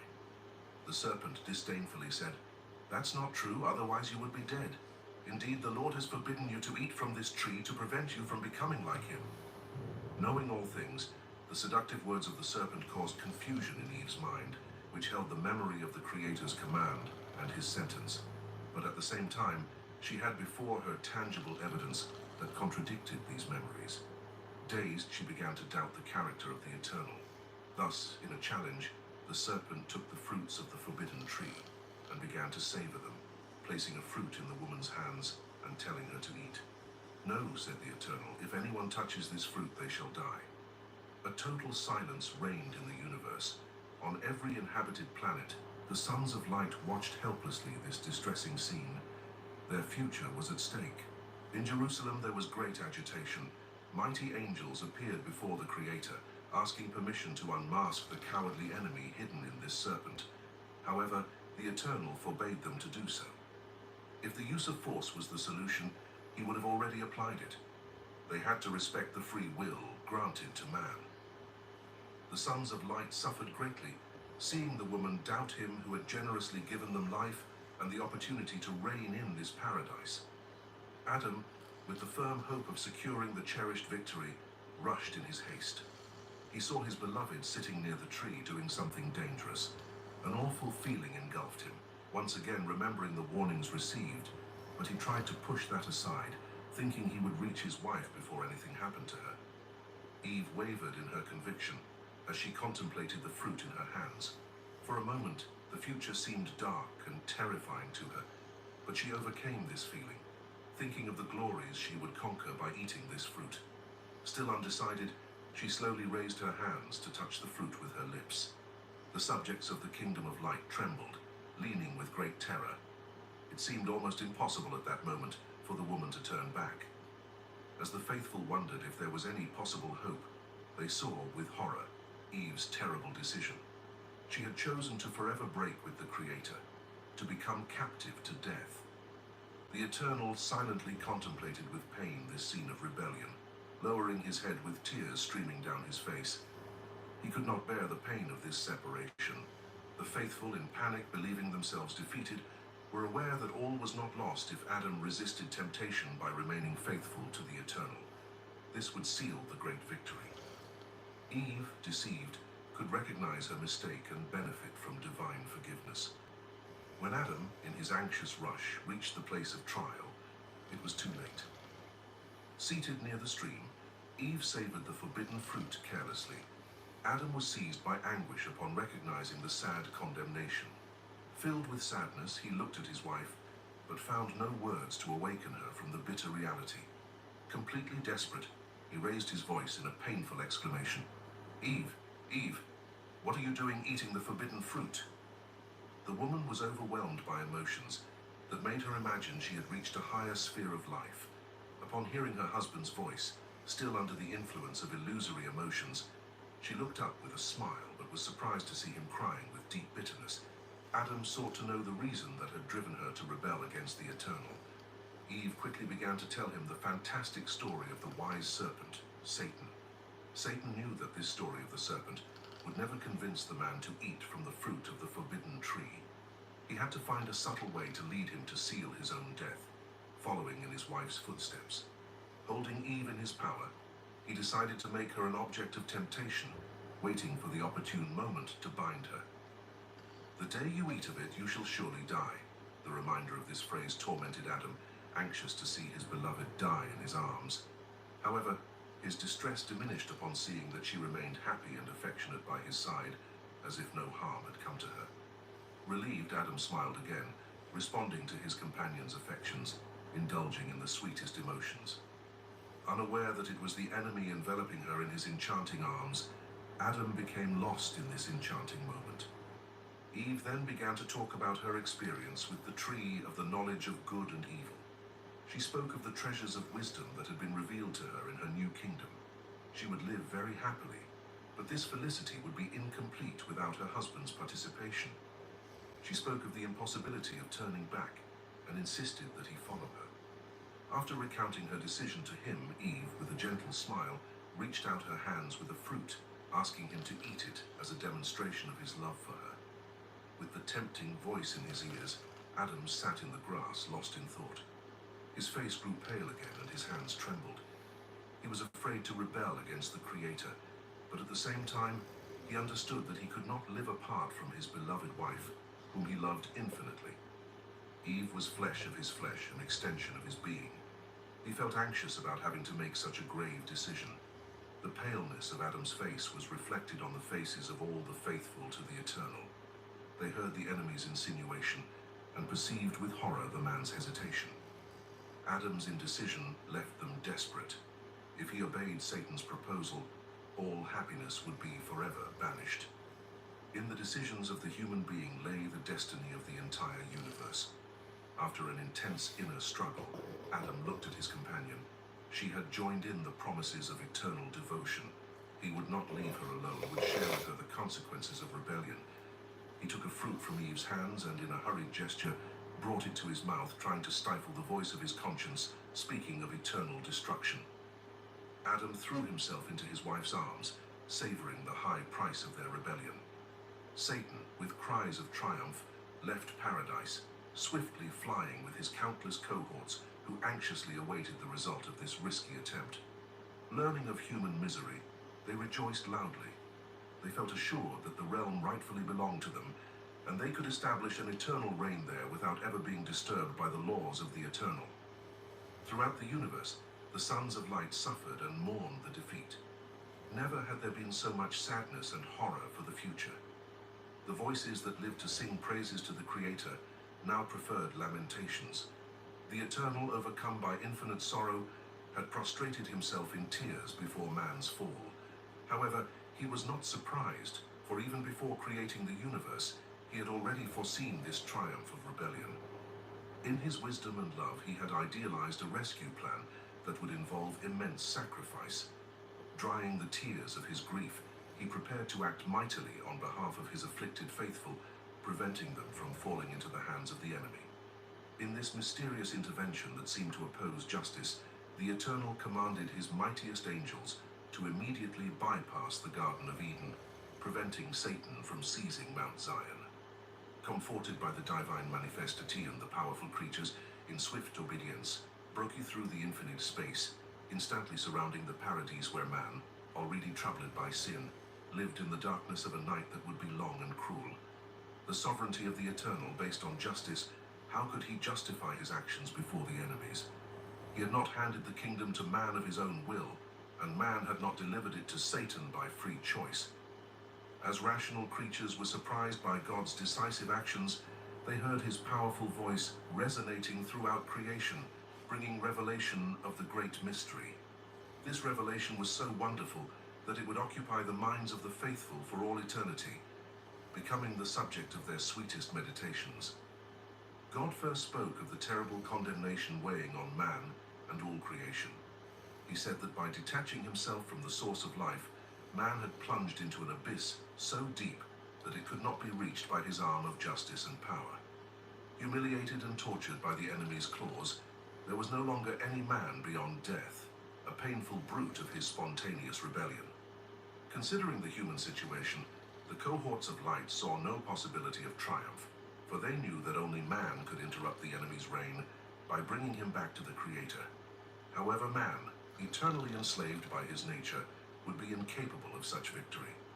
With a melodious and tender voice, God revealed the plan of redemption, saying, "Truly, man will reap the fruit of his rebellion in a terrible death. I cannot, with my power, change his destiny. If I were to do so, it would be unjust to my decree, but I will place all condemnation upon a substitute who will arise from the human lineage. Thus, man will not bear in his hands the rings of death. Being innocent and untainted in his nature, as the representative of humankind, he will face Satan and overcome him. After triumphing in this battle, he will demonstrate that love is stronger than selfishness, that truth is stronger than falsehood, and that humility is more powerful than pride. This faithful substitute will raise his victorious hands not to salute the great conquerors, but to take the cup of his own condemnation from the hands of enslaved humanity and drink obediently the cup of eternal death. It will be this immense sacrifice that will open to humans the opportunity to be redeemed, to return into the arms of the Creator with lost sovereignty." The cohorts, surprised by the revelation of the Eternal, questioned the identity of this substitute. The Creator, with an affectionate smile, told them, "I will be that man. My spirit will rest upon a virgin, and in her will be begotten a holy son. This young man will be divine and human. In his humanity, he will be subject to the divinity that will dwell within him. The redeemed will see him as the Father of eternity, the Creator and Redeemer, the King of Kings. His name shall be Joshua, which means the Eternal Savior. By assuming human nature, God would pay the high price of ransom by dying in place of sinners." The cohorts of light fell silent upon knowing the Creator's plan. The idea of seeing him submit to such a painful sacrifice to redeem lost sovereignty was too difficult to bear. However, there was no other hope of victory but through this offering of love. After tasting the high price of sin, the young couple felt unwell at first. They felt a great emptiness in their hearts, which was then filled with remorse and sadness. They realized that, inspired by greed, they had sealed their own sad fate and that of all creation. They thought that wearing aprons made of sewn sheets would free them from the feeling of shame towards the Creator. The Lord, approaching the place where the couple was hiding, asked Adam, "Adam, where are you?" His voice, echoing in the darkness, only brought back an empty echo, speaking of ingratitude and rebellion.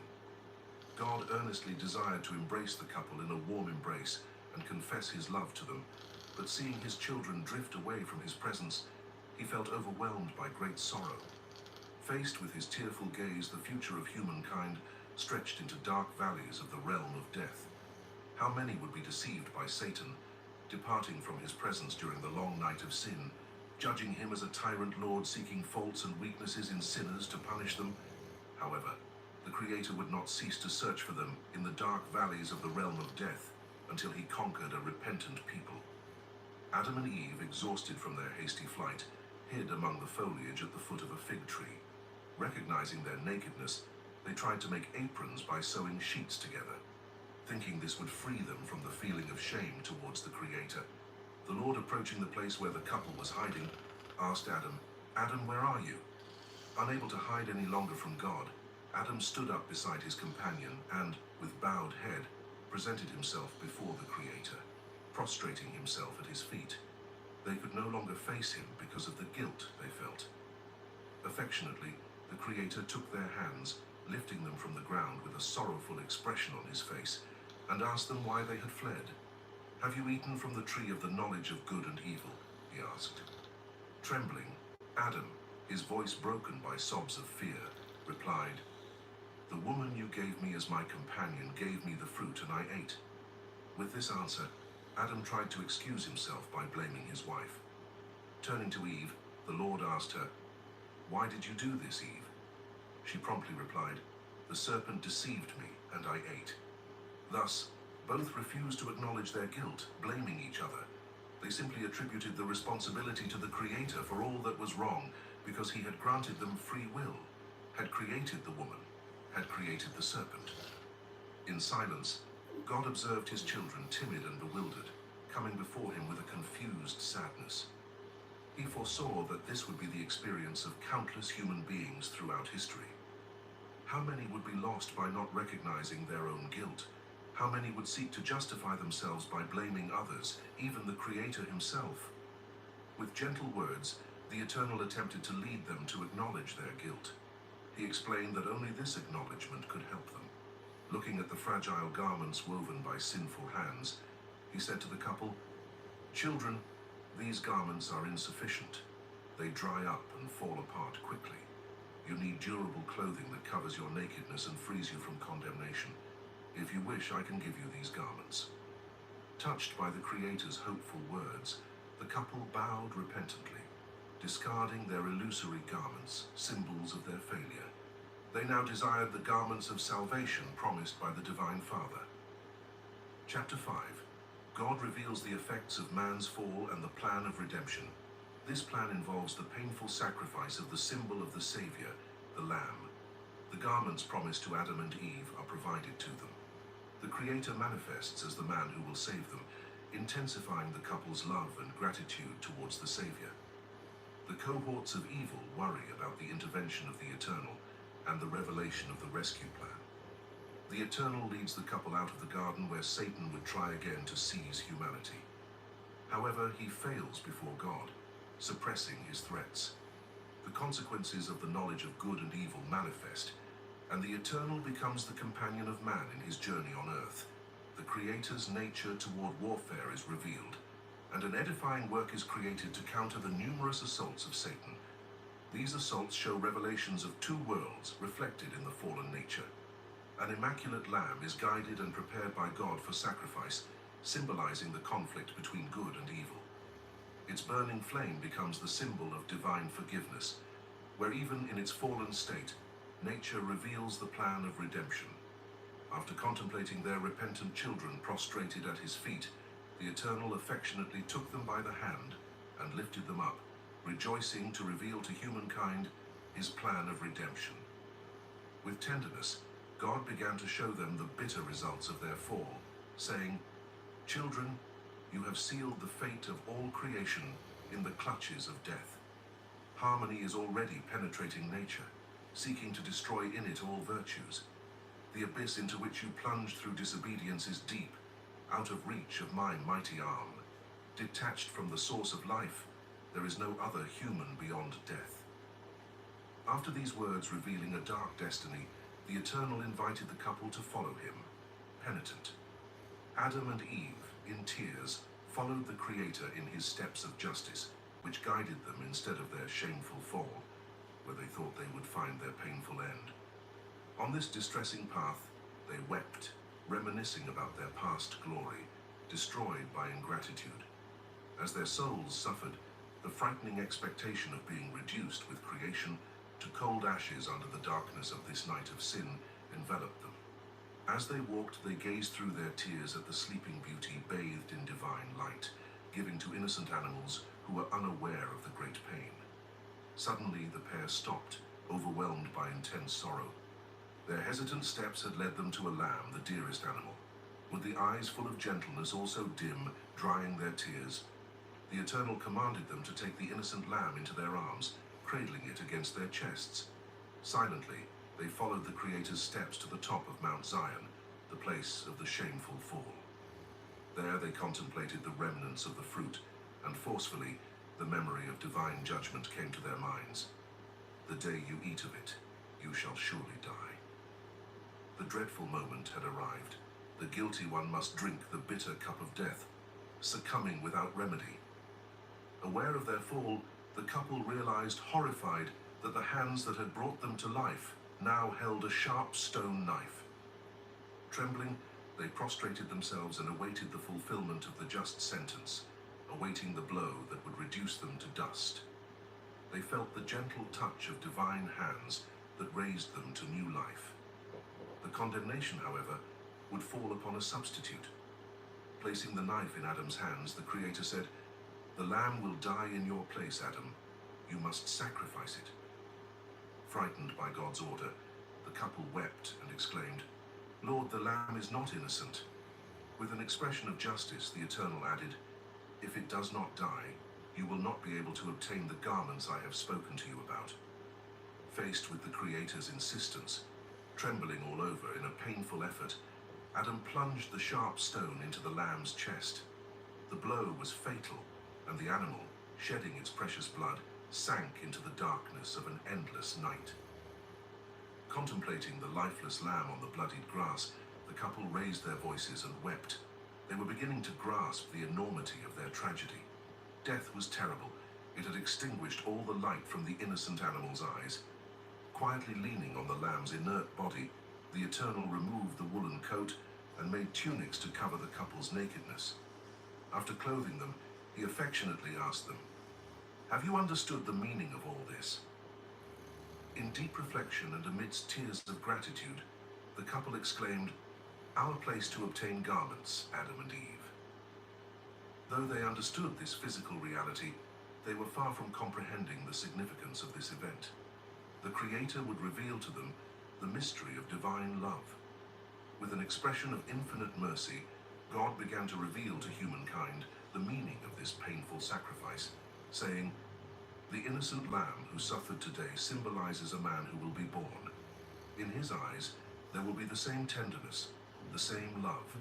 He will be clothed in a righteous life like the white wool that covered the lamb. This man will grow as a renewal on the earth, without holding in his hands the bonds of sin, but his appearance will not bear the pomp of a king. He will be despised by many, will be a man of sorrow, for the weight of all provocations will rest upon him. In his faithfulness to the kingdom of light, he will battle the usurping enemy, ultimately defeating him. And after triumphing in his battles, he will take upon himself the burden of your condemnation, which will cause him a terrible death. He will be pierced by your rebellion, crushed by your iniquities, oppressed and humiliated. But he will not open his mouth, like the lamb that peacefully surrendered to death.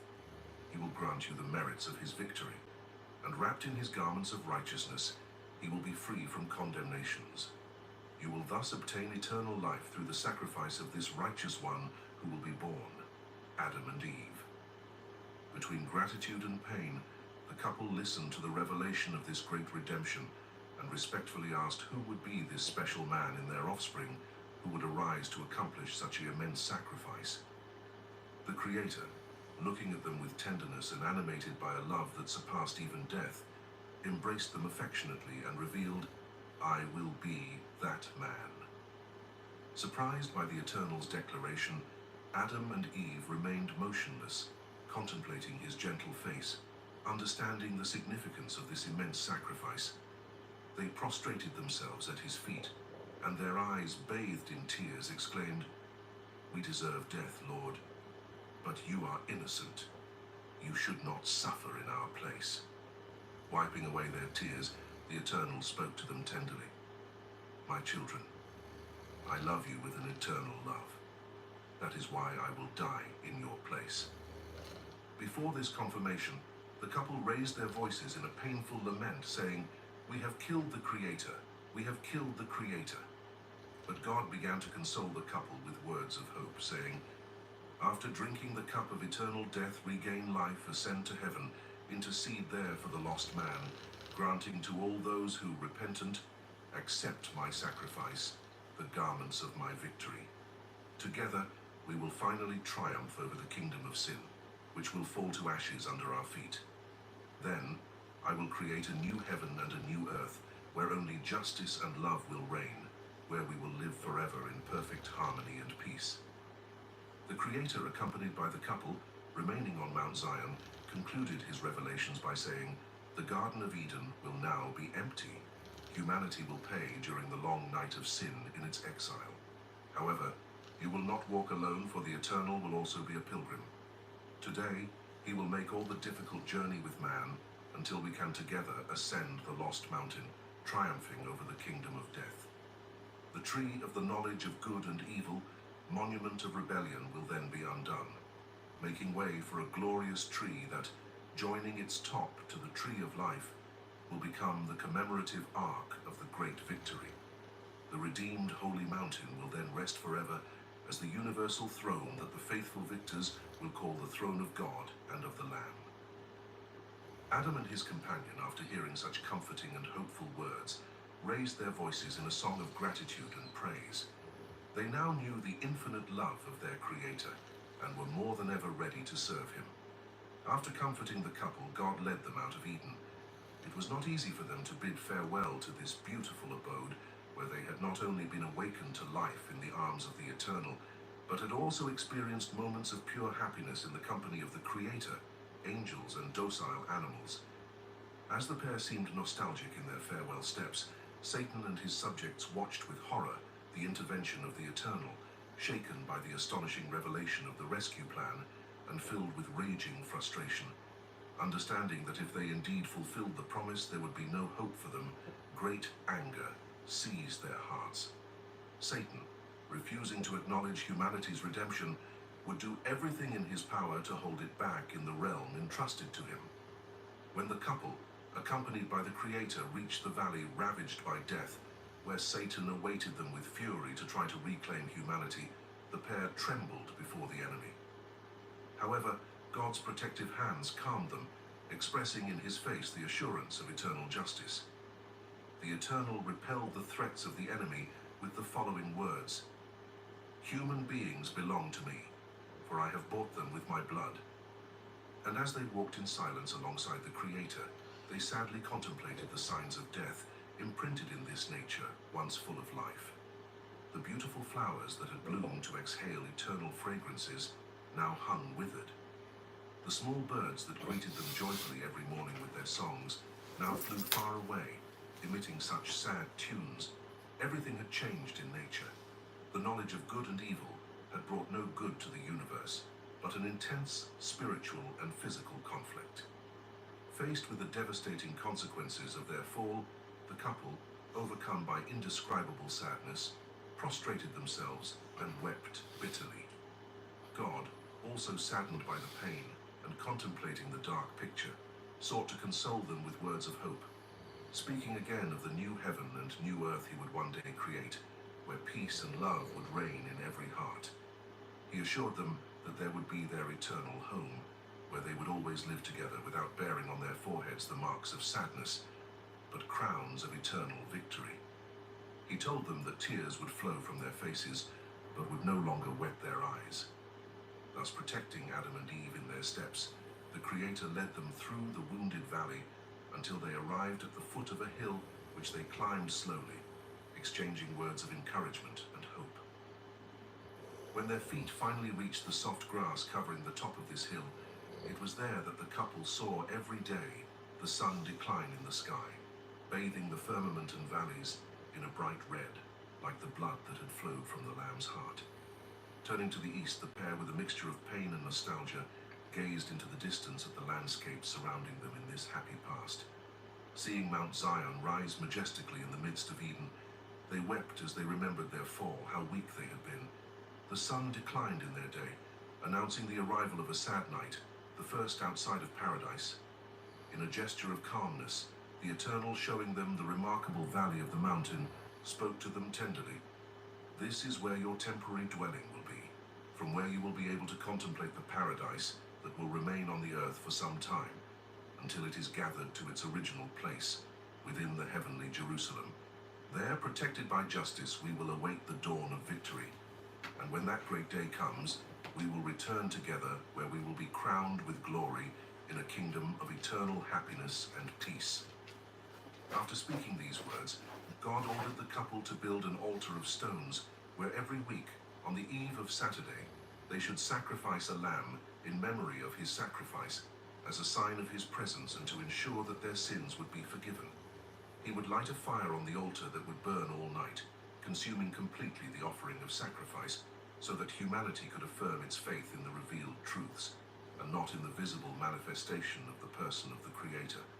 From that moment on, he would remain invisible, and only on special occasions where his presence or that of angels would be necessary for revelations and warnings would this change. Then, as he looked upon his saddened children at that moment, for they seemed to be left alone, the Eternal spoke to them with love. Even if you must remain in this hostile environment, you have nothing to fear, for I will remain by your side. I will be a companion on the journey, and I will carry on my shoulders your burdens, your desires, and your struggles. When you are tempted by the enemy and on the verge of giving in, you can find refuge in my arms, always open to save you. And if one day you do not resist and are drawn by the fury of the enemy into the depths of the abyss, do not despair, for I will be there to meet you with my forgiveness and strength. Always keep in mind the significance of the garments received from my hands, for they speak of the redemption to which man belongs. Rest, my children, in my arms of love. After comforting the couple with these promises, the Creator, seeing that they were asleep from fatigue, made them rest on his breast, and as usual, gently caressed them to lull them to sleep. Seeing them forgotten in slumber, God wept in anticipation of the suffering they would experience upon waking, his heart broken by the pain caused by physical separation. The Creator left the couple sleeping on the grass, and after kissing the faces already marked by suffering, his light dissipated, becoming invisible and giving way to the darkness of this first night out of paradise. During their sleep, colorful dreams unfolded in the couple's subconscious, dreams of a happy past where the beauties of Eden were once again at the center of everything, and they ran, grateful for life, through flowery fields, playing with the animals. These animals, joyful, joined their voices with those of the angels to create harmonious songs of praise to the Creator. Many magnificent scenes unfolded in their subconscious, but unfortunately, gradually these dreams turned into nightmares, causing them to relive their tragedy. Now, totally agonizing, the couple awoke in the darkness of the first night in exile, and the inability to find sleep left them only to cry until the dawn consoled them, revealing in the distance a nostalgic paradise. Though invisible, A God remained by Adam and Eve's side on that hill, transforming their suffering into his own, along with their hope that one day he would return in victorious action.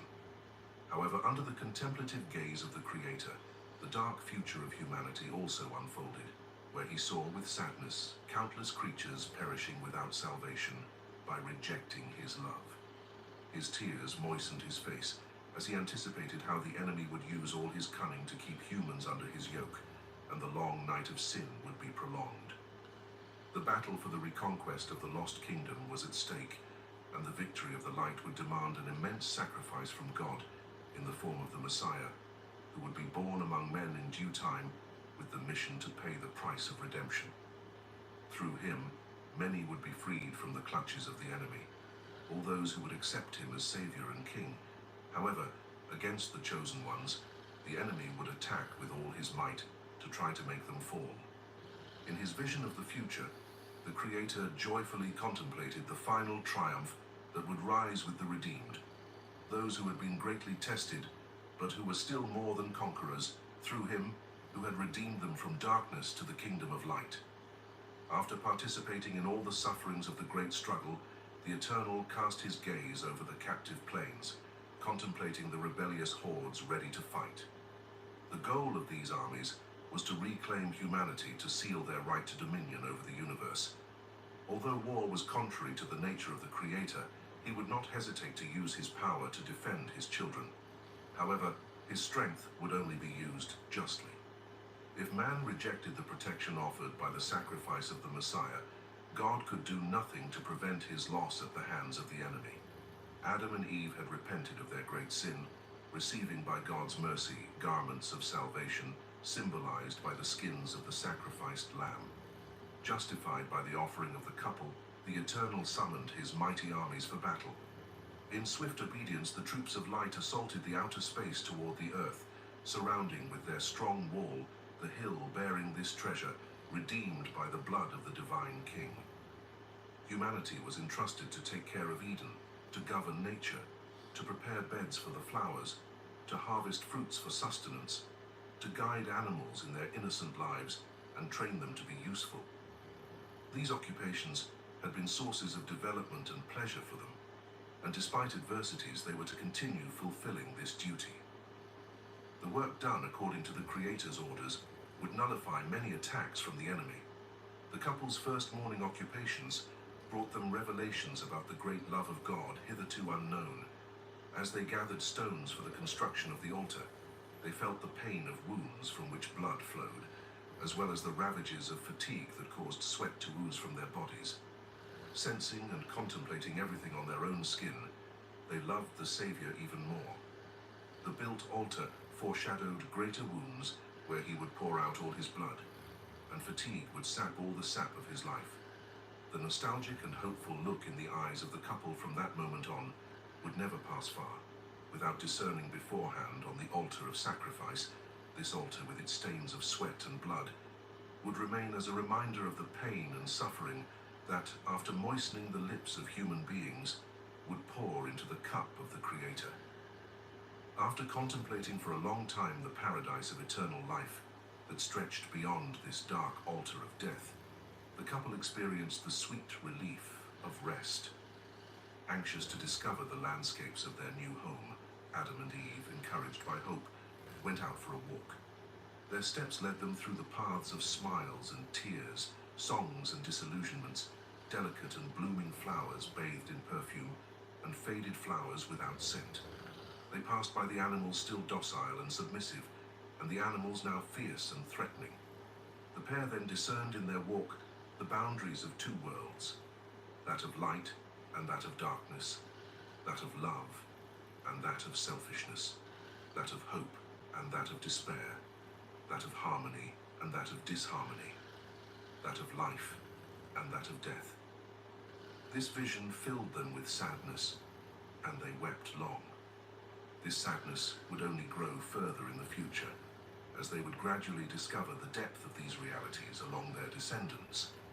6 dawns had already colored the skies, announcing to the couple the dark and cold nights which, with their cloak of darkness, made all images vivid.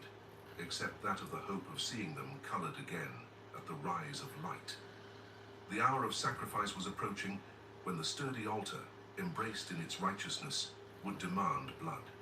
If the offering was not made, it would surely burst, engulfing the whole world in its flames. There would then be neither dawn nor hope of seeing the light bloom again. How precious life was, and blood was life. Life is light for a being, and this night would be eternal without the rising of day. This being would assume the guilt of all, giving his blood to the sturdy altar. Who would offer himself? Who would pour out the lifeblood until the last gleam faded in his sky? Adam and Eve, after long reflection, while contemplating the cradle of death built by their hands, looked at each other anxiously with this decisive question: who will offer themselves? This inquiry, born of their guilt, resonated deep within their memories the voice of the blessed Creator, who in his revelation of infinite goodness said to them, "I love you with an eternal love, and will die in your place." Grateful, the couple respectfully bowed before the thirsty altar, seeing by faith it filled with the gift of eternal love. On this evening of the sixth day, God subjected man to a formidable test of faith. There was an altar of stones built according to divine order, but there were no sheep for sacrifice. In their longing, they remembered Eden, where there were many flocks. As the sun began to dip below the horizon, Adam and Eve began to cry out to God for help, for they knew that only a miracle could provide them at this last moment with a lamb for sacrifice. In the eyes of the inhabitants of the universe, the miracle that man was clamoring for had already been arranged for nearly a week, guided by the Creator. A spotless lamb had come out of Eden and was following the couple's trail on their way into exile. During its long journey, the animal faced many challenges and dangers, but protected and guided by the Eternal, it continued its mission. When the shadows of dusk began to envelop the hill, the couple, who had undergone such a severe test of faith, discerned a small white dot hopping in the grass and approaching them. As it drew closer, the form seemed to speak of hope, life, and warmth. Seeing that the great miracle had occurred, they ran to meet the lamb, enfolding it in their arms. It was tired but did not want to rest, for it would soon rest. It was thirsty but did not want to drink, for to drink and to the altar that demands blood, this lamb had the will to live in the arms of man, but it would die to be able to live in the arms of God. It was a perfect symbolism of the Redeemer who would leave his glory to seek the sinner, and the darkness of a prefigurative night descended slowly, enveloping all nature in its prison. Now its strength would be laid low before man, with the brilliance of a special fire lit by the hands of divine forgiveness on the lifeless body of the Lamb. Everything was ready for the painful blow, an act that would extinguish the last gleam of life from those gentle eyes, plunging them into the cold darkness of an eternal night. Thus, darkness would generate light, cold would generate warmth, and death would generate life.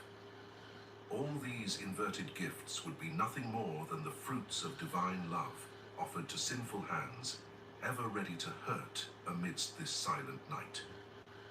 The altar implored, the sorrowful man cried out, while the mute lamb did not demand to be laid for death. The hands that had built the altar rose, not to caress as before, but to wound, bleeding before the price of forgiveness. It was but a gesture, nothing more, and the gleam would forever extinguish from innocent eyes, shining the light of salvation upon the guilty face. Adam, trembling with uncertainty and compassion, was a gentle and submissive lamb ready to die in his place. Coming as the promised Savior with a repentant heart, in a painful effort, I thrust the stone knife into the chest of the animal, which perished in my hands without even uttering a whimper. The power of the night was immediately laid low by the brilliance of the fire of acceptance. Its light reveals to the human being his tragic condition, and seeing the hands stained with innocent blood, the couple feels guilty of this death.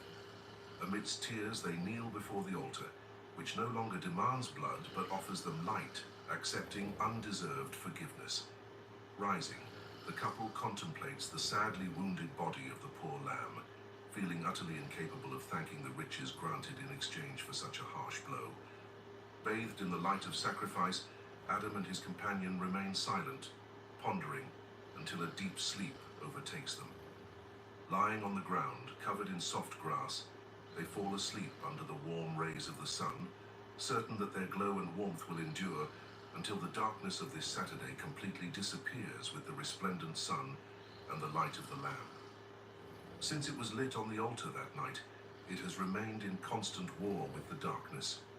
Several times its brilliance has grown, pushing the cold darkness far away, bathing nature in its life-giving rays. Sometimes, the darkness bringing its violent cold nearly extinguished the flame completely.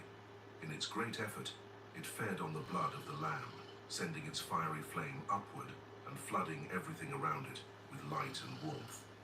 The conflict between the lightborn of sacrifice and the darkness that night revealed many important lessons to the faithful of the universe, with truths that would occupy their minds for all eternity. In this flame was seen the representation of the millennial conflict between good and evil, a conflict that would endure until the eternal dawn.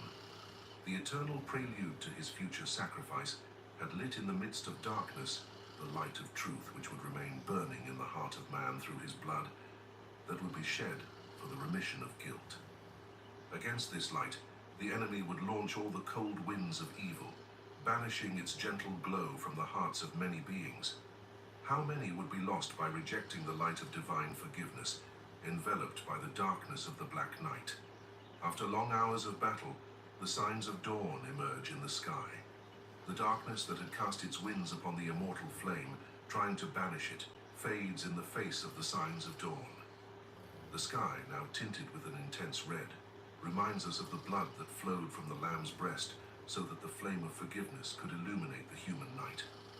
Amidst the blood coloring, the shining sun rises on the horizon, bringing in its warm rays the taste of victory, enveloping everything in life.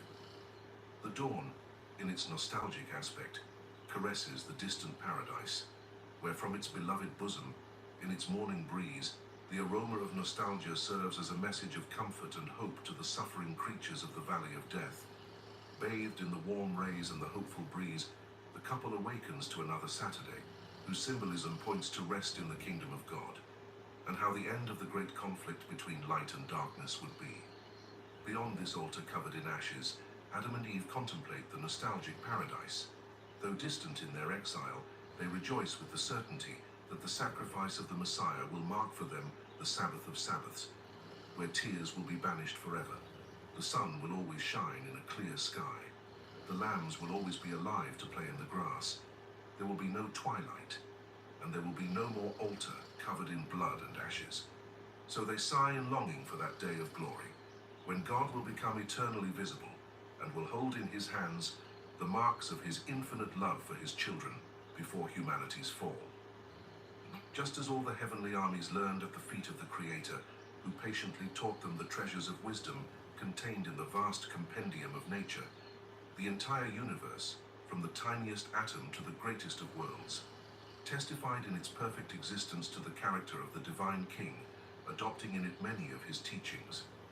However, these truths would now remain hidden in the pages of this great book after the period preceding the fall, for they were like stars hidden during the day, revealing their brilliance only when lighting up the shadows of the night. Nature, now captive, the enemy trying to block the revelation of eternal wisdom, introduced stains of selfishness, destruction, unhappiness, and death. But he did not know that these stains would show on the face of creation the depth of God's justice and love, leading the faithful to love and reverence him even more. The pair, as well as all the children of light, now saw the wounded nature breaking its veil, revealing with it new aspects of the goodness of the Creator, hidden until now. They were accustomed to the eternal flowers of paradise that now bloomed in tender buds amidst threats of thorns ready to hurt them. These tender flowers, despite their proximity to the thorns, exhaled sweet fragrances of praise and gratitude, never tiring of pleasing their surroundings, and when they were beaten by the cold winds of the night, they did not resist, rather offering their aroma to transform the fury of the winds into a fragrant breeze of a sunrise. Guided by deep gratitude, the spouses closely accompanied the love mystery of these flowers that never tired of blessing, offering their beauty and fragrance as relief for those wounded by the harsh pins. These singular and pure flowers, After showing in their short life that forgiveness and love are stronger than all the winds and thorns, still exhale their fragrance in a final effort to communicate joy, then fall faded and lifeless on the cold ground. Where forgotten, they become insignificant dust scattered by the wind. The death of the flowers, though it did not seem a failure, revealed before the couple the mystery of the rebirth of life. In dying, the flowers gave life to fruits, which in turn, after serving as breath, gave their seeds filled with life. In the death of these seeds, the miracle of life was reborn, multiplying the trees with their flowers, ready to repeat the teaching of love and sacrifice. Thus nature, still tainted by sin, still revealed the hidden mystery of the redemption plan.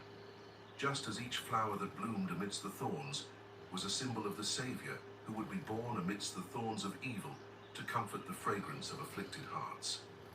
Just as the flower, the Messiah, after showing that love and forgiveness are stronger than all the winds of hate, and that the truth and justice of the kingdom of God are greater than all the lies and injustices of the kingdom of the enemy, would pour out the sap of his life in dying to redeem the guilty. Chapter 6. Adam and Eve dedicated themselves to work in an edifying manner, thus transforming the hill into a miniature Eden. Feeling divine protection and care every day, the couple gained experience in fulfilling the commandment on sacrifice. They fall into the trickery of the enemy, who tries to turn the symbols of sacrifice into bearers of forgiveness and life. Adam and Eve offer sacrifices to the Lord, and the Eternal manifests himself by placing them under his protection, warning them of dangers, and promising the birth of their firstborn. Responsibilities towards their son Cain begin, reminding of the promise of the future Messiah. Cain's rebellious youth is used by the enemy to mock God's suffering and his faithful, attempting to make God abandon his redemption plan. However, the Eternal reaffirms his solemn promise. Adam and Eve make sacrifices and pray for their son. The Eternal reveals himself to Cain, recounting the story of Lucifer and the sun. God promises the birth of Abel and Cain, while Lucifer is led by his pride into a false illusion. God seeks every possible way to save Cain. Comforted by the revelations of nature, Adam and his companion, students of the school of suffering, learn each day to love the Savior more, growing in wisdom, humility, and holiness. All the virtues destroyed by sin are reborn in their hearts with enthusiasm. The pair dedicates themselves to uplifting work, planting gardens filled with fragrant flowers and delicious fruits through the power of God. Their home in exile becomes a refuge for persecuted animals from the valleys. Under the protection of the angels of light, the hill becomes a miniature of Eden, with much love among the gathered and domesticated animals. Adam and Eve could not look at these docile animals, destined for sacrifice, without feeling a mixture of pain and gratitude deep in their souls. Every sixth day, a latent sense of unease began to be felt beyond the pain. Who would give their blood at the altar when the last sheep perishes? It was then, before the awestruck eyes of the couple, that the miracle of love occurred. Renewing the hope of living more weeks under the glow of the flame of forgiveness, a sheep, the fattest of them all, began to bleed as in sacrifice. From her pain were born 4 lambs filled with joy and gratitude. Adam and Eve prostrated themselves before the invisible Savior, holding in their hands these new creatures who bore in their eyes the same tenderness and willingness to sacrifice. Sure that new miracles would multiply their days, the couple united their voices, as before, in a song of gratitude and worship to the Creator, who, like the lambs, would also be born of pain to accomplish the greatest sacrifice of his life, the salvation of humanity.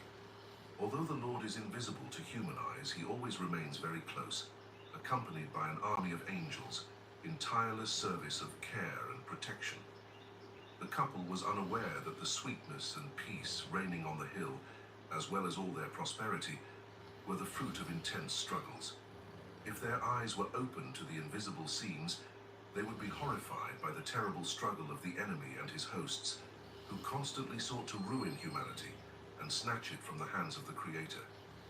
Seeing that the use of force would not lead to victory, the enemy, in his cunning, set a trap to ensnare the couple. Gathering his armies, he revealed his plans, telling humanity that they must sacrifice lambs as symbols of the Savior to come. Thus they would tempt them to see these symbols as bearers of forgiveness and life, gradually forgetting the reality of the sacrifice promised by God. It would be a slow process, but victory is assured.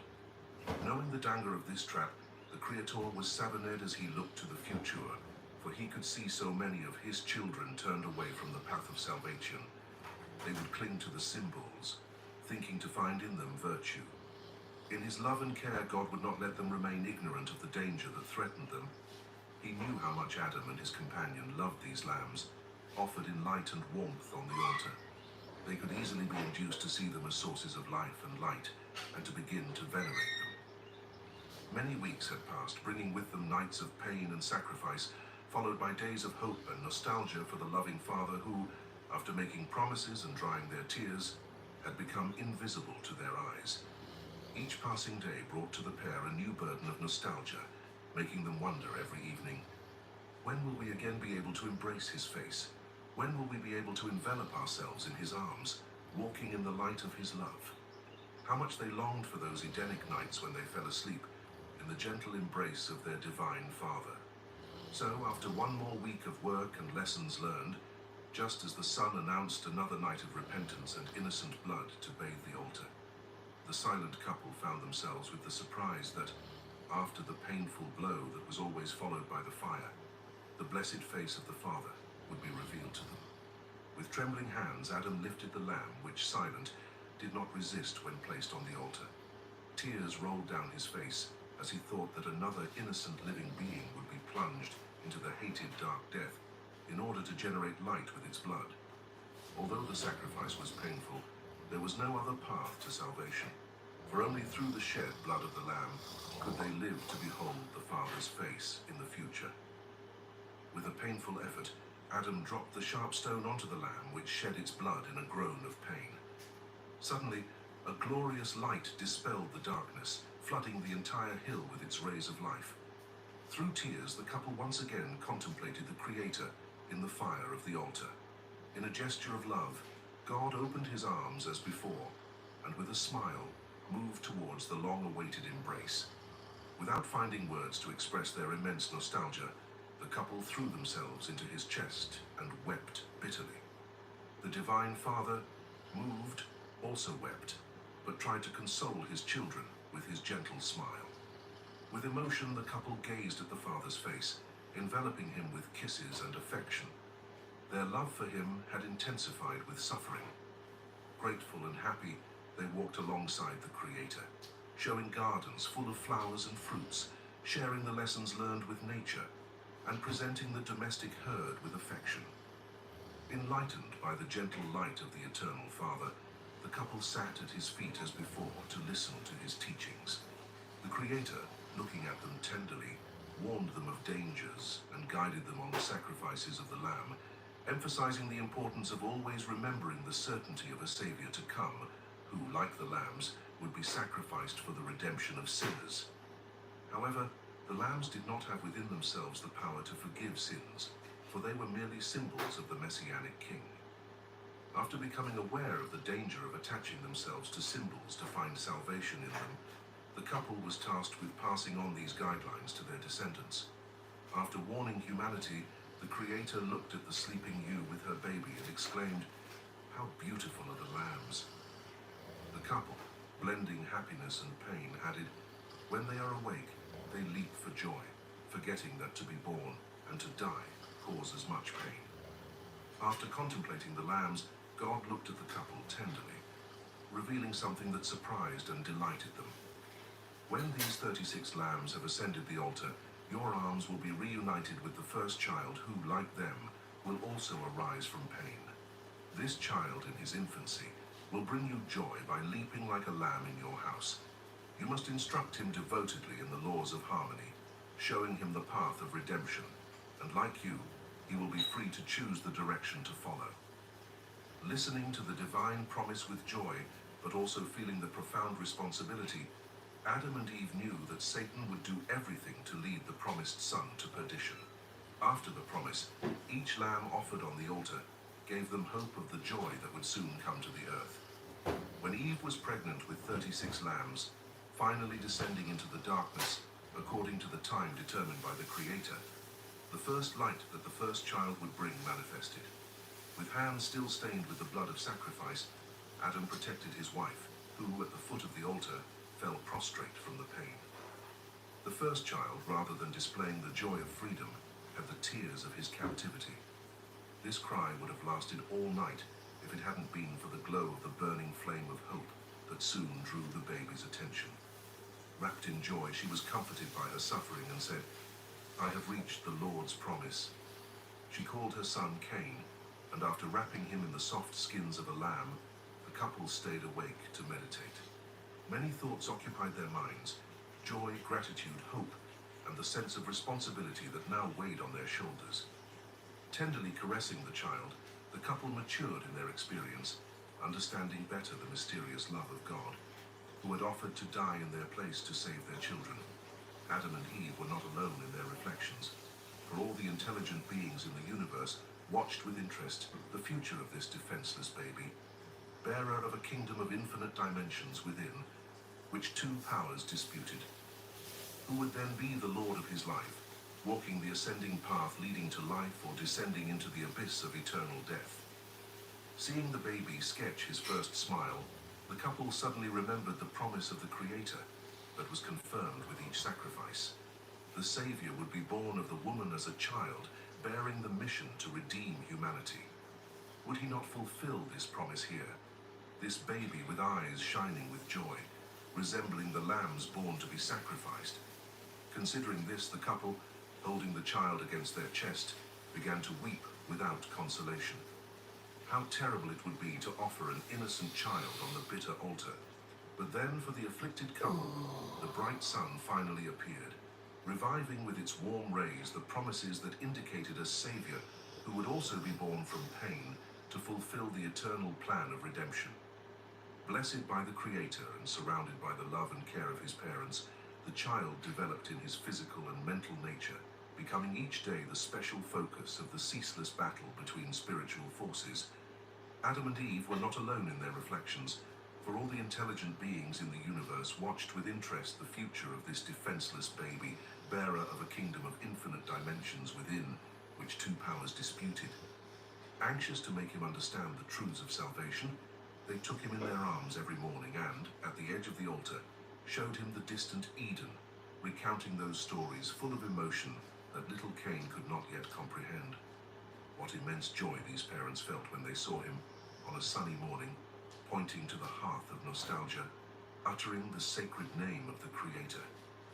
Moved, they embraced him, asking him to repeat this sublime name which, like a key to happiness, always uncovered a paradise of eternal love.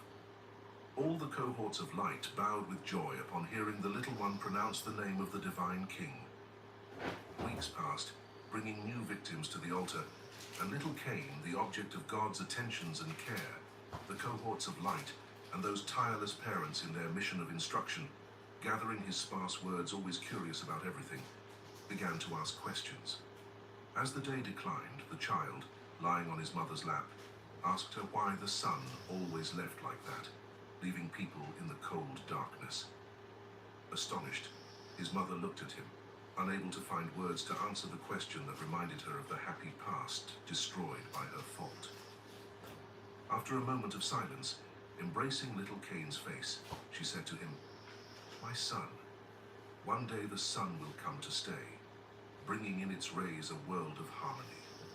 There will be no more animals to fight or lambs to die on the altar."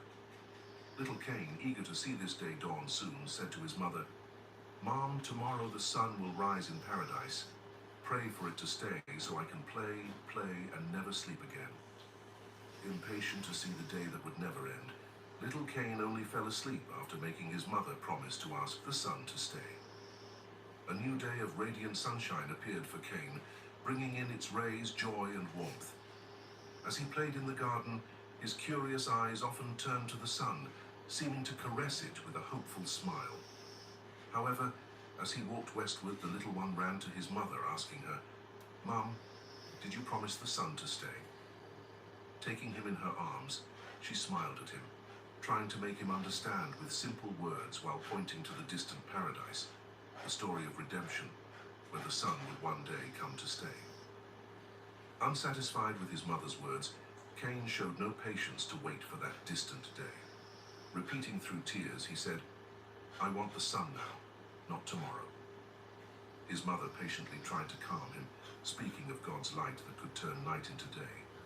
She loved him and could fill his little heart with light, joy, and patience, allowing him to happily await the day of his dreams. Shaking his head in refusal of maternal comfort, Cain said through sobs, "I want the sun, because I can see."